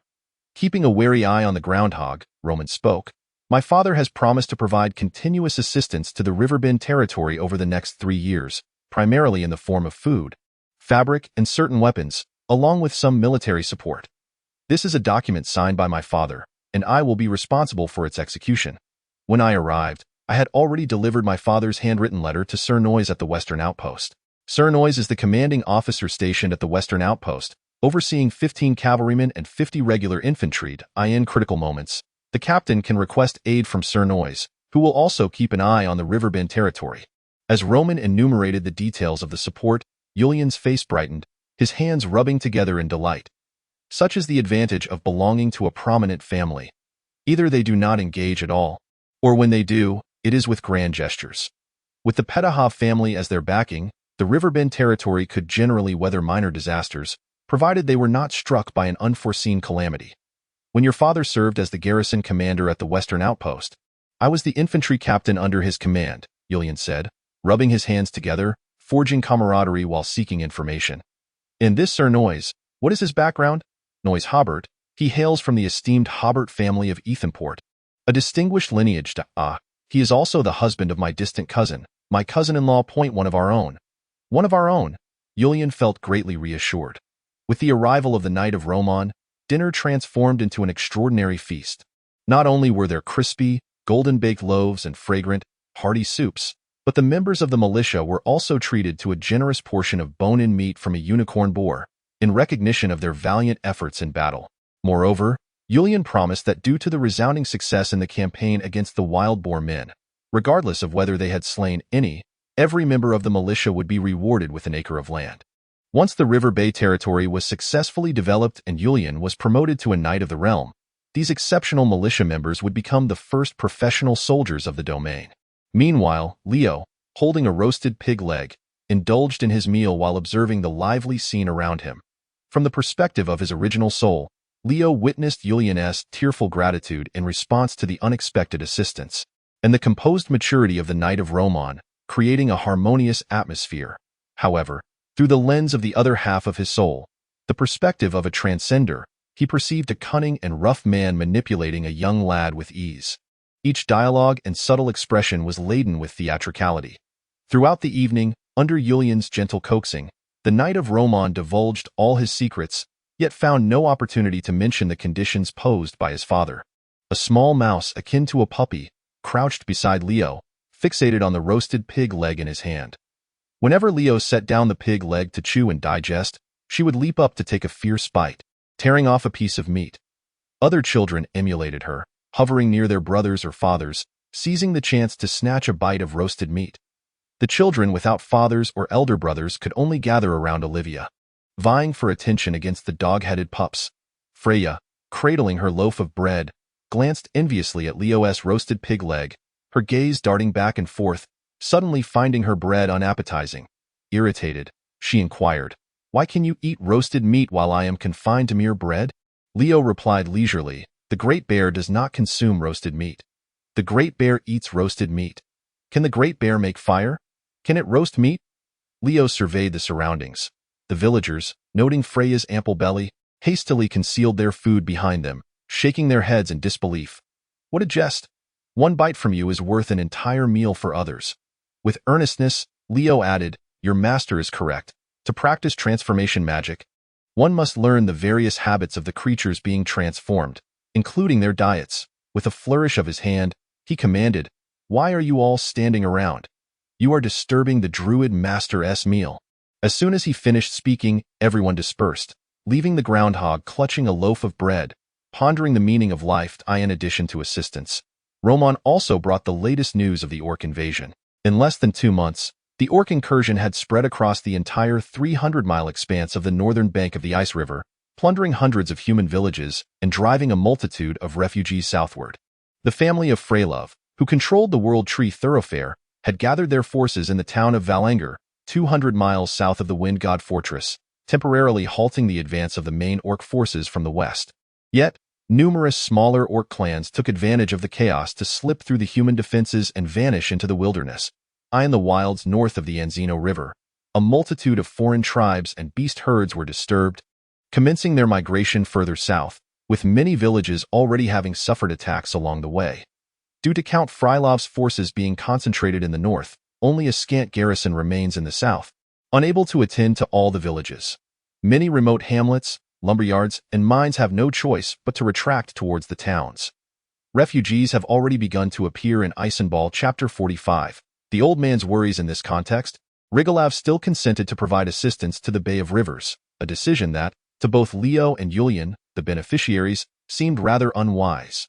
The old fellow must be feeling pressed. Once Knight Romon departed, several local leaders gathered in the village, salivating over the aid list while discussing the imminent challenges they would face. The blacksmith Valerie, quartermaster Rusev, treasurer Olivia, and agricultural supervisor Rashka were all present. As for the militia leader Leo, he had been summoned by Yulian to escort Knight Romon. You see, the Petikov family currently possesses 4 knightly fiefs, one belonging to the patriarch Rigolav, one to his younger brother, one to his elder nephew, and one to his third brother. Rigolav fathered his son late. His younger brother's eldest son is already 30. Aside from managing their own fiefs, the 2 fathers and sons exchanged military merits for a charter several years ago, and now they have cultivated a territory south of the Western Watchtower, supporting over 500 individuals. The old man is indeed anxious. Who will inherit the Petikov estate when he is gone?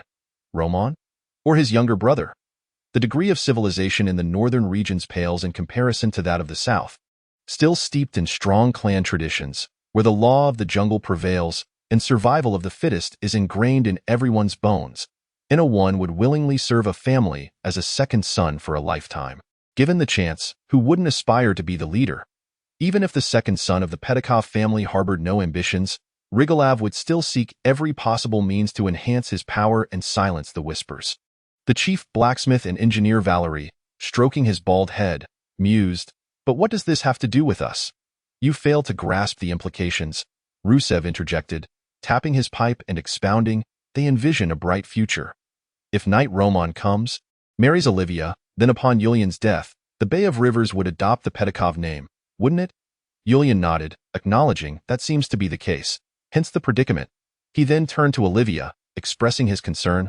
Why not marry Roman? The lad is one of my own, a fine specimen, and besides, he is a legitimate knight now. If you wed him, you would become a knight's lady. Olivia rolled her eyes, uninterested in his suggestion. Rashka, standing nearby, chuckled. Your daughter has her heart set on someone else. You won't sway her. Yulian retorted angrily. What is so great about that Leo?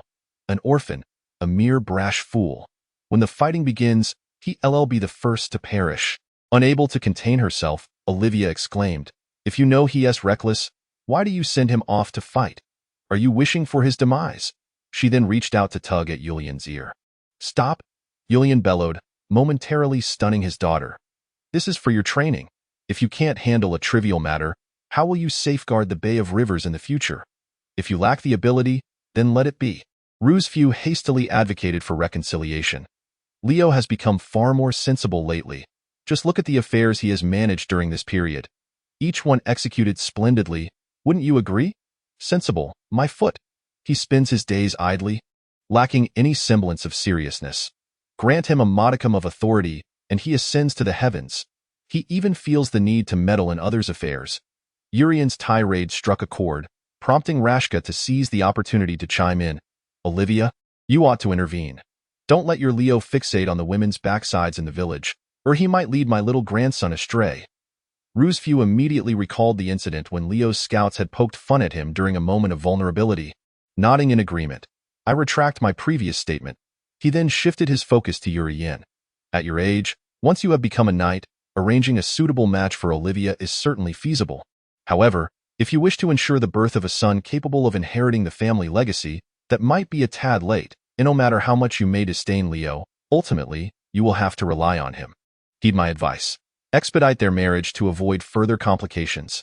Urian listened, his face contorting with frustration, yet he found himself unable to counter Rusfew's reasoning. According to imperial law, a knight's fief is a grant from a noble lord to a loyal knight. Intended to ensure the knight possesses sufficient resources to maintain his warhorse and armor, thereby serving the lord in battle. In certain exceptional circumstances, the lord retains the right to reclaim such lands, be it due to a knight's rebellion, criminal acts, or, for instance, the lack of heirs or an heir deemed incapable of fulfilling knightly duties, such as answering the call to arms. Thus, to secure the inheritance of a fief, one must ensure that their progeny are sufficiently exceptional, with the safest route being for them to become a knight.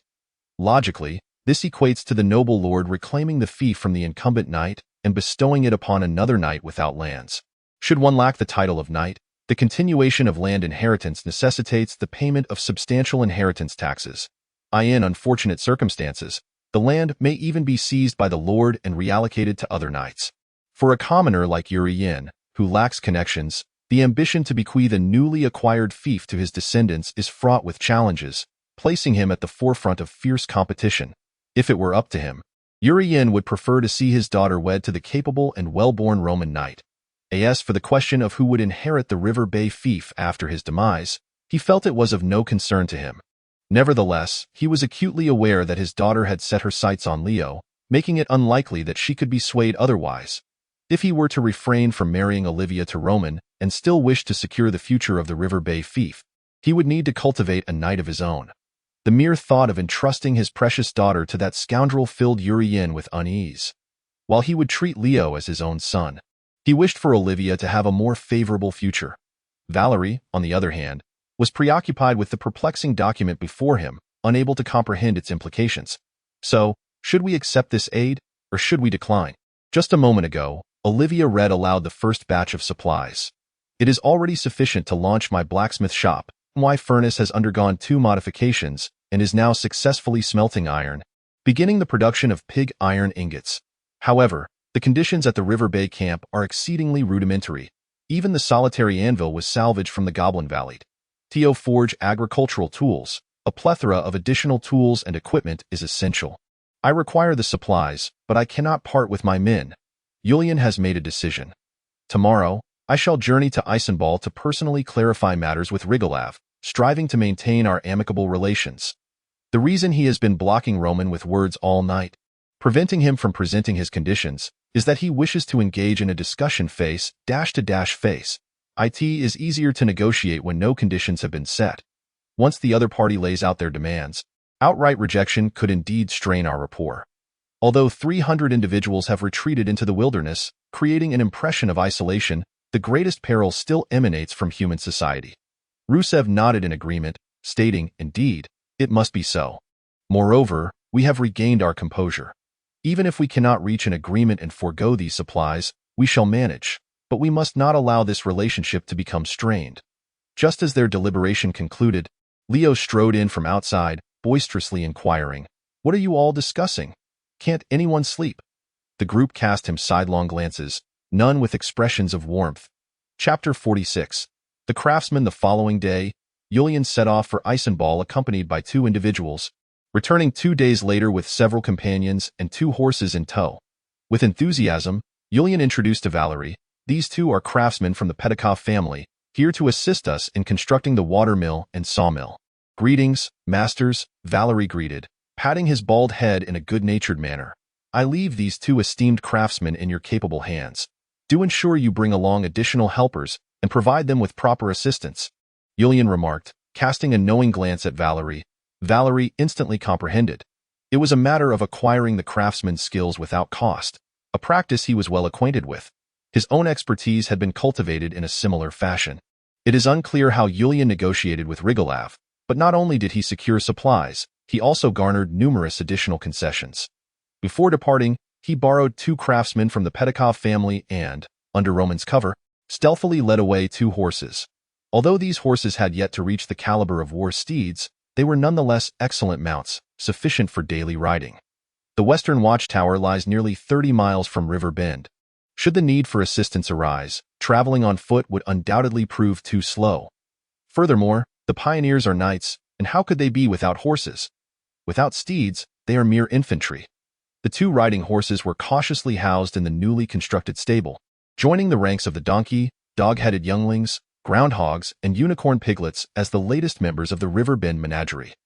The newly built stable and blacksmith's shop stand side by side against the stone wall of the Lord's manor, each with a small door leading to the main house.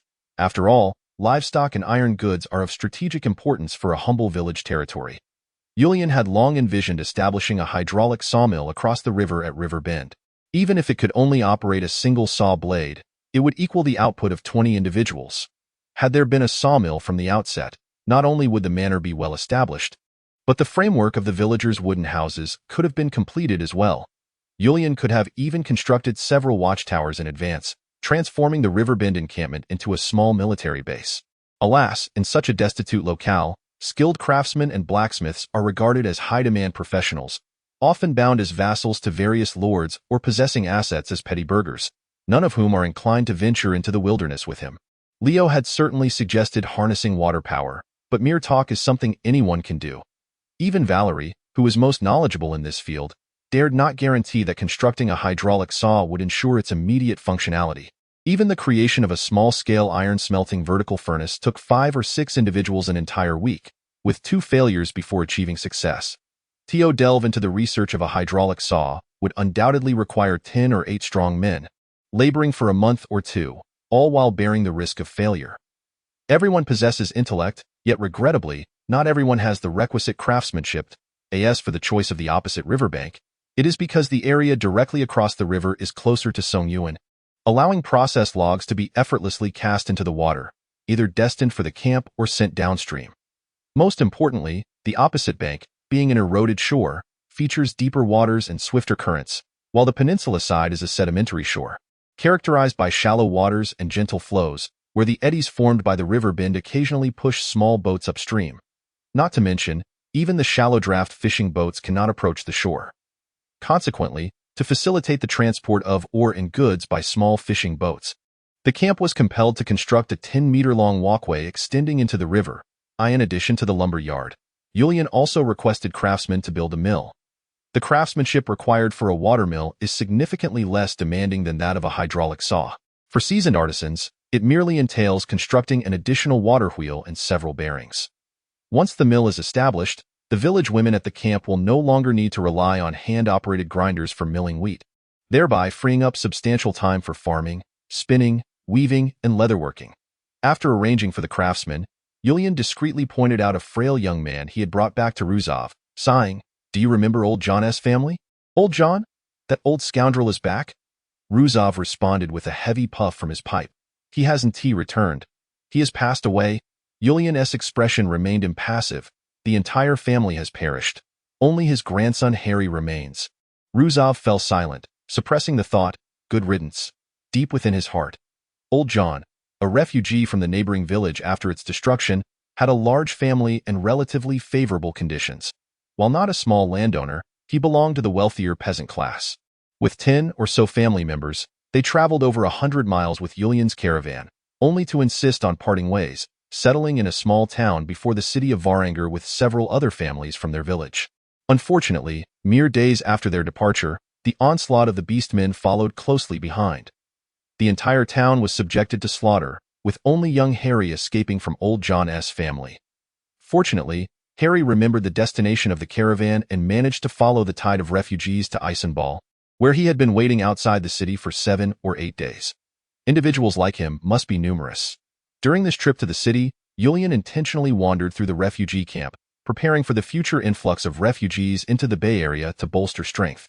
It was there he spotted the nearly starving Harry, a pitiable lad. How could he stand by and let him perish? Thus, he brought him back. Once a robust youth akin to Leo, he had now become a mere skeleton, his gaze vacant. Let us feed him a few hearty meals to help him recuperate. The other villagers bore no intentions of mocking Harry. 2 village women busied themselves replacing his tattered, mud-stained clothing and served him food.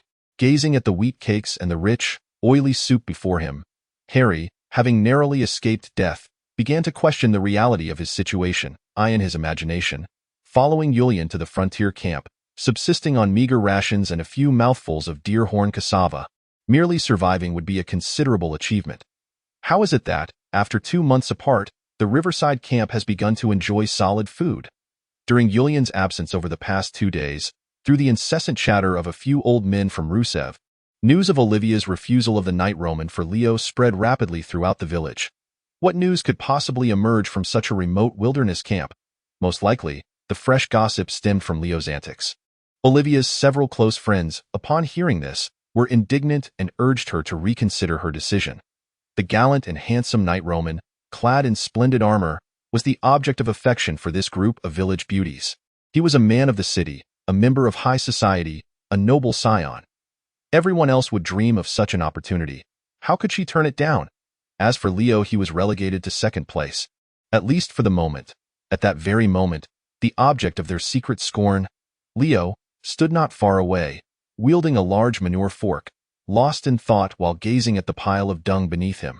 He was clad in a tattered linen tunic, with sleeves that had long since fallen away, his entire being covered in filth, resembling an escapee from a dungeon.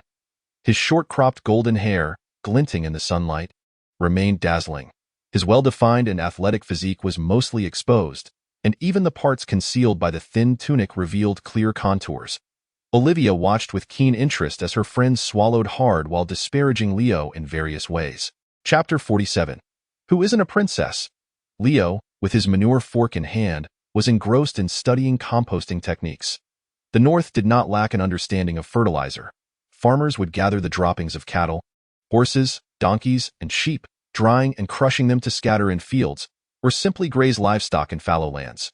Some remote woodland villages or wild tribes practiced slash-and-burn agriculture to its fullest extent.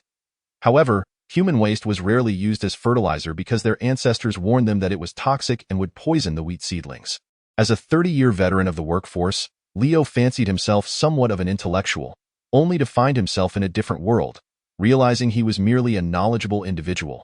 He understood everything he saw yet could accomplish nothing. The notion that human waste could kill wheat seedlings stemmed from the practice of applying it to the soil without proper fermentation, which could lead to secondary fermentation in the fields, generating high temperatures that would scorch the seedlings. Thus, simple composting fermentation would suffice. However, even the most straightforward high-temperature composting techniques could not be mastered merely by tapping a few keys on a keyboard. Leo could only search through the memories of his childhood while gradually experimenting. One of the village beauties grew increasingly uneasy and suddenly grasped Olivia's arm tightly, exclaiming in terror, "Leo can't be thinking of consuming dung. Can he? Olivia, you must stop him." Finally unable to endure any longer, Olivia concluded her brief respite and set off to work with her 32 adopted sons. Regarding the matter of Olivia's ever-growing brood of sons, Leo had once diligently investigated. He had secretly observed Faisa's interactions with the kobold pups after entering the camp, using the pretext of inspecting his kin's survival status, as Faisa leaned against the fence of the stable, conversing with the kobold younglings. Casting her gaze around to ensure no one was watching, she suddenly pulled a small puppy from beneath her clothing and tossed it into the pile of dogs with a swift motion, before turning on her heel and departing. Indeed, after frequent interactions with humans, Faisa had mastered the art of dressing herself. She had commissioned Olivia to transform her bear skin blanket into a bear skin coat, which not only showcased her status, but also provided a convenient means to smuggle puppies into the human encampment. On one occasion, Leo abruptly revealed Faisa's little ruse, shattering her deception without mercy. Infuriated, Faisa was so upset that she refrained from visiting the camp for 3 consecutive days. Seated beside the newly constructed water channel, Faisa, Freya, and the little mouse swung their legs, observing a group of villagers laboriously transporting logs under Yulian's direction. They were preparing to erect a watchtower atop the rocky outcrop midway along the channel. The stone promontory, standing 7 to 8 meters tall, coupled with a 3-meter-high watchtower, would provide a vantage point sufficient to survey the surrounding plains, ensuring that no intruding beings, human or animal, could evade the watchful eyes of the sentinels. This location was over 1,000 meters from the camp, and once the horn sounded, it would afford the militia ample time to don their gear and arm themselves. The militia, even during the day, were required to work, often serving as the primary labor force, making it impractical for them to toil in full armor. Not only was this rocky outcrop under consideration, but Yulian also planned to construct watchtowers and gatehouses at both ends of the channel, encompassing the entire peninsula within a protective perimeter. As for the initiative to build stone walls and wooden fences along the inner side of the channel. The scale of that endeavor was no less than that of excavating the channel itself, and its priority was insufficient. Thus, it would have to be approached leisurely in due course. Simultaneously, another group of over 30 individuals had set off towards the opposite side of the peninsula, intent on clearing a 30-mile path from the bay to the western watchtower.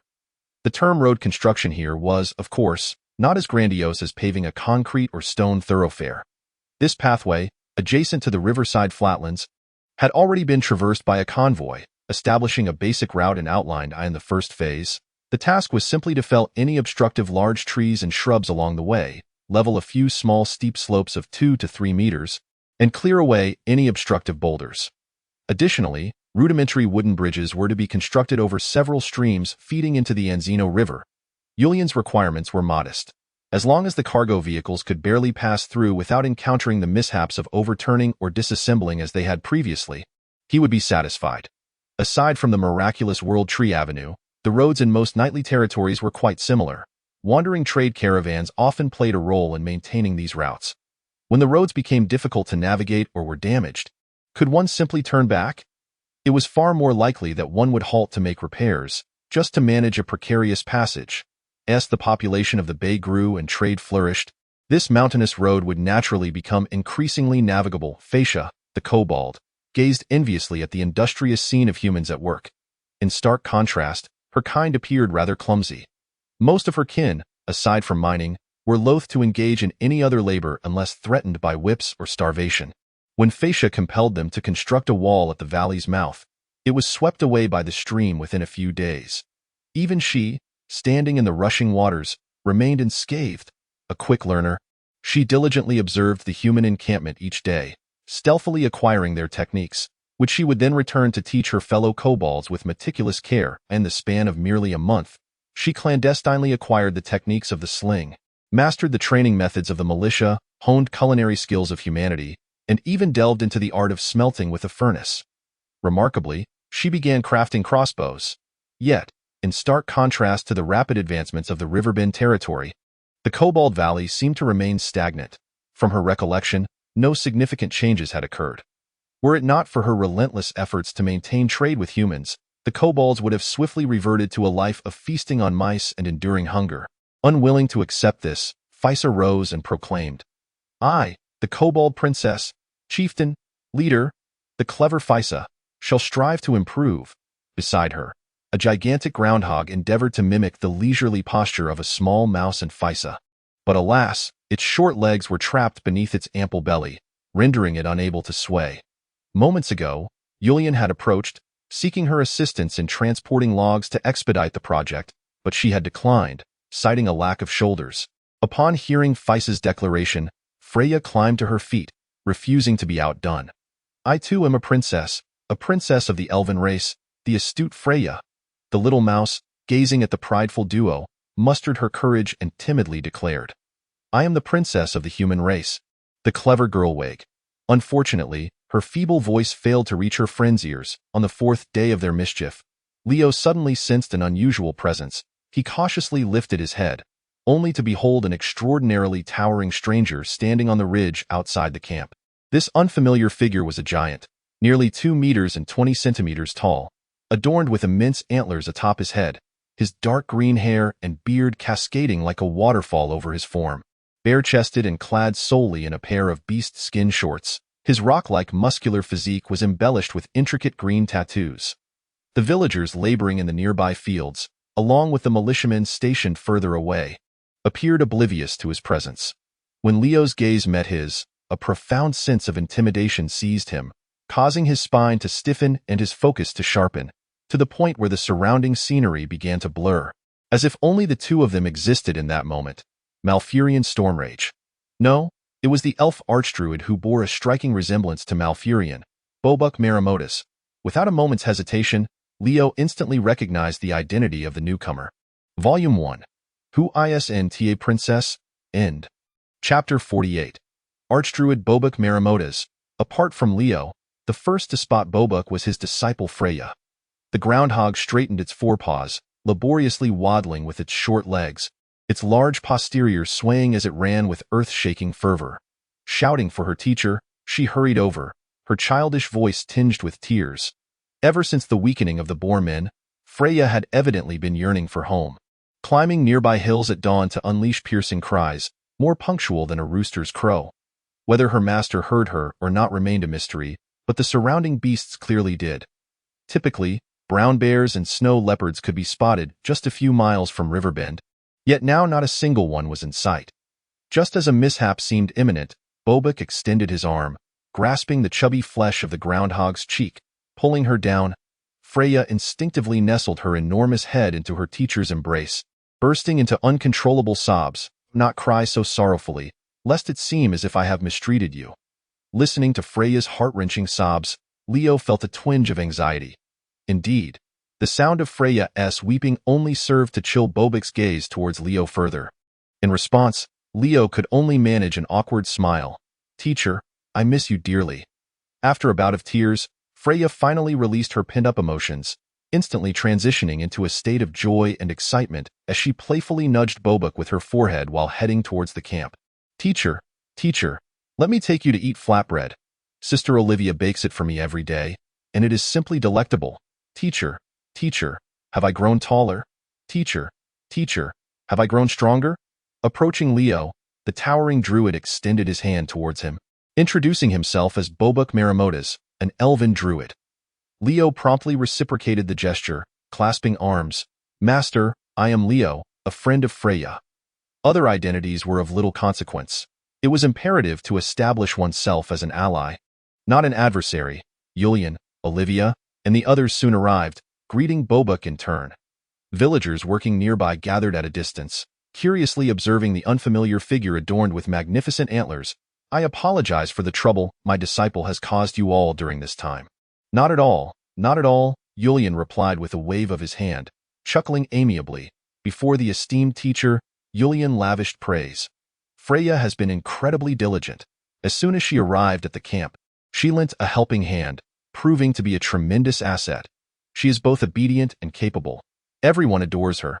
Hearing this, Freya beamed with delight, squatting demurely as she awaited her teacher's commendation. Bobuk merely reached out to stroke Freya's back, nodding and saying, "That is wonderful. Those few words filled Freya with immense pride. She wagged her tail vigorously, blissfully squinting her eyes as she accepted her teacher's affection, nearly collapsing to the ground in a desire for him to scratch her belly. Having spent time with the Knoll pups, Freya had increasingly taken on canine traits. Once settled in the camp, Julian, in his capacity as host, exchanged pleasantries with Bobuk, though their conversation remained largely superficial, lacking in substantial content.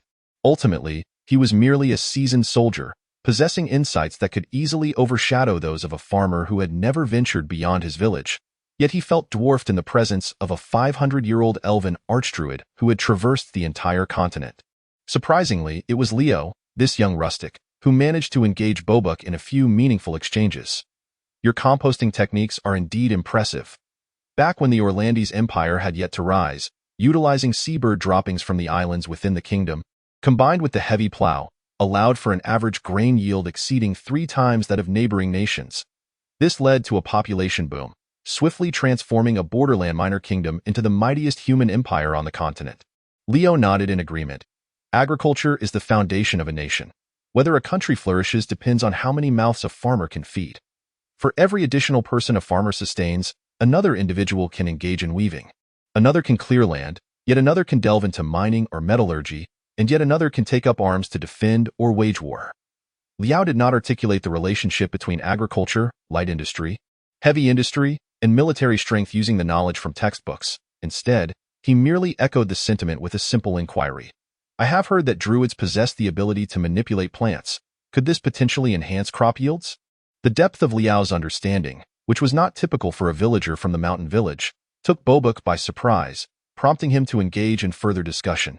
Indeed, druidic magic can indeed augment agricultural output, yet each druid's magical prowess is finite, rendering them incapable of tending to an excessive number of crops.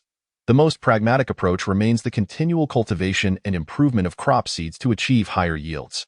Liao sighed, lamenting, regrettably, humans do not possess the same proficiency in plant cultivation as the elven druids do. Half of humanity's wars stem from food scarcity. Bobuk chuckled, shaking his head in response. Human conflict is not rooted in food scarcity, but rather in innate greed. If one half of wars arises from lack of sustenance, the other half is born from an overabundance of it. Whether hungry or sated, all are covetous of what belongs to others. After much preamble, Liao finally unveiled his true intent. At least in the north, the majority of wars are indeed due to food shortages. If the elven druids could contribute by cultivating higher yield seeds, perhaps warfare would diminish significantly.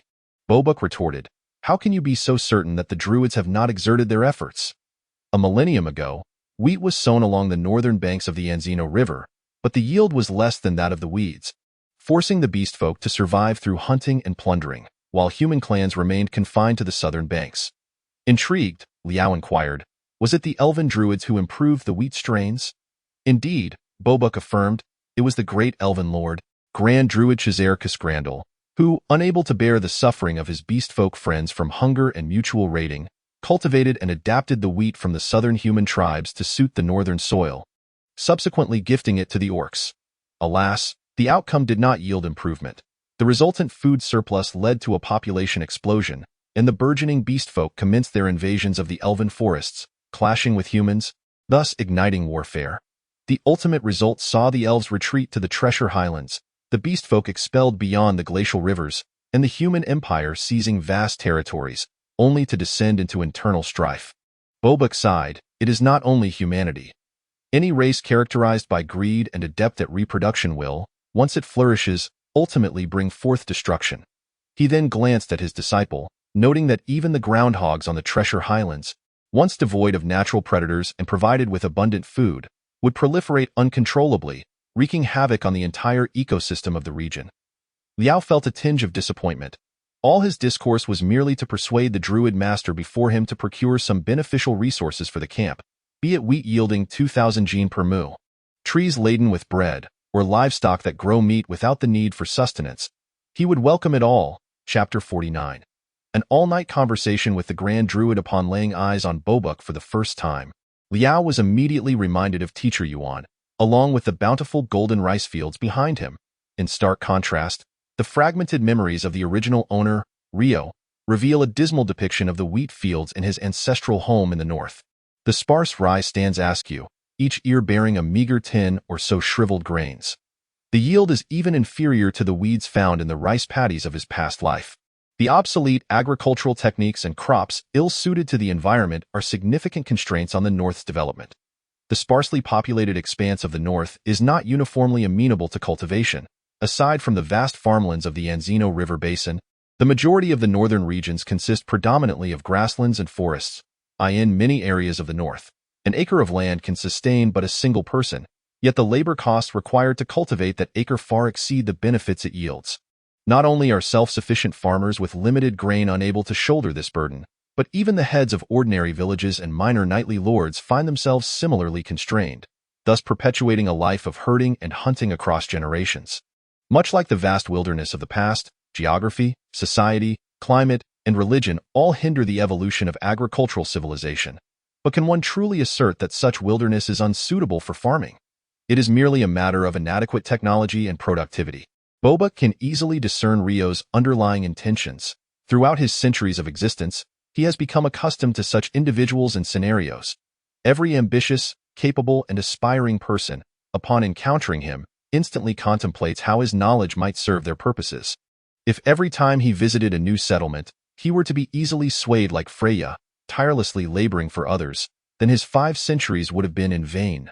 Moreover, the wisdom accumulated over 500 years, alongside the ancient tomes of the elven race spanning millennia, inform him that the more humanity learns, the swifter the world approaches ruin. Yet, this young human's insights and thoughts are indeed intriguing. Thus, he abandons the notion of departing with Freya at the earliest opportunity and instead engages in leisurely conversation with Rio. Their dialogue spans from day to night, and from night to dawn, transitioning from the campfire to the hearth of the Lord's Grand Hall, encompassing a rich exchange across various fields of knowledge. The erudite Bobuk possesses profound understanding of the histories, geographies, and cultural religions of various races, and his succinct narratives swiftly illuminate Rio's circumstances as an outsider. Previously, he had no inkling of his whereabouts, his position in the world, or his place within the food chain. All his efforts were solely for survival. This is a profoundly agonizing predicament for a modern individual. Without a correct worldview, one cannot cultivate a proper outlook on life. Lacking even a modicum of understanding of this world makes it exceedingly challenging to identify one's place within it, leading to a sense of aimlessness, even rendering one unable to discern a direction in which to strive.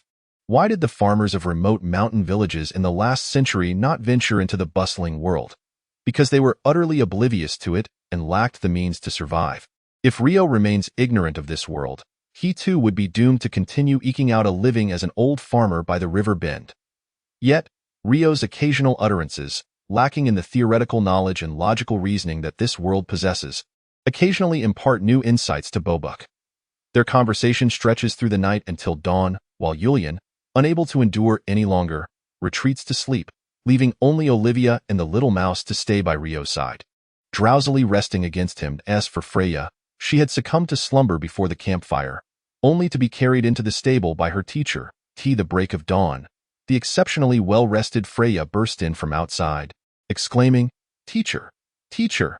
in her excitement. As she charged into the main hall, the wooden floorboards emitted a distressing creak. Both Leo and Bobuk shouted in unison, "Get out! Get out!" The lumberyard was still under construction, and the Lord's manor lacked sufficient planks to create floors.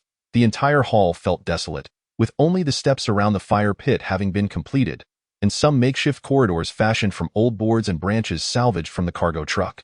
Were it not for Bobuk's soothing spells, Leo and Bobuk would have had to endure the cacophony of the horned wild boars racing and roaring around the stone walls of the manor, separated only by the wooden staircase. These flimsy boards and slender branches could evidently not withstand Freya's formidable weight. With 3 of her feet planted on the groaning planks and 1 foot raised, she found herself frozen in place. At the simultaneous urging of Leo and her teacher, Freya reluctantly took a step forward. With a resounding crash, the entire wooden bridge leading to the fire pit collapsed, and Freya let out a horrified scream as she plummeted into the dark depths, immediately beset by 6 horned wild boars that had been lying in wait, their raucous cries echoing in the air. Leo and Bobuk both placed their hands on their foreheads in dismay. In response to Leo's concerned gaze, Bobuk reassured him. "It's all right, she won't be harmed. So, Is this the reason you taught her to transform into a giant bear? Bobuk nodded silently, teaching her the bear transformation without instructing her on how to revert, invulnerable and impervious to fatal falls, even if she got lost. Perfect.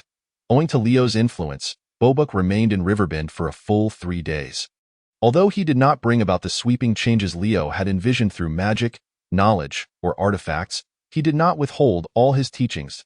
At the very least, he instructed the villagers on how to soothe and tame the restless horned wild boars.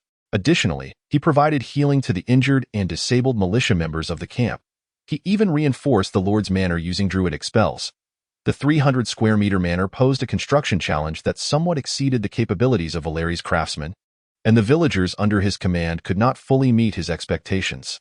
Consequently, Bobuk quickly identified certain unreasonable structures and flaws within the manor.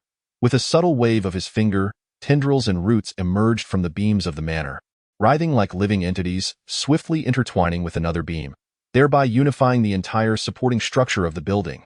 He also informed Leo that the land of Riverbend was already sufficiently fertile, and that no fertilization was necessary in the first year. Instead, focus should be placed on drainage and aeration of the soil in the second year.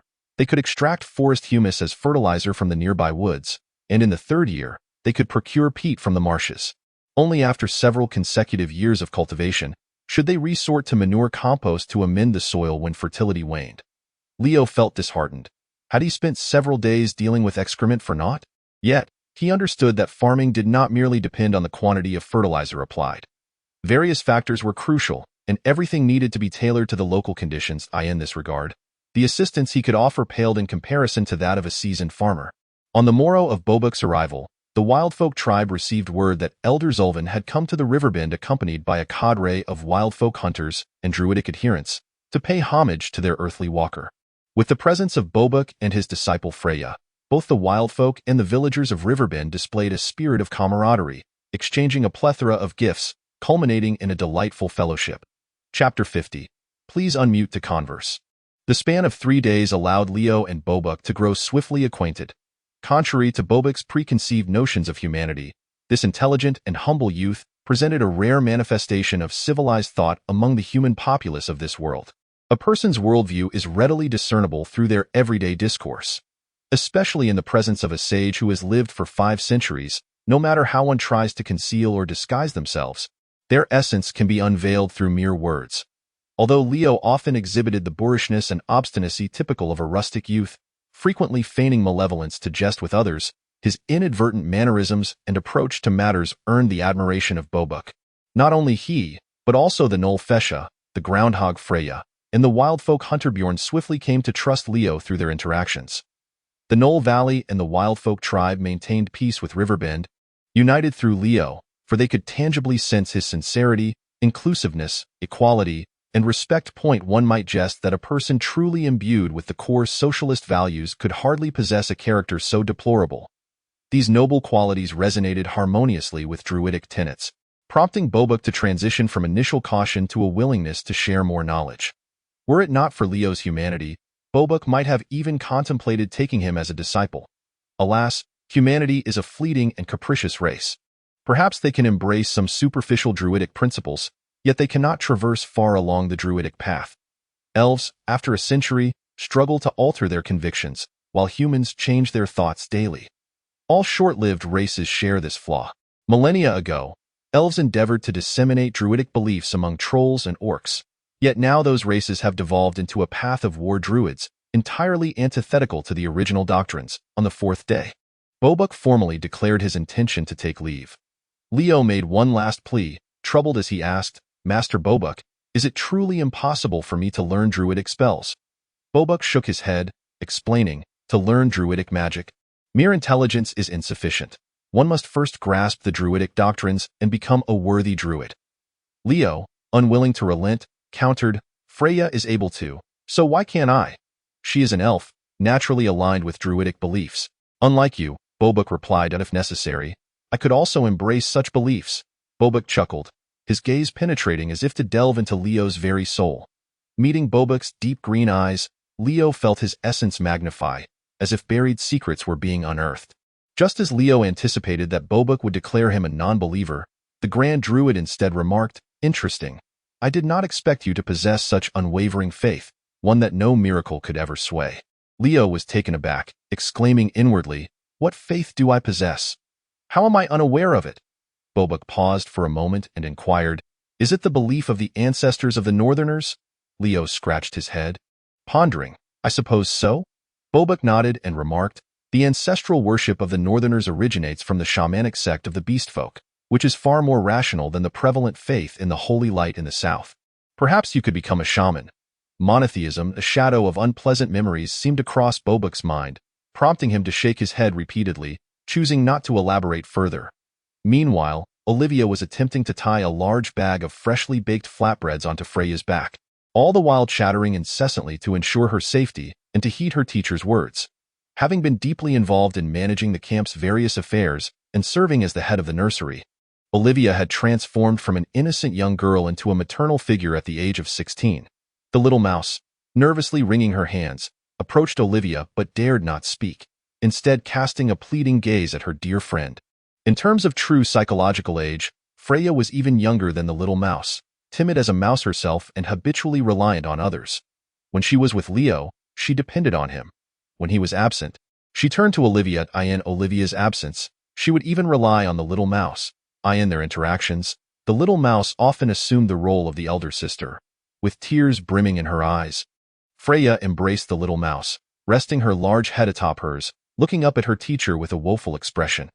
Observing his disciples, Bobuk sighed, "During this period, I will be traveling in the north with my students and will not return to Tracer immediately. When we do come back, we shall pass through this place again." Both the groundhog and the little mouse felt a flicker of joy at this news. As the conversation unfolded, Bobuk extended his finger and traced several runes in the air before pointing at Leo. A peculiar pattern illuminated Leo's forehead, radiating for over 10 seconds before fading beneath his skin. This was the shaman's soul-linking spell. In the event of a dire crisis, should you call my name from within your heart, I will hear your voice from 1,000 miles away. Adhering to a pragmatic approach, Leo unabashedly began to tap his forehead with his finger, fully concentrating as he called out, "Master Bobuk Marimotus, please activate the microphone for communication." Instantly, a voice echoed in his mind. "I am here." Freya's voice, faint and distant, followed. "I am here too." Bobuk continued, "The distance of the soul-linking spell depends on the strength of both souls. If one day you embark on the path of the extraordinary, the stronger your soul becomes, the further I shall hear your voice." "How splendid!" Leo exclaimed with delight, having originally thought they would part ways, only to discover he had acquired a means of communication. In the future, should he encounter challenges, he finally had a mentor to consult. Yet, the moment of separation arrived. Under Bobuk's guidance, Freya turned back to glance 3 times before vanishing into the wilderness. As he watched the master and apprentice recede into the distance, Leo was filled with a profound sense of longing and appreciation. This world indeed harbored extraordinary beings, deities of various races, demigods of the wild, ancestral spirits, and legendary heroes. If such entities seemed too distant, there existed a multitude of extraordinary individuals within the realm of mortals. Apart from formidable figures like Bobuk, many powerful knights, warriors, and renowned adventurers must have awakened extraordinary powers as well. In the Empire of Orlantis, once one becomes an extraordinary being, they invariably ascend to the knightly class. However, the path to becoming an extraordinary being is not a simple one. Among the human race, naturally awakened extraordinary beings are exceedingly rare. In addition to ancient training methods passed down through families or sects, the use of awakening potions is essential. The awakening potion, known in ancient times as the magical elixir, is concocted from various magical materials, significantly enhancing the body's capacity to absorb magical energy, thus breaking the shackles of the physical form and elevating one to the extraordinary. Even the most affordable awakening potion is beyond the means of commoners like Leo. Many knightly lords, after a lifetime of savings, still find themselves unable to provide such a potion for their sons. Chapter 51. Freya's telephonic assistance. With the departure of Freya and her apprentice, the Riverbend territory returned to a tranquil state, transforming back into an unremarkable newly established village. Aside from the scurrying goblin pups scattered across the ground, there were also an increasing number of goblin blacksmiths. Like all newly developed lands, the villagers began to fret over a 2-ton boulder blocking their path and trembled at the thought of a mere cold or fever. The night watchman would suddenly beat drums in the dead of night to scare off the encroaching wolf packs and brown bears. The children who had previously followed Freya on her adventures were now confined to the camp, where they began to learn the imperial script and basic arithmetic from Olivia. It was during this time that Leo realized he was illiterate. He could not comprehend a single character of the written language in this world. Thus, in addition to learning horseback riding from Julian, he endured the torment of studying the imperial script and elegant language alongside Olivia and the little mouse. To everyone's surprise, the little mouse proved to be well-versed in imperial history, literature, and elegant language, as well as all the noble etiquettes. However, her shyness and timidity rendered her an inadequate teacher, often responding after a hesitant pause. Leo also attempted to uncover her background, but whenever he broached the subject of her past, the little mouse would turn pale with fear, trembling even in the dead of night. To this day, Leo only knows that the little mouse's true name is Gerwig, and she escaped from a slave trader in the northern lands. As time passed peacefully, the Riverbend territory underwent remarkable changes. For instance, with the establishment of the sawmill, a substantial amount of timber was delivered to the camp daily, forming the primary framework of the villagers' wooden homes. The small rooms in the Lord's manor were prioritized for flooring with thick wooden planks, and Julian and his daughter, along with Leo and the little mouse, moved into their new home. Leo was assigned to a small room adjacent to Olivia's, which contained a large bed, as well as a wardrobe and desk crafted by Valerie. Gazing at the thick furs covering the spacious 2x2 bed, Leo was overcome with emotion, and he excitedly jumped onto it with the little mouse, rolling about in delight. After all their efforts, they finally had a bed to sleep in. Julian, the reluctant pioneer lord, was finally able to enjoy the benefits that came with his title. Along the gravel path leading from the Lord's manor to the camp kitchen, 2 rows of small wooden houses had already taken shape, creating a quaint little street. The small fishing boats, which transport iron ingots and grain, have unwittingly multiplied. The industrial upgrade from iron ore to pig iron has generated a surplus in trade, allowing many villagers, who have never ventured beyond their hamlet and have always relied on barter, to catch their first glimpse of imperial currency. In addition to essential supplies, the fishing boats occasionally bring along 1 or 2 craftsmen who, unable to make a living in Athendel, seek their fortunes in the river bay. These individuals are not unrooted vagrants from the outskirts, but rather local freemen introduced by fishermen. Most of them are the second sons of local free farmers or craftsmen, whose meager inheritances cannot support so many, thus compelling them to seek their fortunes elsewhere upon reaching adulthood. Although plans to absorb these vagrants have been in preparation, Julian and others have remained hesitant, considering the stability of the River Bay territory. The resettlement of vagrants and the villagers' reluctance are minor issues. The paramount concern lies in the restlessness of the vagrants themselves. If we equate a significant portion of the wild folk with mountain bandits and robbers, then a considerable number of the vagrants can similarly be likened to ruffians and brigands. They possess no noble moral fiber and are unlikely to feel gratitude towards the River Bay territory or develop a sense of belonging to their new home. It is conceivable that among 10 vagrants, half may be genuine refugees without a home, while the other half could be fugitives unable to return home, scouts from nearby gangs, or small-time thieves aspiring to grand enterprises. Adhering to the principle of safety first, Julian has been reluctant to accept vagrants, instead cautiously integrating some local freemen. Some speculative merchants also dare to follow the fishing boats to the River Bay territory, bringing goods with the intent to procure furs and herbs. The journey of over 60 miles from the western watchtower to Athendel is not solely through desolate wilderness. It also encompasses several long-established villages, including some small hamlets near the Anzino River, which have docks for fishing boats. However, once one crosses the western watchtower, they step beyond the patrol range of Lord Frolov's forces, and not all fishermen and merchants possess the courage to traverse the 30 miles of wilderness into the River Bay. Freya, who travels with her mentor, frequently calls Leo. During the day, she is too engrossed in her merriment to remember her good friend. Yet, in the stillness of the night, a distant and faint call from Freya echoes in Leo's mind. Leo, I'm here. Please tell Little Mouse that I miss her. Leo responds, Little Mouse, Freya says she misses you. Little Mouse scurries over, resting her small head against Leo's forehead but hears nothing, so she can only say to Leo, I miss her too. Leo relays, Freya, Little Mouse says she misses you as well. Leo, tell Olivia that I miss her. Olivia isn't here. She's sleeping next door. Then let her sleep with you tomorrow. All right. Leo, I want Sister Olivia to bake me a large barley cake every day and keep it under your bed. When I return, I can enjoy several every day. Okay. Leo, I've made up my mind. When the teacher isn't paying attention tonight, I'll sneak back to the river bay and eat the big cake you've saved for me. Ah, have you ever contemplated that your teacher might overhear our conversation? Huh? Woe is me. Leo, save me. Leo, hello? Leo, feeling exasperated, suddenly found Freya to be quite unappealing. Is this incessant chatter ever going to cease? Go to bed.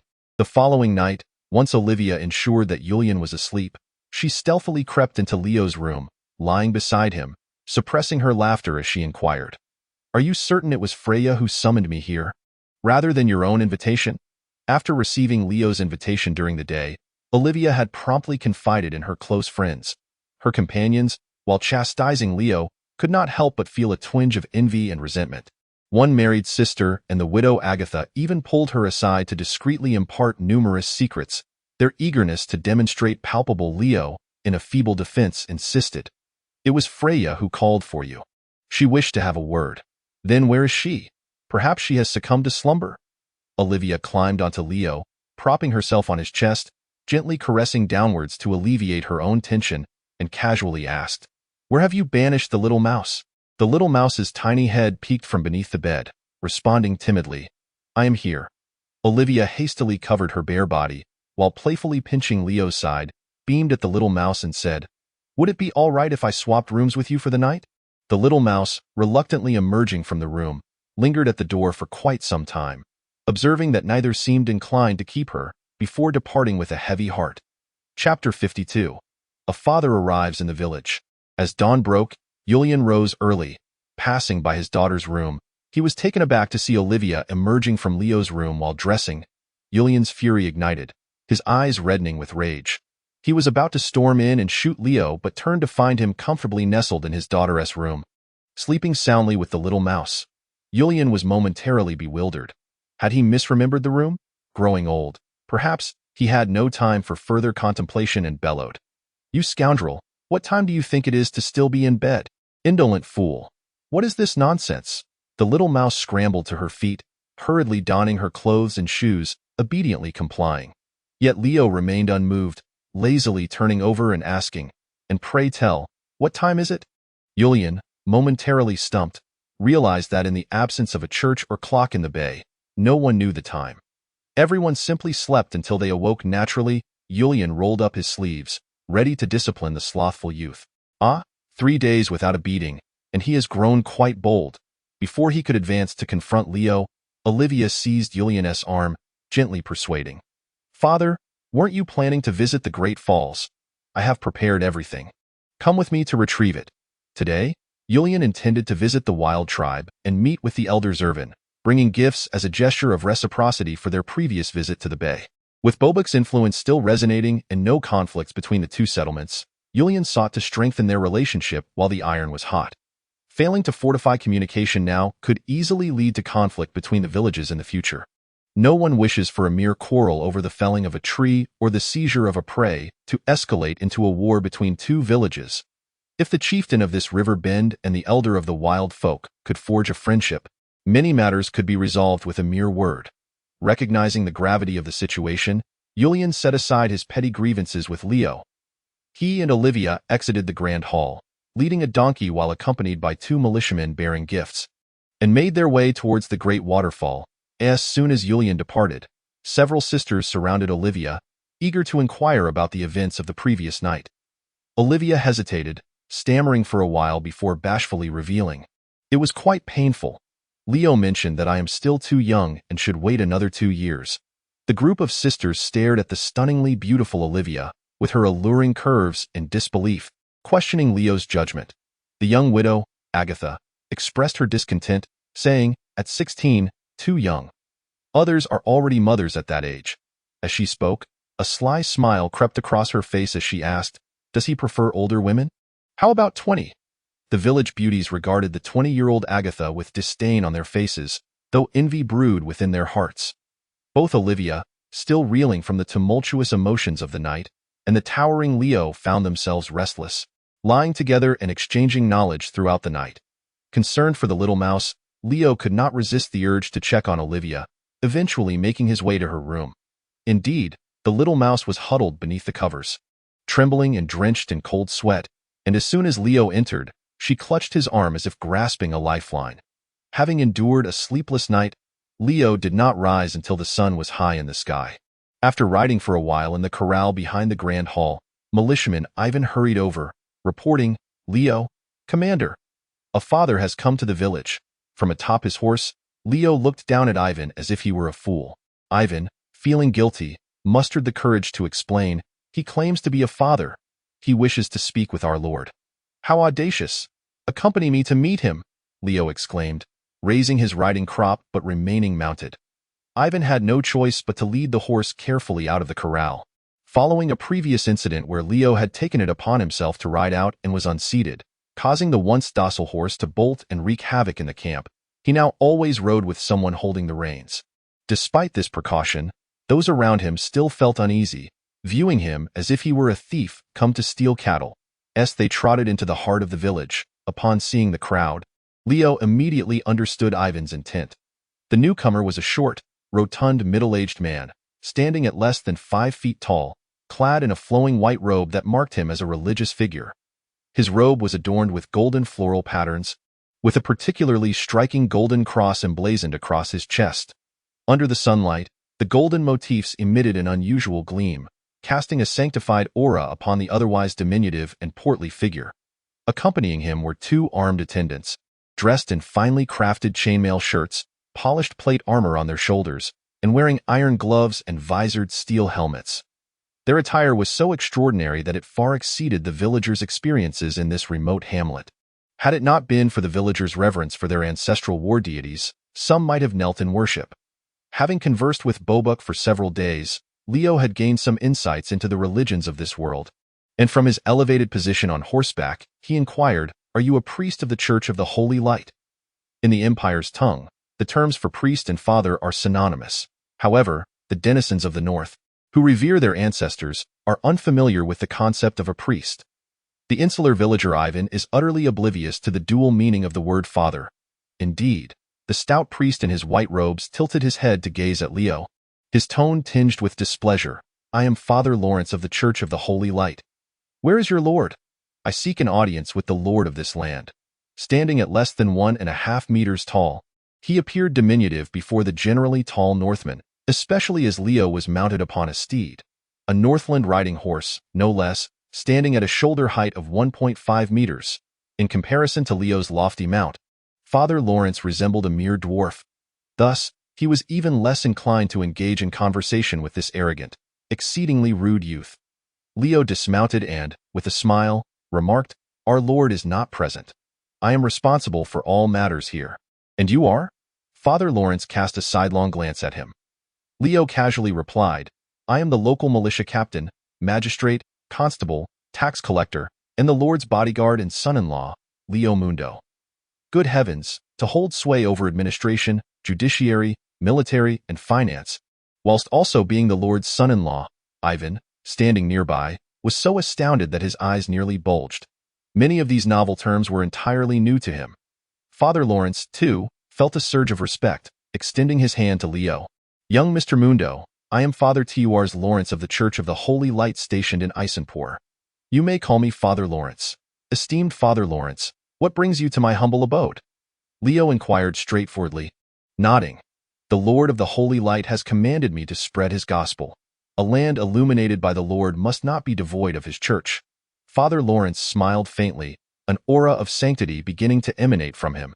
"Has the Holy Light already reached this place?" Leo asked, somewhat astonished.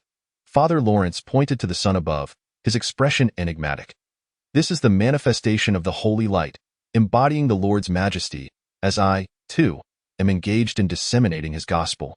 He spoke in the refined language of the Empire, akin to the classical Chinese of ancient times, which serves as the formal written language of Orlandese.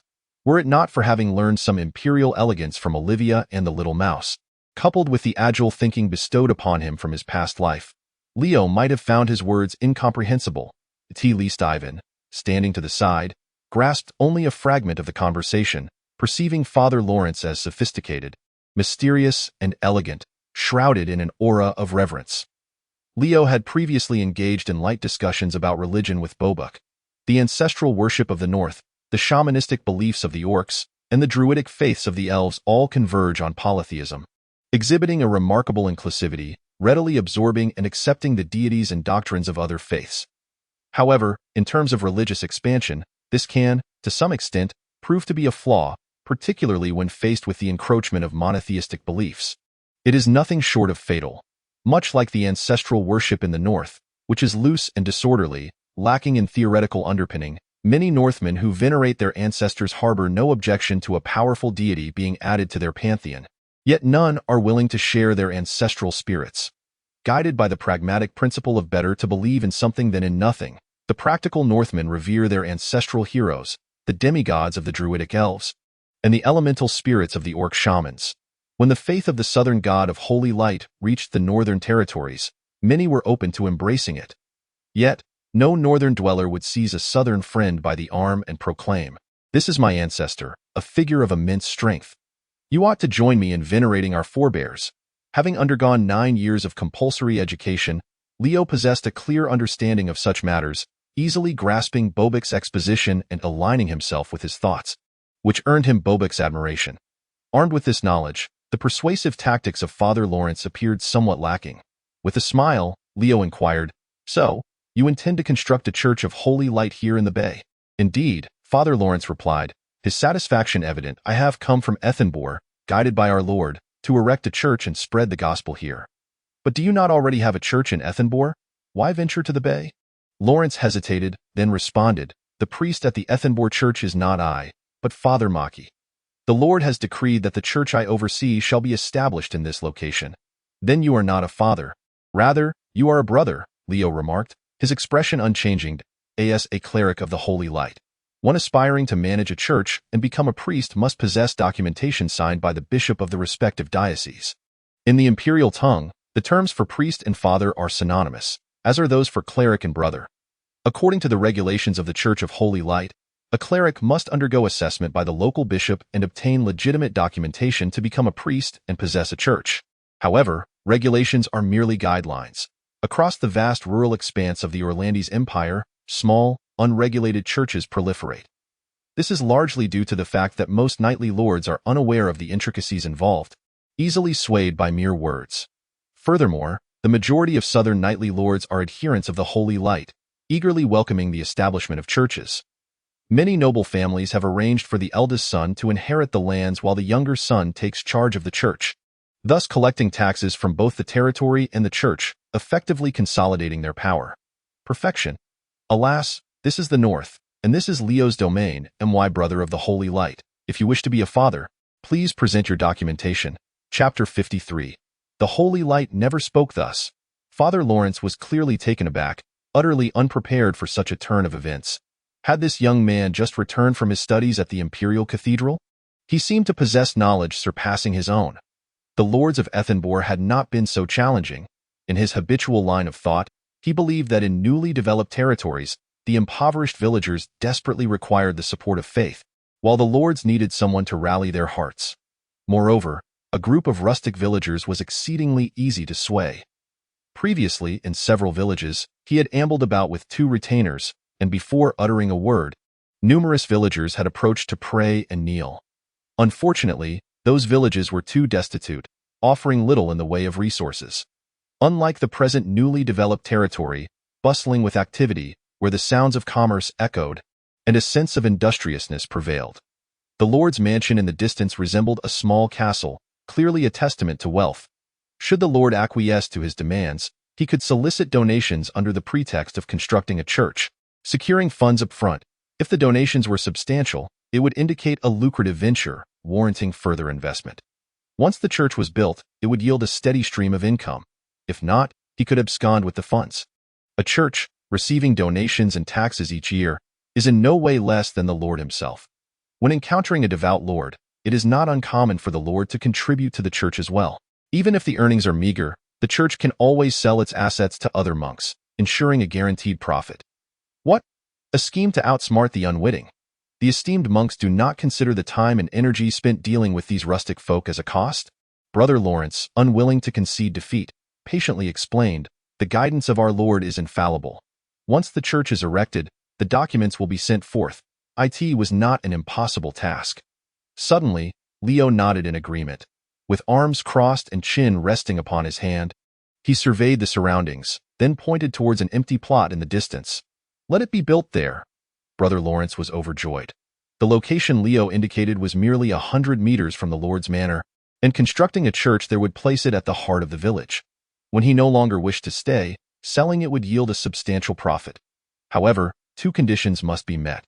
"Speak." Brother Lawrence nearly addressed him with honorifics. "First, the funds for the church's construction cannot be drawn from the river bay. You must provide them yourself. Second, the church must not only worship the God of holy light, but also pay homage to the war god Tyr of the north." Absurd.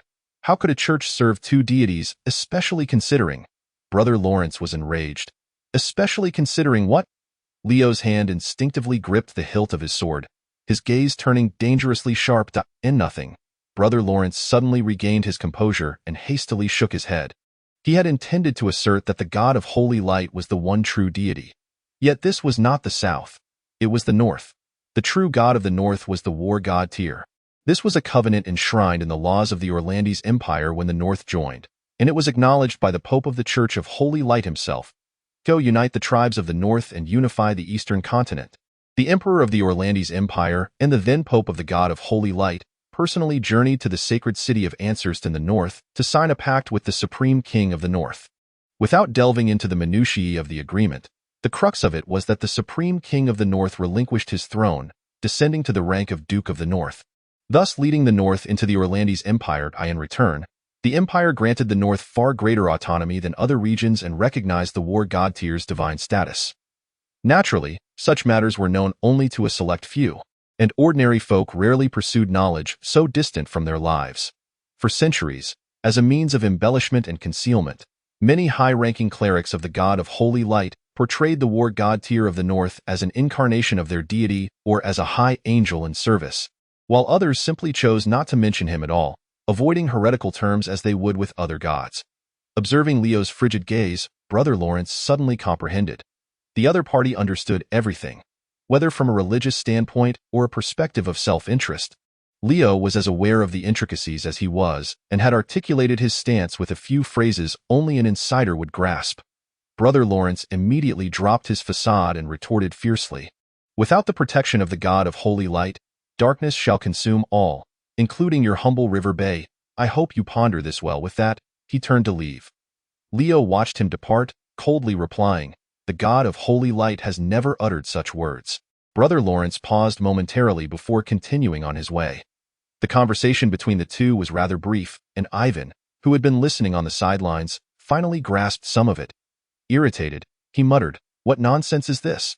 He wants everyone to call him father just because he is building a house? Uncle Julian wouldn't be so ruthless." Leo, disinterested in Ivan's antics, earnestly cautioned, "During this period, do not let your guard down. Train diligently and enhance the patrols. If there are any signs of unrest, sound the horn or strike the gong. Do not fear a false alarm. Consider it a drill. Do you understand?" Yes, as Leo's trusted aide, Ivan was quite obedient. Upon hearing this, his expression turned serious, and he nodded, promptly setting off to relay the orders. Leo gazed in the direction from which the monk Lawrence had departed, a vague sense of unease gnawing at him. Surely, any traveler from another world would harbor a wariness towards the monotheistic church of the medieval era, and Leo was no exception. Though he dared not be careless, he would prefer it to be mere fright. With the completion of the main project at the bay, labor was freed up, allowing the militia more time for training. Each morning and evening, Leo endeavored to lead the militia members on a couple of laps around the bay's shoreline. This served to not only enhance the physical fitness of the militia, but also to drive away the nearby beasts.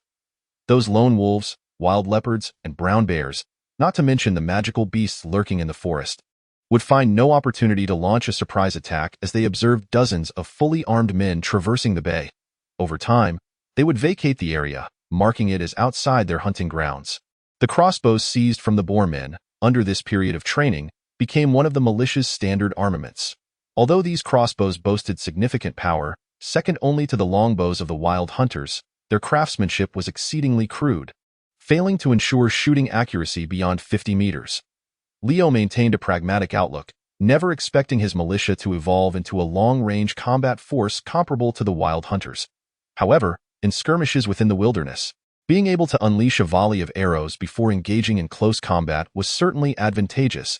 In addition to the crossbows, each militiaman was equipped with a thick, heavy round shield, an iron one-handed sword, and 2 short spears. Relying on crossbow fire for range suppression, they would throw spears in close quarters, and when it came to a clash, they would form a shield wall and use their short swords to gut their opponents. The slingshot, which had not proven particularly useful, had not been cast aside but remained a life-saving weapon for all villagers. They often wore it as a belt, taking it out occasionally for practice as a form of entertainment. By now, even the village children could use it to hunt birds, with the exceptionally talented little mouse standing out among them. Chapter 54. The Rise of the Gnolls. Just as Lawrence the monk departed, the Gnoll Fisha arrived at the camp. Ever since Leo had exposed the little ruse regarding the loss of the dog that the Bay had been caring for, Fisha had not visited in quite some time. Even the Gnoll mining team had suddenly become disorganized and chaotic. Leo even suspected that the Gnoll Valley had changed leaders. After all, Gnolls were hardly a civilized race, and no matter how clever Fisha might be, he could not withstand the brute force of his subordinates. Had Julian not been preoccupied, Leo would have considered visiting the Gnoll Valley to assess the situation himself. The iron ore from the Doghead Valley serves as the principal economic lifeblood of Hewan. Should any unforeseen circumstances arise, Leo would not hesitate to rally his militia for another confrontation. Upon witnessing Fisa striding into the camp alongside several robust Doghead elite, tails wagging and exuding an air of superiority, Leo felt a sense of relief wash over him. Previously, when the little mouse and the groundhog collaborated, their primary endeavor revolved around perfecting the styling of the charming tufts of hair, in contrast to the little mouse, who could effortlessly smooth her hair at will. The short-limbed and short-haired Freya found herself at an impasse in this domain. Ultimately, it was the clever Fisa who proposed a solution, utilizing the pine resin from the forest to craft their own hairstyles. Consequently, Freya often roamed the camp sporting a flamboyant rooster comb atop her head. What to do when the tufts were insufficiently long? Simply augment their quantity. Not only was her rooster comb prominent, but the entire line of black fur along Freya's back was also fashioned into a similar style by the little mouse. The groundhog transformed into a saber-toothed tiger. This look swiftly gained popularity among the inherently strong-willed Doghead race. At this moment, Fisa and her cadre of Doghead warriors all sported rooster comb hairstyles, donned fur armor, and wielded small round shields, short spears, and crossbows, resembling a diminutive version of the Hewan militia. Indeed, the once seemingly honest and simple golden retrievers appeared far more wild and fierce with their distinctive rooster comb hairstyles, subtly enhancing their stature, akin to elementary students evolving into middle schoolers. Striding confidently into the territory of Hewan, Fisa approached Leo, tail swaying, her demeanor jubilant, and declared loudly, "I, the clever Fisa, king of the Dogheads." Leo cast a sidelong glance at her. "Are you seeking a beating?" Fisa, proudly placing her hands on her hips, proclaimed, "No, Fisa, attack. Another band of Dogheads, surrender." "I, the king of the Dogheads." Leo, comprehending her words, was momentarily rendered speechless. "So, your absence was due to waging war?" "Indeed. War, victory." It turned out that the determined Fisa, upon her return, had rallied her armed Dogheads and traversed rugged terrain for over 10 miles to assault another Doghead tribe. Under the remote striking power of the iron projectiles, thrown spears, and crossbows that Fisa had ingeniously replicated, the numerically superior Dogheads crumbled before her. By the time Fisa and her Doghead legion advanced into the rival's lair, forming a shield wall and preparing to reenact the former glories of Doghead Valley, the opposing leader promptly surrendered. Just as Leo had once advanced into Doghead Valley, it resembled a confrontation between an equal number of riot police and a horde of unruly thugs. Merely observing the military presence could determine the victor. The only difference this time was that both sides were composed of Dogheads, surrendering without the slightest psychological burden. Naturally drawn to the strong and possessing limited intelligence, the Dogheads' thought processes are far less intricate than those of humans. They simply submit to the stronger party without excessive contemplation. Fisa's father, the former Doghead leader, had been slain by Leo, and it seemed as though she had entirely forgotten this fact in such a short span. Some tribes on the brink of extinction would even sacrifice their elderly and weak to nearby man-eaters or dire wolves in search of protection. Numerous human adventurer groups, upon discovering that a doghead tribe had tamed a man-eater, would presume that their strength was formidable. Little did they realize that they had willingly become fodder for the man-eater. Riao harbored no interest in the skirmishes between the two elementary classes. However, the actions of the Knoll, Fascia, piqued his vigilance. The violence and territorial disputes in the wilderness were far more intense than he had anticipated. How long had it been since the Knoll Valley fell under his dominion? Already, thoughts of assaulting another tribe began to stir. While Fascia's intellect undoubtedly played a significant role, the strength of the Knoll tribe and the support of her subordinates were equally vital in the wilderness. Any tribe of even modest power would either voluntarily or involuntarily seek to expand their influence, lest they be discovered by stronger forces and fall victim to invasion and enslavement. Moreover, with the orc invasion now a reality, the entire Howling Plains lay in tumult, akin to the reshuffling of the food chain that Riao had explained to Elder Zolvan. It was not merely a matter of hiding away. Clearly, upon Yulian's return, a discussion regarding the assimilation of refugees would be in order. Fascia's recent expedition had brought back over 100 new inhabitants to the Knoll Valley, with an impressive proportion of able-bodied individuals, surpassing even her own tribe in the number of Knoll warriors. Not every Knoll tribe is fortunate enough to have such a favorable neighbor as the Riverbend. Most find themselves surrounded by more savage races, such as Wurgens or Boarfolk, or worse, the lairs of monstrous beasts. This inherently disadvantaged species struggles to survive in the wilderness. Even guarding a gold mine, many Knolls still perish from starvation come winter.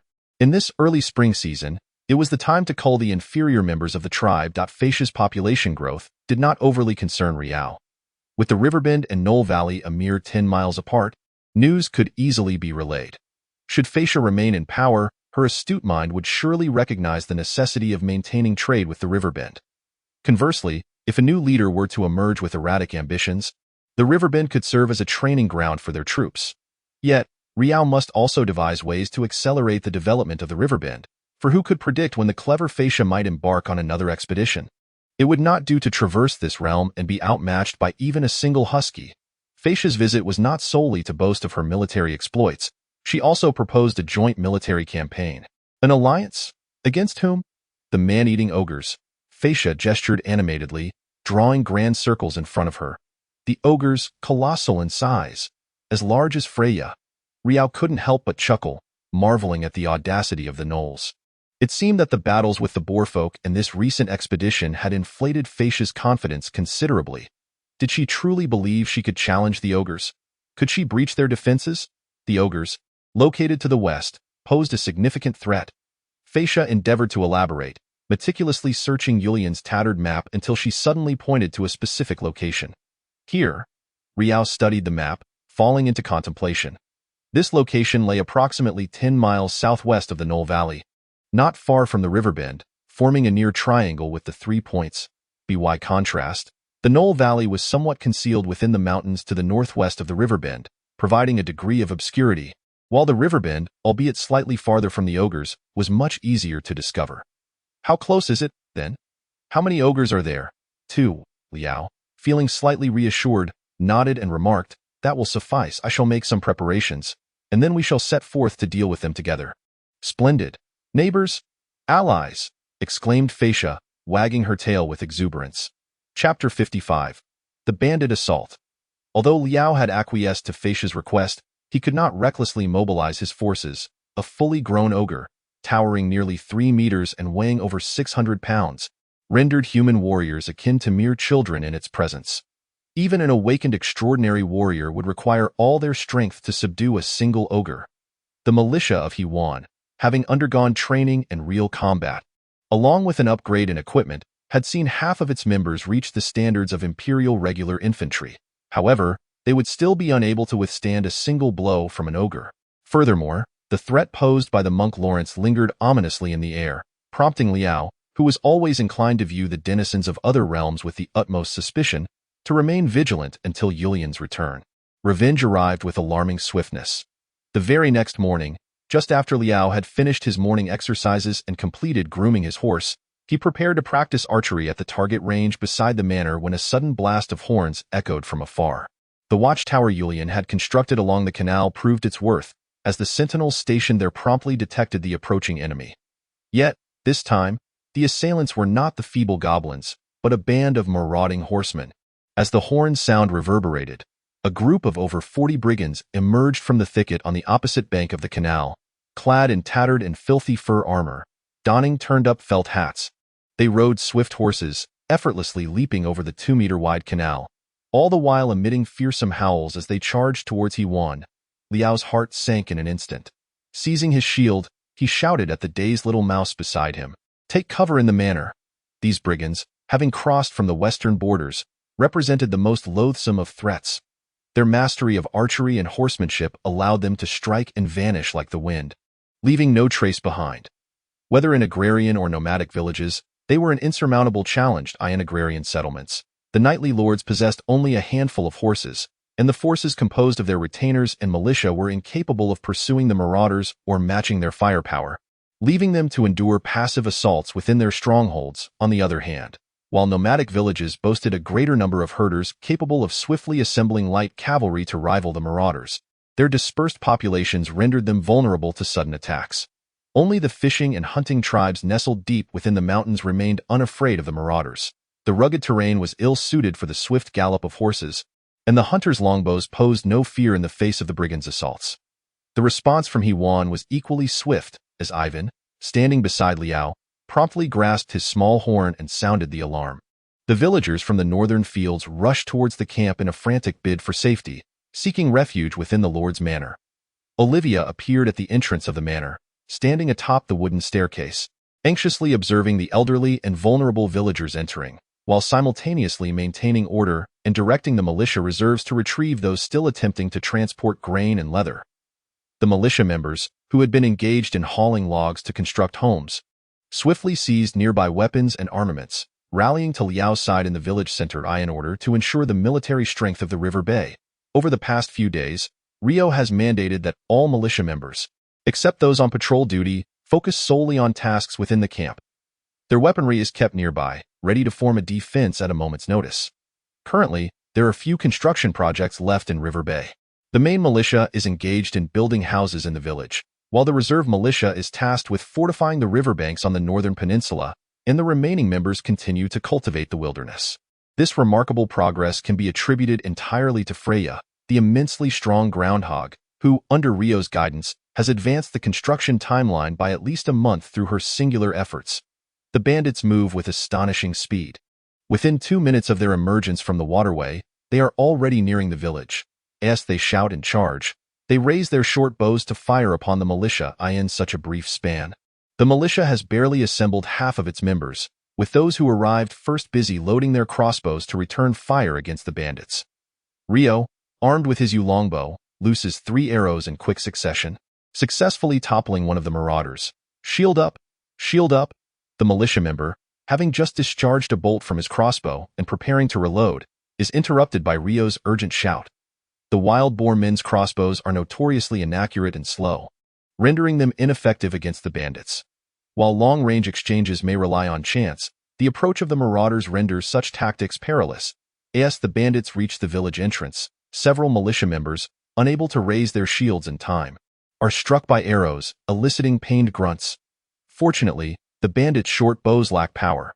After piercing the thick pelts of the militia, the arrows fail to penetrate deeply, causing no immediate fatalities.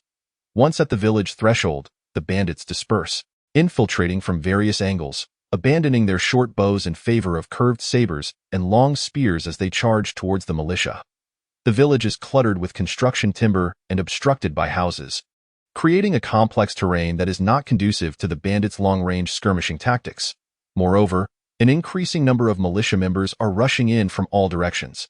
Experienced as the marauders are, they cannot allow the militia to consolidate into a cohesive fighting force. Typically, during an assault, the bandits aim to create chaos and inflict casualties before the militia can regroup, thereby shattering their morale and paving the way for a bloodbath. Under normal circumstances, no militia, scattered and scrambling for their lives, could withstand a bandit attack. 1 Marauder, laughing maniacally, raises his curved saber and charges at a nearby militia member who has not yet formed ranks, swinging his weapon with lethal intent in ordinary circumstances. The momentum of his swift steed combined with the force of his swing could rival that of a two-handed weapon, effortlessly cleaving through flesh and bone, instilling terror in the surrounding villagers. Even striking a shield would be of little consequence, as he recalls that the militia's flimsy wooden shields can only offer minimal protection against arrows. However, the militia member before him does not choose to evade. Instead, he bravely raises his wooden shield. The marauder, grinning menacingly, does not hesitate as he swings down, intending to cleave both the militia member and his shield in twain. This time, however, the militia's shield withstands the ferocious blow. A deep gash is carved into the surface of the round shield, yet it remains intact, and the shield-bearer stumbles only slightly, emerging unscathed. The oak shields of the River Bay militia are a full inch thick. Before him, the militia bore a round shield crafted by Julian for Valerie, characterized by an exterior of soft pine wood and an interior of resilient oak. This dual-layer structure, emulating the Imperial Regular Infantry's round shield, enabled it to withstand slashes and blunt impacts with remarkable efficacy, significantly alleviating the force of the blows endured by the militia. Had it not been for the constraints of time and materials, Julian would have aspired to cover the shield with a layer of thick leather. The marauders, who had yet to inflict any casualties, seethed with fury, preparing to turn their steeds for another assault. Before they could pivot, a fleeting glance caught sight of another militia member hurling a short spear. The sharp projectile soared over 10 meters, striking the marauder squarely in the chest, instantly penetrating his body. With at least half of the spear's wooden shaft protruding from his back, a torrent of blood gushed forth as the marauder tumbled from his mount, lifeless beyond recovery. Meanwhile, the more than 20 militia members who had formed ranks launched their own short spears. Chapter 56. The militia's counterattack.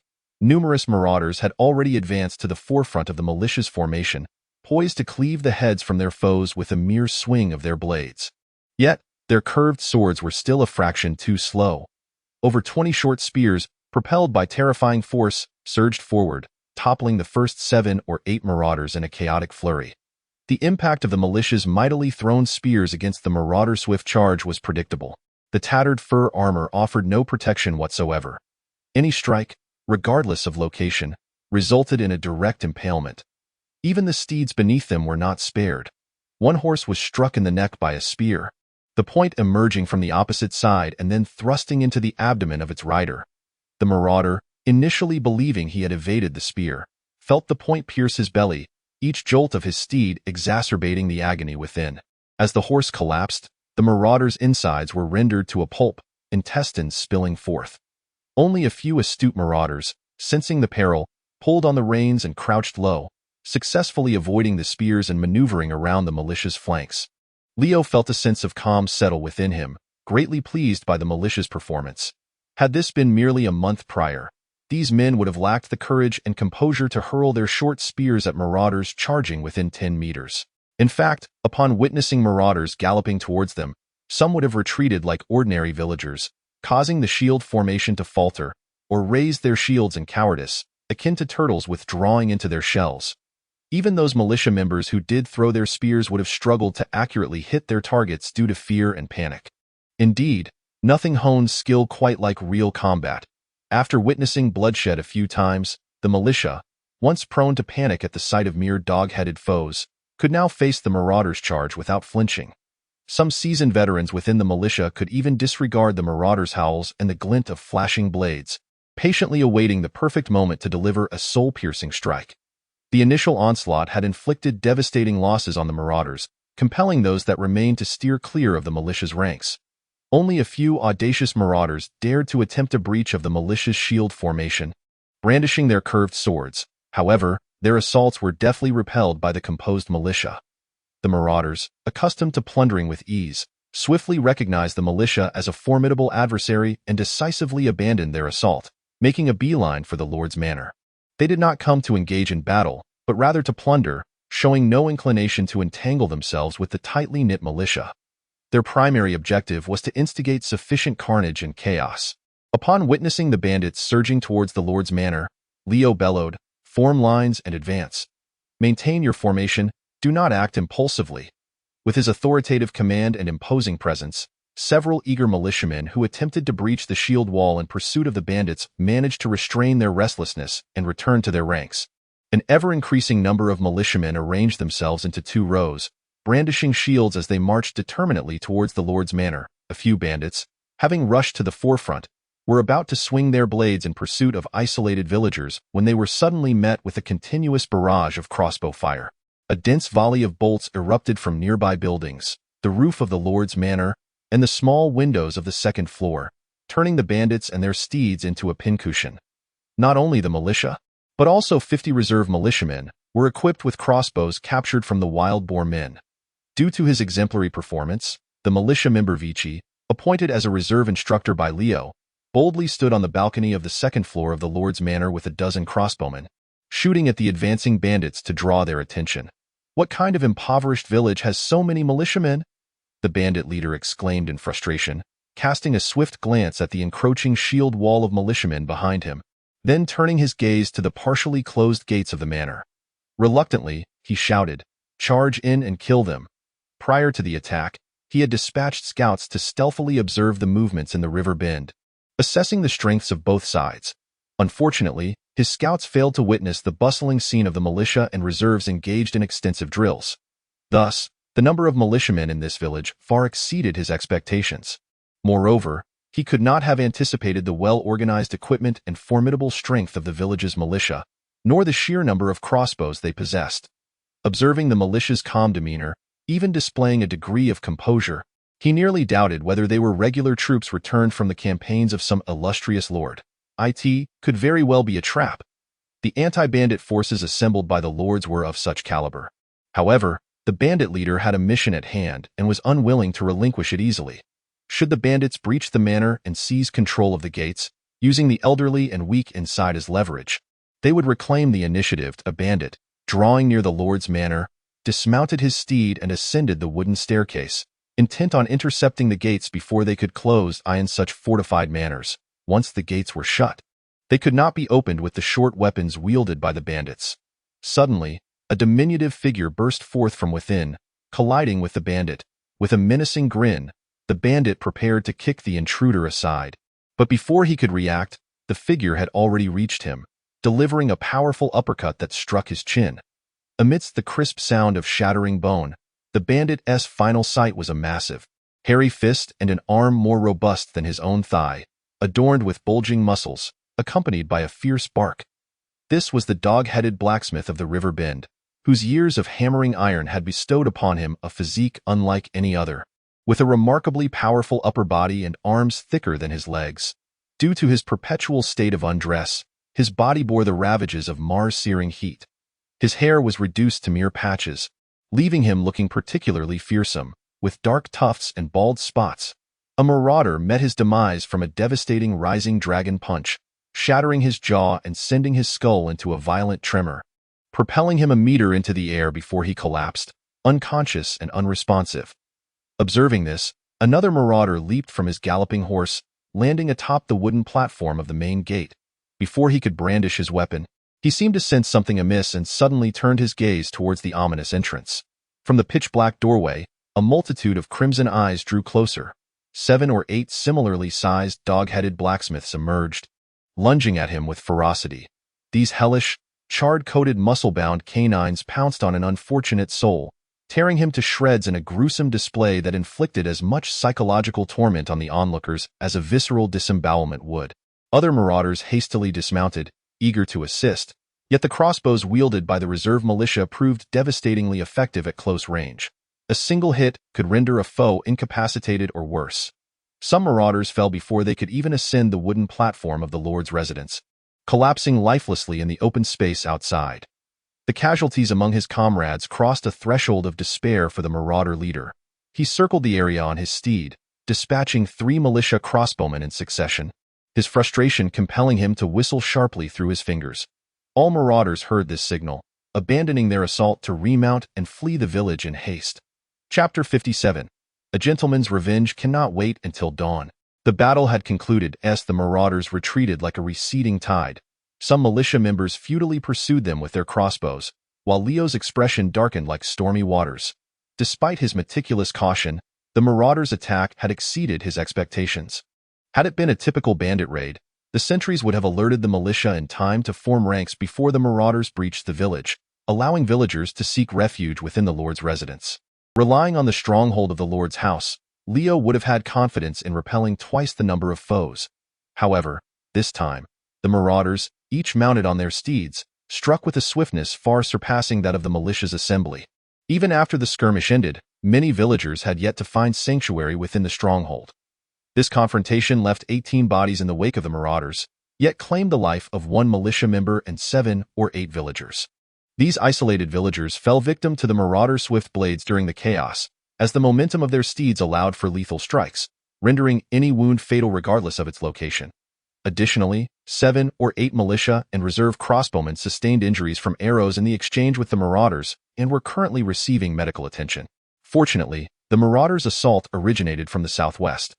The inhabitants of Hewan village primarily occupied the northern fields.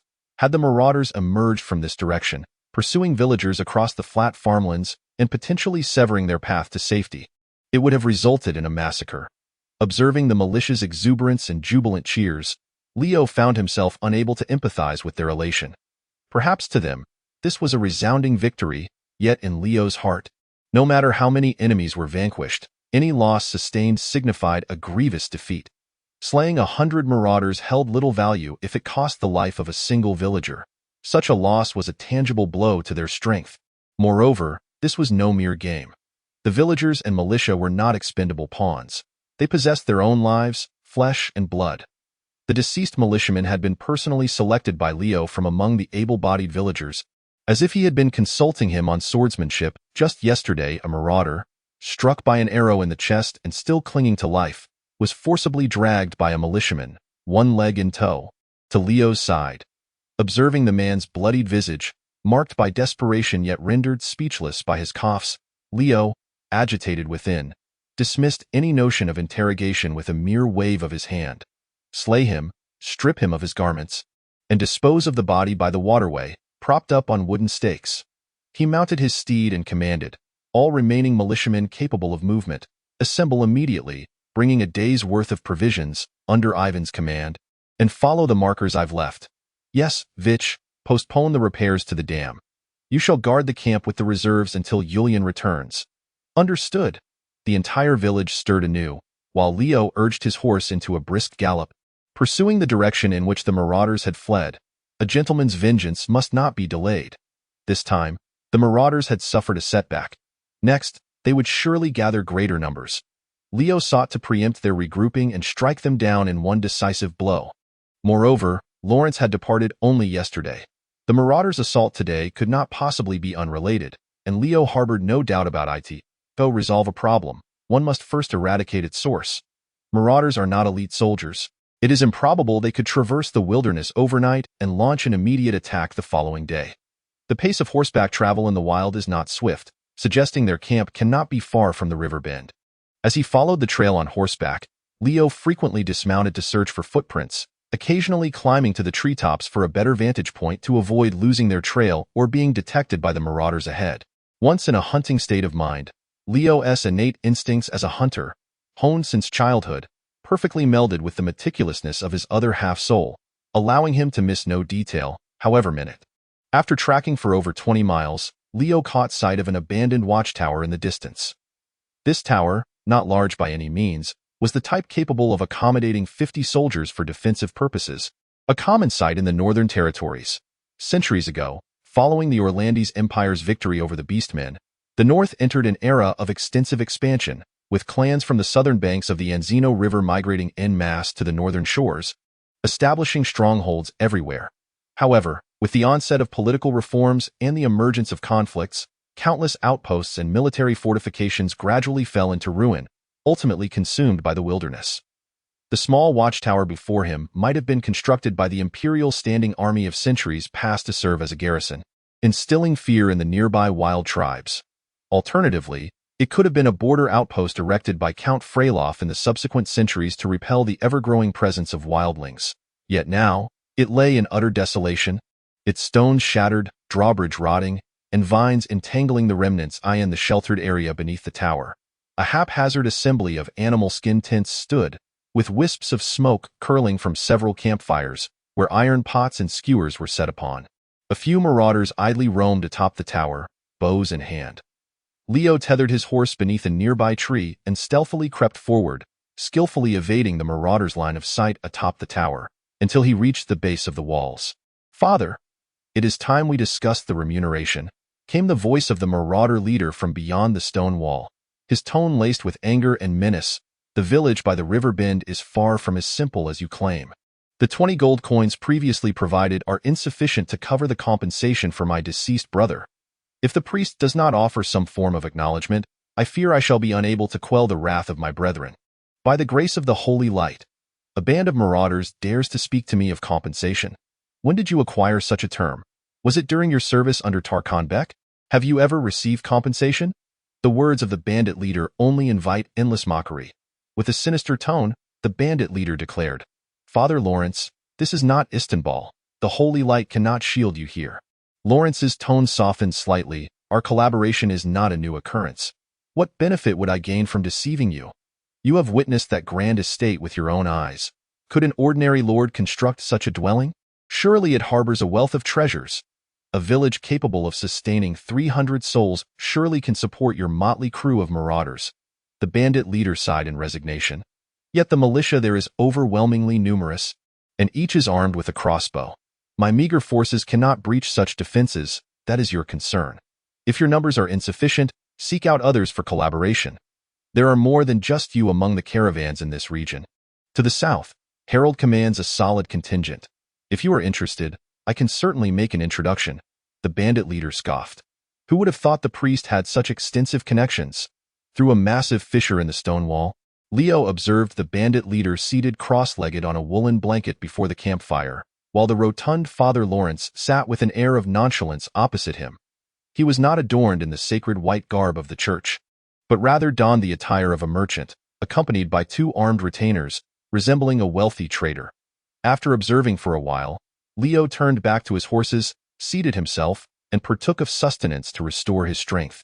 Shortly thereafter, a militia scout emerged, and upon spotting Leo, blew a whistle to signal the others. In a couple of minutes, Ivan arrived with the militia group. Chapter 58. The siege of the bandits. Casting a glance at the militia behind Ivan, Leo inquired softly, "How many have arrived?" "Including myself, a total of 40, Ivan replied. He hesitated further. "A few who were struck by arrows also wished to join, but I did not permit it." "You acted wisely. 40 men are more than sufficient." Leo patted his shoulder, beckoning several key members over. Pointing towards the distant watchtower, Leo began to formulate the battle plan. "Eugene, take 10 men to advance stealthily through the left woods. Conceal yourselves behind that large rock. When you see anyone emerge, strike them fiercely. Moros, you lead 5 men to the right. When the battle begins, guard the horses and ensure the enemy does not mount. The rest shall follow Ivan to that location and await my signal. When I give the signal, charge forth to block the entrance." After giving his instructions, Leo surveyed the group, still feeling a twinge of unease, and added, "The bandits number only around 20, yet each is a formidable fighter. Therefore, aim to unleash a volley of crossbow bolts, avoid engaging in one-on-one combat, and do not pursue. Losing a few is inconsequential. Stick to our usual training, understood?" The subordinate leaders listened, their expressions reflecting a slight struggle, yet they obediently nodded in agreement. In their eyes, with only 20-odd bandits remaining, a direct assault seemed entirely feasible. The crowd, fueled by vengeful fury, rushed forth with the intent to annihilate. Leo, unconcerned with the militia's petty schemes, observed their nods and gestured for them to disperse. He retraced his steps, returning to the base of the stone walls of the watchtower. After a brief moment of stillness, waiting for the sentry to vacate his post, he seized the crevices of the stone wall with both hands and, like a lizard, swiftly ascended. Perched atop the wall was a robust brigand, idly seated on the parapet, toying with his short bow. This watchtower, situated over 10 miles from World Tree Avenue, had lain abandoned for 2 to 3 centuries, the path now engulfed by encroaching forests. In such remote wilderness, the likelihood of an enemy attack was exceedingly low. The primary purpose of the brigands' vigil was merely to guard against the occasional appearance of wild beasts that might startle the horses. They had been vigilant, warding off ordinary brown bears and leopards, which would never dare confront a band of brigands head-on.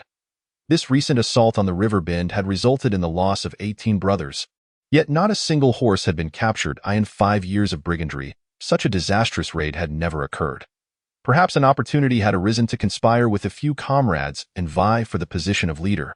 While the brigand sat in his boredom, contemplating grand ambitions, he suddenly sensed a faint rustle behind him. Before he could react, a hand clamped over his mouth and nose. A sharp steel blade sliced across his throat with tremendous force, severing half of his neck. Like a burst water pipe, a torrent of blood gushed forth, splattering against the stone wall below. Leo released the brigand, allowing him to tumble from the wall, and took a few paces back before leaping up, steel sword raised high, and striking down with ferocity on another slightly lower stone wall. Another brigand, alerted by the commotion, turned just in time to see Leo descending upon him, his elevated sword slicing through the fierce wind towards his head. The narrow confines of the wall left the brigand no time to evade. He could only raise his short bow in defense. However, this was a futile attempt. Due to the height and power of the Northman's standard steel sword, weighing a full 3 kilograms, with both the hilt and blade extended, it was what the Southerners derogatorily referred to as a mongrel sword. In the South, such a weapon was wielded as a two-handed sword. At that moment, a 3-kilogram, 1.2 meter, long, thick-spined, broad-bladed steel sword, under Leo's powerful strike, was utterly unstoppable.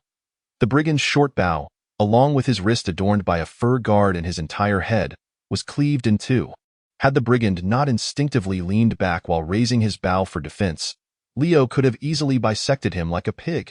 Amidst the splattering blood, Leo sheathed his long sword, drew his longbow, and with calm precision, shot an arrow through the chest of a brigand on the third stone wall. It was only then that the remaining brigands realized they were under attack, loudly calling out warnings and raising their bows to shoot at Leo. After swiftly dispatching the sentry on the stone wall, Leo turned and crouched beneath the adjacent parapet, simultaneously blowing a sharp whistle. 4 or 5 arrows whizzed past, one narrowly missing his head while the others struck the stone wall, the iron tips sparking against the weathered surface, leaving a mark before rebounding and falling. Outside the tower, Ivan let out a furious roar, leading over 20 militia men in a charge. The structure of the watchtower constrained the paths of the assailants, yet simultaneously restricted the defenders' egress. In a bid to assert their distinct status, the bandit leader and Brother Lawrence occupied the relatively intact chamber within the tower. The remaining bandits were relegated to pitching their tents outside. This small courtyard encircled by the watchtower was limited in size, further diminished by the portions of collapsed stone walls, allowing space for only a handful of tents, approximately 10. Consequently, some bandits opted to set up their tents in the sheltered area behind the tower. At that moment, when an attack ensued, the bandits inside grasped their weapons, scanning the surroundings while also defending against the powerful arrows fired from Leo above. Meanwhile, those bandits positioned behind the tower, hearing the shouts, maneuvered around the outer wall to investigate. As these bandits approached the entrance, they were suddenly met with a volley of crossbow bolts from the opposite side, resulting in the immediate downfall of 4 of their number. From behind a nearby boulder, a group of 10 militia, led by Eugene, emerged. Faced with the unprepared, wall-hugging bandits, the militia found shooting them as effortless as target practice. Witnessing the opposing force dwindle to 5, Eugene, momentarily forgetting Leo's admonitions, discarded his crossbow, unsheathed his one-handed sword, and shouted, "Eliminate them all!" The remaining 5 bandits, instead of retreating in anticipated terror, revealed fierce expressions, howling wildly as they charged at the militia with their curved blades. At the front of the tower, amidst the bandits' hesitation and Leo's sniping, Ivan successfully blocked the main entrance with his men. The 7 militia at the forefront raised their round shields, forming a shield wall to deflect the arrows raining down from the watchtower. The militia behind them retaliated with crossbow fire against the bandits. Though the bandits wielded short bows with rapid-fire capabilities, their lack of shields rendered them a minimal threat to the militia. Conversely, a single bolt from a militia crossbow was sufficient to incapacitate a bandit upon impact. As their comrades fell, the remaining bandits retreated into the tower's chamber, seeking refuge behind the thick stone walls. The militia advanced steadily while continuing to shoot, soon entering the courtyard enclosed by the tower's walls, effectively suppressing the bandits within. Leo, positioned atop the stone wall, rained down shots, toppling 3 bandits in succession until they all sought cover inside the tower, obscured from view by the stone barrier. Only then did he descend from the wall and join Ivan. It's he that moment. A commanding voice resonated from within the tower. Brother Lawrence proclaimed, "Cease all hostilities at once." Chapter 59. Who doesn't have a grandfather? The sounds of combat ceased, and the militia and bandits faced each other across the narrow corridor of the watchtower. To bolster their defenses, the entrance to the stone fortress leading to the main hall featured a corridor approximately 5 or 6 meters long, wide enough for only 2 to walk side by side. The walls on either side concealed rooms accessed from within, and small windows in the stone walls provided vantage points for repelling the enemy's advance. However, most of the rooms in the tower had collapsed, leaving the bandits congregated in the main hall. After an intense skirmish, only the bandit leader and 4 others remained, alongside Brother Lawrence and his 2 armed attendants. Having remained hidden in the main hall, Brother Lawrence hastily donned his sacred white robe adorned with golden embroidery, cradling a tome of scripture in his hands. He appeared at the opposite end of the corridor, emanating a faint golden glow that lent him an air of solemnity and gravity. With a commanding voice, he proclaimed, "I am a devotee of the holy light, your father. Those who believe in me shall have their souls forgiven. Those who do not shall face the wrath of the holy light." The militia and the bandits stood in silent observation of his performance. Brother Lawrence was astounded by the palpable stillness. In his subconscious, he believed that the fear of the holy light surpassed even the fear of death, and that at such a moment, the crowd should be retreating or kneeling in prayer. Yet, he soon realized that they were in the north, where the holy light held little sway. The northerners were devoid of faith in the holy light. They were all heretics. Thus, he resolved to take decisive action, beginning to recite lengthy prayers in a hushed tone that others could not comprehend. The faint golden glow around him began to retract, and not only that, the light surrounding his form rapidly dimmed, rendering him pallid, as if his very essence had faded from the canvas. The already dim main hall plunged into a darkness akin to midnight, obscuring even the features of those present. Dark word, mental whip. With a thunderous shout, Brother Lawrence gestured sharply, and Leo suddenly felt as though he had been struck down, a searing pain radiating from his forehead, as if his very soul were being cleaved asunder. This was a world imbued with magic. In the throes of agony, a thought erupted in Leo's mind, and I am calmly observing him cast his spell. Huh? In that fleeting moment, a voice of confusion echoed deep within his consciousness, followed by a surge of profound, inexplicable mental power. It washed over him like a gentle breeze, instantly banishing the searing pain that had consumed his soul, leaving only a refreshing coolness in its wake. The torment he had just endured felt like naught but an illusion. Realizing what had transpired, Leo cried out in his heart, "Master Bobuk, I love you." The great druid Bobuk replied with gentle warmth, "You are most welcome." The childlike voice of Freya also rang out from afar. "Leo, I love you too." Initially, Leo had thought that the soul-linking spell cast by Bobuk was merely for communication, never anticipating its remote dispelling capabilities. Before Bobuk's formidable soul power, such a rudimentary curse dissipated like wisps of smoke in the wind. In a moment of elation, Leo thought, who doesn't he have a grandparent? To outsiders, Leo merely furrowed his brow momentarily, then resumed his usual demeanor, a tender smile gracing his lips. The extent of his injury felt like nothing more than a minor inconvenience, akin to a playful jest from a beloved. The curse's caster, Brother Lawrence, was incredulous. Even awakened transcendent beings would succumb to his dark word curse, suffering mental upheaval and the burning of their souls, rendering them momentarily incapacitated. How could this ordinary lad seem utterly unscathed? By the natural course of events, he should have dropped his weapon, kneeling in despair, prompting the militia to surrender in fright. The bandit leader regarded Brother Lawrence with the look one might reserve for a fool, dismissing him as yet another charlatan engaging in deception. At such a juncture, who would still be swayed by his words? It was time to showcase true power. Pushing aside the still doubtful Brother Lawrence, the bandit leader stepped forward. He bellowed at Leo. "You, cursed one, you have left my men strewn across the ground like carrion. How about we resolve this one-on-one? Regarding a duel, awaken the following. He has never feared anyone." That is precisely how the former leader met his demise. Leo, unable to comprehend the peculiar Western accent of the bandit chief, cast a disdainful glance at him. "Woof, woof, He seized the crossbow from Ivan's side and pulled the trigger towards the bandit leader. "Still woofing, are we?" The bandit chief, in disbelief, stared at the crossbow bolt embedded in his chest, one hand clutching his wound, the other pointing at Leo. You don't speak." Before he could finish his sentence, he collapsed lifelessly. "What kind of creature dares to woof at me? Not even goblins possess such audacity." Leo coldly regarded the corpse of the bandit leader and bellowed to the remaining men. "Lay down your weapons, come forth and surrender. Disarm and you shall not be harmed." Observing the evident hesitation among the remaining bandits, Brother Lawrence shouted, "Do not heed his words. We can hold the passage. They cannot breach it." Under his command, 2 armed retainers raised their fan-shaped shields to block the exit of the corridor. The militia attempted to shoot the bandits inside with crossbows, but their experienced armed retainers thwarted the attack with their shields. Leo had no intention of sacrificing the militia's lives to breach the defenses. He simply waved his hand and commanded, "Burn them alive." Immediately, half of the militia continued to guard the entrance while the other half rushed to gather firewood, tossing it into the corridor, preparing to incinerate the bandits within. The main hall inside was not large, consisting of only a few rooms and lacking any other exits. Burning for half an hour would fill the space with smoke thick enough to suffocate.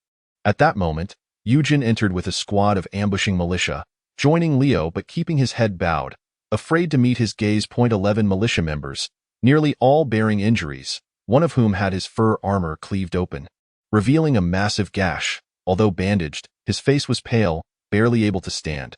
"What happened?" Leo asked, frowning. Eugen stammered. "We clashed with the enemy a few times, but rest assured, none escaped. We killed them all." Leo scrutinized him and immediately surmised the reason.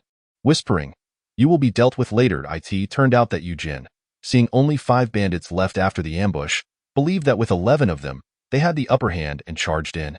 Unbeknownst to them, those bandits were seasoned killers with years of experience, far surpassing the militia in combat skills. Previously, their performance against the spear and crossbow volleys had been unimpressive, even appearing somewhat clumsy. However, when it came to face-to-face combat, the disparity in fighting prowess became evident. In a mere exchange, several militia were wounded, unable to defend against the bandits' cunning blade techniques. Meanwhile, the bandits, slippery as eels, evaded the militia's short swords entirely. Fortunately, Leo's daily training had borne fruit. Even when charging, the militia instinctively maintained their formation, regrouping upon suffering slight losses. In the face of the shield wall, they provided mutual cover and coordinated their attacks, ultimately slaying the 5 bandits. On the open ground near the watchtower, the militia gathered firewood, along with several bandit tents and woolen blankets, tossing them into the corridor and igniting the flames, which instantly billowed thick smoke. As the flames began to rise, the individuals within finally succumbed to panic. It was then that Brother Lawrence, in a state of distress, shouted frantically, "Charge out! Charge out! Fight them to the last!" Chapter 60. The Gallows. The remainder of the battle unfolded without any suspense. Had the horse bandits surged forth together prior to Leo's incendiary actions, they might have posed a modicum of threat to the militia. However, at this moment, as the fire spread, merely attempting to rush through the blaze left the horse bandits in disarray, blindly swinging their weapons with their eyes tightly shut. Those who lagged behind became living torches, their fur armor easily ignited, and with 30 years of neglect, their hair and beards matted into clumps, their bodies coated in grime, they resembled human conflagrations. The militia stood steadfast at the entrance. For every bandit that emerged, they would swiftly topple one and then dispatch them with a thrust of their sword. Only 2 armed retainers posed a significant challenge, demanding considerable effort from the militia. Both exhibited the prowess of elite Imperial heavy infantry, clad in full suits of iron armor, rendering them nearly impervious to blades and spears. Under ordinary circumstances, 2 such armed retainers could effortlessly vanquish 20 bandits, which is precisely why Brother Lawrence had the audacity to venture deep into the wilderness. Had he summoned these 2 armed retainers to join the fray at the outset of the conflict between the bandits and the militia, it would not have been so straightforward for the militia to overwhelm the horsemen. Yet now, under the watchful gaze of 5 or 6 militiamen, even the elite heavy infantry found themselves struggling to maneuver. The moment one armed retainer emerged, he rolled to the ground, his shield deflecting the militia's thrusting short swords, and as he swung his sword upward, it too was blocked by the militia's shield. Just as he regained his footing, two short swords lunged toward his waist. Unfortunately for the retainer, he was clad in heavy chain mail, with a hardened leather armor beneath. The militia's strength was considerable. Had their weapons struck a bandit, they would have easily pierced through the fur armor, inflicting grievous wounds to the bandit's abdomen, shattering intestines and kidneys alike. However, when the short swords met the retainer's chainmail, they merely sparked and the blades skidded aside. Realizing they could not inflict harm upon the armed retainer, the militiamen ceased their assaults and instead advanced with their shields, directly pressing against him. The retainer flailed helplessly, unable to wield his weapons, and as he attempted to retreat, he was forcibly pushed forward by two militiamen who had collided with him using their shields. With 5 or 6 militiamen bearing down, they trapped the armed retainer in a pincers of shields, before finally plunging their short swords into the gaps of his armor, methodically dispatching him. Once all the bandits and armed retainers had been dealt with, Brother Lawrence staggered out of the passageway, utterly disheveled. His hair and beard smoldered, his once pure white robe now marred with patches of black and yellow, the fabric ignited, flames licking towards his rear. Ignoring his dignity, Brother Lawrence rolled on the ground in a desperate attempt to extinguish the fire. Finally, he sat amid the carnage, despair etched on his face as he gazed at the heaps of corpses and the encroaching militiamen. "You desecrate the holy light. This is heresy. The holy light shall enact its judgment upon you." Leo approached, crouching to peer down at Lawrence, his voice icy as he retorted, "My dear brother, the holy light has never uttered such words." Leo rose to his feet and proclaimed loudly, "Tiors Lawrence, a monk of the Church of the Holy Light, has engaged in deceitful practices, colluded with brigands, and launched attacks on the territories of River Bay, resulting in the deaths of numerous settlers. His transgressions are heinous and unforgivable. I, Leo Mondo, in my capacity as the sheriff of River Bay, hereby sentence you to execution by hanging." As Leo delivered his verdict, 2 militia members approached, producing a noose to fasten around Lawrence's neck.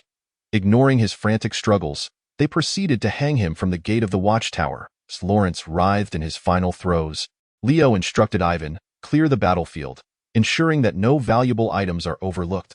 "Understood." Ivan replied eagerly, rallying his men to scavenge for spoils. An hour later, Leo mounted his steed, followed closely by the militia who led 24 horses, each laden with a substantial quantity of goods. Though these swift horses could bear the weight of marauders as they charged and plundered, they had yet to attain the status of true war horses, thus merely qualifying as swift mounts. The Empire's war horses are categorized into 2 specifications. 1. The light warhorse excels in long-distance pursuits and carries light cavalry weighing a combined total of 300 pounds, equipped for short bursts of charge. The other, the heavy warhorse, can bear a total of 500 pounds for heavy cavalry, also equipped for short charges. Clearly, this group of swift mounts could not meet the minimum requirements for either category. The Western Plains are renowned for their abundance of light warhorses, and the nomadic peoples are adept in archery and horsemanship, which is why the light cavalry regiments of the West rank first in the Empire. Most of the marauders who have infiltrated the northern and southern regions are criminals and deserters from the West. Ironically, while the Northern Plains produce heavy warhorses, there are almost no heavy cavalry regiments in the north. Instead, they predominantly field light cavalry. This is due to the towering stature of the Northerners. Those who rise to become elite soldiers from the north are typically over 6 feet tall and weigh above 200 pounds. Clad in full heavy armor and wielding swords, shields, and lances, and with their warhorses donning armor as well, their combined weight can exceed 600 pounds. Ordinary heavy warhorses cannot run under such burdens, easily risking broken legs or, after a battle, suffering spinal injuries that render them useless. Moreover, those exceptional heavy warhorses or special mounts with beastly bloodlines are beyond the financial reach of even ordinary landed knights, let alone for the outfitting of heavy cavalry regiments. In contrast, the southern folk are generally shorter, with cavalry members averaging between 5 feet 6 inches to 6 feet tall. Additionally, the advanced technology of the South allows for superior armor forging, yielding a steel armor that is a third thinner for equivalent defense. Fully equipped, including weapons and horse armor, they weigh around 500 pounds, making them perfectly suited for the heavy warhorses procured from the north. Most importantly, the nobles of the South are affluent. The warhorses raised by the Northerners, which they are reluctant to ride themselves, are sold at high prices to the wealthy lords of the South. Aside from the 24 swift mounts, The cargo they carried was relatively worthless, comprising mainly foodstuffs, textiles, and the tents, fur armor, and woolen blankets collected by the militia from the marauders. The impoverished militia of River Bay, accustomed to frugality, spared not a single scrap, even scavenging the marauders' grilling racks and battered pots. Among the spoils of greater value were a few dozen imperial gold and silver coins, as well as the full suits of iron armor belonging to 2 armed attendants. The mercenaries were typically adorned in chainmail vests, steel shoulder guards, visored helmets, and iron gloves, which afforded them greater agility than the heavy infantry of elite troops and a more imposing presence than the standard imperial soldiers. In the entire Riverbend territory, not a single piece of chainmail could be found. With these 2 sets of armor, Julian, the pioneering knight, and Leo, his squire, appeared quite formidable. Perched upon his steed, Leo casually flipped through the tome of doctrine authored by Brother Lawrence, reveling in his thoughts. His companion, Ivan, led the horse, deep in contemplation, when suddenly his eyes lit up and he exclaimed, "Is it possible? Could it be? Did the bandit leader just say he wanted to duel you?" Taken aback, Leo pondered the bandit's Western accent, and then it dawned on him. Alas, what a pity it was that they could not engage in a proper contest. The 2 shook their heads in unison, lamenting as they continued on their path. Chapter 61. The bold villager. As the party traversed the aqueduct, Leo beheld the bodies of bandits impaled on wooden frames by the militia. 18 corpses lined up, stripped of their garments and displayed upon crosses. Their wounds were exposed to the air, flesh torn and rolled back, with intestines spilling forth, their blood nearly drained, rendering their skin a pallid gray devoid of life. As the fervor of battle and irritation waned, the elegant sensibilities of modern man reclaimed dominance, and Leo found the sight of these corpses particularly chilling, reminiscent of scenes from certain American horror films. It was barbaric, it was cruel. After a few glances, he shook his head and called out to move on. The militia members trailing behind exchanged glances, rendered speechless. "Wasn't this your own command? Should we not lower them down? Bury them?" One militiaman whispered to Ivan. Ivan shot him a look, responding, "What does it matter to us? If you have time to ponder this, shouldn't you be digging your own grave instead?" The militiaman contemplated this, conceding that Ivan had a valid point. Upon returning to Riverbend, Leo observed the bodies of villagers laid out in the clearing before the Lord's manor, while the surviving townsfolk gathered together in silent mourning. Olivia, with the assistance of Ruth, was comforting the families of the deceased villagers. Overall, the villagers exhibited a demeanor that was not overly sorrowful. Rather, there was a semblance of relief among them, with only a few young women and children quietly weeping. From the fragmented memories of Leo, whether from the raids of bandits or the harsh winter snows, it seemed that some lives were always lost in the small northern village, as if it had become an integral part of the villagers' existence. Particularly since the Orc invasion, every assault had claimed a toll of 10 to 20 lives, culminating in the eventual necessity for the village to migrate under Julian's leadership. Furthermore, this recent onslaught of bandits, which left a total of 18 corpses, astonishingly resulted in only 9 fatalities, a notion previously unthinkable. A handful of muscular goblin blacksmiths sat idly upon the wooden platform of the Lord's manor, observing the peculiar human gathering, eager for it to conclude so they could return to their forge. Goblins harbored none of the complex emotions or customs of humans. When a companion fell, they would not even bury the body, simply discarding it in the wilderness. The fact that they did not consume the remains immediately was already a testament to their level of civilization. Upon witnessing Leo returning from the outskirts of the village, accompanied by the militia, Olivia hurriedly approached with the little mouse, her face etched with concern.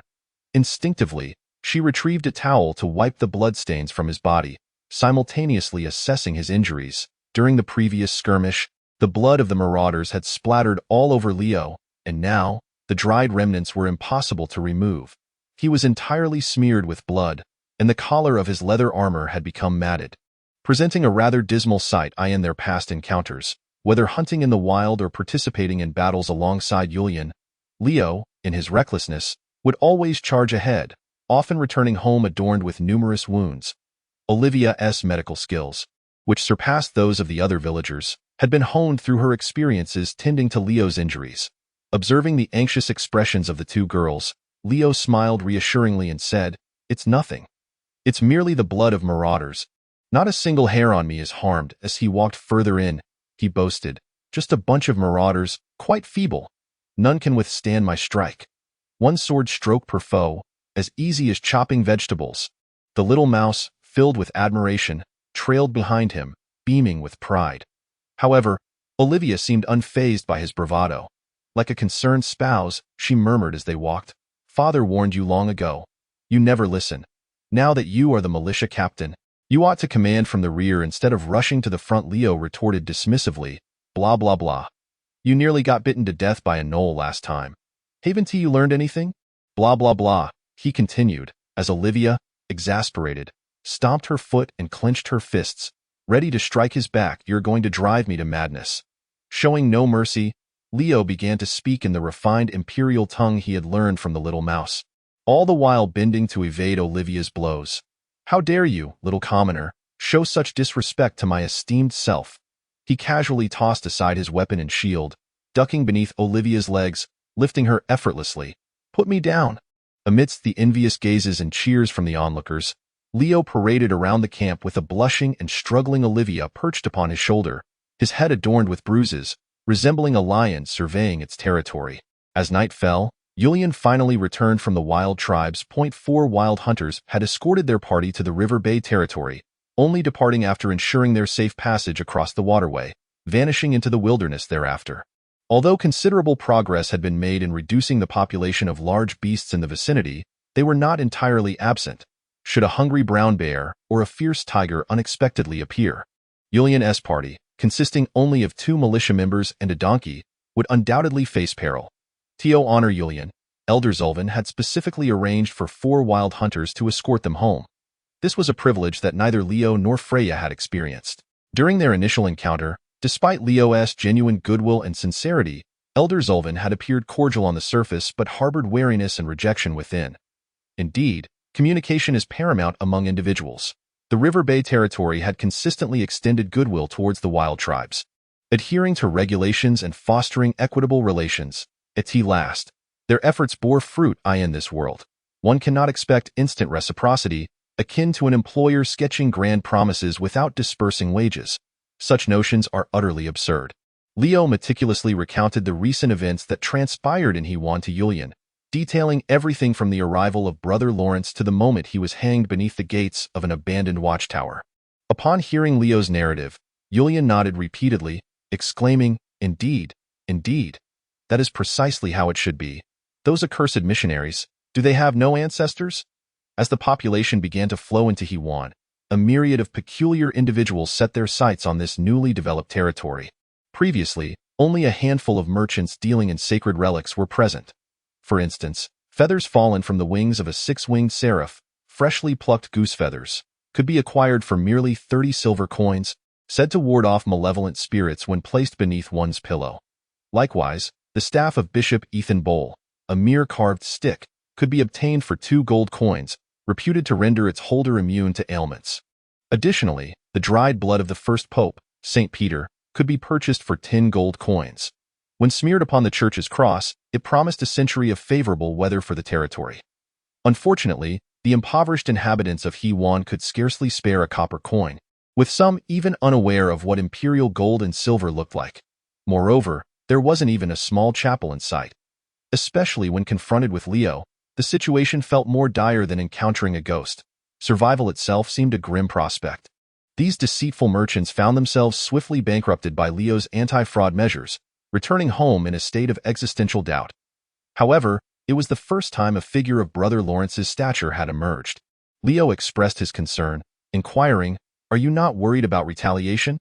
After all, it is the church. The death of a monk, particularly one skilled in magic, would surely prompt an investigation." Having consumed an abundance of Western novels in his past life, Leo harbored a more profound apprehension regarding the tyranny of religious power than Julian and his companions. "Young man, this is the North. Tyr dictates the law here. What significance does the holy light hold?" Julian, however, appeared unconcerned. After a moment of contemplation, Julian remarked, "Nonetheless, faith is indeed a matter of concern. Consider the villagers. When someone dies, their family lacks even a place to mourn." Leo nodded in agreement, suggesting, "Then let us construct a small chapel, dedicated to Tyr." Once Tyr was venerated, they might as well honor Odolov, Frelov, Lawad, and Basaka as well. This cannot simply be called a chapel. It must be a temple. As the two exchanged ideas, planning to create a marvel, the chief craftsman, Valerie, grew anxious. This may not be prudent. The flooring of the great hall remains unfinished, and many still reside in tents. Yulian dismissed his concerns with a grand wave of his hand, issuing a command. This is excellent. You can manage it as you see fit. Regardless of size, the village must have a temple. We shall honor our ancestors and prevent those dubious entities from misleading the populace. The faith of the northern people is rather haphazard. Irrespective of whether it is a church or a temple, or even an unfamiliar deity, they will invariably offer a prayer as they pass by. Even ancient and peculiar trees, uniquely shaped boulders, or insurmountable peaks draw worshippers seeking blessings. The theoretical foundation of the Holy Light Church is robust, far more compelling than the chaotic ramblings of wild heresies. Had a temple not been erected sooner to solidify the reverence for one's ancestors, the villagers, devoid of spiritual support, would easily fall prey to brainwashing and exploitation. The names uttered by Yulian, Odalarov, Frelov, Lavad, and Basaka, are all sons of Tyr from the northern myths. The initial appellations ought to have been Odaro and Frelra. During the later stages of the northern clan society, several clans, including Odaro and Frelra, rose to prominence, each proclaiming kingship, thereby ushering in the era of the northern kings. Ultimately, the Odaro royal lineage triumphed, ascending to be the supreme royal family of the north, with Odaro being elevated to the status of the eldest son of the war deity Tyr. The ancestral name Odaro became the surname of the supreme royal family, which, through a millennium of inheritance, gradually transformed into Odalarov. Similarly, other long-established noble families underwent analogous evolutions, such as the Frelra royal family evolving into the Frelov Count family, and the Shia royal family morphing into the Ishalov Count family. As for Lavad and Basaka, the former is the ancestor of the village of Rio, while the latter hails from the wild tribes. The naming customs of the north starkly contrast with those of other regions. Ordinary folk typically go by their given names, only adopting surnames in the presence of strangers or formal settings. However, in impoverished and backward villages, there is a dearth of intellectuals to devise names, leading to a repetition of a handful of old names.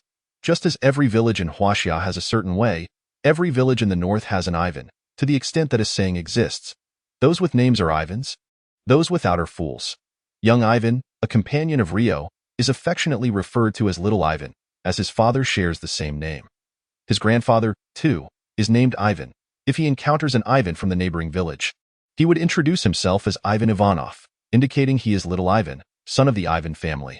Should the Ivan from next door also bear the name Ivan Ivanov, he would further elaborate as Ivan Ivanov Lavad, signifying he is the son of the Ivan family, a descendant of the Levad clan. Alternatively, he might even append his grandfather's name after his patronymic, creating an endless nesting doll of names. The full names of northern nobles often extend into lengthy strings, sometimes encompassing hundreds of words, for this reason. They incorporate all the notable ancestors from their lineage to showcase the family's glory.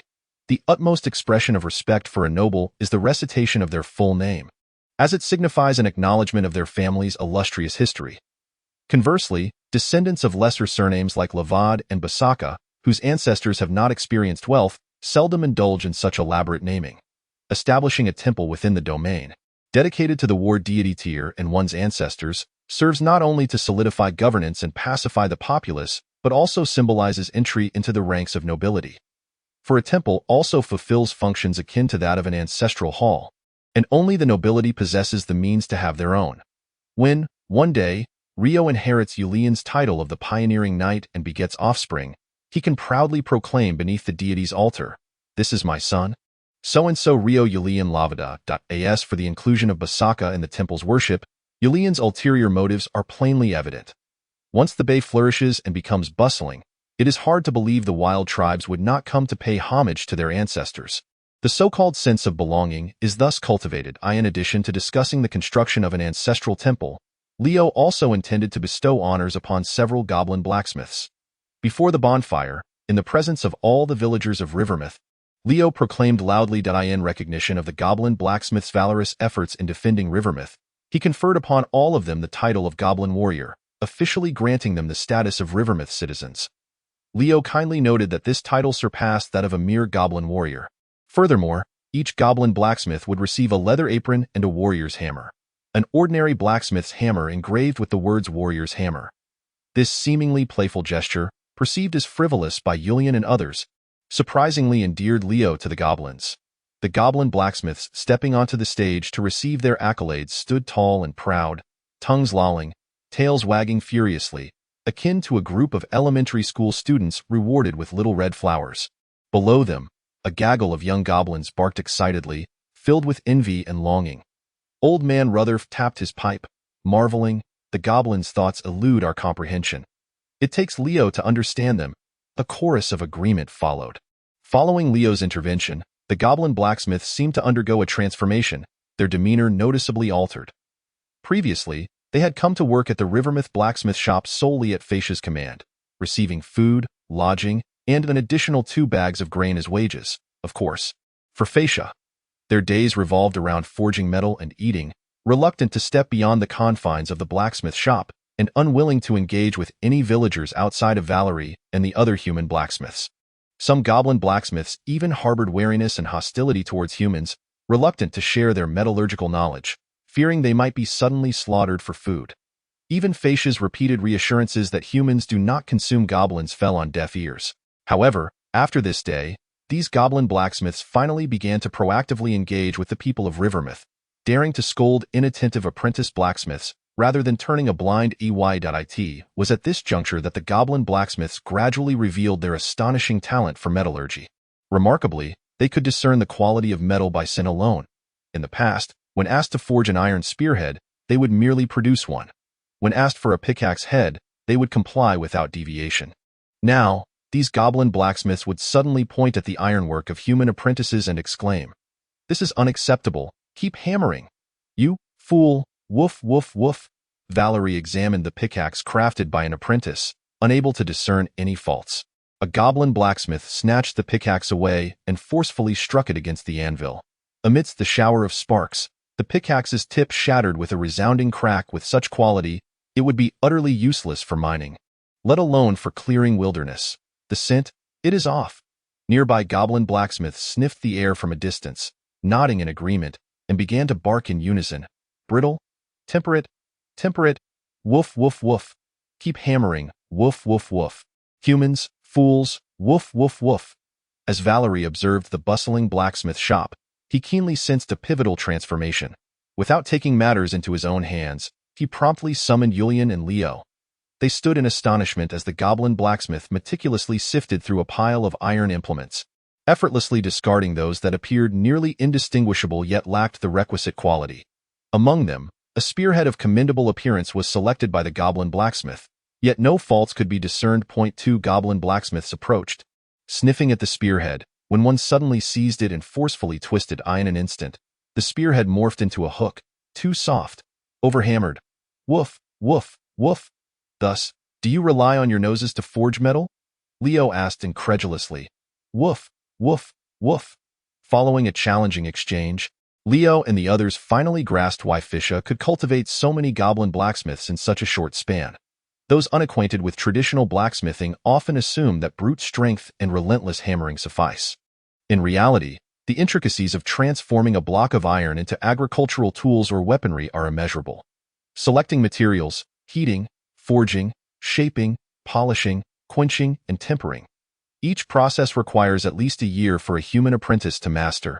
Assuming the master is willing to teach, a marginal disciple like Valerie, who had spent years merely swinging a hammer under his master, might never seize the opportunity to forge. In stark contrast, goblins possess an astonishing ability. With a mere sniff, they discern the quality of iron and whether it requires remelting. A sniff allows them to ascertain if the metal is too brittle or too soft, determining whether further forging, quenching, or tempering is necessary. Subsequently, they can continue processing based on their inherent experience. Essentially, every goblin blacksmith apprentice, after mastering the basic forging processes, can grasp critical information after crafting each tool a mere 10 or 8 times. The remainder is mere routine. However, human apprentices lack such extraordinary olfactory prowess, relying solely on intuition honed through relentless practice and the keen sense developed over years of forging. They start the race 3 years behind the goblins. To goblin blacksmiths, this is utterly inconceivable, rendering humans unfit for the trade. When Fisha arrived at the river bay, Leo relayed these discoveries to her and questioned why she had not forewarned him. With a mix of schadenfreude and feigned astonishment, Fisha exclaimed, "What? Humans? Can't do it. Humans are so foolish. Woof, woof, woof." It became evident that goblins possessed not only extraordinary olfactory abilities but also remarkable visual and auditory senses. They possessed a degree of night vision, enabling them to discern the shapes of mice in pitch-black mines and to perceive beasts from 100 meters away on moonlit nights. Their hearing was equally remarkable, allowing them to detect the breaths of nearby mice and discern their locations, while also picking up the distant howls of wolf packs and understanding the messages conveyed. Moreover, they could sense the emotions of their targets through the rhythm of their heartbeats and breaths. Thus, whether Leo was lying, feeling disdain, or expressing genuine emotion, it was all laid bare before Fisha. Most alarmingly, however, was the goblin's sense of smell. Not only could they assess distances and evade danger through the sense of beasts, but they could also locate various foods and perform other fundamental tasks with remarkable acumen. With just a modicum of training, they can detect the presence of minerals, herbs, and even ailments. Moreover, seasoned goblin blacksmiths can discern the various components contained within iron implements, allowing for optimization. Listening to Fraser's animated descriptions, Leo's eyes were finally opened wide. Although he had never owned pets in his previous life, he had a penchant for watching videos featuring animal companions, particularly those remarkable scent-tracking dogs involved in searches and rescues. With nothing but their keen noses, they can uncover bombs, poisons, and even cancer. He often marveled at why humans lacked such abilities, and now, the goblins had appeared. Perhaps this was the true reason why goblins, as a marginalized race, had managed to survive in the wilderness without facing extinction. Feeling triumphant, Fraser boasted about his race, leaving no stone unturned. While listening to Fraser's incessant bragging, Leo's gaze fell upon the group of daft goblin pups nestled beside Olivia.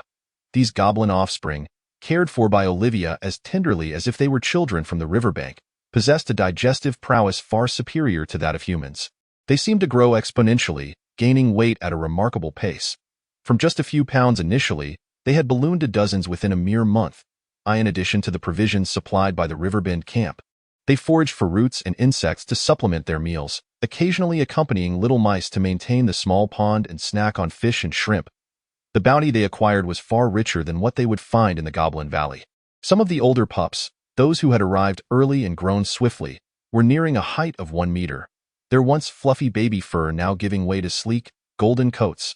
These pups, raised by Olivia, were accustomed to 2 daily servings of premium feed, regular baths, grooming, and even clothing, making them far more pleasing to the eye than their grimy, disheveled kin from the Goblin Valley, each one a veritable canine Adonis. However, having spent too much time with the little mice, they had adopted a rather quiet demeanor, constantly seeking Olivia's affection, often lost in reverie, appearing somewhat dim-witted. At this moment, Leo's smile began to take on a peculiar twist. After nurturing you for so long, it was time to start contributing to Riverbend's sustenance. Noticing Leo's sinister grin as he strode purposefully towards her, Olivia seemed to sense his intentions immediately. "What are you planning to do?" she asked, putting down her task and gathering the smallest of the goblin pups, 7 or 8 in total, cradling them protectively like a mother hen shielding her chicks. "These are my little ones." Chapter 64. It is time to repay Riverbend for its nurturing. With a pile of pups in her arms, Olivia's agility paled in comparison to Leo's. With a feint, he deftly maneuvered around Olivia, seizing the hind leg of the largest pup. Goodness, this one must weigh at least 50 pounds, nearly rivaling the little mouse. Due to genetic factors, goblins grow at an astonishing rate, reaching maturity within 3 years of birth. An adult goblin stands around 1 meter tall, and once they reach adulthood, their growth and height begins to plateau, shifting instead to a more robust lateral development. In the wilderness, food distribution among goblin tribes is uneven, leading to malnourishment among the young. The newly adult goblins appear thin, resembling upright golden retrievers. Upon reaching adulthood, with an increased allocation of food, the individuals began to bulk up, transforming from slender golden retrievers into muscular pit bulls. Some, having consumed ample nourishment, continued to grow, gaining an additional 20 to 30 centimeters in height, and even tripling their weight. Like the blacksmiths of the river bay, who feasted heartily twice a day and toiled at their craft from dawn till dusk. Both their stature and mass exhibited remarkable growth. Their strength far surpassed that of their peers, with arms thicker than a human calf. The leaders of the dog-headed tribes were often the most robust, enjoying the highest rations of food, effectively monopolizing the tribe's meat supply. Fraser's father, the previous chief of the dog-headed folk, had nearly transformed into a werewolf.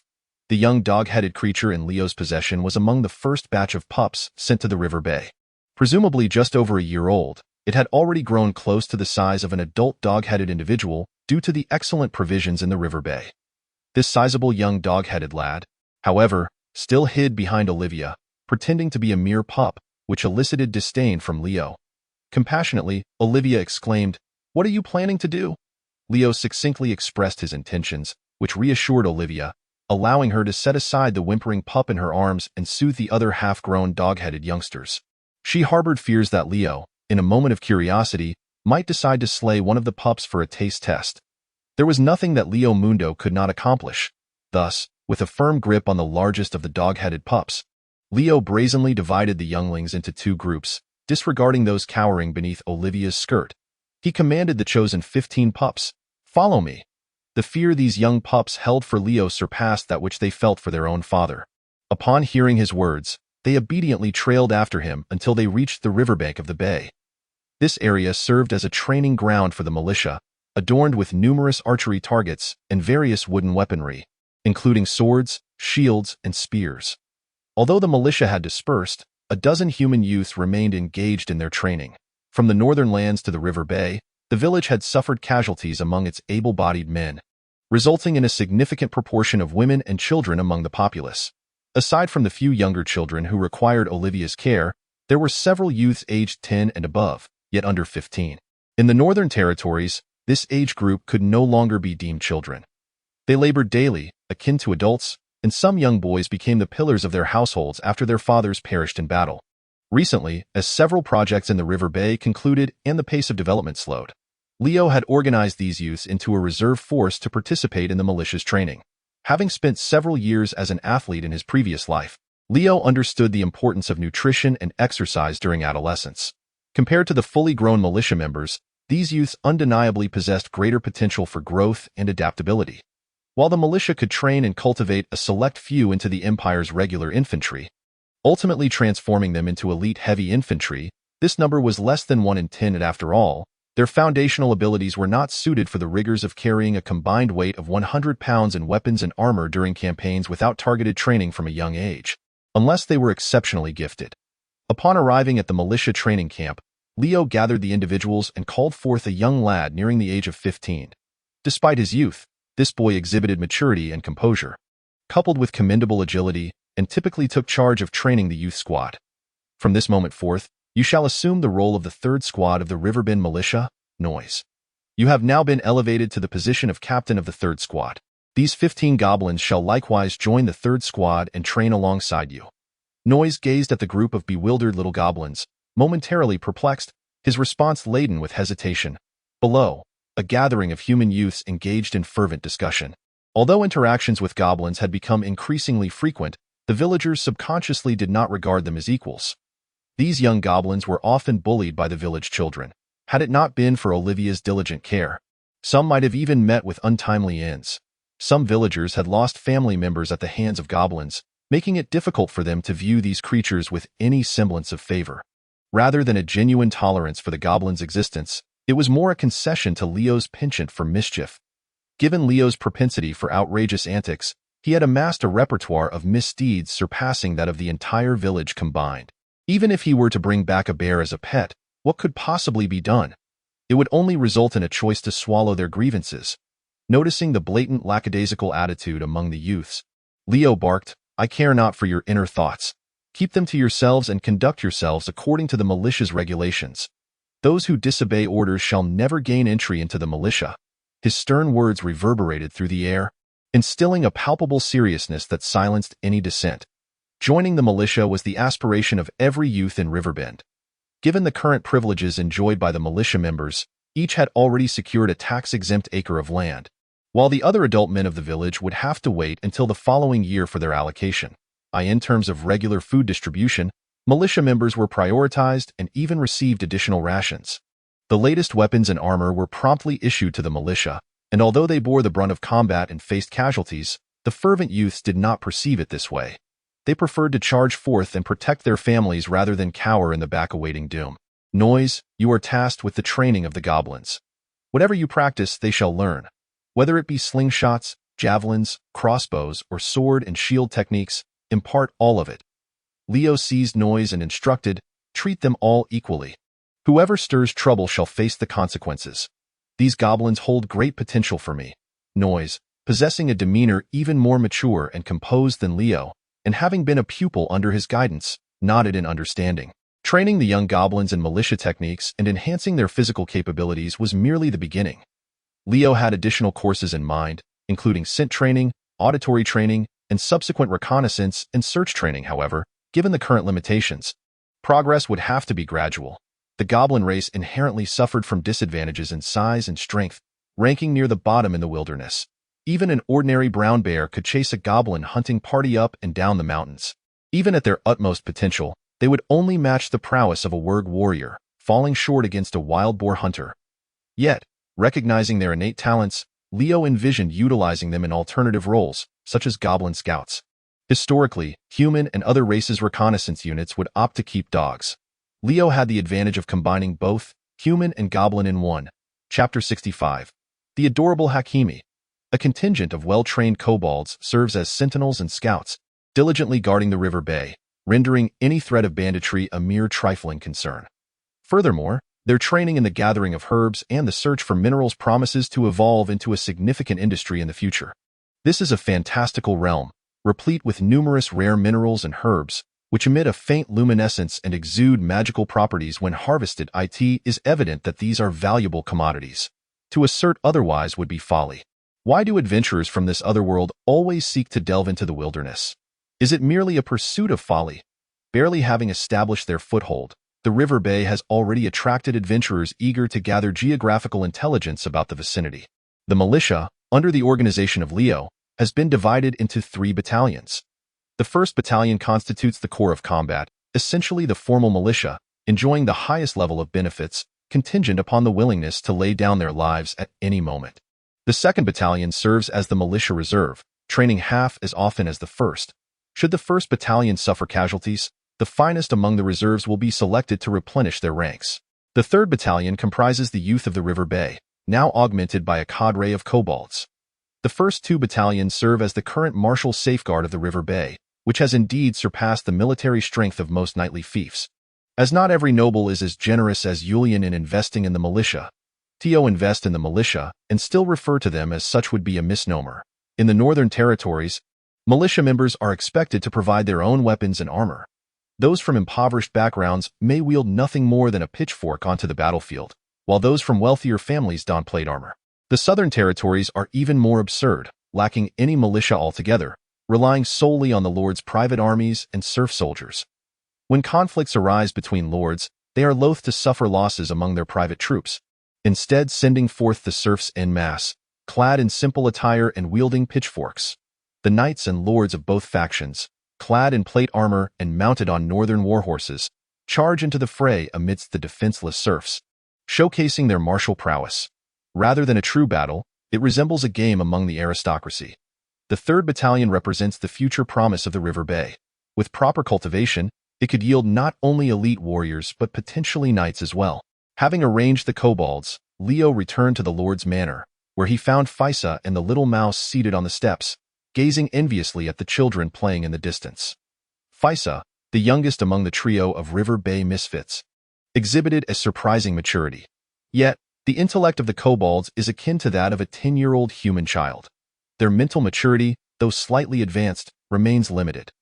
Although Physa possesses greater intelligence, she often unwittingly reveals a childlike naivety. In contrast, Freya, an 80-year-old preschooler, embodies the essence of a mischievous child. Physa, resembling a 4- or 5-year-old adult, has taken on significant responsibilities, managing the Kobold Valley with remarkable organization. By comparison, only the little mouse appears entirely normal. At that moment, the little mouse had placed the tome of teachings from Brother Lawrence upon her lap, evidently having just instructed Physa in the art of reading. Physa's eagerness to learn is not mere rhetoric. She spares no opportunity to acquire knowledge. After witnessing the literary education imparted by Olivia and the little mouse, Physa eagerly embraced her role as a student. Compared to the village's rascals and Leo's own foolishness, Physa's speed in literacy acquisition is far superior. It is likely that her proficiency now surpasses Leo's own. However, Leo harbors doubts about the practicality of this skill in the wilderness. Are you still here? Are you waiting for dinner? How does one refer to a man-eater? Clearly, Physa is waiting for Leo. I have already sent a message to Bjorn, requesting him to bring 10 wildling hunters to assist us. Just the two of us find it somewhat strenuous to contend with the man-eater. The crossbow lacks sufficient power, and the short spear requires proximity, both proving inadequate against such a formidable foe. The only powerful ranged weapon Leo could conceive is the wildling hunter's longbow in his eyes. It resembles an otherworldly version of a bolt-action rifle, one that could potentially be utilized until the modern era. Without the wildling hunter's support, we would have to rely on sheer numbers, which is not Leo's style. The wildling tribe of the Great Waterfall has always served as the protective umbrella for the goblin tribe, and naturally, Physa holds the wildling hunters in high esteem. Upon hearing this, she joyfully wagged her tail. How delightful!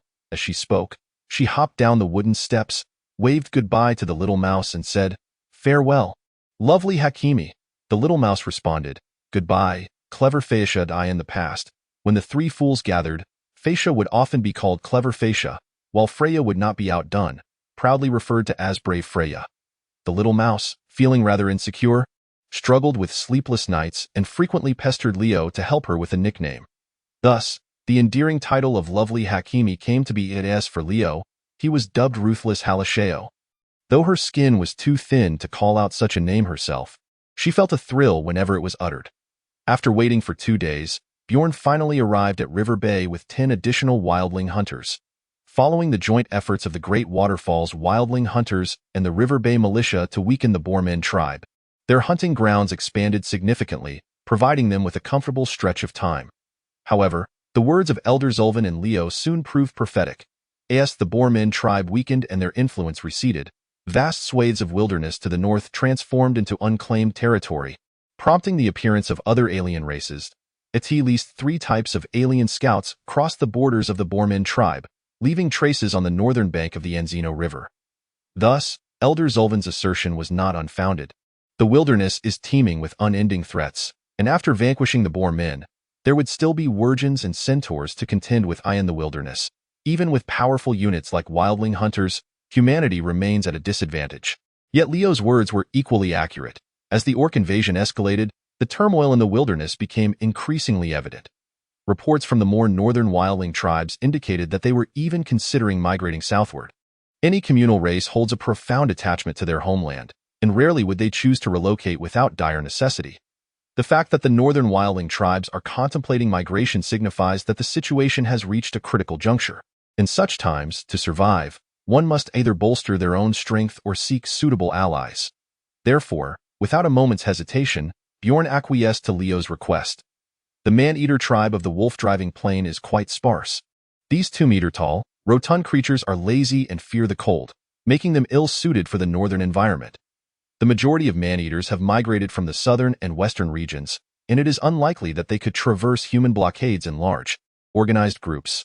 Hence, the occasional appearance of a few is entirely justifiable. Bjorn once faced a man-eating ogre, which he found to be only marginally stronger than a brown bear, with an intellect that might not even surpass that of a goblin. With a simple bait and traps, one could easily kite it to death. 2 man-eating ogres would pose no challenge whatsoever. Chapter 66. The tribe of man-eating ogres. The lair of the ogres lies a few miles north of the abandoned watchtower.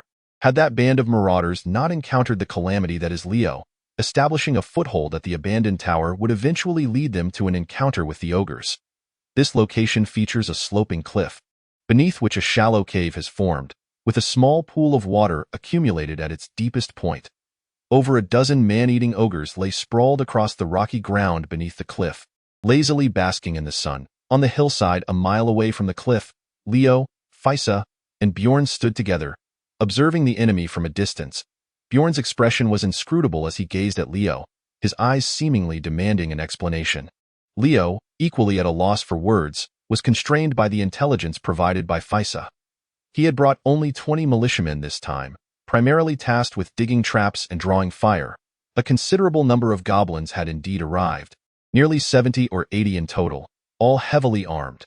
Yet, in the presence of the colossal ogres, these small creatures resembled mere children from a kindergarten, posing no real threat.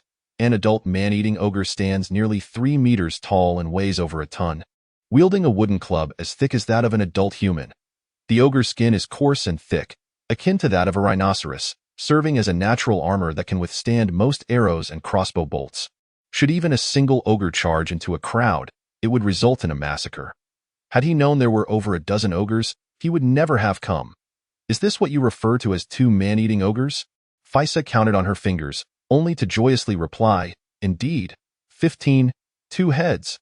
The tribe of man-eating ogres before them possessed 2 heads each. As for the 2-headed ogres, they had yet to master any spells. During the Second Tripartite Alliance, Physa had contributed the most troops, clearly the main force, and thus felt a surge of pride, sensing an elevation in her international standing. Her tail wagged with such vigor it appeared to blur. Damn it, if it weren't for Physa's legion of muscle-bound bodyguards surrounding me, I might have impulsively charged in, Leo lamented. What now? What else can we do? We retreat, Bjorn replied tersely to a hunter of the wild. Bjorn had spent years navigating the wilderness, encountering formidable foes far more frequently than Leo had engaged in combat. He was well versed in the art of survival and felt no psychological discomfort regarding tactical retreats. To contend with such a tribe of man-eating ogres, they must gather the archers from the entire wildfolk tribe, launching a volley of arrows from a distance to eliminate them without affording them a chance to retaliate. I'll observe a little longer, Leo said, feeling reluctant to return home so soon. Without hesitation, Bjorn departed, vanishing into the wilderness. Physa, still unaware of the situation, stared at the retreating figure of the wildfolk hunter and asked, "Why are we leaving? Why stay? To serve as a feast for the ogres," Leo retorted impatiently. "You should leave too. We are not fighting." As Physa walked away, she turned back to glance at Leo, hoping he might reconsider. "If we can take down wild boars, why can't we tackle 2 man-eating ogres?" Their numbers seemed decidedly limited. At that moment, it seemed that the commotion had startled the man-eating ogres, causing over a dozen 2-headed ogres to sit up and glance around, before swiftly rolling into the nearby underbrush. Some of the larger ogres, whose massive forms were not concealed by the foliage, draped prepared bushes and grass over their bellies and heads. Remarkably, their camouflaging skills were quite impressive. Had Leo not been watching intently, one could hardly discern the presence of the ogres. Amused by the spectacle, Leo's courage swelled. After all, what was it to tease a man-eating ogre when he had dared to jest with a snow bear at the tender age of 15? He strolled leisurely towards the cliff's edge, gauging the distance to ensure a potential escape route was available, before calling out loudly, "Is anyone there?" After 3 attempts, a muffled voice responded from a short distance away. "No one at all," Leo muttered in disappointment. "I thought there might be someone. I wanted to invite them for a meal." Instantly, several ogres sat upright, peeling back the foliage draped over them. One ogre eagerly explained, Someone, a human." "Well, sort of human," Leo disagreed, retorting, "Are ogres truly considered human? Don't they consume humans?" "Ogres, humans call us that. We are the Urgai." One particularly animated ogre stood up, towering nearly 3 meters tall, demanding respect as a veritable mountain of flesh. Freya, equally formidable in stature, weighed even more, yet lacked the ogre's long legs, often appearing less intimidating due to her adorable demeanor. In truth, Freya was incredibly swift, outrunning wild boars with ease. "Oh, so you are Urgai. Do you eat humans?" The ogres promptly lowered their heads, murmuring, eat a little." Their expression was not one of shame, but rather disappointment and frustration, for they knew this human would likely not extend an invitation for a meal. "Very well, wait here for a moment while I fetch some food." Leo, observing the group of ogres, made a bold decision. He returned to the hillside and instructed all the militia to bring forth their rations, loading them onto a donkey. Since capturing the marauder swift horses, the livestock in the river bend had increased significantly, and many militia members had begun learning to ride. While they could not fight on horseback like the marauders, they could at least become mounted infantry, significantly conserving energy and enhancing their marching speed. However, riding in the wilderness proved impractical. Donkeys excelled at rugged terrain and climbing, leading the militia to bring several mules for alternating rides, making it easier to transport spoils and the wounded. Leading the donkey laden with provisions back to the ogre den, Leo handed the reins to the foremost ogre, smiling, "Please, enjoy." "Thank you." The ogres were overjoyed, with one giant hand seizing the donkey's head, twisting it casually, and the poor creature met its demise. Several female ogres promptly approached, deftly dismantling the donkey. Lacking iron tools, they relied on their immense strength, tearing it apart with their bare hands, tossing the pieces into a large pot, while inserting the forelegs onto wooden sticks to roast over the campfire. Quite civilized, at least they weren't consuming it raw. The militia's rations were also unceremoniously tossed into the pot to be boiled down. Pity the poor donkey, which, just a moment ago, was lively and full of vigor, now finds itself destined for the pot. Seizing a moment amidst the culinary preparations, Leo scrutinized the dwelling of the ogres, furrowing his brow as he remarked, "Your living conditions leave much to be desired. Is it cold at night? Does it leak when it rains?" "Indeed, it is cold, and it does leak." "Then allow me to arrange for you a place to stay. After your meal, accompany me." The ogres exchanged bewildered glances. Food, and a place to live. Are the northern humans truly this hospitable? After indulging in a sumptuous feast of donkey meat, though Leo himself abstained, for the intestines had not been cleansed, he led the ogre tribe to an abandoned watchtower. After several days, the corpses of the bandits had vanished, leaving only the charred remnants of a great fire and scattered, fresh bones in the center of the grand entrance. A rope tethered a partially intact human skull, connected only by a single vertebra, with the remainder of its body long gone. Terrifying, gruesome. The ogres gazed upon this scene with delight. They found this decor style quite to their liking. Chapter 67. Ogres as friends. Leo ushered the ogres into the forsaken watchtower, adopting the demeanor of one returning home, all the while providing a tour of their new abode. You may erect a canopy in the open space within the walls, allowing you to reside comfortably. The rooms inside are too small for your kind, yet they may serve as storage for provisions. In truth, this tower is not insignificant. It merely suffers from considerable decay. You might take the time to repair it, although I would advise against it, lest it collapse further. As Leo rambled on, the ogre chief followed closely behind, nodding in agreement. The chief, the largest of the 15 two-headed ogres, had one head robust and powerful, its eyes bright and alert, while the other was withered and feeble, drooping lifelessly. It was the sturdy head that conversed with Leo, while the frail one squinted as if in slumber. The chief's sturdy head grinned widely, evidently enamored with this new home. The northern humans are indeed exceedingly warm and welcoming. He had anticipated a trap, ready to wield his club at a moment's notice. Once the ogres were settled, Leo, still uneasy, cautioned, "Now that you are here, please refrain from raiding. It would reflect poorly." The ogre chief scratched his head, distressed. "If we do not raid, what shall we eat?" Such a reasonable inquiry. Leo could only gently persuade, "The races surrounding us are all my friends. Should you raid them, and later seek my counsel, who shall I support? Moreover, the human lord's army here is not to be trifled with. Armored knights number in the hundreds. If you raid them today, tomorrow they shall hunt you down. Instead, let us hunt. Endeavor to forage, and if all else fails, consider cultivating the land."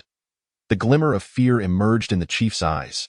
Indeed, any creature of the wild harbors a deep-seated dread of the human lord's army, for otherwise they would not have been driven into the wilderness.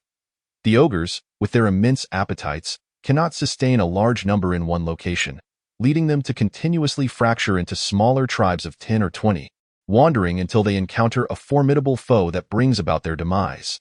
This is also the reason for their remarkable skills in the art of disguise.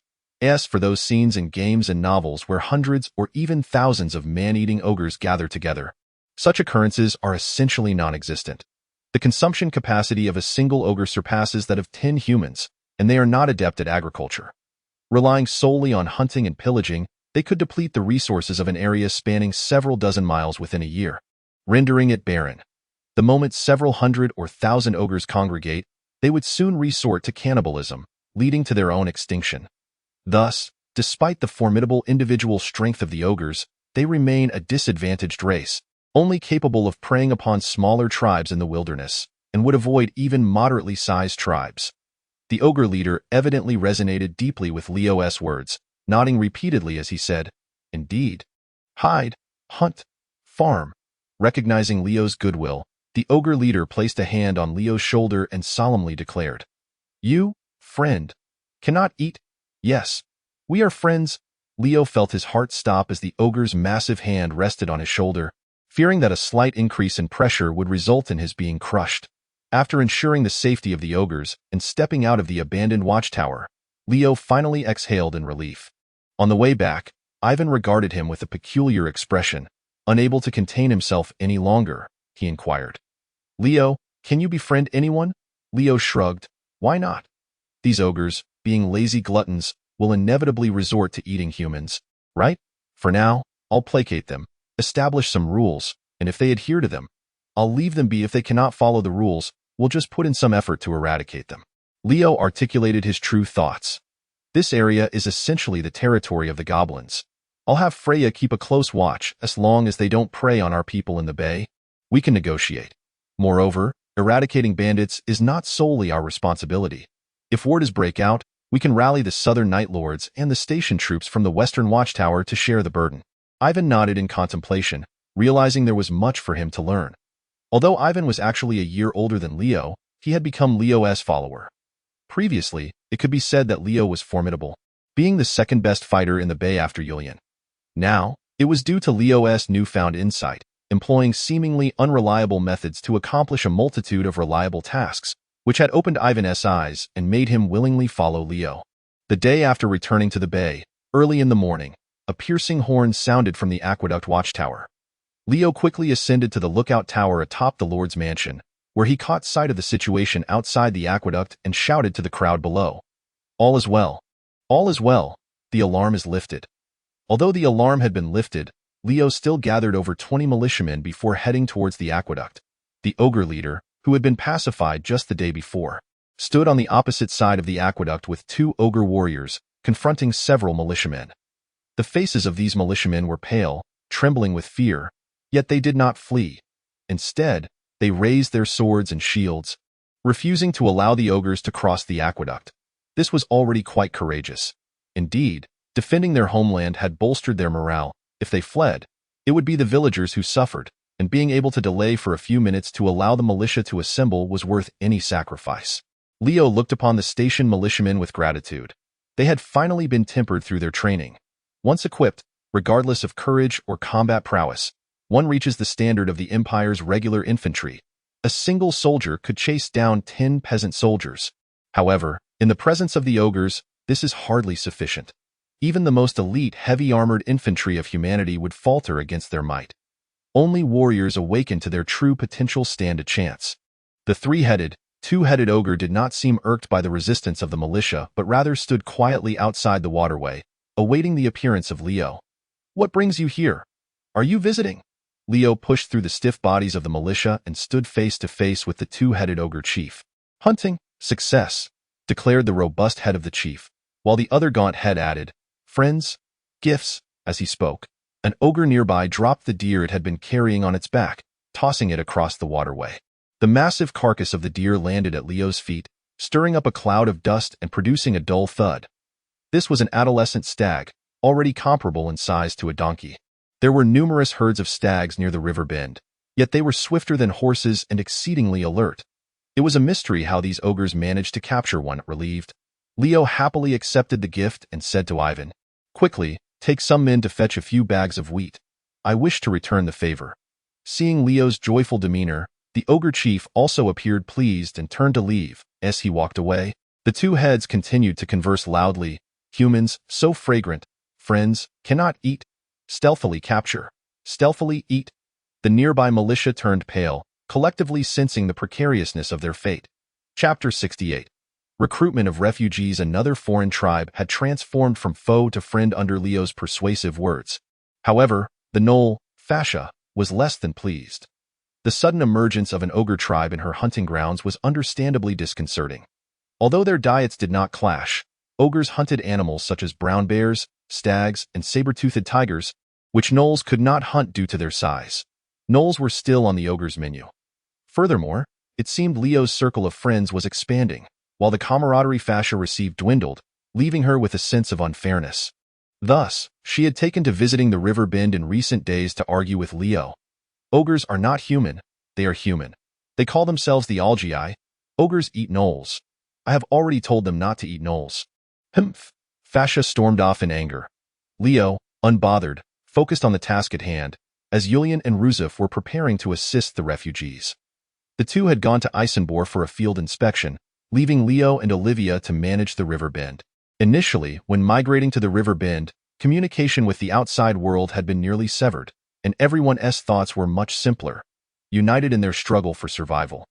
Now that stability had been achieved, chaotic matters seemed to multiply. So-and-so is oppressing neighbors due to their brotherhood, or so-and-so is taking advantage of vulnerable widows, or so-and-so secretly spent their hard-earned savings to buy a feather from a merchant, only to be beaten senseless by their husband.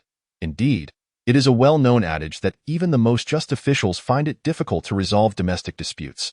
The benevolent Olivia, too, faces challenges in addressing these trivial matters. In contrast, Leo possesses a remarkable aptitude for such situations. Leveraging his imposing presence, both villains and ruthless individuals behave submissively in his company. Many issues that Olivia has struggled to mediate for hours become effortlessly resolved when Leo stands firm. His hand resting upon the hilt of his sword, casting a disdainful gaze, without uttering a word. A majority of individuals will readily choose harmony. Those who ought to apologize do so, and those who must concede their faults do so smoothly. If Leo, this formidable figure, were truly provoked and resorted to his sword, what consequence would it bear? Even the most just of officials, like Yulian, cannot wield the power of resurrection. Furthermore, in this feudal manor society, the Lord's authority at the local level surpasses that of the king. Leo, having self-appointed himself as the constable, wields the power of life and death over others. Beyond the restless villagers, there are even more cunning merchants and swindlers who require Leo's wit and bravery to contend with. It was not until Leo hung the fifth swindler at the riverbank dock that the incoming outsiders began to exercise restraint. Yulian and Rufus returned from Ethanport after a week, bringing with them the first wave of refugees. This group of 100 individuals consists primarily of robust young men, with a smaller number of young women. They have been settled at the lumberyard across the river, separated by the wide Enzino River, and they traverse between the two locations using rafts and small boats. The cleared land surrounding the lumberyard serves as their temporary encampment, and as the area expands, Yulian plans to have the refugees gather materials from their surroundings to construct a wall and watchtower, thereby establishing a small military camp. This was part of the initial plan. Although the land being developed ultimately belongs to the lord of the domain, the 300 villagers brought by Yulian have, in essence, transitioned from free citizens to serfs. However, Yulian, being of commoner origin himself, subconsciously retains the mindset of a village leader, a clan chief, and has yet to adopt the exploitative mentality of a feudal lord. The villagers from the northern territories, aside from a few refugees gathered from other villages, share familial ties. Yulian not only refrains from treating them as serfs, but also intends to allocate them tax-exempt plots of land, striving to ensure their lives are better than those spent on the frigid banks of the northern ice river. Yet, the newly recruited refugees shall not enjoy such privileges. The North is not devoid of a system of slavery, and merely not treating them as slaves is already a considerable act of mercy. Thus, the new arrivals will be regarded as serfs of the domain, devoid of personal land ownership, and will solely be responsible for farming and timber harvesting for the Lord. The military outpost constructed around the lumberyard will serve as their residence, isolating them from potential diseases. When necessary, it can also function as an outpost for the River Bay domain, providing a first line of defense against incursions from northern tribes. The lumberyard stronghold, serving as a diversion, offers the option to retreat by boat to the riverbank should the tide of battle turn unfavorable. This strategy is certainly preferable to allowing foreign invaders to trample the northern farmlands before engagement. The new refugees must not only engage in timber logging and shelter construction, but also participate in militia training, mastering the fundamentals of marching in formation and wielding weapons as an incentive. The most outstanding among them will be inducted into the militia reserves, specifically the 2nd Squadron, and will partake in the distribution of tax-exempt plots in the following year. Leo scrutinizes these newly arrived subjects with the same detachment one might reserve for livestock. Most of the refugees in Ethanport gradually fled from the turmoil of the northern lands to the south. Those who managed to reach Ethanport were either robust individuals or came from distinguished backgrounds. Naturally, Yulian selected the finest laborers from the former group. Although they had become gaunt during this period, they were still in better condition than the original villagers of the Riverbend territory. The initial inhabitants of Riverbend, dominated by the elderly and the infirm, were predominantly emaciated, and aside from the militia members who were being trained, the rest looked like a skeletal army summoned by some spectral lord. However, the situation has changed. 2 months of ample provisions and physical labor have led to a collective increase in weight among the Riverbend villagers, their vitality restored, rendering them far more pleasing to the eye than the current batch of pallid refugees. Julian stood beside Leo, observing the newcomers with an expression of tender concern, akin to that of a farmer surveying his newly purchased livestock. He remarked, "A bowl of porridge in the morning, a flatbread in the evening, and meat every 3 days. Let us start with some light work to build them up." The porridge was thick, served in a large earthen bowl, holding a generous 1.5 liters. The flatbreads were as large as wash basins, far too much for even the smallest appetites to consume entirely. As for the so-called meat, it consisted of various meat broths, but each person could certainly expect to receive a bone, meant to nourish the villagers without pretense, emphasizing authenticity over artifice. Ruthaf felt envious, exclaiming, "What treatment! They are truly fortunate." He had managed a grocery store in his old village in the north, firmly belonging to the affluent peasant class. Yet he had never experienced such a lifestyle. Julian sighed, saying, "We have no choice. The world is harsh, and grain cannot be stored indefinitely if we do not nurture them, no matter how much grain we stockpile. It will merely benefit the other races." He understood the necessity of converting resources into combat readiness. Without such foresight, relocating an entire village 1,000 miles away would be impossible. Many noble lords along the southern bank of the northern ice river clung to their coffers until their dying breaths. As the refugee contingent entered Riverbend, news of the expansion of the territory spread throughout Ethanport. In the wilderness, 2 months was a significant span of time. Those unable to endure had long since retreated, and those destined for annihilation had met their fate. Having successfully weathered the initial 2 months, the necessary defensive structures were nearly completed, ensuring that, barring an assault with forces thrice their number, the risk of annihilation had largely dissipated. Regardless of future prospects, from an external perspective, Riverbend had at least managed to establish a foothold for the time being. Following the refugee procession, small merchant caravans traversed the various nightly domains of Ethanport. A few days later, a modest adventuring party appeared at the southern gate of the Riverbend Peninsula. At last, Riverbend welcomed its first adventuring group. Chapter 69. The first adventuring party?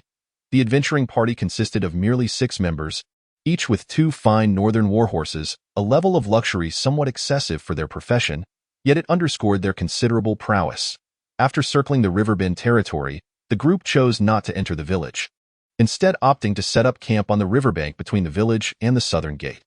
The southern end of the Riverbend Peninsula's irrigation channel opened into the river, with a narrow bank less than 20 meters wide leading to the outside world, flanked by a slope rising 4 to 5 meters. Julian erected a gate here, placed wooden barricades, and stationed several militia members to stand guard. Although the defensive capabilities may be scant, and there are currently no intentions to impose taxes, at the very least, it serves to alert those with ulterior motives. It creates an illusion of stringent vigilance, which can deter many. Liao, possessing a duality of spirit, is filled with curiosity about the adventurers in this fantastical realm. Like an inquisitive child, he eagerly takes his little mouse to witness the commotion. 6 independent tents have already been erected, and just a few meters away, freshly felled trees have been fashioned into hitching posts. With a dozen warhorses tied in an aesthetically pleasing line, an elderly man, well past his 50s, is busily distributing fodder to these steeds. Liao, lacking a warhorse of his own, cherishes the sight and cannot help but remark, "The Lord's mansion has stables. If we squeeze a bit, there's room enough in this biting cold. It's quite pitiful for the warhorses to endure a night out." The old man, clutching a handful of fodder, sizes up Liao and scoffs, "Can you make decisions?" The attitude of knights and lords towards adventurers in this world is akin to that of local authorities towards street urchins, naturally adversarial and mutually disdainful. Unless one belongs to a renowned adventuring group with a solid reputation and familiarity in the area, ordinary adventurers are viewed as troublemakers in the eyes of lords. The fact that the lord hasn't found a frivolous reason to take action already speaks to his leniency. Liao, still clad in his tattered linen shirt, remains blissfully unaware in the brisk spring breeze, in stark contrast to the little girl beside him, swathed in snow-bear fur like a dumpling. His golden hair has been carelessly cropped short. Leaning against the girl, his posture lacking any semblance of propriety, exuding an air of nonchalance. Go others, he appears to be nothing more than an idle country lad.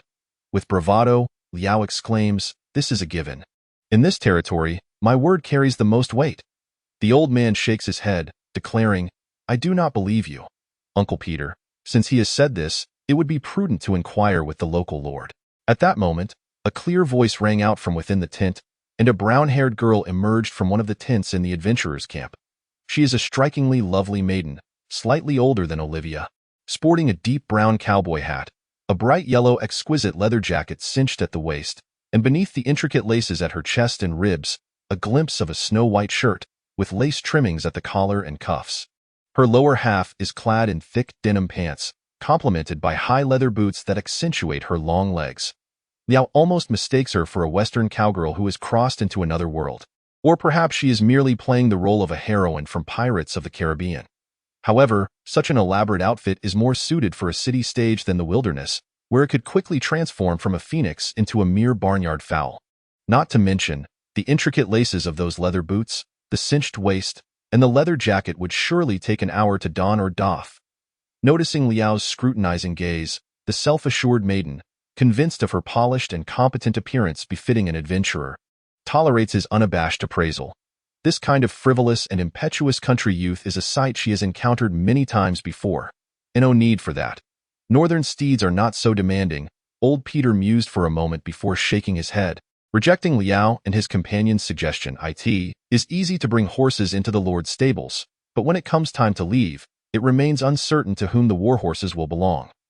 Though the seasoned adventurer Old Peter held no fear for the knightly lords of these small realms, he was equally disinclined to invite unnecessary troubles. In stark contrast to Old Peter's aloof demeanor, the astute and capable young woman seized the opportunity to engage the locals, introducing herself with a bright, "Hello, my name is Danis. Greetings, I am Leo." "Hello, Leo. Are you well acquainted with the local lord? Might you introduce me to his lordship?" Leo waved his hand. "Quite familiar. Follow me."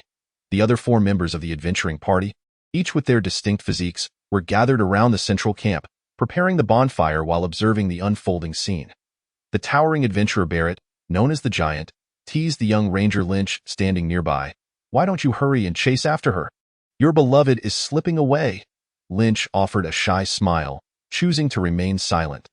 This rustic youth reminded him of himself before he departed from his village, boldly seeking attention from a beauty, only to be met with indifference by the Lord, risking displeasure from both sides, and perhaps even a beating. There was no real threat. Leo led the female adventurer Danis to the entrance of the Lord's grand abode, where they found Julian lounging in the sun on a chair outside. "Behold, our Lord. Feel free to inquire about anything." Danis smiled gratefully at Leo before bowing respectfully to Julian, addressing him, "It is an honor to meet you, my lord." "Greetings, adventurer." Julian remained seated lazily, looking down at Danis, and asked, "What brings you here?" "Indeed, our adventuring party intends to explore the Howling Wolf Plains and requires some preliminary reconnaissance. Therefore, we shall be lingering in your esteemed domain for a while, purchasing necessary provisions such as food and fodder." "That is of no concern." Julian gestured towards Leo. "Consult him for assistance." Danis looked at Leo with surprise and then inquired, "Esteemed lord, do you possess a map of the surrounding area? Preferably one towards the north, leading to the Howling Wolf Plains. If available, I am willing to purchase it." Julian turned to Leo. "Do we have a map of the Howling Wolf Plains?" "None." Julian informed Danis, "We do not have one." Danis cast another glance at Leo. "Esteemed lord, do you have a guide well versed in the terrain of the Howling Wolf Plains?" "I am prepared to pay for their services." Julian looked at Leo again. "Do we have a guide familiar with the Howling Wolf Plains?" "None." Julian reiterated to Danis, "We do not have one." Danis became visibly agitated, fixing her gaze on Leo, feeling as though she were being mocked. "Who is truly the Lord here?" "Don't look at me." Leo shrugged helplessly. "He is the Lord, and I am merely a local." Danis, now flustered, declared, "If there is a suitable map, I am willing to pay 5 gold coins for it. If there is an adequate guide, I shall pay 1 gold coin per day for their services. If not, our adventuring party will have to devise our own means." Before her words could fully settle, Julian tumbled from his chair, exclaiming loudly, "Yes, yes, yes, we have it all." the finest maps, the best guides. You shall be thoroughly satisfied. Chapter 70. Jian Su Lu Liao cast a disdainful glance at Yulian, thoroughly displeased with his obsequious demeanor. Is such a meager sum sufficient to dismiss you? Where has the backbone of the northerners gone? After all, you are a lord. Yulian pulled Liao aside and urged him in a hushed tone. Hurry and draw a map. Liao hesitated to move, pondering the paltry amount of money at stake. Was it worth his effort? Yulian, frustrated by his lack of resolve, exclaimed, 5 gold coins. Empire Jian Su Lu, do you comprehend its true value? Liao responded uncertainly, Worth 5 gold coins? Your steel sword in hand could easily purchase 2. If exchanged for grain, it would amount to at least 100 bags of wheat. Although Liao possessed little understanding of the currency and prices in this world, his frequent observations of Olivia tallying accounts had granted him some insight. Previously, the standard gold coin of the Orantis Empire was known as Su Lu, a high-denomination currency reserved for substantial transactions such as the purchase of estates, land, or vessels, typically held by nobles and affluent merchants. With centuries of imperial expansion and economic development leading to the discovery and exploitation of numerous gold mines, the circulation of Jian Su Lu gradually increased, eventually finding its way into the hands of commoners. Naturally, most people also became accustomed to referring to their silver and copper coins as Yin Su Lu and Tong Su Lu, providing a semblance of spiritual wealth enhancement. 1 Jian Su Lu equated to 100 Yin Su Lu, or 10,000 Tong Su Le.in symbol. A standard bag of wheat typically cost around 5 Yin Su Le.as for the hybrid sword in Liao's possession. It was undoubtedly a military-grade product, likely not even circulating in the market, a treasure hoarded by the nobility. Upon hearing Yulian's straightforward comparison, Liao experienced a moment of enlightenment. This was not merely about drawing a map. It was akin to creating a treasure map. 5 gold coins exchanged for 100 bags of wheat would suffice to feed the entire village for a week. Not only Yulian, but Liao himself felt a surge of excitement. At that moment, he recalled the last time he purged the bandits, where he had acquired several gold and silver coins from the execution of Lawrence, among which at least 20 were gold coins. This bag of coins had been tucked away by Liao, which he now casually tossed to Yulian. After all, the original Liao had never handled money and held no interest in it. However, now he suddenly understood that this sum was likely equivalent to several 100,000 from his previous life. And Liao nearly burst into tears, demanding, "Return the money to me." He had initially thought that such a small bag of coins was worth only a few 100 or 1,000 at most. What money? Where is it? Yulian outright denied the claim, exchanging glares with Liao. After a moment of tense standoff, he relented. Fine. You draw the map, and once you earn this sum, I shall return it to you. I am merely safeguarding it for you. Liao chose to disregard him, instead turning his gaze toward the benefactor, Danny C., his expression gradually softening with affection. Not only that, but he also intended to earn the guide's fee. Approaching Danny C., Liao reintroduced himself. I am Liao Mondo, the captain of the militia of River Bay, the most elite scout of the wolf-driving plains, and the finest guide you shall find. Danny C. displayed considerable skepticism, previously inquiring about your skills, and you claimed you had none. Now you assert you are the best. Trust between individuals is built upon effective communication. Leon sincerely remarked, our previous communication was rather inadequate.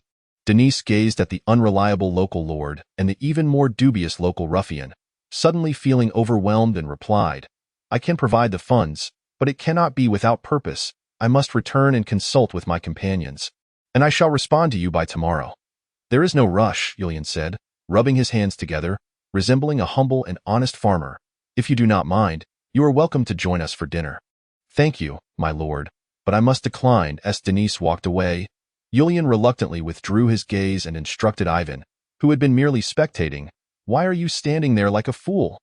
Hurry to the storeroom and fetch some legs of meat to present to our esteemed guests. He then turned to Leon and analyzed the situation, suggesting that guiding them could yield a substantial profit. These are not adventurers. They are clearly young ladies on an excursion. Just take them across the river for a little jaunt. Let them endure some hardship, and they will be clamoring to return home. But spring planting season is fast approaching. Will you manage to return in time? Leon replied, exasperated. What would I return for? It's as if you think I know how to farm. Taking this adventuring group on an outing, earning a gold coin a day, could sustain all 400 of us. We really need to resort to farming. Yulian was rendered speechless, choosing to remain silent. In the northern villages, farming is a way of life, and the spring planting season is of utmost importance, even regarded as a significant festival. The Lord would appear in the fields with his family, encouraging the farmers in their diligent labor and wishing them a bountiful harvest for the year. In such circumstances, Julian subconsciously wished for Leon to be by his side, much like his own offspring, constantly affirming his status as heir. Although many in the village were already aware of his intent to marry his daughter to Leon and groom him as the heir to Riverbend, the population of Riverbend would only continue to grow, attracting those with ulterior motives. Julian, a mere soldier by trade, possessed little political acumen and relied solely on the wisdom gained from a lifetime of struggle to navigate his current position. While he was more than capable of being a village leader or a bandit chief, being a noble lord felt somewhat beyond his reach. Although he could not articulate his reasoning, he subconsciously desired to eliminate any potential threats in their infancy.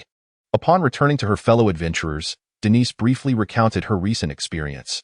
When she mentioned her willingness to hire a guide for a gold coin per day, all 5 companions regarded her with affectionate yet concerned eyes. "What is it? Is a gold coin too much?" Denise, although lacking in worldly experience, was no fool. She was quite astute and immediately recognized the impropriety of her offer. A gold coin was sufficient for a farmer who had never left the village to falsely claim to be a world-traveling adventurer. The leader of the adventuring group, the heavily armored warrior Hawkins, sighed and said wistfully, "What shall we do then?" "But Captain, you have said that a guide is crucial in the wilderness." "Indeed, a reliable guide is of paramount importance." Hawkins added that a trustworthy guide can help the adventuring group avoid most risks and save significant time in scouting. Much of the indigenous knowledge is not something that outsiders can purchase, and often, it can only be obtained through perilous trial and error. However, in this uncharted territory, everything is novel, and it is quite possible that we may not find the individuals we seek. Without a reliable guide, we have no choice but to establish a camp here, gradually exploring and familiarizing ourselves with the terrain. A mocking laugh escaped from the cloak of Shadow Fisher. "Time waits for no man." "My companion, I understand that time is of the essence. Is there not a map available?" "Let us procure one first. If it proves to be authentic, it would indicate that the locals possess at least some knowledge of the Wolfbane Plains. We can then seek a guide. If trustworthy, a gold coin a day would not be unreasonable. If all else fails, we shall rely on ourselves. The Firefly Adventurers Guild has reunited, and what have we to fear from a mere stretch of Wolfbane Plains?" "Quite right." Chapter 71. Sir Harkins of the Banner. Early the next morning, Danny's, accompanied by old Peter, returned to the Lord's Manor to seek out Leo. Leo produced the hastily sketched map he had drawn overnight, spreading it out before them. 5 gold coins. Danny's was sorely disappointed by the scrawled lines before her. In her mind, a map was one of the quintessential tools of adventurers, an ancient, dust-laden parchment imbued with an air of mystery. It ought to mark perilous areas and the lairs of formidable beasts, perhaps even adorned with the silhouette of a great dragon at its corners. Not this crude scrap of paper with a few wavy lines and triangles. Moreover, the ink was still wet. It was old Peter, who had remained silent, who took the map from Leo, scrutinizing it carefully before nodding at Danny's. She showed no inclination to haggle, producing 5 gleaming gold souls and handing them to Leo, all the while glaring at him with a warning. "You had better not be deceiving me. I am an experienced adventurer." Leo maintained a facade of seriousness, solemnly assuring her, while inwardly he chuckled. "Surely your extensive experience as an adventurer has been gleaned from the lyrics of bards and the pages of adventure novels." In the days that followed, the small party of adventurers fell silent. Leo, during his leisure hours, would check in on them, finding Danny's either perched on a stone by the riverside, basking in the sun with a book, or accompanying old Peter on fishing excursions. Occasionally, she would venture into the river bend, aiding old Peter in gathering provisions, observing the villagers as they constructed their homes, or amusing herself with the local children and kobold pups. Danny's exhibited a peculiar fondness for these humanoid little creatures and harbored a desire to acquire one. However, upon witnessing the fearsome visage of the kobold blacksmith as presented by the flustered Olivia, she promptly abandoned the notion of purchase. It truly felt like a leisurely outing with her serene demeanor. She embodied the essence of an artistic young woman, overshadowing that of an adventurer, resembling a naive university student whose eyes shimmered with innocent folly and a yearning for adventure. Conversely, her fellow adventurers were often elusive, perhaps having crossed the river to survey the terrain, verifying the accuracy of the maps they provided. Yet, it was equally plausible that they were merely indulging in frivolous pursuits before returning to their respective homes. Days passed, and just when Leo thought he might reap the rewards of his guiding fee, Danny's returned once more. Your map is indeed accurate, but its scope is somewhat limited, and it lacks detail. Denise articulated the deficiencies of the map with an air of professionalism, thus we remain in need of a guide. Are you certain that you are the finest guide available here? It is essential. Undoubtedly worth every coin, Leo boasted about himself. Well then, my previous proposal still stands. I can engage your services as a guide for the price of 1 gold coin per day, with an upfront deposit of 5 gold coins. Upon the conclusion of our adventure and our return here, I shall pay the remaining balance, but this arrangement necessitates the endorsement of your lord as guarantor. Agreed. Prepare yourself, for we shall set forth tomorrow morning. Regardless of whether Denise's words were her own musings or imparted by a companion, Leo harbored no objections as long as there was coin to be earned. Even in the absence of this adventuring party, Leo had intended to scout the northern shore. Although Bjorn, accompanied by a band of savage hunters, was actively relaying fresh tidings from the wilderness amidst the northern foothills, there is no substitute for first-hand experience. The savages, long isolated from civilization, spoke a dialect of the empire that was difficult to decipher, and as an outsider who had migrated from 1,000 miles away, Leo found communication with the locals fraught with potential misinterpretations. He wished to avoid a repeat of his previous encounter with Fraser, ensnared by the barriers of language. The notion of 2 ogres was absurd. On the following morning, Leo donned the complete suit of armor he had appropriated from Lawrence's armed retinue. The exquisite leather-lined chainmail shirt, steel pauldrons, iron gauntlets, and visored helm adorned him, while he bore a round shield and a yew longbow on his back, with a steel sword and quiver at his side, fully equipped before the adventurer's modest camp. With the surplus of iron in his domain, Leo had Valerie enhance his double-layered wooden shield with a band of iron and rivets, significantly augmenting its defensive capabilities. The infantry round shield previously crafted by Julian had but one merit: its thickness, yet its quality paled in comparison to that of a true Imperial Standard infantry round shield, akin to the difference between heaven and earth. In the absence of iron resources and refined craftsmanship, the militia round shields were essentially thick wooden boards haphazardly joined together. While they could withstand arrows and sword strikes, they easily splintered and shattered under the force of blunt impacts. However, with the iron band and rivets, even against the heavy blows of a Boorman warrior, it could endure several more strikes. Indeed, one must dress the part. Leo, already tall and robust, nearly matched the physique of an adult Northman, though his youthful visage occasionally led strangers to mistake him for a mere boy. Clad in this armor, he bore the appearance of a formidable warrior, instantly inspiring confidence. At least a number of village women were captivated, their eyes sparkling as they watched Leo pass by. His entire arsenal weighed a considerable 70 to 80 pounds, approaching the equipment of heavily armored elite infantry. To Leo's surprise, he felt no difficulty in moving, akin to an ordinary individual donning an extra layer of bulletproof attire. Yet, he soon discovered that the leader of this adventuring party, Harkins, was even more extraordinary. Clad in a suit of standard knightly plate armor, Harkins appeared as if he were encased in a suit of steel, rather than mere thin iron. It resembled the attire of Iron Man himself. The leader of the Firefly Adventure Group, Harkins, is a strikingly handsome and suave middle-aged man. He cradles a visor-clad knight's helm in one hand and greets Leo, who has come to report for duty, with a warm smile, extending his hand in self-introduction. I am Harkins, a knight of the Imperial Banner and the leader of the Firefly Adventure Group. The title of Knight of the Imperial Banner signifies a noble rank within the Orlantis Empire, as well as a military designation. Individuals like Urian, who are junior frontier knights, are referred to as Knights of the Pennant, derived from the triangular family banner they possess. Should his lord, Count Frelov, call upon him to assemble a legion, Urian, upon answering the summons with his retinue, would not need to display his own banner on the grand battlefield. After all, a low-ranking knight commands only a handful of knights, and perhaps a dozen professional soldiers, along with a few dozen conscripts, totaling at most 100 individuals. The presence of an additional banner-bearer would mean one less combatant.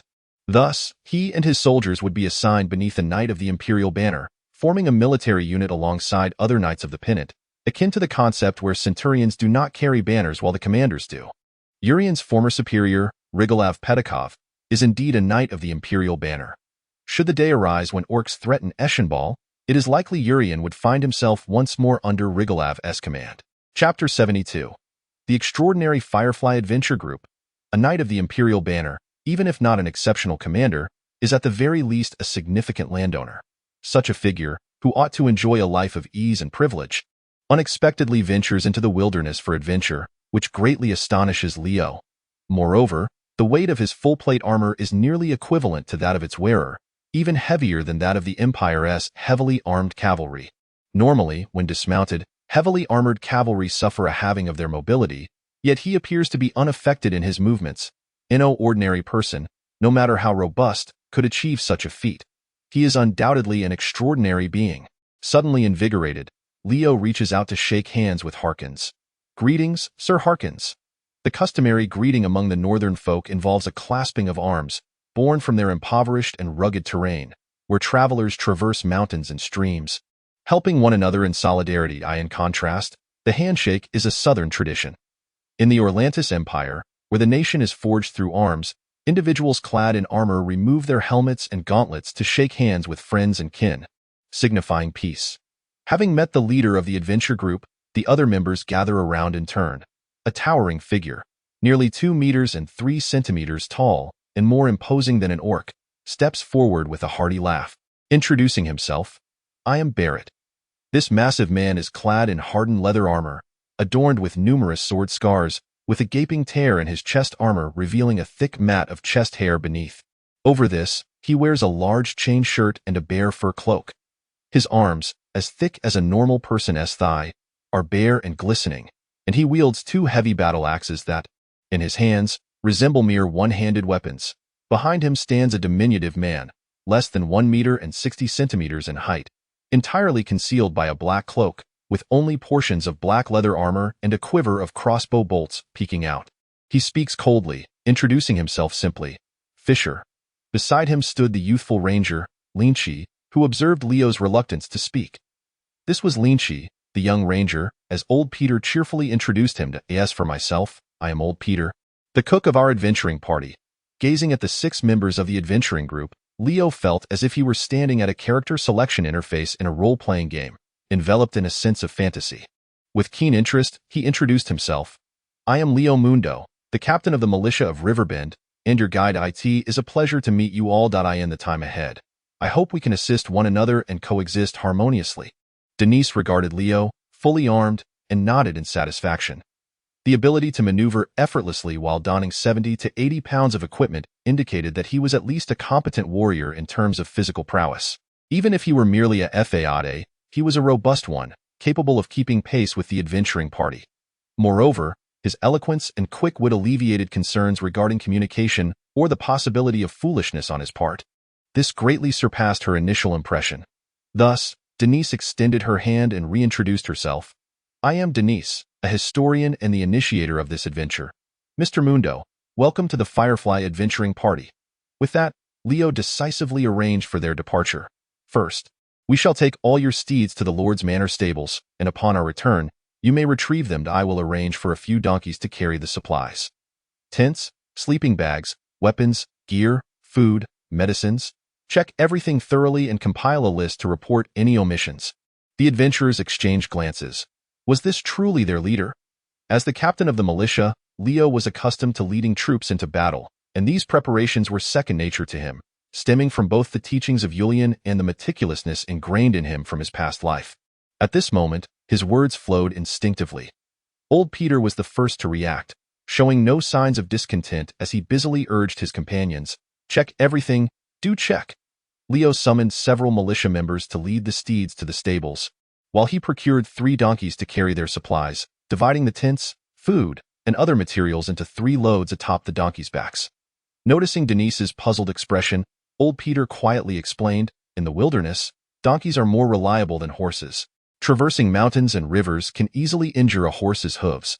Should danger arise, you can sacrifice a donkey as a shield, but a horse is far too valuable to lose, sprinting faster than a man." Heeding his advice made perfect sense. It was only March, and the north experienced significant day-night temperature fluctuations, with the possibility of snow still looming. Best not to bring that trunk of clothes. aside from what you wear. Just carry 2 extra warm jackets. Denise, feeling a bit flustered, inquired softly, but what shall I do about changing clothes? Old Peter hesitated momentarily before responding. Well, you'll have to figure that out. Once everything was in order, Leo led the adventuring party through the village, heading north along the riverbank, preparing to cross the river upstream. A few miles upstream, where the river diverged, lay a shallow area where the water barely reached the knees, making it ideal for crossing. The last time Leo had led the militia there was during an ambush of the wild boar men, and it had been from this very spot that they had crossed the river. As for traversing by boat to the lumberyard across the way and then proceeding northward, one must also navigate through 2 small ravines along the journey. These diminutive ravines, less than 5 meters wide and 7 to 8 meters deep, may be manageable for a person, yet prove insurmountable for a donkey in the wilderness. Paths are scarce.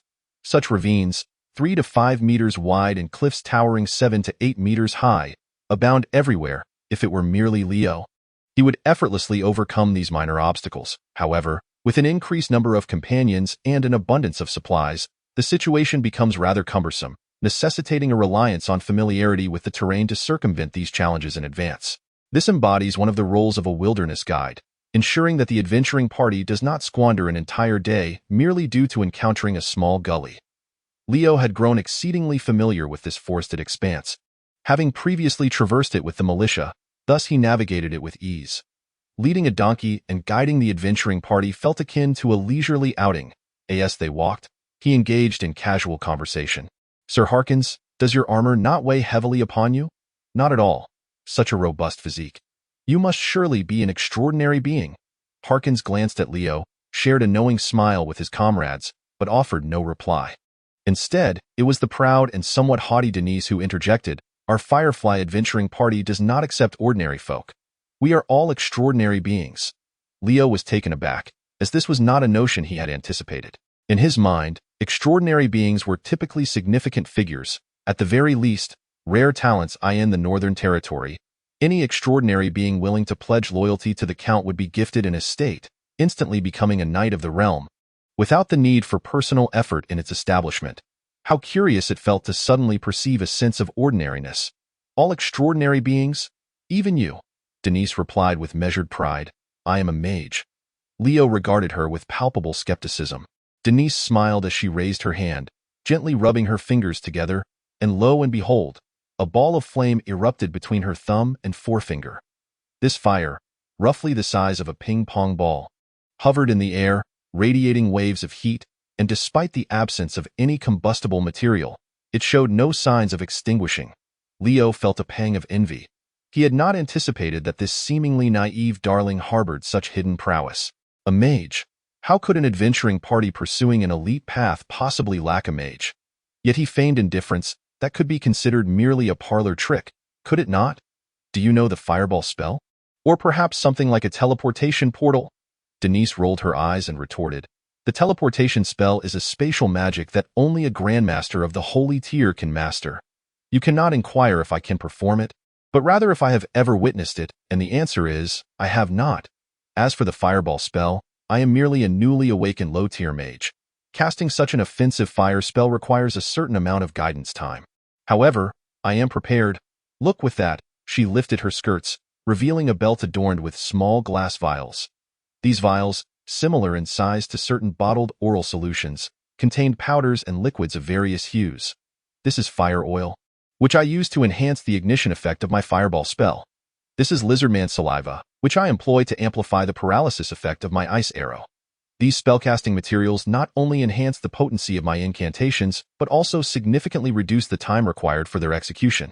After all, igniting air cannot compare to the swiftness of igniting oil, nor can freezing air rival the rapidity of solidifying liquid.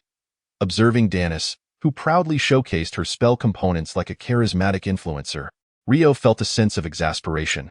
Her naivety was almost disarming. If I were a villain, your trump card would be entirely exposed. He glanced back at the members of the adventuring party. The Iron Man powered solely by human strength. The giant wielding 2 50-pound execution axes, the silent black-armored assassin, leaving no trace in the snow, and the young ranger with a softly glowing green longbow and keen eyes. In that moment, each one appeared extraordinary. Am I truly the only ordinary individual among them? This adventuring group certainly does not seem to be here merely for amusement. A sudden sense of heightened danger enveloped Rio regarding this expedition. So, do you have a specific objective for venturing into the Wolfbane Plains? Previously, Danis had merely requested that he guide the adventuring party through the pine forest to the foot of a mountain north of the craggy hills. Without specifying any particular purpose. As it happens, I am a student at the Imperial Capital University. My mentor, the renowned historian Mr. Herod, has dedicated his life to the study of Elven civilization. 2 years ago, my mentor finally uncovered information regarding the city established by the Elven Lord Cesare Casgrandel, known as the Midcourt, within ancient scrolls. The Grand Plateau at the center of the magnificent barrier is referred to by the elves as Trellishir, and at its heart lies the Elven capital, known as the High Court. This locale is not only the birthplace of the elves, but also their ancestral home. Over a millennium ago, the Elven Lord Cesare Casgrandel led his kin away from the High Court to the foothills of the northern mountains, where they established a second elven city, known as the Midcourt, the only elven city beneath the plateau, and simultaneously a city of myriad races. This so-called city of myriad races advocates for the equality of all beings, permitting the coexistence of various races, provided they adhere to the laws of the Midcourt. Although the present-day free islands are often referred to as the second Midcourt, it remains predominantly human, with most non-humans still existing in a state of servitude. Following the establishment of the Midcourt, countless races migrated to the northern region along the World Tree Highway, settling in the Wolfbane Plains under the protection of the Elven Lord.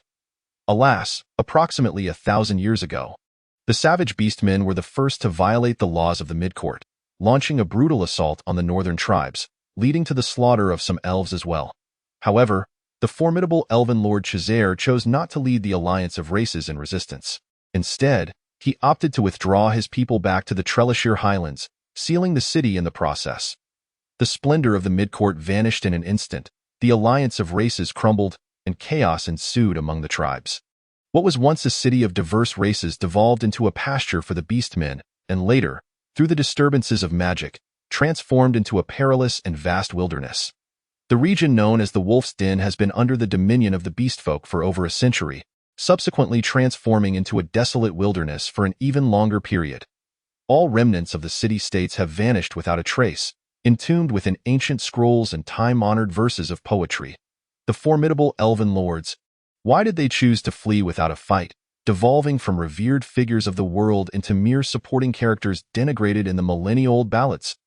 This profound enigma has been the lifelong research subject of my mentor. As Danis spoke, her eyes sparkled with fervor, lamenting that my mentor, Mr. Hyrelid, had grown too old to personally venture into the Wolf's Den in search of the remnants of the Midgard, as his academic successor. It is my duty to undertake this responsibility, which shall also serve as the theme of my thesis. Leo nodded repeatedly, realizing that his instincts were correct. Indeed, Danis was a genuine university student. Evidently, Danis had ignited the enthusiasm for conversation. As Uncle Harkins, a friend of my father, was once a powerful adventurer and the leader of the Firefly Adventurers Guild. After marrying and having children, he concluded his adventurous life by becoming a chief knight in the Imperial City Esguard. Concerned for my safety on distant journeys, my father had generously hired Uncle Harkins as my protector, along with the giant Barrett, the shadowy Fisher, and the cook Old Peter, all of whom were former companions of his adventures. Lynch's father was also among them. Though the expenditure was considerable, it was undoubtedly a worthy investment. Each companion was exceptionally skilled. It was only reasonable that such an elite band of extraordinary beings was assembled to assist me. Leo felt immense envy. This was true wealth. Viewing the situation from this perspective, he suspected that his own salary would be the least among them. As they walked and conversed, Leo gradually discerned the purpose of their expedition.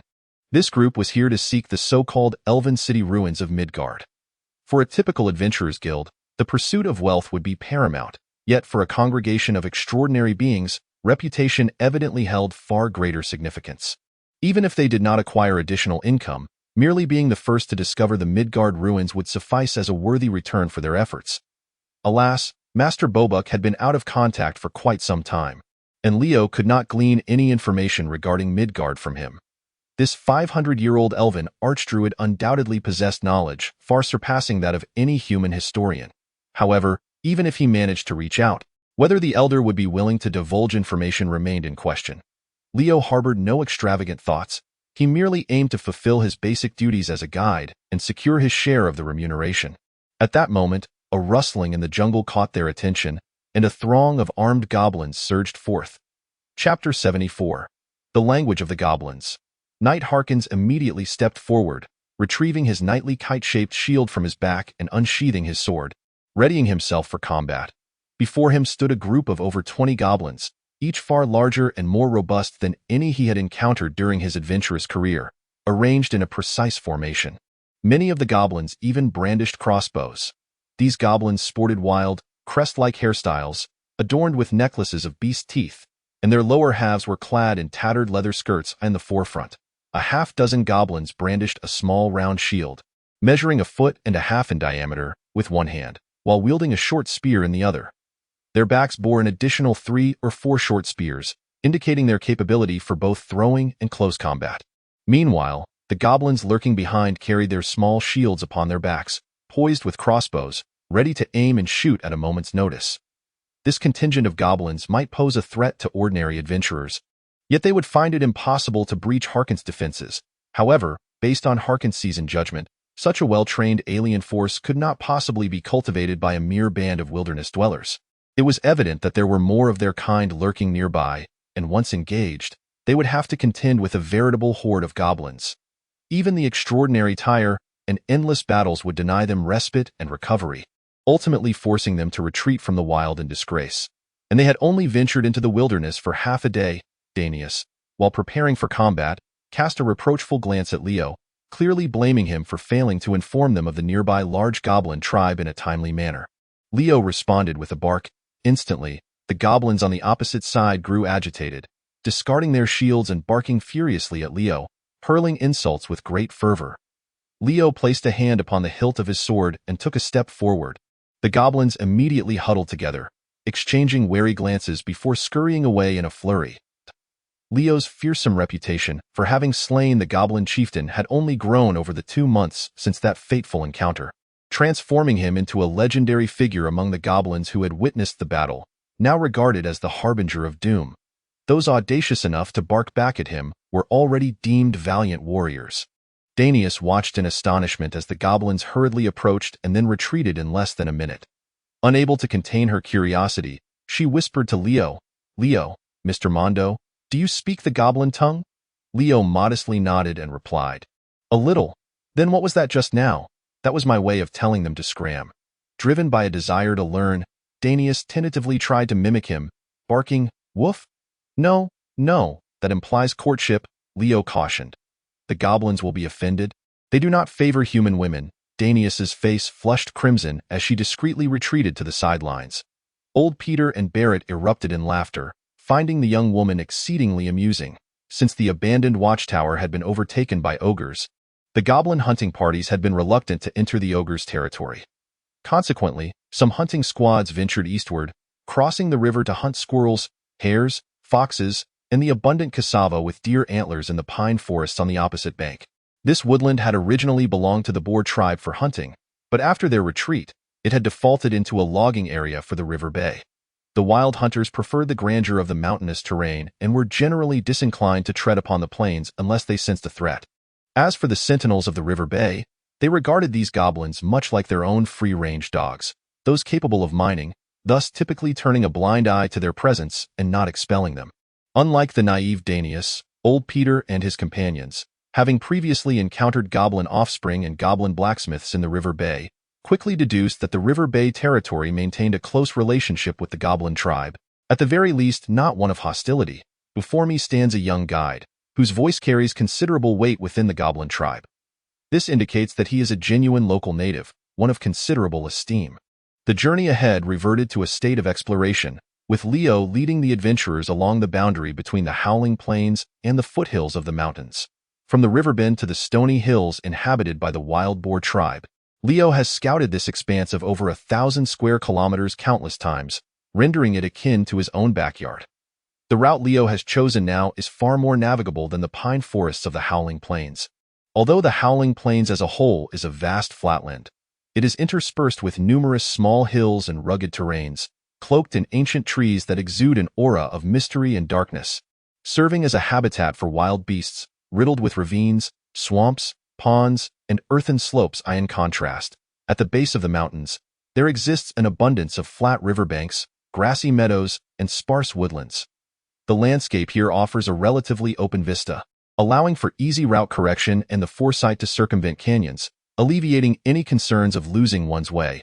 After traversing the entire day, astonishingly, they had yet to encounter a single location necessitating a halt for the party.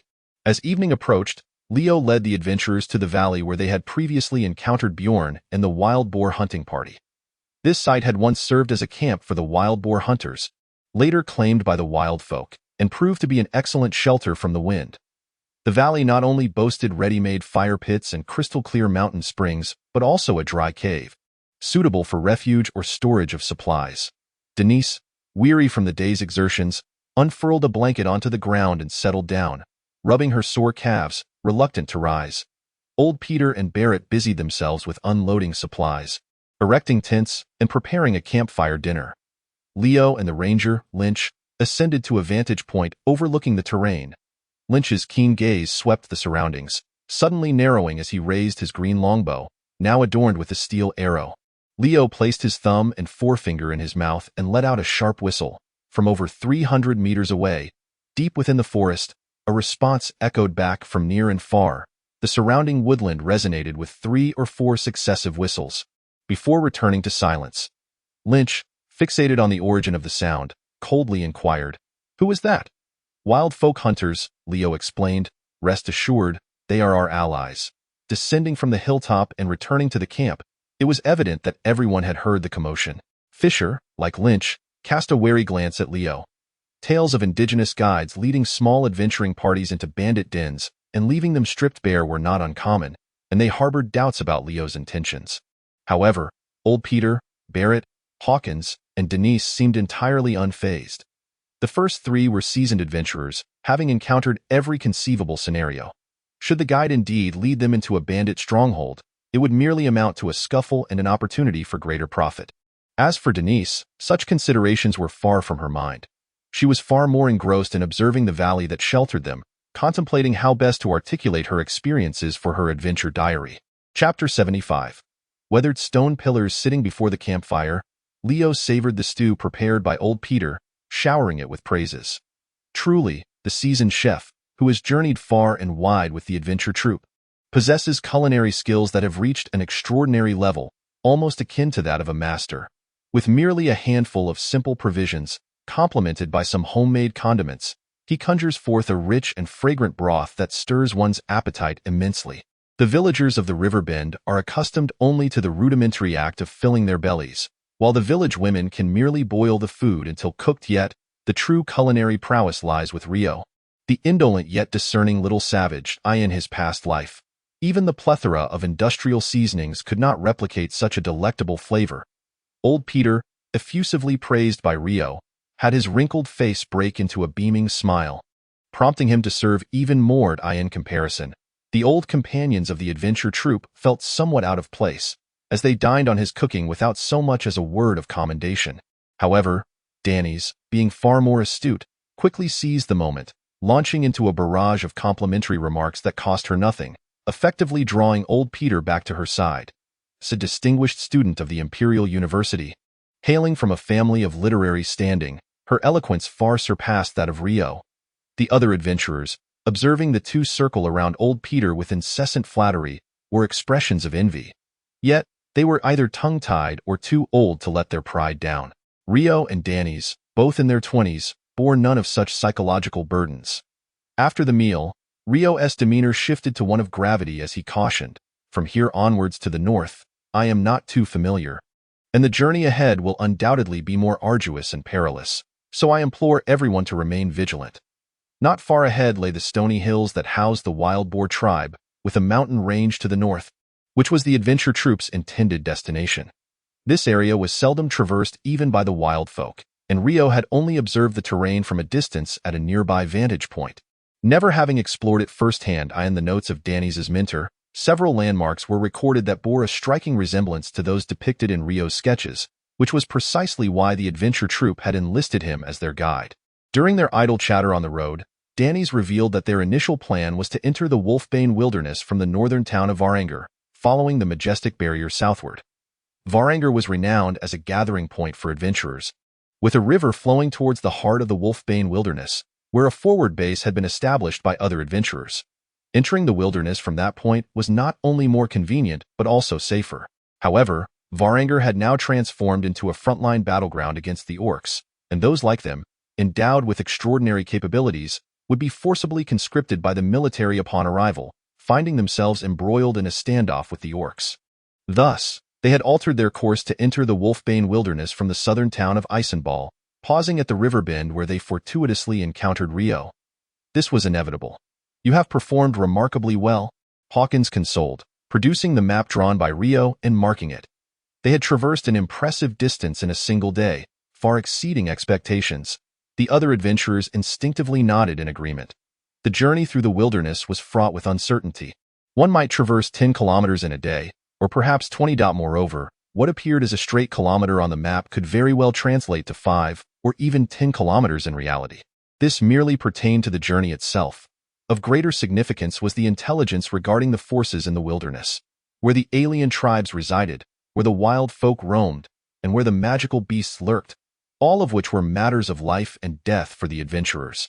The itinerary for the following morning remained as leisurely as before. However, by the afternoon, the roads transformed into perilous and rugged paths. The adventurers found themselves frequently pausing, consulting their maps while inquiring of Leo for specific geographical information, all the while deliberating on their next course of action.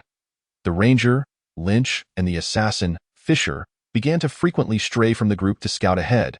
By evening, they had only traversed half of their anticipated journey, and the party established camp beside a riverbank.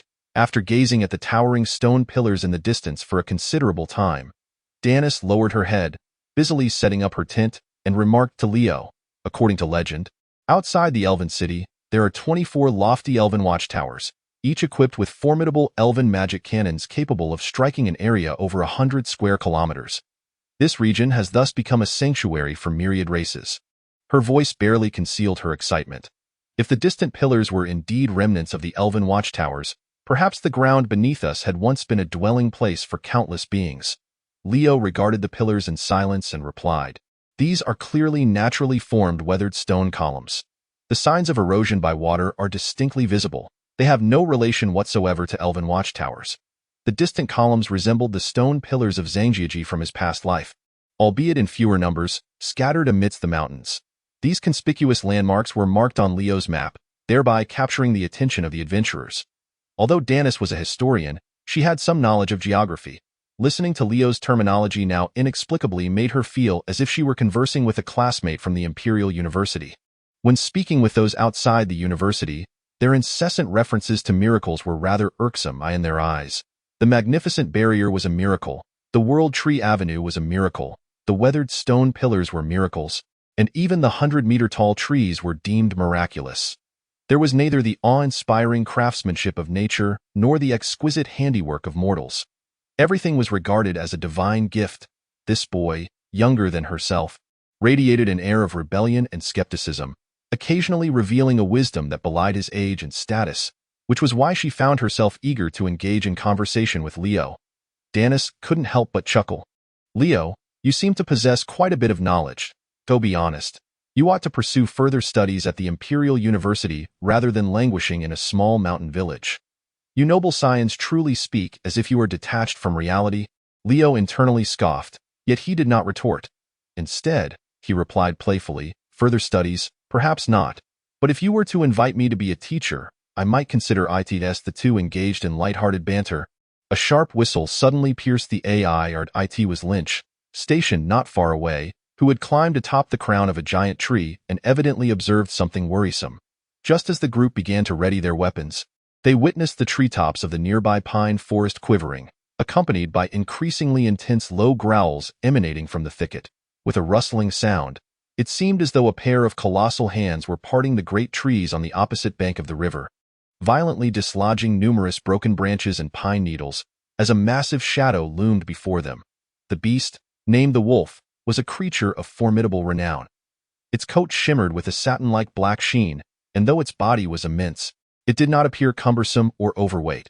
Rather, it epitomized the maximization of the wolf form, towering even above the northern warhorses. Whether in strength or agility, it far surpasses that of an ordinary wolf by dozens of times. Without any movement, a suffocating aura of a magically corrupted beast permeated the entire area. Chapter 76. The Assault of the Dire Wolf. The dire wolf, known by the wild folk of the wolf-chasing plains as the forest giant wolf or the demon of the woods, is said to be a formidable war mount tamed by the orcs and is itself a powerful advanced magical beast. Centuries ago, the Orcish wolf cavalry was nothing short of a nightmare for human knights. The massive dire wolves, carrying the burly Orcish warriors, traversed mountains and valleys with ease, charging into battle across the plains with a ferocity that rivaled that of the human heavy cavalry. The low growl of the dire wolf could instill terror in warhorses, and its sharp claws could effortlessly tear through steel armor, eviscerating the innards of its equine foes. It was only when the supreme king of the north, the first Grand Duke of the Northern Territories, summoned all extraordinary knights to form the legendary Gale Knights Order that the onslaught of the wolf cavalry was finally halted. After the Orcish horde retreated to the Arctic tundra, some dire wolves lingered in the wolf-chasing plains, concealed within the sea of forests, unaware that they would encounter adventurers here. However, the members of the adventuring party were not to be underestimated. The giant Barrett was the first to step forward. Brandishing 2 execution axes, he strode boldly into the shallow waters of the river. With weapons held high, he defiantly shouted, "Come here, you little wolf cub, and face me in single combat." It was merely a dire wolf. After all, he was a man who had fought against the earth-shaking bear. The enormous black dire wolf fixed its gaze upon Barrett and let out a low howl behind it in the dense thicket. More dire wolves revealed themselves. 1, 2, 3, a total of 6 dire wolves lined up on the opposite bank of the river. Barrett lowered his arms, scratching his head, and glanced back at their leader, Harkins. Before Harkins could issue any commands, Barrett suddenly roared, his battle spirit surging, and charged towards the 6 dire wolves.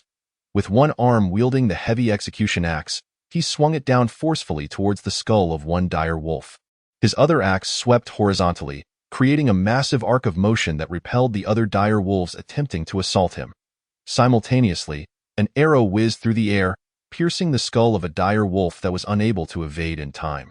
Following this, a barrage of arrows rained down, as if the trees above the dire wolves were teeming with longbowmen.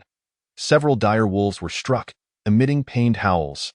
The diminutive figure of the assassin Fisher appeared above one of the dire wolves, brandishing dual daggers as he fell freely. By the time the dire wolf realized his presence, he was already mounted upon its back with a brutal thrust. The long daggers were plunged into the sides of the dire wolf's neck, nearly leaving only the hilts protruding from its flesh. The severely wounded dire wolf thrashed wildly, blood spraying everywhere, yet it could not dislodge Fisher from its back. Only when another dire wolf lunged at him did Fisher elegantly leap, performing a graceful flip in midair, landing his feet upon the trunk of a large tree. With a swift motion, he drew his hand crossbow, taking aim from his elevated position. Leo watched in astonishment. Filled with envy, if it were an ordinary brown bear, he would dare to tease it, but in a true life-and-death confrontation, he would not necessarily stand a chance against even a brown bear. The force of an adult brown bear's paw is 4 times that of heavyweight champion Tyson, and its charging speed exceeds 50 yards, making a collision with a human akin to a vehicular accident. Yet, when such data confronted the dire wolves, it necessitated further effort. Although Barrett displayed valor without fear, and Fisher moved with the grace of a swallow, they remained outnumbered and thus found themselves in a stalemate. Hawkins turned to old Peter and instructed, "Ensure the safety of Miss Denise." He then raised his knightly kite shield and armed sword, striding purposefully through the river to support his comrades. Old Peter, still grasping a frying pan, exchanged puzzled glances with Leo. Reluctantly, Leo drew his shield and positioned himself in front of old Peter and Denise. With Hawkins' arrival, the tide of battle shifted. 3 of the 6 dire wolves were swiftly dispatched. At that moment, the black giant wolf let out a low howl and Leo, acutely aware of a disturbance behind him, quickly turned and raised his shield at a dire wolf, unbeknownst to him, had stealthily approached from the opposite side of the camp, launching itself from the forest, its gaping maw nearly reaching Denise's head. Leo thrust his shield forward, successfully intercepting the wolf's assault. The massive wolf's head collided with Leo's round shield, its sharp teeth leaving deep gouges. Splintering wood and bending metal, as the dire wolf missed its target, it landed and swung its forelimbs toward Leo. He deflected the powerful strike with his shield, feeling as though he had been struck by a hammer. His entire arm almost rendered useless. A distinct cracking sound emanated from the shield, revealing several fissures on its backside. Even the reinforced thick iron shield could only withstand a single blow from the dire wolf. Without time for contemplation, Leo, gritting his teeth against the pain, thrust his sword forth. The keen steel blade sliced through the dire wolf's neck, severing a tuft of fur and sparking a flurry of embers. The dire wolf's fur resembled fine strands of steel, while its hide proved more resilient than that of a rhinoceros. In comparison to the extraordinary beings, the combat prowess of an ordinary human appeared woefully inadequate. As the giant wolf's claws swept through the air, Hawkins met the challenge head-on, crashing his shield against the beast, not only blocking its claws but also leaving a gash upon its hide. Barrett's massive axe, upon striking, could easily cleave a great gouge into the dire wolf's body or sever an entire paw. Why was it so arduous for me?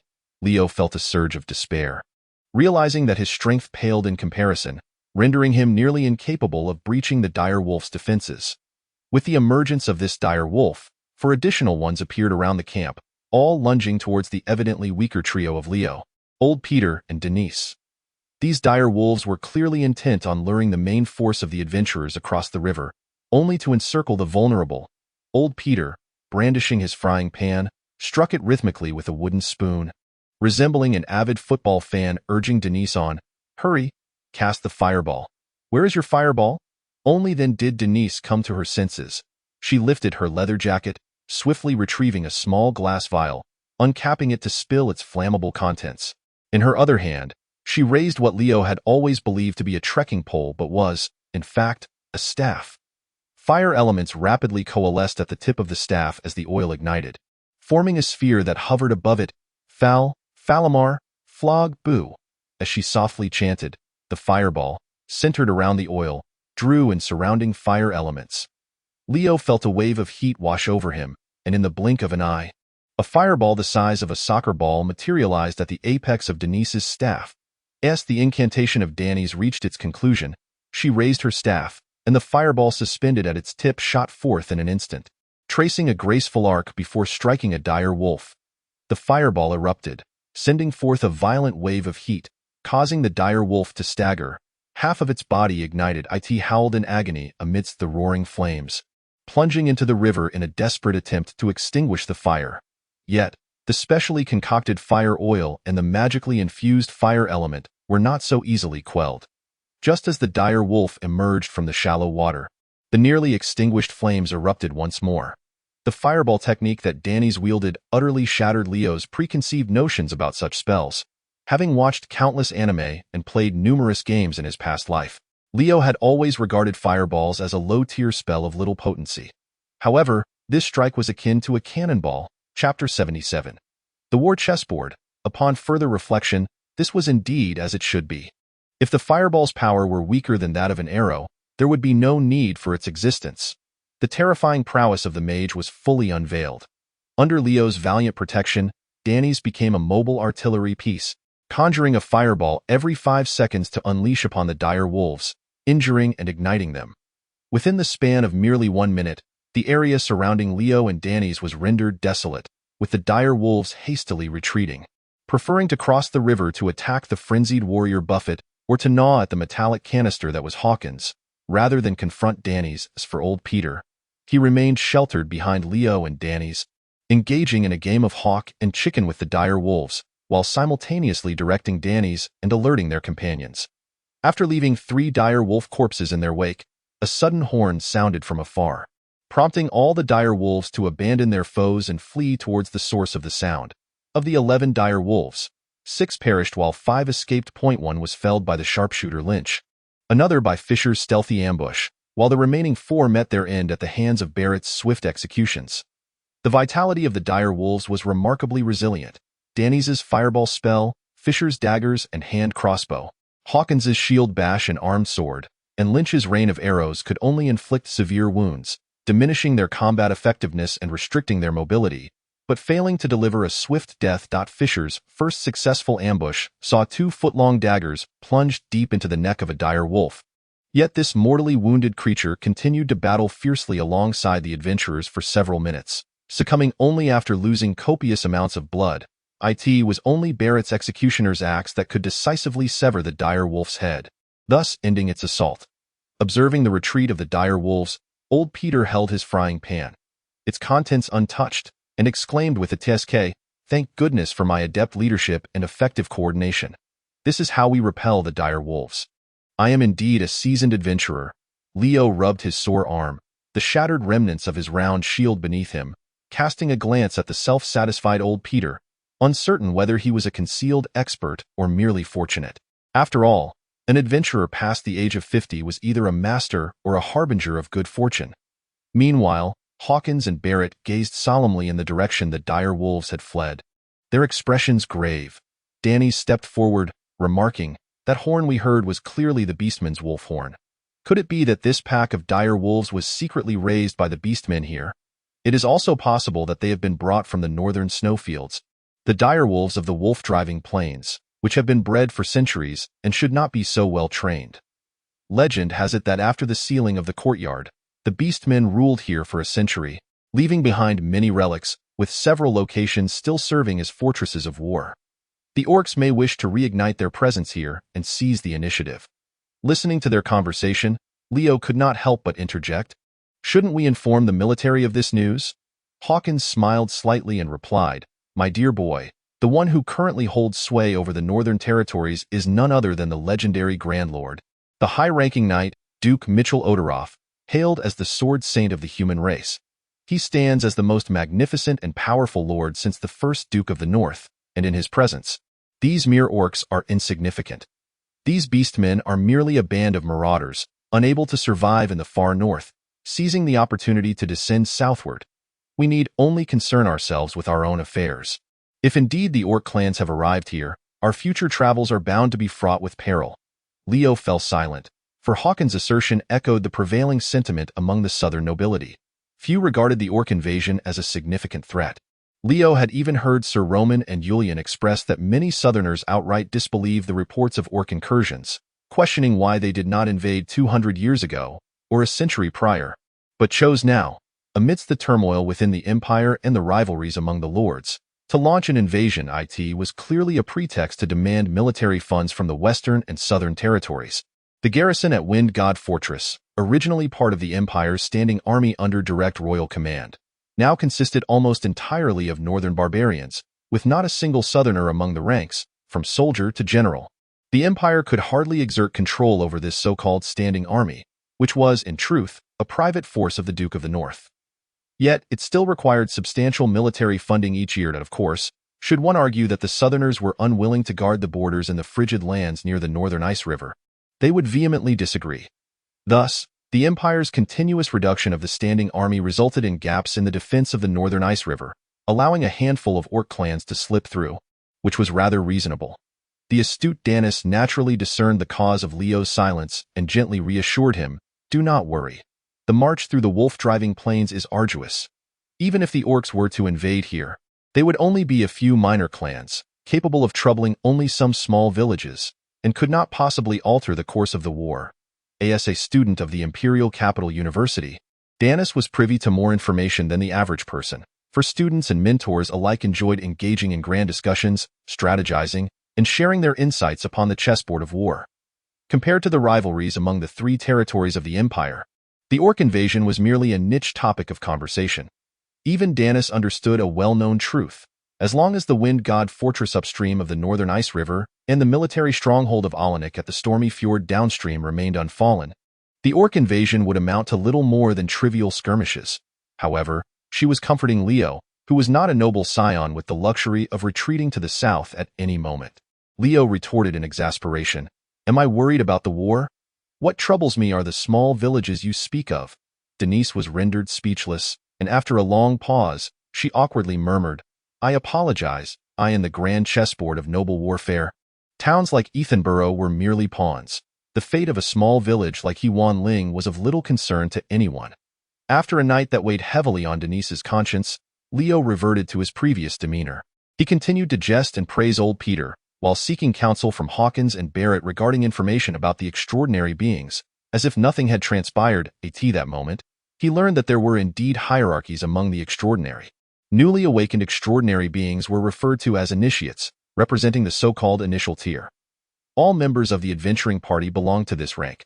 According to the classification of 3 tiers and 9 levels, Barrett was categorized as a high-level initiate warrior, while the others were mid-level initiates. Denise, on the other hand, was classified as a newly awakened low-level initiate. Duke Mitchell Odorov was considered a high-level Tier 9 powerhouse, one of the few formidable beings among humankind, second only to the divine tier. Leo counted on his fingers: initial, mid, high, saint, demigod, true god, 6 tiers, a total of 18 levels. Only those of high mid-tier could awaken their innate combat skills. In simpler terms, did that mean level 6 was significant? Chapter 78.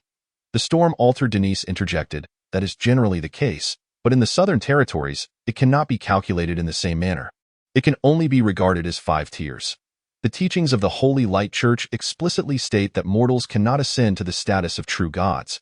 The tier of true gods is supremely exalted, beyond measurement. Generally, once a powerful being reaches the saint tier, they no longer concern themselves with levels. Thus, throughout history, the powerful among humankind have simply been referred to as saints. If you ever find yourself in the South, be sure to keep your tongue in check to avoid attracting calamity with your words. With a playful tone, she added, therefore, should you ever become a true god, you would still be known as Leo Se. Not Leo Dinged in the refined language of the Empire. The names of saints are suffixed with Se, while true gods bear the suffix ding as a mark of reverence.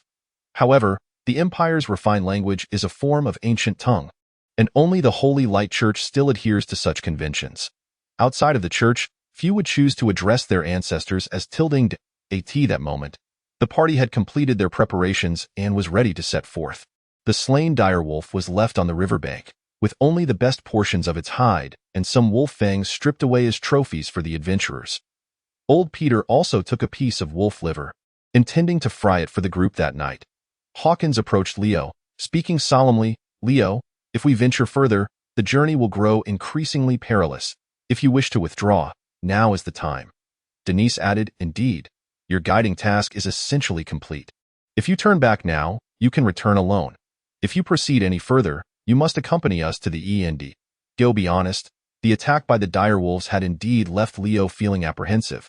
These formidable magical beasts were far beyond the capabilities of an ordinary person like him. Yet, Leo was reluctant to retreat at this juncture. Unlike the adventurers he had previously encountered in films, the Firefly adventurers exhibited formidable strength and vast experience, not resembling a band of mindless, greedy fools recklessly charging into perilous territories at the cost of their lives. Thus, accompanying them provided a certain assurance of safety. Danger invariably accompanies opportunity. Returning now would undoubtedly be the safer choice.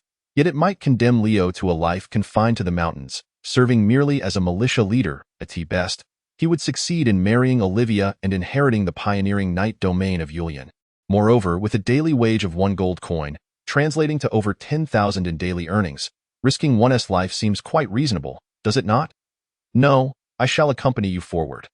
Leo firmly declined, asserting that the movements in the wolf drive were equally significant to him. Even if he were not to join them, he would still need to scout the area. Hawkins nodded and replied, very well, your responsibility will be to protect Danis and remain vigilant. As they pressed on, the Pathfinder Lynch discovered some tracks of jackalmen but did not encounter them. After traversing 2 mountain peaks, the group finally reached the base of a stone pillar. From a distance, these pillars stood like slender candles amidst the mountains, but upon closer inspection, one realized their immense size, with a diameter exceeding 20 meters. Danis approached and examined the pillar closely, yet found nothing of significance. Ultimately, she expressed her disappointment, stating, it is truly just a weathered stone pillar. Lynch and Fisher, agile in their movements, had already ascended the pillar to investigate. Upon descending, they shook their heads, confirming there are no signs of human intervention. This was, however, anticipated. If the central courtyard ruins were so easily found, they would not be the ones to uncover it that moment. Barrett, seated on the cliff's edge, enjoying the cold wind and the view, suddenly pointed towards a location beneath the mountains and exclaimed, look, what is that? The group gathered at the cliff's edge and beheld, nestled midway up a sheer cliff, a scattering of ancient artificial stone pillars. These pillars, towering over 10 meters, were largely intact, while the cliff behind them bore colossal stone statues, though enormous vines had emerged from the crevices, leading to their near destruction. The broken remnants were bathed in the hues of the setting sun, exuding an aura of desolation and decay. After a moment of observation, Hawkins concluded, these are the constructions of the beastfolk. Judging by their specifications, it could very well be a storm altar of the beastfolk. The storm altar serves as a sacred site for the orc tribes, only accessible to the heroic clans among them. The orcs refer to the sanctified powerhouses within their tribes as heroes, and any tribe possessing such a powerful figure is deemed a heroic clan. Smaller tribes lack the resources to cultivate a single saint-level warrior. Thus, almost all heroic clans are large tribes among the orcs, boasting populations in the thousands. This implies that, even if this is not the legendary central courtyard ruins, it is at the very least a city-state of the beastfolk. Let us go and take a look, Barrett, brimming with enthusiasm, set off down the mountain with 2 donkeys in tow. The others exchanged glances and promptly followed suit. While the rarity of orc ruins pales in comparison to that of elven ones, it nonetheless constitutes a significant discovery. The orc storm altar stands amidst the sheer cliffs of a grand canyon. Without being atop the mountains or venturing into the canyon itself, one would never uncover its existence. The adventurers rested for a night within the canyon, savoring the meticulously prepared wolf liver by old Peter. It was only on the following day that they discovered the path leading to the precipice. By traversing a narrow, artificially carved pathway, they ascended to the heights of the canyon's cliff. There, they encountered a clearing of approximately 300 to 400 square meters, strewn with colossal stone pillars lying haphazardly, entangled with desiccated vines. The foundation beneath the pillars rose several meters above the ground, yet it was also compromised by the invasive tendrils, reducing it to a heap of rubble that made navigation nearly impossible. These stone pillars merely marked the entrance to an altar, with the main structure concealed within the cliff. The toppled pillars and immense statues nearly buried it, though a few dark apertures remained visible. The diminutive fissure squeezed into one of the openings and emerged moments later, declaring that there was no danger. Hawkins examined the size of the opening and then glanced at Barrett, stating, "Barrett, you are to keep watch until we return." With a disappointed nod, Barrett acquiesced. The narrow aperture could only accommodate one individual at a time, and his substantial frame posed a risk of collapse should he attempt to widen it. The rest of the group promptly set down their burdens, taking only their weapons for self-defense, and began to crawl through the passage into the altar's interior. After crawling for approximately 4 or 5 meters within the constricted space, Leo felt the area before him suddenly expand into a vast openness. He landed on the ground and stood upright, assisting the following Denise to steady herself. Denise raised her staff, emitting a radiant light. A glowing sphere of concentrated magical energy gradually ascended, illuminating the entirety of the altar's interior. The altar's interior was unexpectedly spacious, as if the entire cliff had been hollowed out. Regrettably, it was devoid of any objects. The vast emptiness was palpable, and even the most basic sculptures and adornments were absent, resembling a warehouse that had been completely cleared out. As Denise surveyed the surroundings, she muttered, "This shouldn't be. The storm altar is a sacred site for the orcs. Even if it has been emptied, the fundamental structure should remain intact. There isn't even a single mural." The group moved toward the altar's far end, where a stone wall loomed before them, leaving no further passage. A massive crack extended diagonally from the upper left to the lower right of the stone wall. This wall, towering 20 meters from the ground to the ceiling, appeared as though it had been cleaved by a single sword stroke. The widest part of the fissure measured a full meter, descending into an unfathomable depth. Within the entirety of the altar's interior, this crack was the sole anomaly. Chapter 79. Death, like the wind, is ever by my side. Hawkins stepped back a few paces, surveying the immense fissure with intrigue, exclaiming, "This crack does not seem to be of natural origin. It resembles the result of a sword strike." He unsheathed his armed sword, tracing the line of the crack, while stating, "The might of this strike is beyond that of mere mortals. It could very well be the work of a sword saint of the beast kin." Noticing the attention of his companions, Hawkins elaborated, "It is said that within the beast clans exists a formidable lineage known as the Blade Clan. Unlike other orc tribes, this clan is dedicated to the art of swordsmanship, housing masters of the sword. The heroes of the Blade Clan are referred to as sword saints, wielding great swords capable of splitting mountains and severing seas, even tearing apart the fabric of space itself. Only a sword saint of the beast kin could unleash such a strike. Leo, captivated by Hawkins' words, gazed at the fissure before him, increasingly convinced of Hawkins' assertion. It was unmistakably a sword mark, narrow at both ends yet broad in the middle, with a smooth incision and an imposing aura. Such a mere 20-meter-long, 1-meter-wide scar of a sword is truly an exaggeration, is it not? Including Leo, all members of the adventurers' party are mere novices, only able to exclaim in astonishment, "What the hell? I am no exception." Only Danis can keep pace with Hawkins in conversation. She lamented, though human records incessantly extol the ancient history and profound heritage of humanity, the reality is far from it. Both elves and orcs possess cultural legacies that far surpass those of humankind. A millennium ago, when humans were still engaged in primitive agriculture, elves and orcs had already cultivated highly advanced civilizations. The martial arts of the northern lands are largely derived from the beast tribes, and the dual-handed swordsmanship of the Odola family is said to be a heritage of the Sword Blade clan. Hawkins nodded, stating, 1,000 years ago, the people of the north resided on the southern bank of the Anzino River, while the orcs inhabited the northern bank. The interaction between the two races was more frequent than the current exchanges between the northern and southern territories of the empire. The shamanistic doctrines prevalent among the beast tribes and the ancestor worship of the north share a common root. Both essentially venerate the strong. This storm altar serves not only as a place of religious sacrifice, but also as a dojo for sword saints, and the two roles are not in conflict. This scar of the sword is likely the handiwork of the ancestral sword saint of the orcs, where young swordsmen of the clan cultivate and comprehend the sword intent of their forebears. As Danis and Hawkins exchanged words, a heavy sense of history and ancient legendary colors filled the vast altar, causing the expressions of all present to turn solemn. Danis turned to Leo and remarked with a smile, "Leo, you wield a sword as well. Take this opportunity to observe closely. Perhaps you might comprehend the sword intent of the beast tribe's sword saint." Leo, unable to bear their grandiloquent discourse while feeling intellectually outmatched, unsheathed his sword with a clatter. Caressing the blade, he intoned in the refined language of the empire, "Death is like the wind, always by my side." Danis was instantly taken aback, her mouth agape in astonishment. All around, the companions looked at Leo with wide eyes, astonished. Leo, inwardly laughing triumphantly, maintained an expression of cold aloofness.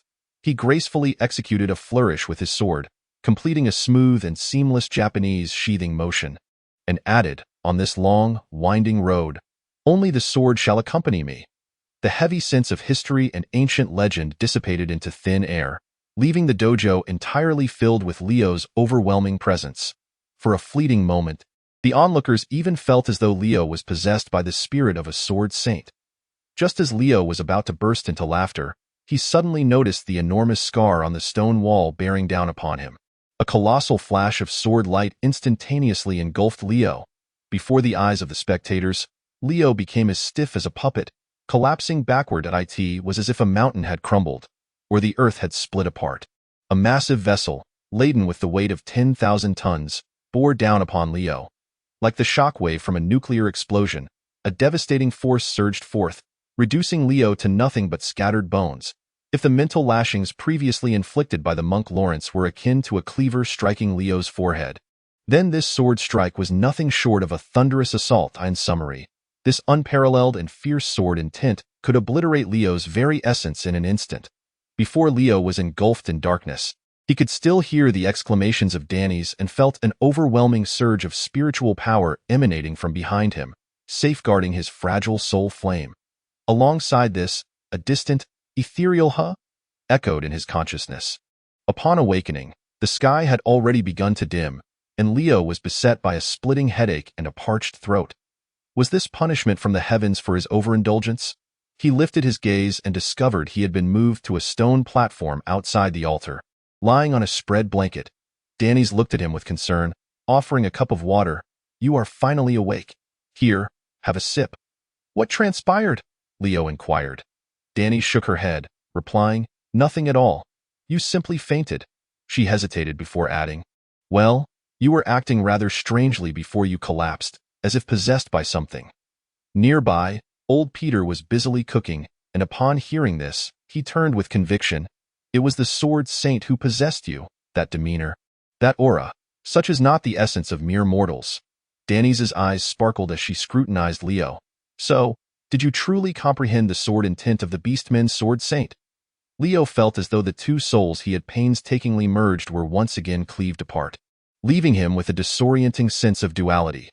His mind was in disarray, and he even pondered if the recent events were but a fleeting dream. Rather than answering Danny's inquiry, he turned to old Peter, perplexed. Isn't it said that every member of the adventurers' party is extraordinary? What kind of extraordinary are you? Holding a frying pan, old Peter replied uncertainly, does culinary skill count? After he moved away, Danny's chuckled softly. Do not underestimate Uncle Peter. He is quite remarkable. She began to enumerate. He can fish, cook, perform first aid, tend to horses, identify herbs, skin animals, gather resources, and even repair armor. He possesses all the skills of an adventurer and is proficient in many more that they lack. Leo, ever attentive to details, was well aware of old Peter's prowess in every encounter. Old Peter remained remarkably composed, and wielding a skinning knife, he could strip the hide from a dire wolf with greater ease than one would have in filleting a fish. Yet, he had not yet engaged in a proper battle, leaving Leo particularly curious. As they conversed, Fisher, who was on watch, raised his hand, signaling for silence. The group immediately fell silent and, under Fisher's direction, approached the edge of the precipice. The gorge in which they stood boasted cliffs towering several hundred meters high on either side, with the storm altar situated at its center, a considerable height above the canyon floor. That moment, a large group of orcs appeared below in the gorge, ascending the river that flowed through it. This band of orcs numbered around 40 to 50, half mounted on dire wolves and half advancing on foot. A few humanoid giant bears emerged upstream in the canyon, blocking the path of the orcs. Chapter 80. The Thunder Clan.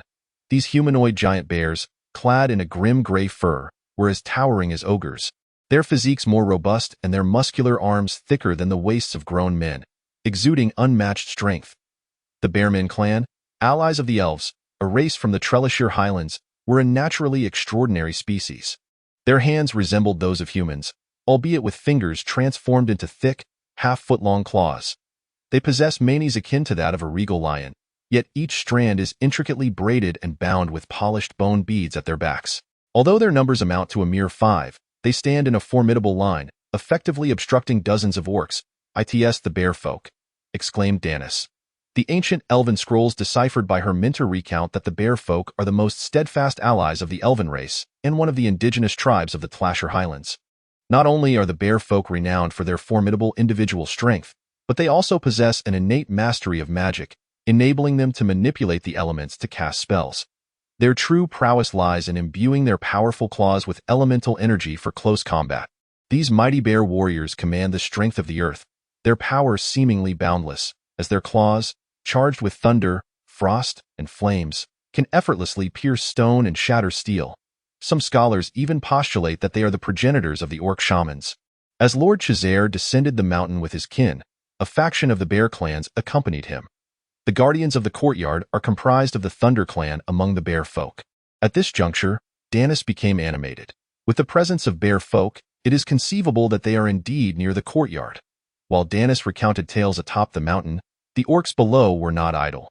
The orc chieftain, riding a colossal warg and wielding a massive black sword, more accurately described as a long sword, approached the bear folk, engaging them in an ancient and peculiar tongue. "Great Thunder Clan guardians, we are the equally ancient Blade Clan, once your allies. Allow me to extend our most sincere greetings." Among the 5 bear guardians, the most robust of the snow-white bear folk retorted sharply, "Orc, state your purpose." 700 years ago, our kin were betrayed by humanity and driven to the northern tundra. Now, we seek only to return to our homeland. When you betrayed the elves, you should have foreseen this day, scoffed the bear guardian, adding, "Moreover, this place is not your homeland." The orc chieftain brandished his long sword, pointing towards the storm altar where the adventurers congregated, causing many to shrink back in fear. He bellowed, "Above lies our altar. Below rests our burial ground. Here is our homeland." With his burly arms crossed defiantly over his chest, The bear guardian regarded the orc with a cold gaze, falling silent. A millennium ago, during the height of Orcish power, they swept through the lands, enslaving and slaughtering nearly half of the races, claiming the entirety of the Wolfbane Plains as their own. The elves and bear folk retreated to the courtyard, ultimately forced to seal it away. The war raged for 3 centuries, concluding with a proclamation of victory for humanity.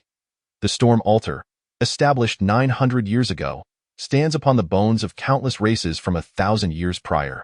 After the Orcish retreat, the Wolfbane Plains transformed into a sprawling forest under the magical influence of elven druids and orc shamans, with the majestic foothills regaining their tranquility. The bear clans that remained in the courtyard had inhabited these foothills for centuries before that and continued to do so for centuries thereafter. Now, they turn back and claim this as their homeland?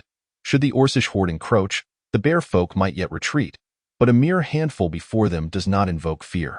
Observing the bear folk's indifference, the orcs grew fervent, raising their long swords and shouting, "Homeward!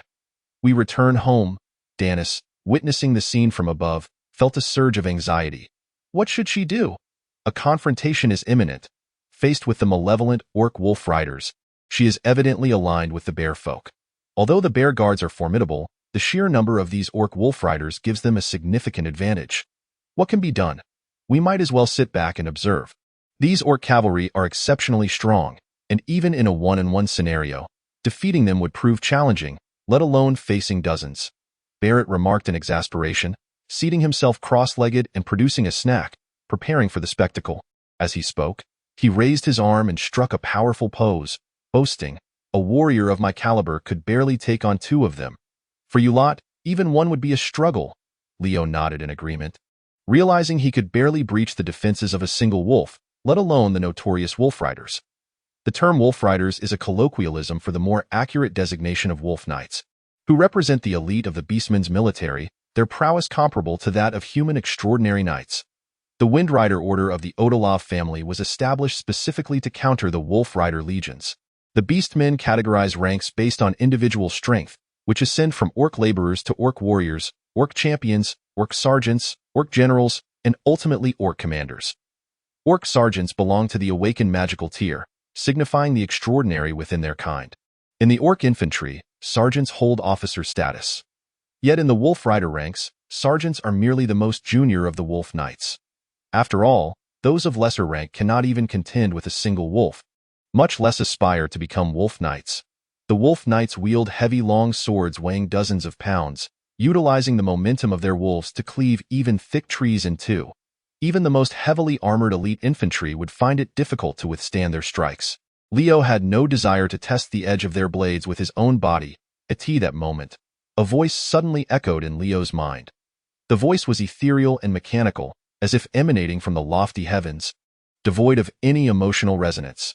Each word struck Leo like a thunderclap. Ding. You have activated the Civilization Lord system. Loading system. Chosen One, you have activated the Civilization Lord system. Lead your people towards civilization. Beginner task. Aid the Thunder Clan in repelling the invading orcs. Task reward. Gain access to the inner courtyard. Leo stood there, bewildered, absorbing the voice in his mind, feeling as if he were in a surreal dream. So, I have activated a system. It may arrive late, but it will never be absent. With little time for contemplation, Leo could only state, the orcs are our foes. We must devise a way to repel them. Noticing the gaze of the others upon him, Leo elaborated, with such a large horde of orcs nearby, they could discover us at any moment. If we do not strike back, do you think they will refrain from attacking? Rather than waiting for that to happen, we should seize the opportunity to take down a few, thereby weakening their forces. Ideally, we can make them reconsider their presence here. After pondering for a moment, Harkins nodded in agreement, saying, Leo makes a valid point. With this horde of orcs entrenched here, our exploration becomes exceedingly difficult, and we may have no choice but to withdraw. Moreover, by joining the fray at this moment, one might perhaps earn the camaraderie of the bearmen and glean some intelligence regarding the courtyard. What course of action should we pursue? Urgent, I am King Gigi. Warning, this is a non-systematic text. Chapter 81. The Rolling Stone Attack. Leo surveyed his surroundings, his gaze landing upon the dilapidated altar behind him. Centuries of erosion and the assault of creeping vines had reduced the outer structure of the altar to a mere pile of rubble. "Move the stones." The others, awakening to the situation, hastened to action, transporting the altar's broken tiles and shattered columns to the precipice. The young lady, Danny's, also joined the effort, carrying a stone the size of her head to the cliff's edge. Upon witnessing the hundreds of pounds of stone moved by her companions, as well as the 1,000-pound column hoisted by Barrett, the small rock in her hands felt like a solitary, out-of-place cub. Discreetly, Danny set the stone down, sat upon it, feigning a moment's rest. Leo, having moved several stones, began to feel lightheaded. The soul strike he had endured that morning still left him with severe after-effects. He crouched beside Danny's, observing the commotion below, and raised a hand, whispering, "Hold off for now. Wait for my signal." He picked up a stone the size of an egg and gently tossed it over the cliff, watching it tumble as he mentally counted. The diminutive stone landed in the river between the orcs and bear men, splashing and creating a sound that, though not insignificant, went unnoticed by the gathered crowd as the others continued to transport stones. The standoff below the canyon came to an end. After futile negotiations, the orc leader raised his long blade and bellowed, "Warriors of the Swordblade clan, reclaim our homeland." The wolf riders simultaneously lifted their long blades, following their leader into a charge against the bearmen guards. The enormous, snow-white bearman sneered, raising his mighty paws as immense currents of electricity crackled around him, causing his fur to bristle as if he had suddenly gained threefold strength. In this electrified state, the bearman guard concentrated the energy in his palms and pointed at the orc leader. A colossal arc of electricity danced through the air, leaping over 20 meters to strike the orc leader with precision. The charging wolf steed instantly stiffened, rolling forward, its fur singeing, toppling the orc leader to the ground. Moreover, the electric arc leapt again, chaining 5 wolf riders in its wake. With but a single strike, 5 wolf riders were unseated. The wolf steeds and orcs tumbled upon the ground, their bodies charred and twitching, momentarily rendered incapable of battle. Only the robust orc leader struggled to rise, continuing his assault. Behind him, over 20 wolf riders roared as they charged forward, leaping over him to pounce upon the 5 bearmen guards. The bearmen guards bared their fangs, growling lowly, their forms coiling as electric energy swirled around their claws, preparing to withstand the wolf riders' charge head-on. Behind the wolf riders, another 30 or so orc infantrymen raised their long blades and great swords, closely following the wolf cavalry into the fray. Leo, gauging their speed, silently predicted their movements, suddenly bringing his raised hand down with force, shouting, "Throw!" The adventurers promptly pushed the stones before them over the cliff. The stones, brought forth by a cadre of extraordinary beings, weighed no less than 100 pounds at their lightest, with the heaviest exceeding 1,000 pounds. The colossal boulders cascaded down the steep cliffs, plummeting with such ferocity that they shattered upon impact, transforming into a veritable rain of stone. The fragmented debris surged forth like cannonballs, propelled by immense kinetic energy, striking the orc infantry with devastating force, sending them sprawling in disarray. Even the extraordinary among the orc ranks could not withstand the onslaught of these falling stones. A single blow from a rock larger than a fist would result in grievous fractures. Those massive stones, weighing over 100 pounds, were akin to projectiles hurled from a trebuchet, capable of demolishing even fortifications, reducing the flesh and blood orc soldiers to mere pulp. This barrage of rolling stones claimed at least 10 orc infantry and 1 wolf rider. Effectively splitting their forces into 2, the lagging group was thwarted by the relentless cascade of boulders, forced to retreat. Unable to advance any further. 1 wolf rider gazed up at the sheer cliff, spotting the source of the stones. The party led by Leo, roaring commands to his subordinates. "Charge! Slay them!" 2 wolf riders and the remaining orc infantry swiftly turned tail, racing up the narrow path of the cliff, intent on storming the storm altar and attacking the adventurers. Observing the approaching orc forces, Hawkins raised his sword and shield, calmly stating, 15 orc infantry and 2 wolf riders. "We are prepared to meet the challenge." He boldly positioned himself at the end of the narrow path, with the trail leading to the cliff being only wide enough for one. His presence meant that regardless of their numbers, the orcs would have to face him in one-on-one combat. However, contrary to his expectations, the orcs were far from foolish. They were seasoned warriors. 2 wolf riders commanded their mounts to leap, using the cliff's edge to propel themselves 10 meters forward, landing behind the adventurers' ranks. 1 wolf rider, in midair, swung his long sword with force. The immense arc of the blade dissipated before Barrett's massive axe. Though Barrett managed to intercept the Wolf Rider's strike, the sheer power forced him to stagger backward. Hawkins was compelled to withdraw from the path, turning to confront the attack from the other Wolf Rider. The rest of the adventuring party lacked the strength to engage the Wolf Riders in direct combat. As the path cleared, the Orc infantry surged forth. Warag! The first Orc infantryman emerged, weapon raised, bellowing a battle cry, only for his voice to be abruptly silenced. 3 sharp arrows were embedded in his chest and face.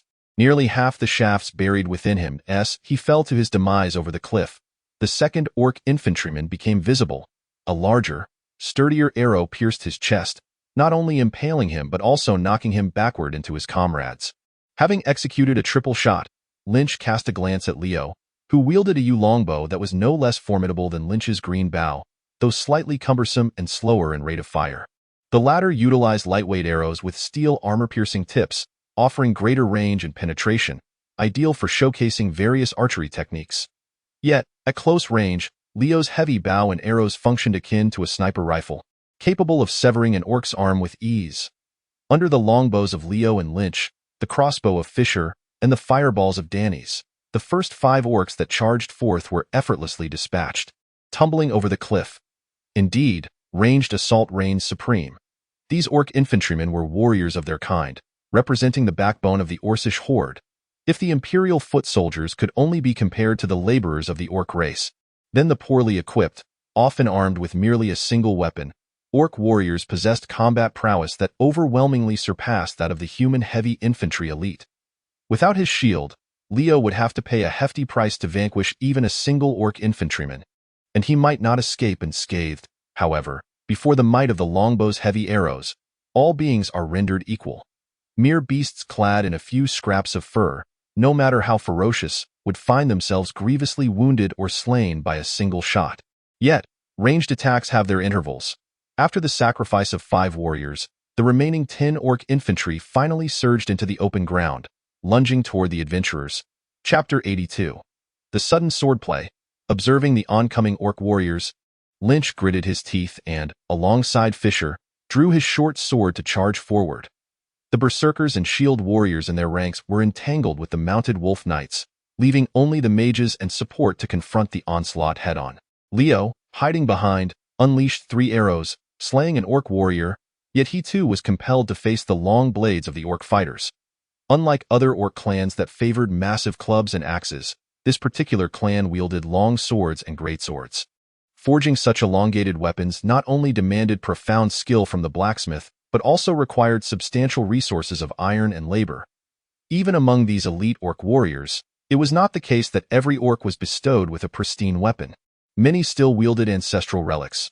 While these ancient arms were of decent quality, their age rendered them riddled with nicks, and no amount of honing could restore their sharpness. The orc warrior, whose arm was thicker than Leo's thigh, wielded these weapons like clubs, relying purely on brute strength to shatter their foes. Before the nearly 1.5 meter long, 10 centimeter wide, half-inch thick long sword, Leo's steel sword appeared as but a dagger. After narrowly evading 2 powerful slashes from the orc warrior, Leo was forced back several steps and had no choice but to clash head-on. When the long sword collided with the long blade, it was immediately repelled by the tremendous force, nearly tearing Leo's wrist apart and causing his sword to almost fly from his grasp. Had it not been for the weighty craftsmanship of the northern-style steel sword, that clash could have shattered the blade. In that moment, an epiphany struck him, as if some technique had suddenly been unlocked in his mind. He spun his body in response to the force that had knocked his sword aside, reminiscent of a heavy chain ball being swung. With both hands gripping the long sword, he revolved in place and then abruptly released one hand. The long sword sliced through the orc's neck with double the usual speed and triple the force. A single strike severed the head, just as the orc warrior had managed to cleave the enemy's weapon. Unprepared for the next assault, he found himself bisected, his head soaring into the air under the immense pressure of blood. Another orc warrior, charging alongside, stood momentarily dumbfounded, gazing at the severed head that ascended high before descending to the ground. Coming to his senses, he let out a furious roar of "Wag!" and turned to charge at old Peter. Leo gazed in astonishment at the aftermath of his strike, a chill of horror coursing through him. Am I truly this powerful?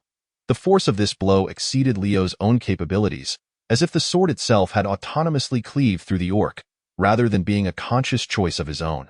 The immense strength that surged through the blade continued unabated after vanquishing the orc, nearly causing him to lose grip of the hilt and send it flying from his grasp in the midst of his stupor.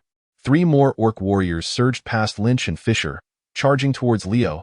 "Be careful," whispered Dennis from a distance, her voice barely audible as she chanted an incantation, her staff accumulating fire elements at its tip. Having exhausted her spellcasting materials, she could only rely on her innate magical energy to gather the elements, resulting in a significantly slower casting speed than when she had resources at her disposal. After an agonizing 10 seconds, the fireball had yet to take form. Observing Leo in peril, Dennis gritted her teeth. While her left hand continued to gather fire elements with her staff, her right hand swiftly drew forth a water skin. Directing a stream of clear water into the air, the water rapidly crystallized into a sharp ice shard approximately a foot in length. With a decisive thrust of her palm, the ice shard hurtled towards the orc assailing Leo. The razor-sharp ice struck the orc warrior in the abdomen, embedding itself deeply within, causing the creature to howl in agony. In the next instant, a fireball exploded against his face, transforming the horned helm into a blazing torch. Meanwhile, the remaining 2 orc warriors were locked in a fierce struggle with Leo, neither side gaining the upper hand. In his prior battles, Leo's style had been one of cautious finesse, wielding his sword with restraint, always ready to adapt to unforeseen circumstances. Yet now, he had transformed into a being who moved as one with his blade. Grasping the long sword, he felt as if he were tethered to a hefty wrecking ball or a spirited husky, his steps faltering and erratic, as if he might be flung away at any moment. The sacrifice of his physical balance bestowed upon him an extraordinary might, and the long sword he wielded matched the orc warriors in their fierce exchanges. Its agility outshone the orc's cumbersome blades, and within mere exchanges, it had carved several gashes into the orc's flesh. Yet Leo himself was not unscathed. The instability from his compromised balance rendered him vulnerable, and attacks he once could easily evade now demanded every ounce of his strength to dodge, akin to a hair-raising roller coaster ride. In that chaotic moment, both sides were caught in a frenzy, peril looming over them. Dennis's magical energy had been depleted, leaving her unable to cast any further spells. With a serious expression, she raised her staff and approached Leo, aiming the end of the staff at one of the orcs while the curved grip rested against her shoulder. With a thunderous roar, the end of the staff erupted into a foot-long flame. Amidst the explosive sound, a gaping wound burst open on the orc warrior's chest, sending him staggering backward until he fell to the ground, utterly defeated. The other orc, taken aback by this strange attack, flailed his weapon in panic, fear gripping his heart. Seizing the moment of distraction, Leo swiftly struck the orc's calf, then executed a decisive blow to his neck. At that moment, the valley reverberated with the sound of a horn. 2 wolf-mounted knights, engaged in combat with Barrett and Hawkins, reluctantly abandoned their foes, letting out a growl of frustration as they retreated. The last 2 orc infantrymen hastily followed suit, sprinting after the retreating mounts. The stamina of the adventurers had been excessively depleted, thus they refrained from pursuing the retreating foes. The orc chieftain, having sounded the horn from the mountainside, rendezvoused with a cadre of direwolf riders and descending companions before vanishing into the wilderness. They engaged in a fierce confrontation with the bear guards. However, due to the adventurers' interception of half their forces, they failed to achieve their anticipated victory and instead suffered the loss of over 10 direwolf riders at the hands of the formidable bear guards, ultimately compelled to retreat. If the strength of the orc warriors could be likened to that of low-tier human extraordinary fighters, then the direwolf riders represented a mid-tier rank, while the bear guards stood at an upper mid-tier. The snow-white bear capable of unleashing colossal chains of lightning possessed power comparable to that of high-tier human extraordinary beings. After dispatching 5 direwolf riders with a single strike, he, alongside his companions, channeled the thunderous lightning into his claws for combat. Each blow he landed upon the direwolf riders sent both man and beast sprawling, rendering them paralyzed and incapable of further resistance. His razor-sharp claws could effortlessly rend the fur of the direwolves and pierce through the chests of the orcs, his roars echoing deafeningly, instilling fear in the hearts of those who heard. Within a mere quarter of an hour, more than half of the 20 direwolf riders had perished or sustained grave injuries, As they watched the orcs depart, before old Peter could voice his thoughts, Leo preemptively proclaimed, "It is fortunate that my strategic acumen and adept coordination allowed us to repel the orcs. I am indeed a seasoned adventurer." Chapter 83. Danny's fireball spell. Old Peter, feeling slighted by the interruption, retorted, "I contributed significantly as well."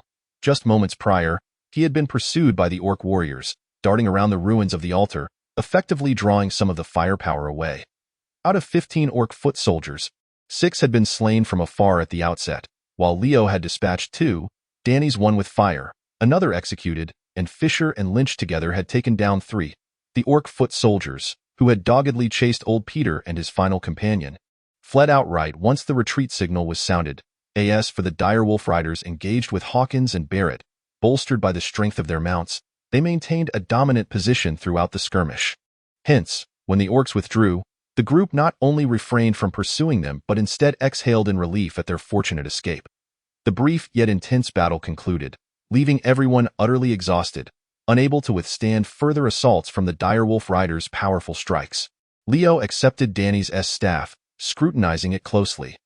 This gentlemanly cane, crafted from pure metal, was rather weighty, adorned with a fire crystal embedded in its curved handle.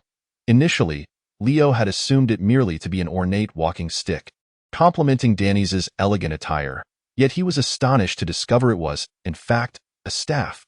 The fire crystal embedded at the top evidently amplified Danny's fire spells, as her fireball incantations were entirely conjured and projected from this very object. Just when Leo believed it to be a mere staff, he realized it was, astonishingly, a firearm. The cane's end revealed a gaping black muzzle. The entire apparatus was essentially a hollow barrel. Moreover, its power was immense, rivaling that of a modern shotgun. The slain orc bore a gaping palm-sized wound in his chest, a testament not to a single bullet, but to the horrific outcome of a barrage of over a dozen large steel pellets unleashed in a concentrated spray.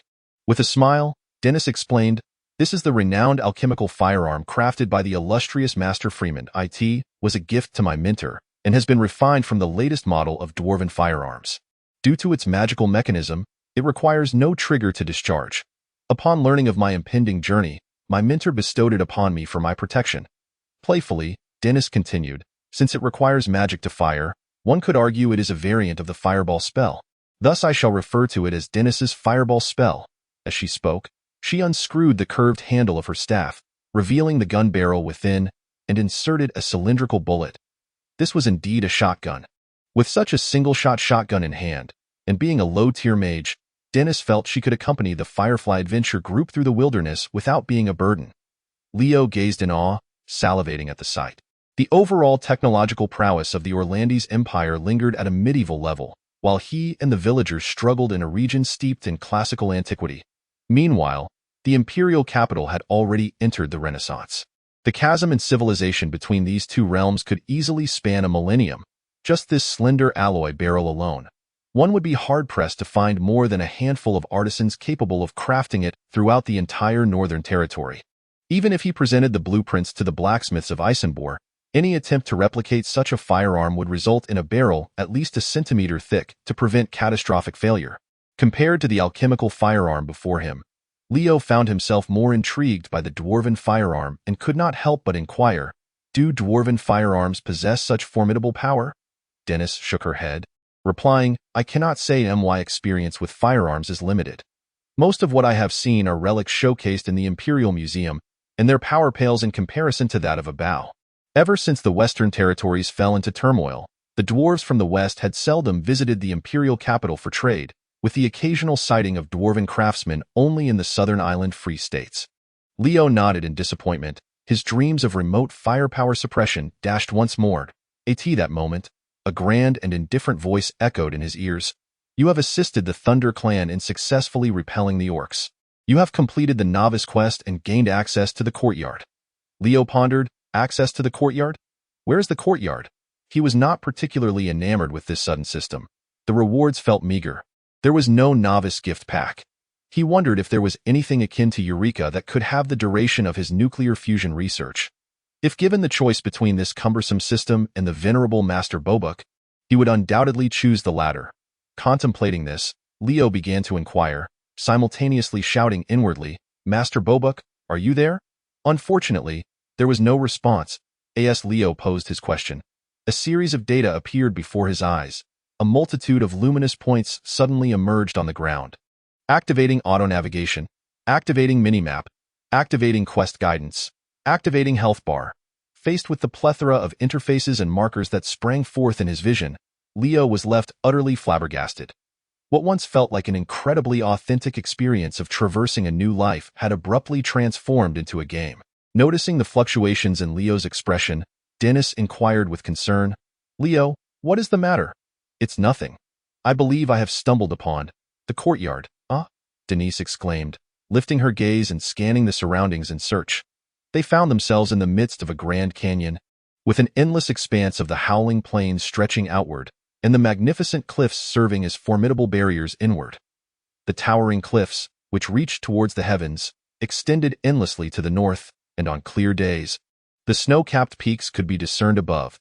To the south, the distant Anzino River waterfall loomed large, appearing deceptively close due to its immense height and breadth. To the naked eye, there were no remnants of any city in sight. "Follow me," Leo, unable to provide an explanation, lowered his head and led the way. On the opposite side of the storm altar, there was also a narrow path along the cliff that led to the canyon's end. The deeper they ventured into the canyon, the narrower it became, and the river's waters grew increasingly turbulent. The further Denise walked, the more her anxiety intensified, and she couldn't help but voice her concern. "Where have the bear guards gone? Did they simply allow us to enter?" These bear guards were incredibly formidable. While the adventuring party was not composed of the sturdy Seat Wolf Knights, they were merely a group of fragile beings who would be utterly annihilated by a single chain lightning strike. Leo replied dismissively, "Perhaps they are hiding, injured." Denise pressed further, "Leo, how did you discover the location of the courtyard?" "I have no clues whatsoever." Leo, unable to provide an explanation, could only clutch his head and exclaim, "Ah, my head aches terribly. I must be developing a brain." Having been struck by the sword's intent at the altar that morning, his mind felt somewhat muddled, and his complexion remained pale, as if he had not yet recovered from his injuries. Moreover, during the battle with the orcs, his dual-handed drunken swordplay had proven to be extraordinary, allowing him to hold his own against two opponents. Perhaps the soul of the Orcish sword saint had traversed into his being. The others, momentarily, did not press for further questions. After traversing 7 or 8 miles, they finally descended from the narrow path to the canyon and arrived at the riverbank. The scenery here was breathtaking, with crystal-clear pools reflecting shades of blue and green, complemented by the azure sky and verdant hills on either side, making Leo feel as though he were within a painting. The shimmering light points extended all the way to the waterfall ahead. Chapter 84. Hee. The waterfall before them obstructed the path of the canyon. Due to the winter season, the water flow was not substantial, resembling a sparse curtain of water over 20 meters wide. This marked the end of the canyon, with the magnificent cliffs positioned just behind the waterfall, scarcely 100 meters away. Gazing beyond the waterfall, one could see the water converging and splashing down through the crevices of the cliffs. The members of the adventuring party halted in disappointment on the riverbank, yet Leo refused to abandon hope and approached the waterfall alone. Following the guidance of the shimmering light, Leo waded through the shallow waters until he stood before the waterfall, gently parting the curtain of water before vanishing behind the stone wall. The companions of the adventuring party were taken aback, and Barrett was the first to dash toward the waterfall, reaching out to feel behind the water curtain, only to encounter the cold, unyielding rock face. He followed the line of the waterfall until he reached the center of the river, where the water depth submerged his chest, and then returned to the shore in disappointment. Soaked to the skin, Barrett shook off the water and shook his head, declaring, "There is no entrance." Denise scrutinized the waterfall, striving to identify any signs of human intervention, yet found nothing. Ultimately, she could only speculate. It must be some form of magic, perhaps requiring a certain authorization to gain entry. Amid her excitement, she was also profoundly disheartened. The exhilaration stemmed from the realization that this place truly seemed to be the courtyard. Disappointment enveloped him as he reached the entrance, only to find himself barred from entry, unable even to steal a glance. As Leo stepped into the waterfall, his vision expanded dramatically. Before him lay a vast, circular lake, while beneath his feet stretched a white stone bridge, over 20 meters wide. arching across the lake like a radiant rainbow, extending straight to the opposite shore. The cliffs flanking the canyon gradually lowered, encircling the lake and ultimately converging at the bridge's end, revealing a circular, natural archway below. The once imposing sheer cliffs, which had seemed so close at hand, receded several miles back, unveiling a strikingly elegant elven city before Leo's eyes. This city, adorned in elven architecture, was perched upon the cliffs beyond the stone arch, its buildings cascading in layers, with the lowest structures standing at least 100 meters above the rock face, while the grand palace at the pinnacle soared at least 500 meters into the sky. The high points on either side of the canyon, towering elven watchtowers stood sentinel, stretching outward into the expanse beyond the gorge. Those stone columns, Denise's conjecture had proven accurate. The colossal weathered stone pillars the adventuring party had explored atop the canyon yesterday were indeed elven watchtowers, cleverly disguised by magic to obscure their true nature. The grandeur and fantastical essence of this city resembled something Leo had only witnessed in fantasy films in his previous life. The Courtyard, the ancient elven city, struggling to absorb the intense visual impact of this metropolis. Leo took a few steps forward, then turned to look back. Behind him, there was no trace of the waterfall. The external river and the internal circular lake formed a parallel unity, serving as the tranquil outlet for the lake's waters. From within, the waterfall appeared merely as a curtain of rain cascading from above, reminiscent of water streaking down glass on a rainy day, rendering the outside world somewhat indistinct. Meanwhile, Barrett's form futilely groped behind this veil of glass. System notification. Welcome to the magnificent Elven City Courtyard. Now, embark on your greatest exploration. Observing the expressions of disappointment on his companions' faces, Leo inwardly inquired, System, can you unlock my companions' permissions? No, but they also assisted in repelling the orcs. After a silence of over 10 seconds, the system's cold voice resounded once more. Task update, disrobe, run 3 laps around the lake in the nude, and then kiss your companions. Task reward, unlock access permissions for companions. Leo lowered his head, incredulous. Are you jesting with me? The system offered no response. Resigned, Leo pressed forward to explore alone. However, he found himself unable to cross the stone bridge, for at the end of it, beneath the vast circular archway, a fearsome giant bear lay in wait, blocking the path to the courtyard. Task update. Place a sack over the malevolent giant bear's head and give her forehead a resounding thump. Task reward. Unlock access permissions for companions. Frustrated, Leo approached, seizing the bear's ample jowls, exclaiming in anger, Freya, weren't you supposed to be journeying with Master Bobuk? Why are you hiding here, indulging in slumber? Freya, caught in Leo's grasp, drooled and rolled her eyes, resembling a slumbering husky. A full 10 seconds passed before Freya's gaze gradually regained its clarity. Upon recognizing Leo, she excitedly struggled to rise, feigning a leap towards him. Leo, I've missed you so much. Leo hastily pressed her forehead down, overwhelmed by the weight of her massive form. You still haven't answered my question.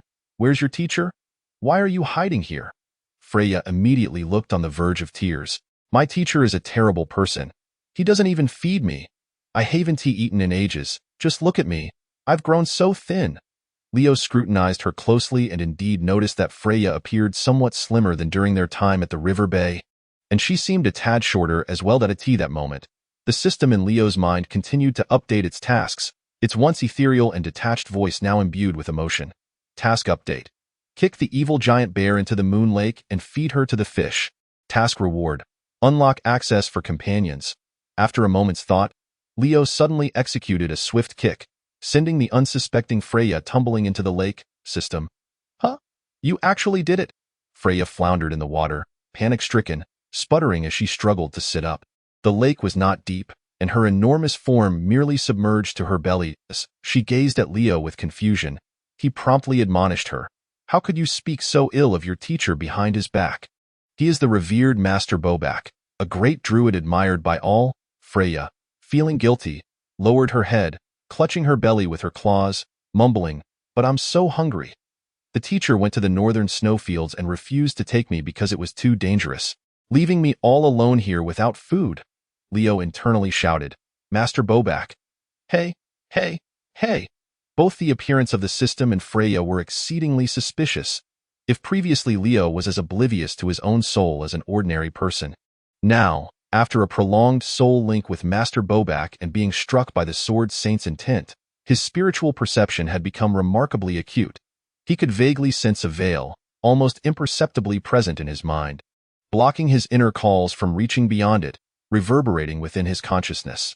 The simplest evidence lay in Freya standing right before him, yet their soul link had faltered. That moment, a gentle yet resilient external force pried open a slit in the veil of his mind, and Master Bobak's soothing voice penetrated. Stop playing around, system. Hee. Chapter 85. False system. I hee you, bubble tea kettle. In that instant, Leo comprehended that he had been deceived. From the moment he entered the courtyard, the system had exhibited abnormal behavior, its erratic task updates and the urgency in its tone betraying its true nature. Yet, who wouldn't desire a personal system? Deep down, Leo still hoped that it was indeed a genuine system. Even if it was a quirky one, and upon uncovering the truth, immense disappointment engulfed him, and he shouted in fury, "You big liar! So? You are not a system at all. What on earth are you? What a peculiar entity. It is said that upon death, one transforms into a ghost. So what about me? I must surely be a diminutive sprite, but devoid of life. Perhaps you could refer to me as a sprightly ghost." The gentle voice of Master Bobak serves as a mediator, and L is not misleading you. She indeed embodies a so-called system, albeit one belonging to the Midgard. Midgard is no mere city. Its core is an intricate alchemical creation, responsible for the operation of all magical devices, with L acting as the control system of this alchemical construct. Over a millennium ago, Lord Chazare established Midgard and simultaneously birthed L. Although Midgard is sealed, much like a human, the cessation of its core equates to death. Thus, it has merely entered a state of dormancy. The Bear clan, who voluntarily remained, became the guardians of Midgard, while L continues to oversee the entire city's operations.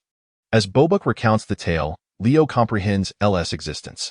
She is, in essence, an artificial intelligence tasked with the city's management. Following the sealing of Midgard, most of the city's functionalities fell into slumber, yet certain magical devices require continual operation, which L diligently monitors and maintains. Furthermore, this ancient construct crafted by a great druid possesses formidable soul power, effortlessly probing Leo's thoughts, invading his mind, and even obscuring Bobak's soul link. The so-called civilization system is merely an illusion drawn from Leo's subconscious desires and lingering memories.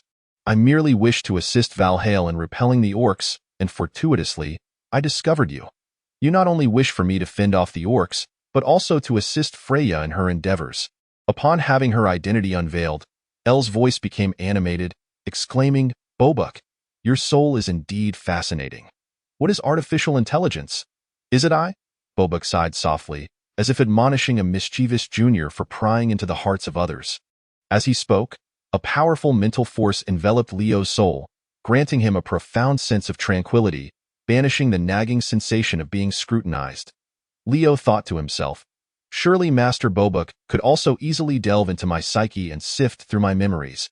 Yet this earnest elder refrains from doing so. Contemplating this, Leo felt an even deeper respect for Master Bobak, alongside an enhanced awe for his inscrutable prowess. Such formidable and extraordinary mental strength surpasses the capabilities of mere mortals. The chasm between the extraordinary and the saintly encompasses a distant tier of 9 levels. Although those at this level are referred to as extraordinary beings, having shattered the limits of the corporeal form, significantly enhancing their physical prowess and longevity, they remain, after all, flesh and blood. A low tier could be felled by a commoner's arrow, while a high tier may not necessarily wield such miraculous power. This Master Bobak, clad in naught but a single pair of beast-skin shorts, conceals his true prowess. Has he already attained the saintly tier? Turning back to see his companions from the adventuring party beginning to set up camp on the riverbank, Leo called out, "Hey, foe system. I have completed my task. You ought to allow my companions to enter now." System prompt. "The great foolish bear has not been fed fish. Thus, your task remains incomplete." Leo, filled with irritation, exclaimed, "There are absolutely no fish in this lake." To his astonishment, L, even more enraged, retorted, "There used to be.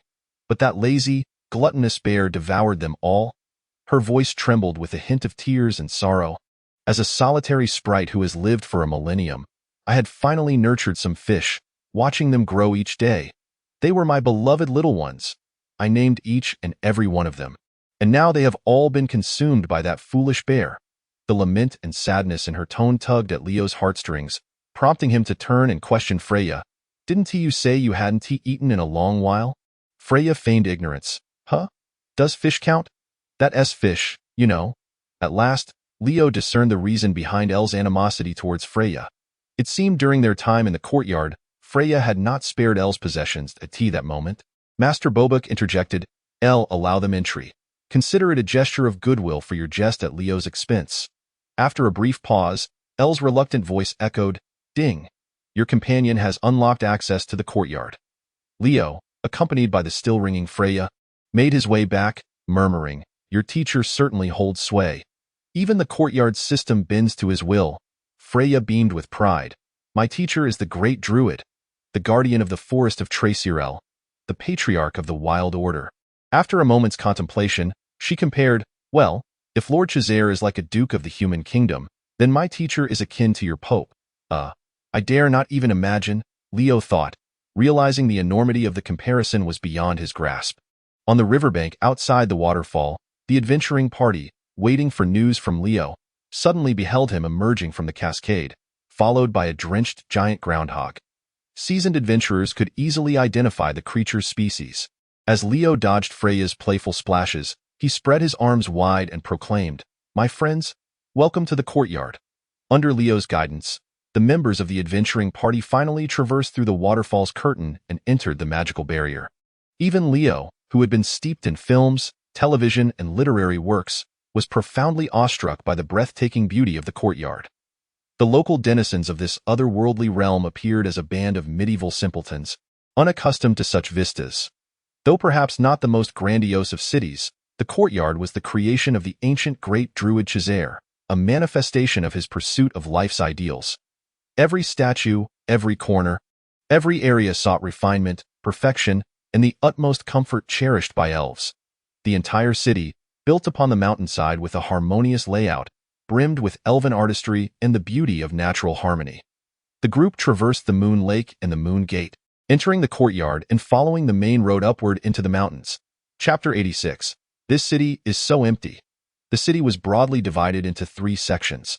The first layer comprised the trading district, featuring not only commercial streets branching off from the main avenue, but also an open-air market perched on the cliff's edge, a domed auction house, and even a grand theater that Danny spotted. Undoubtedly, statues reflecting various cultural styles, viewing platforms, and resting areas were also essential components. As the crowd journeyed onward, one could reminisce about the days of yore when myriad races converged here, jostling for space, and the wealth of half the morning-light continent flowed through this place. The second tier, designated as the residential area, is separated from the trade district by a considerable drop of several dozen meters.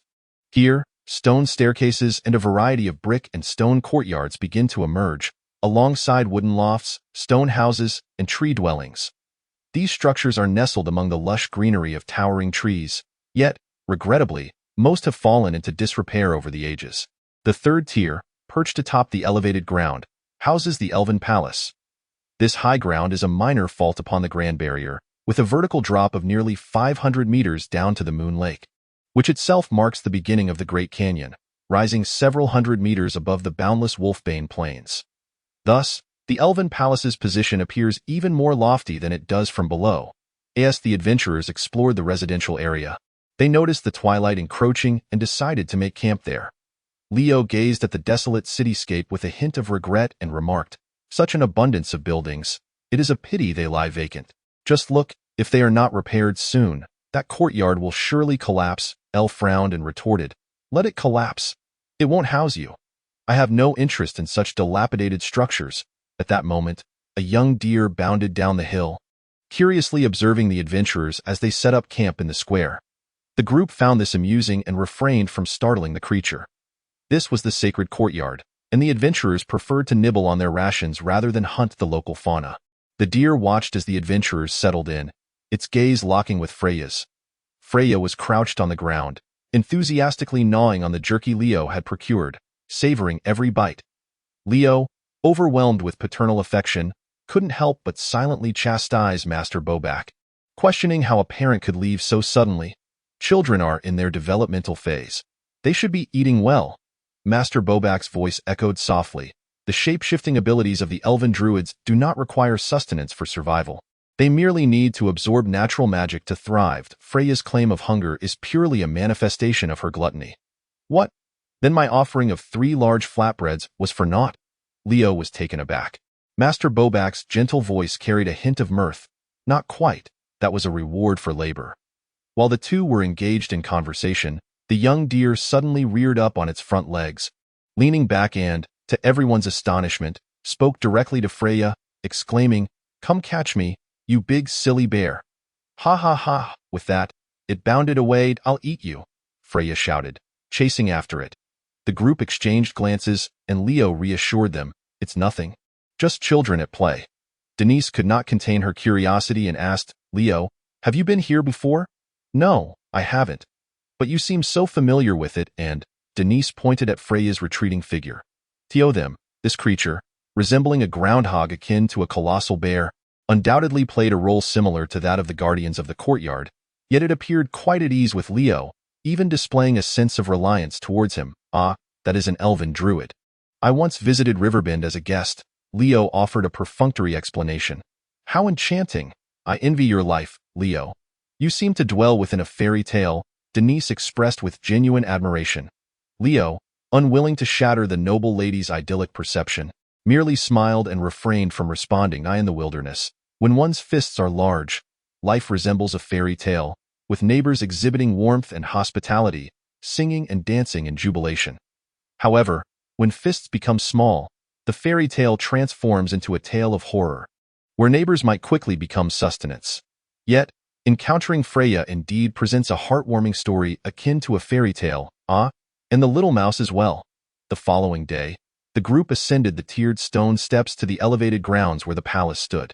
This palace, more cozy than grand, embodied the classic style of an elven treehouse, with only its marble foundation and entrance revealing its noble courtly essence. It was backed by a magnificent sheer cliff, from which a multitude of intertwined giants' trees and vines emerged from the snow-white stone base, forming the palace's core. Vines spread around the palace, weaving into suspended bridges that led to various areas carved into the cliff. Regrettably, the bare-headed chieftain, cloaked in snow-white fur, stood at the palace's entrance, declaring to the crowd, "This is the Lord's palace. Entry is forbidden." Thus, the group could only wander in the gardens outside the palace. Standing at the edge of the cliff, their gaze traversed the sprawling foothills that extended over 100 miles downward, offering a panoramic view of the entire Wolfbane Plateau. 800 miles of mountains lay beneath the morning light, with mountain streams cascading like silver ribbons. Amidst the vast wilderness, wisps of smoke rose from either the tribes of foreign races or wild folk. Were it not for the ethereal mist that perpetually enshrouded the Wolfbane Plateau, Leo might have even glimpsed the rooftops of Isenbor.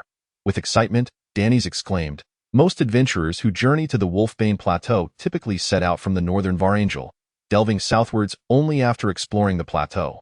I never anticipated that the courtyard would be located at the southern foot of the Wolfbane Plateau. Undoubtedly, anyone standing here could comprehend the Lord of Chisel's reasoning for establishing a city in such a location. It was simply breathtaking. The entire expanse of the Wolfbane Plateau stretched over 1,000 miles north to south and more than 300 miles east to west. Counting the majestic cliffs and their extensive foothills, it approached 500 miles. Covering over 100,000 square kilometers, it was roughly the size of Fujian province. To traverse such a vast area on foot, seeking a relic sealed by magic, was indeed akin to searching for a needle in a haystack. Although the adventurers had trekked for several days, the actual straight-line distance to the river bay was only about 100 miles, with the Anzino River waterfall visible in the distance. Leo even spotted a suspended aqueduct extending from the elevated grounds of the Elven Palace directly to the Great Lake at the foot of the waterfall. Unfortunately, the aqueduct broke off after several hundred meters, its remaining sections having vanished into the annals of 1,000 years. It appeared that this aqueduct ran parallel to the lake, and had it still existed, they could have reached the wild folks' tribe directly via the canal. What a straight shot that would have been! The adventurers lingered in the courtyard for an entire day, and with reluctance, Danny's finally suggested, "Let us return." Leo, equally enamored with the place, could not help but inwardly inquire of Master Bobuk, "Master Bobuk, is it truly impossible for anyone to reside here?" Bobuk, clearly aware of Leo's thoughts, slowly elucidated. Once the courtyard was sealed, entry and exit could only be permitted for a select few through the operations of AEL. To completely unravel the seal, one must expend a vast amount of magical energy to activate the city's core, a feat beyond your current capabilities. Moreover, Lord Chazair has slumbered for centuries since his return to the High Court. Without his consent, none may claim dominion over his city. Upon having his secret discerned by Bobuk, Leo offered an awkward smile, realizing that acquiring a city without effort is a rarity, indeed more precious than a pie falling from the sky. Leo did not aspire to such serendipity. Merely having the opportunity to explore and broaden his horizons was already sufficient for him. Chapter 87. Homecoming. At the break of dawn the following day, everyone began to pack their belongings in preparation for their journey home. From the outset, Denise, the initiator of this adventure and a university student from the imperial capital, shifted from her initial excitement to a state of quietude. While not typically one to be described as chatty, she was usually an engaging conversationalist, eager to contribute to any topic and unwittingly display her erudition. Yet today, she was markedly different, scarcely uttering a word throughout the morning. Curiosity piqued, Leo inquired, "Why do we leave after just one day in the midcourt, which we finally found with such difficulty? I had assumed you intended to stay here for an extended period." Denise shook her head with a wry smile. "If the midcourt were an abandoned relic, I might have lingered longer to conduct essential archaeological excavations and explorations. However, this place remains sealed, guarded by the bear folk, and is as beautiful as a dream. Any human interference would constitute an act of desecration. M.Y. Minter once said that history is the eternal treasure of civilization. In seeking history, one must also protect it. Now that the midcourt has appeared before me from the annals of history, I find myself ill-equipped to confront it. Ill-equipped? To protect it, that is. Denise's expression was one of deep concern. I am even uncertain whether I should inform my mentor of the midcourt's discovery. If I were to publish a paper on it, adventurers, opportunists, and plunderers would undoubtedly flock here, shattering the tranquility that this place has enjoyed for a millennium. If I were a king or a duke, I would send a team of professional mages and scholars to engage and explore, but alas, I am not. I can only stand at the threshold." Leo could not help but feel a profound respect for Denise, recognizing her to be a truly noble and selfless scholar. Her thoughts filled him, a mere mortal preoccupied with the prospect of claiming a city. With a sense of shame, he sought to comfort her, saying, "You are thinking too far ahead. The sealed midcourt is not as easily accessible as you imagine. Without permission from within, not even the upheaval of the entire Howling Plains would guarantee a way in. Perhaps you should inform your mentor. I trust that he will make the right decision." Denise managed a faint smile, hoping that would indeed be the case. Meanwhile, Freya, who had been clinging to Leo, grew jealous upon observing his jovial exchange with Denise. She abruptly embraced Leo, glaring at Denise as she declared, "Leo has a wife. Her name is Sister Olivia." Denise burst into laughter, reverting to her playful self as she jested, "Humans can marry many wives. Unlike you elves, huh?" Freya fell into contemplation, hesitating for a moment before asking, "Then, can you bake flatbreads?" Danis found herself momentarily stumped by the question, struggling to keep pace with the erratic thoughts of the groundhog. Leo, caught in a mix of amusement and exasperation, pried open Freya's claws while inquiring, "Aren't you coming with us? Join me back at Riverbend. I shall treat you to a sumptuous feast." Freya, her brow furrowed with distress and her voice tinged with a quiver of tears, replied, "The teacher forbids me from going out." Leo had anticipated this response. Master Bobuk had left Freya in the courtyard for two reasons. The courtyard was sufficiently safe, and it marked the limit of the soul link between him and Freya. Given that Master Bobuk was situated in the northern snowfields, should they venture any further south, even by 100 miles to Riverbend, they would lose their connection. Although Master Bobuk often misplaced Freya, leading her to tumble from cliffs, endure hunger, and face various creatures' wrath, he nonetheless cherished his disciple. "Very well then, when your teacher returns, do come to Riverbend as a guest," Leo conceded. He had no recourse.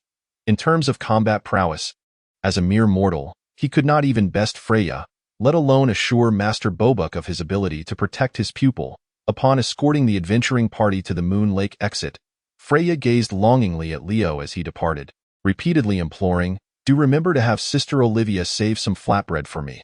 Once they exited the courtyard and left the gorge behind, the chaotic interface set by Elle began to dissipate one by one from Leo's view. It appeared that Elle's formidable mental prowess was confined within the gorge where the courtyard lay, unable to extend too far beyond. Having traversed the path once, the return journey was remarkably smooth, devoid of any further assaults from foreign tribes. Upon passing the rocky hills that housed the Boarmen's lair, a sense of ease enveloped them. Even a stealthy wild hunter, appearing seemingly out of nowhere, shared some surplus fresh game meat with Leo, treating the adventurers to an outdoor barbecue. Since the triumphant defeat of the Boarmen tribe alongside their allied forces, the hostility from the wild folk and the kobolds towards Riverbend had significantly diminished, leading them to frequent the area for trade. Leo, as the commander, had garnered both prestige and respect. The wild hunters no longer regarded him as an outsider, with some of the younger hunters gazing at him with a hint of reverence.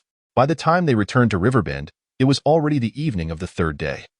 The brief adventure spanning 8 days had concluded, with the 7 adventurers returning unscathed, and surprisingly, the 3 donkeys, once poised to be abandoned, had also made it back to their pen without incident. It is noteworthy that, as per Leo's initial expectations, the donkeys and supplies were meant to be expendable.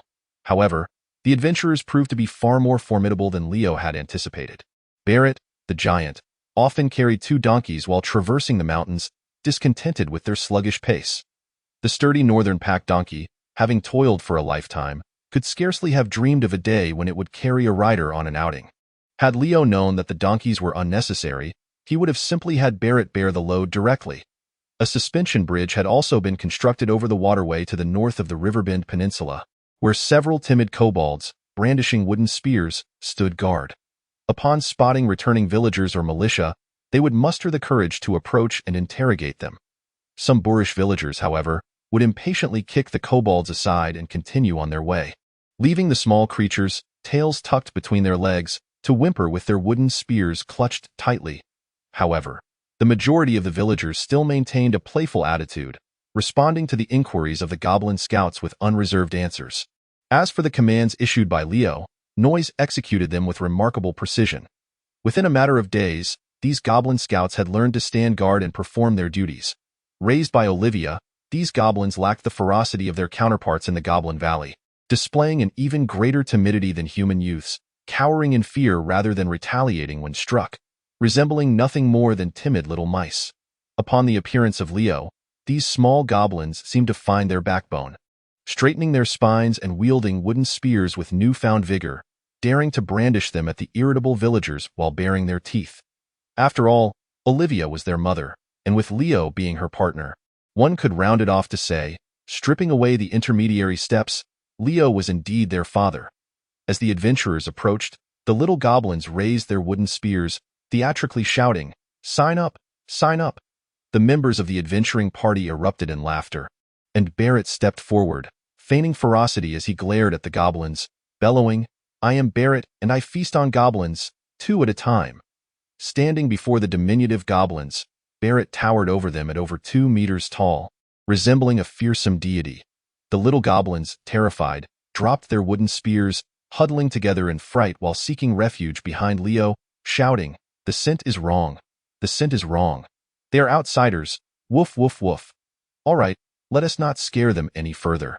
Leo chuckled, though he recognized this was a predicament of his own making.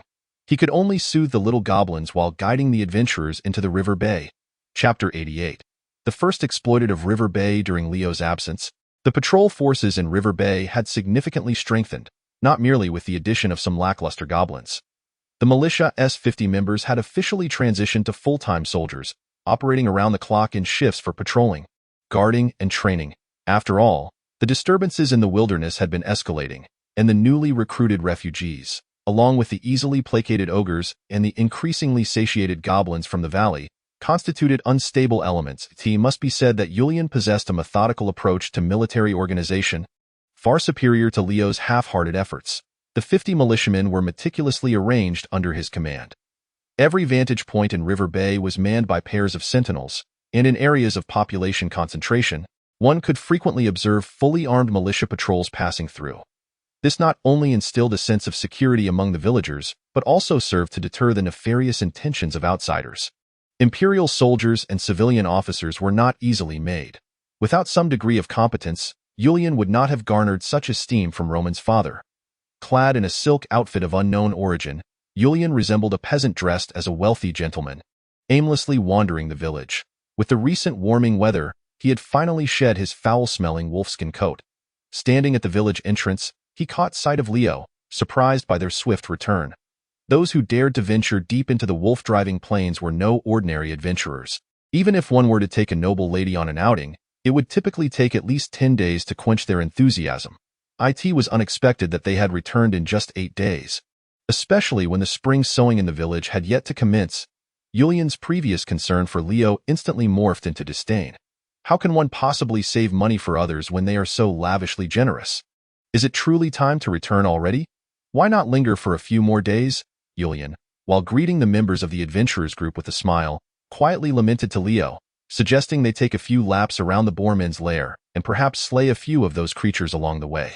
They would be taking risks and clearing out monsters, achieving 2 objectives in one endeavor. Leo, being a person of integrity, hesitated, fearing that if their ruse were discovered, it would implicate him as well.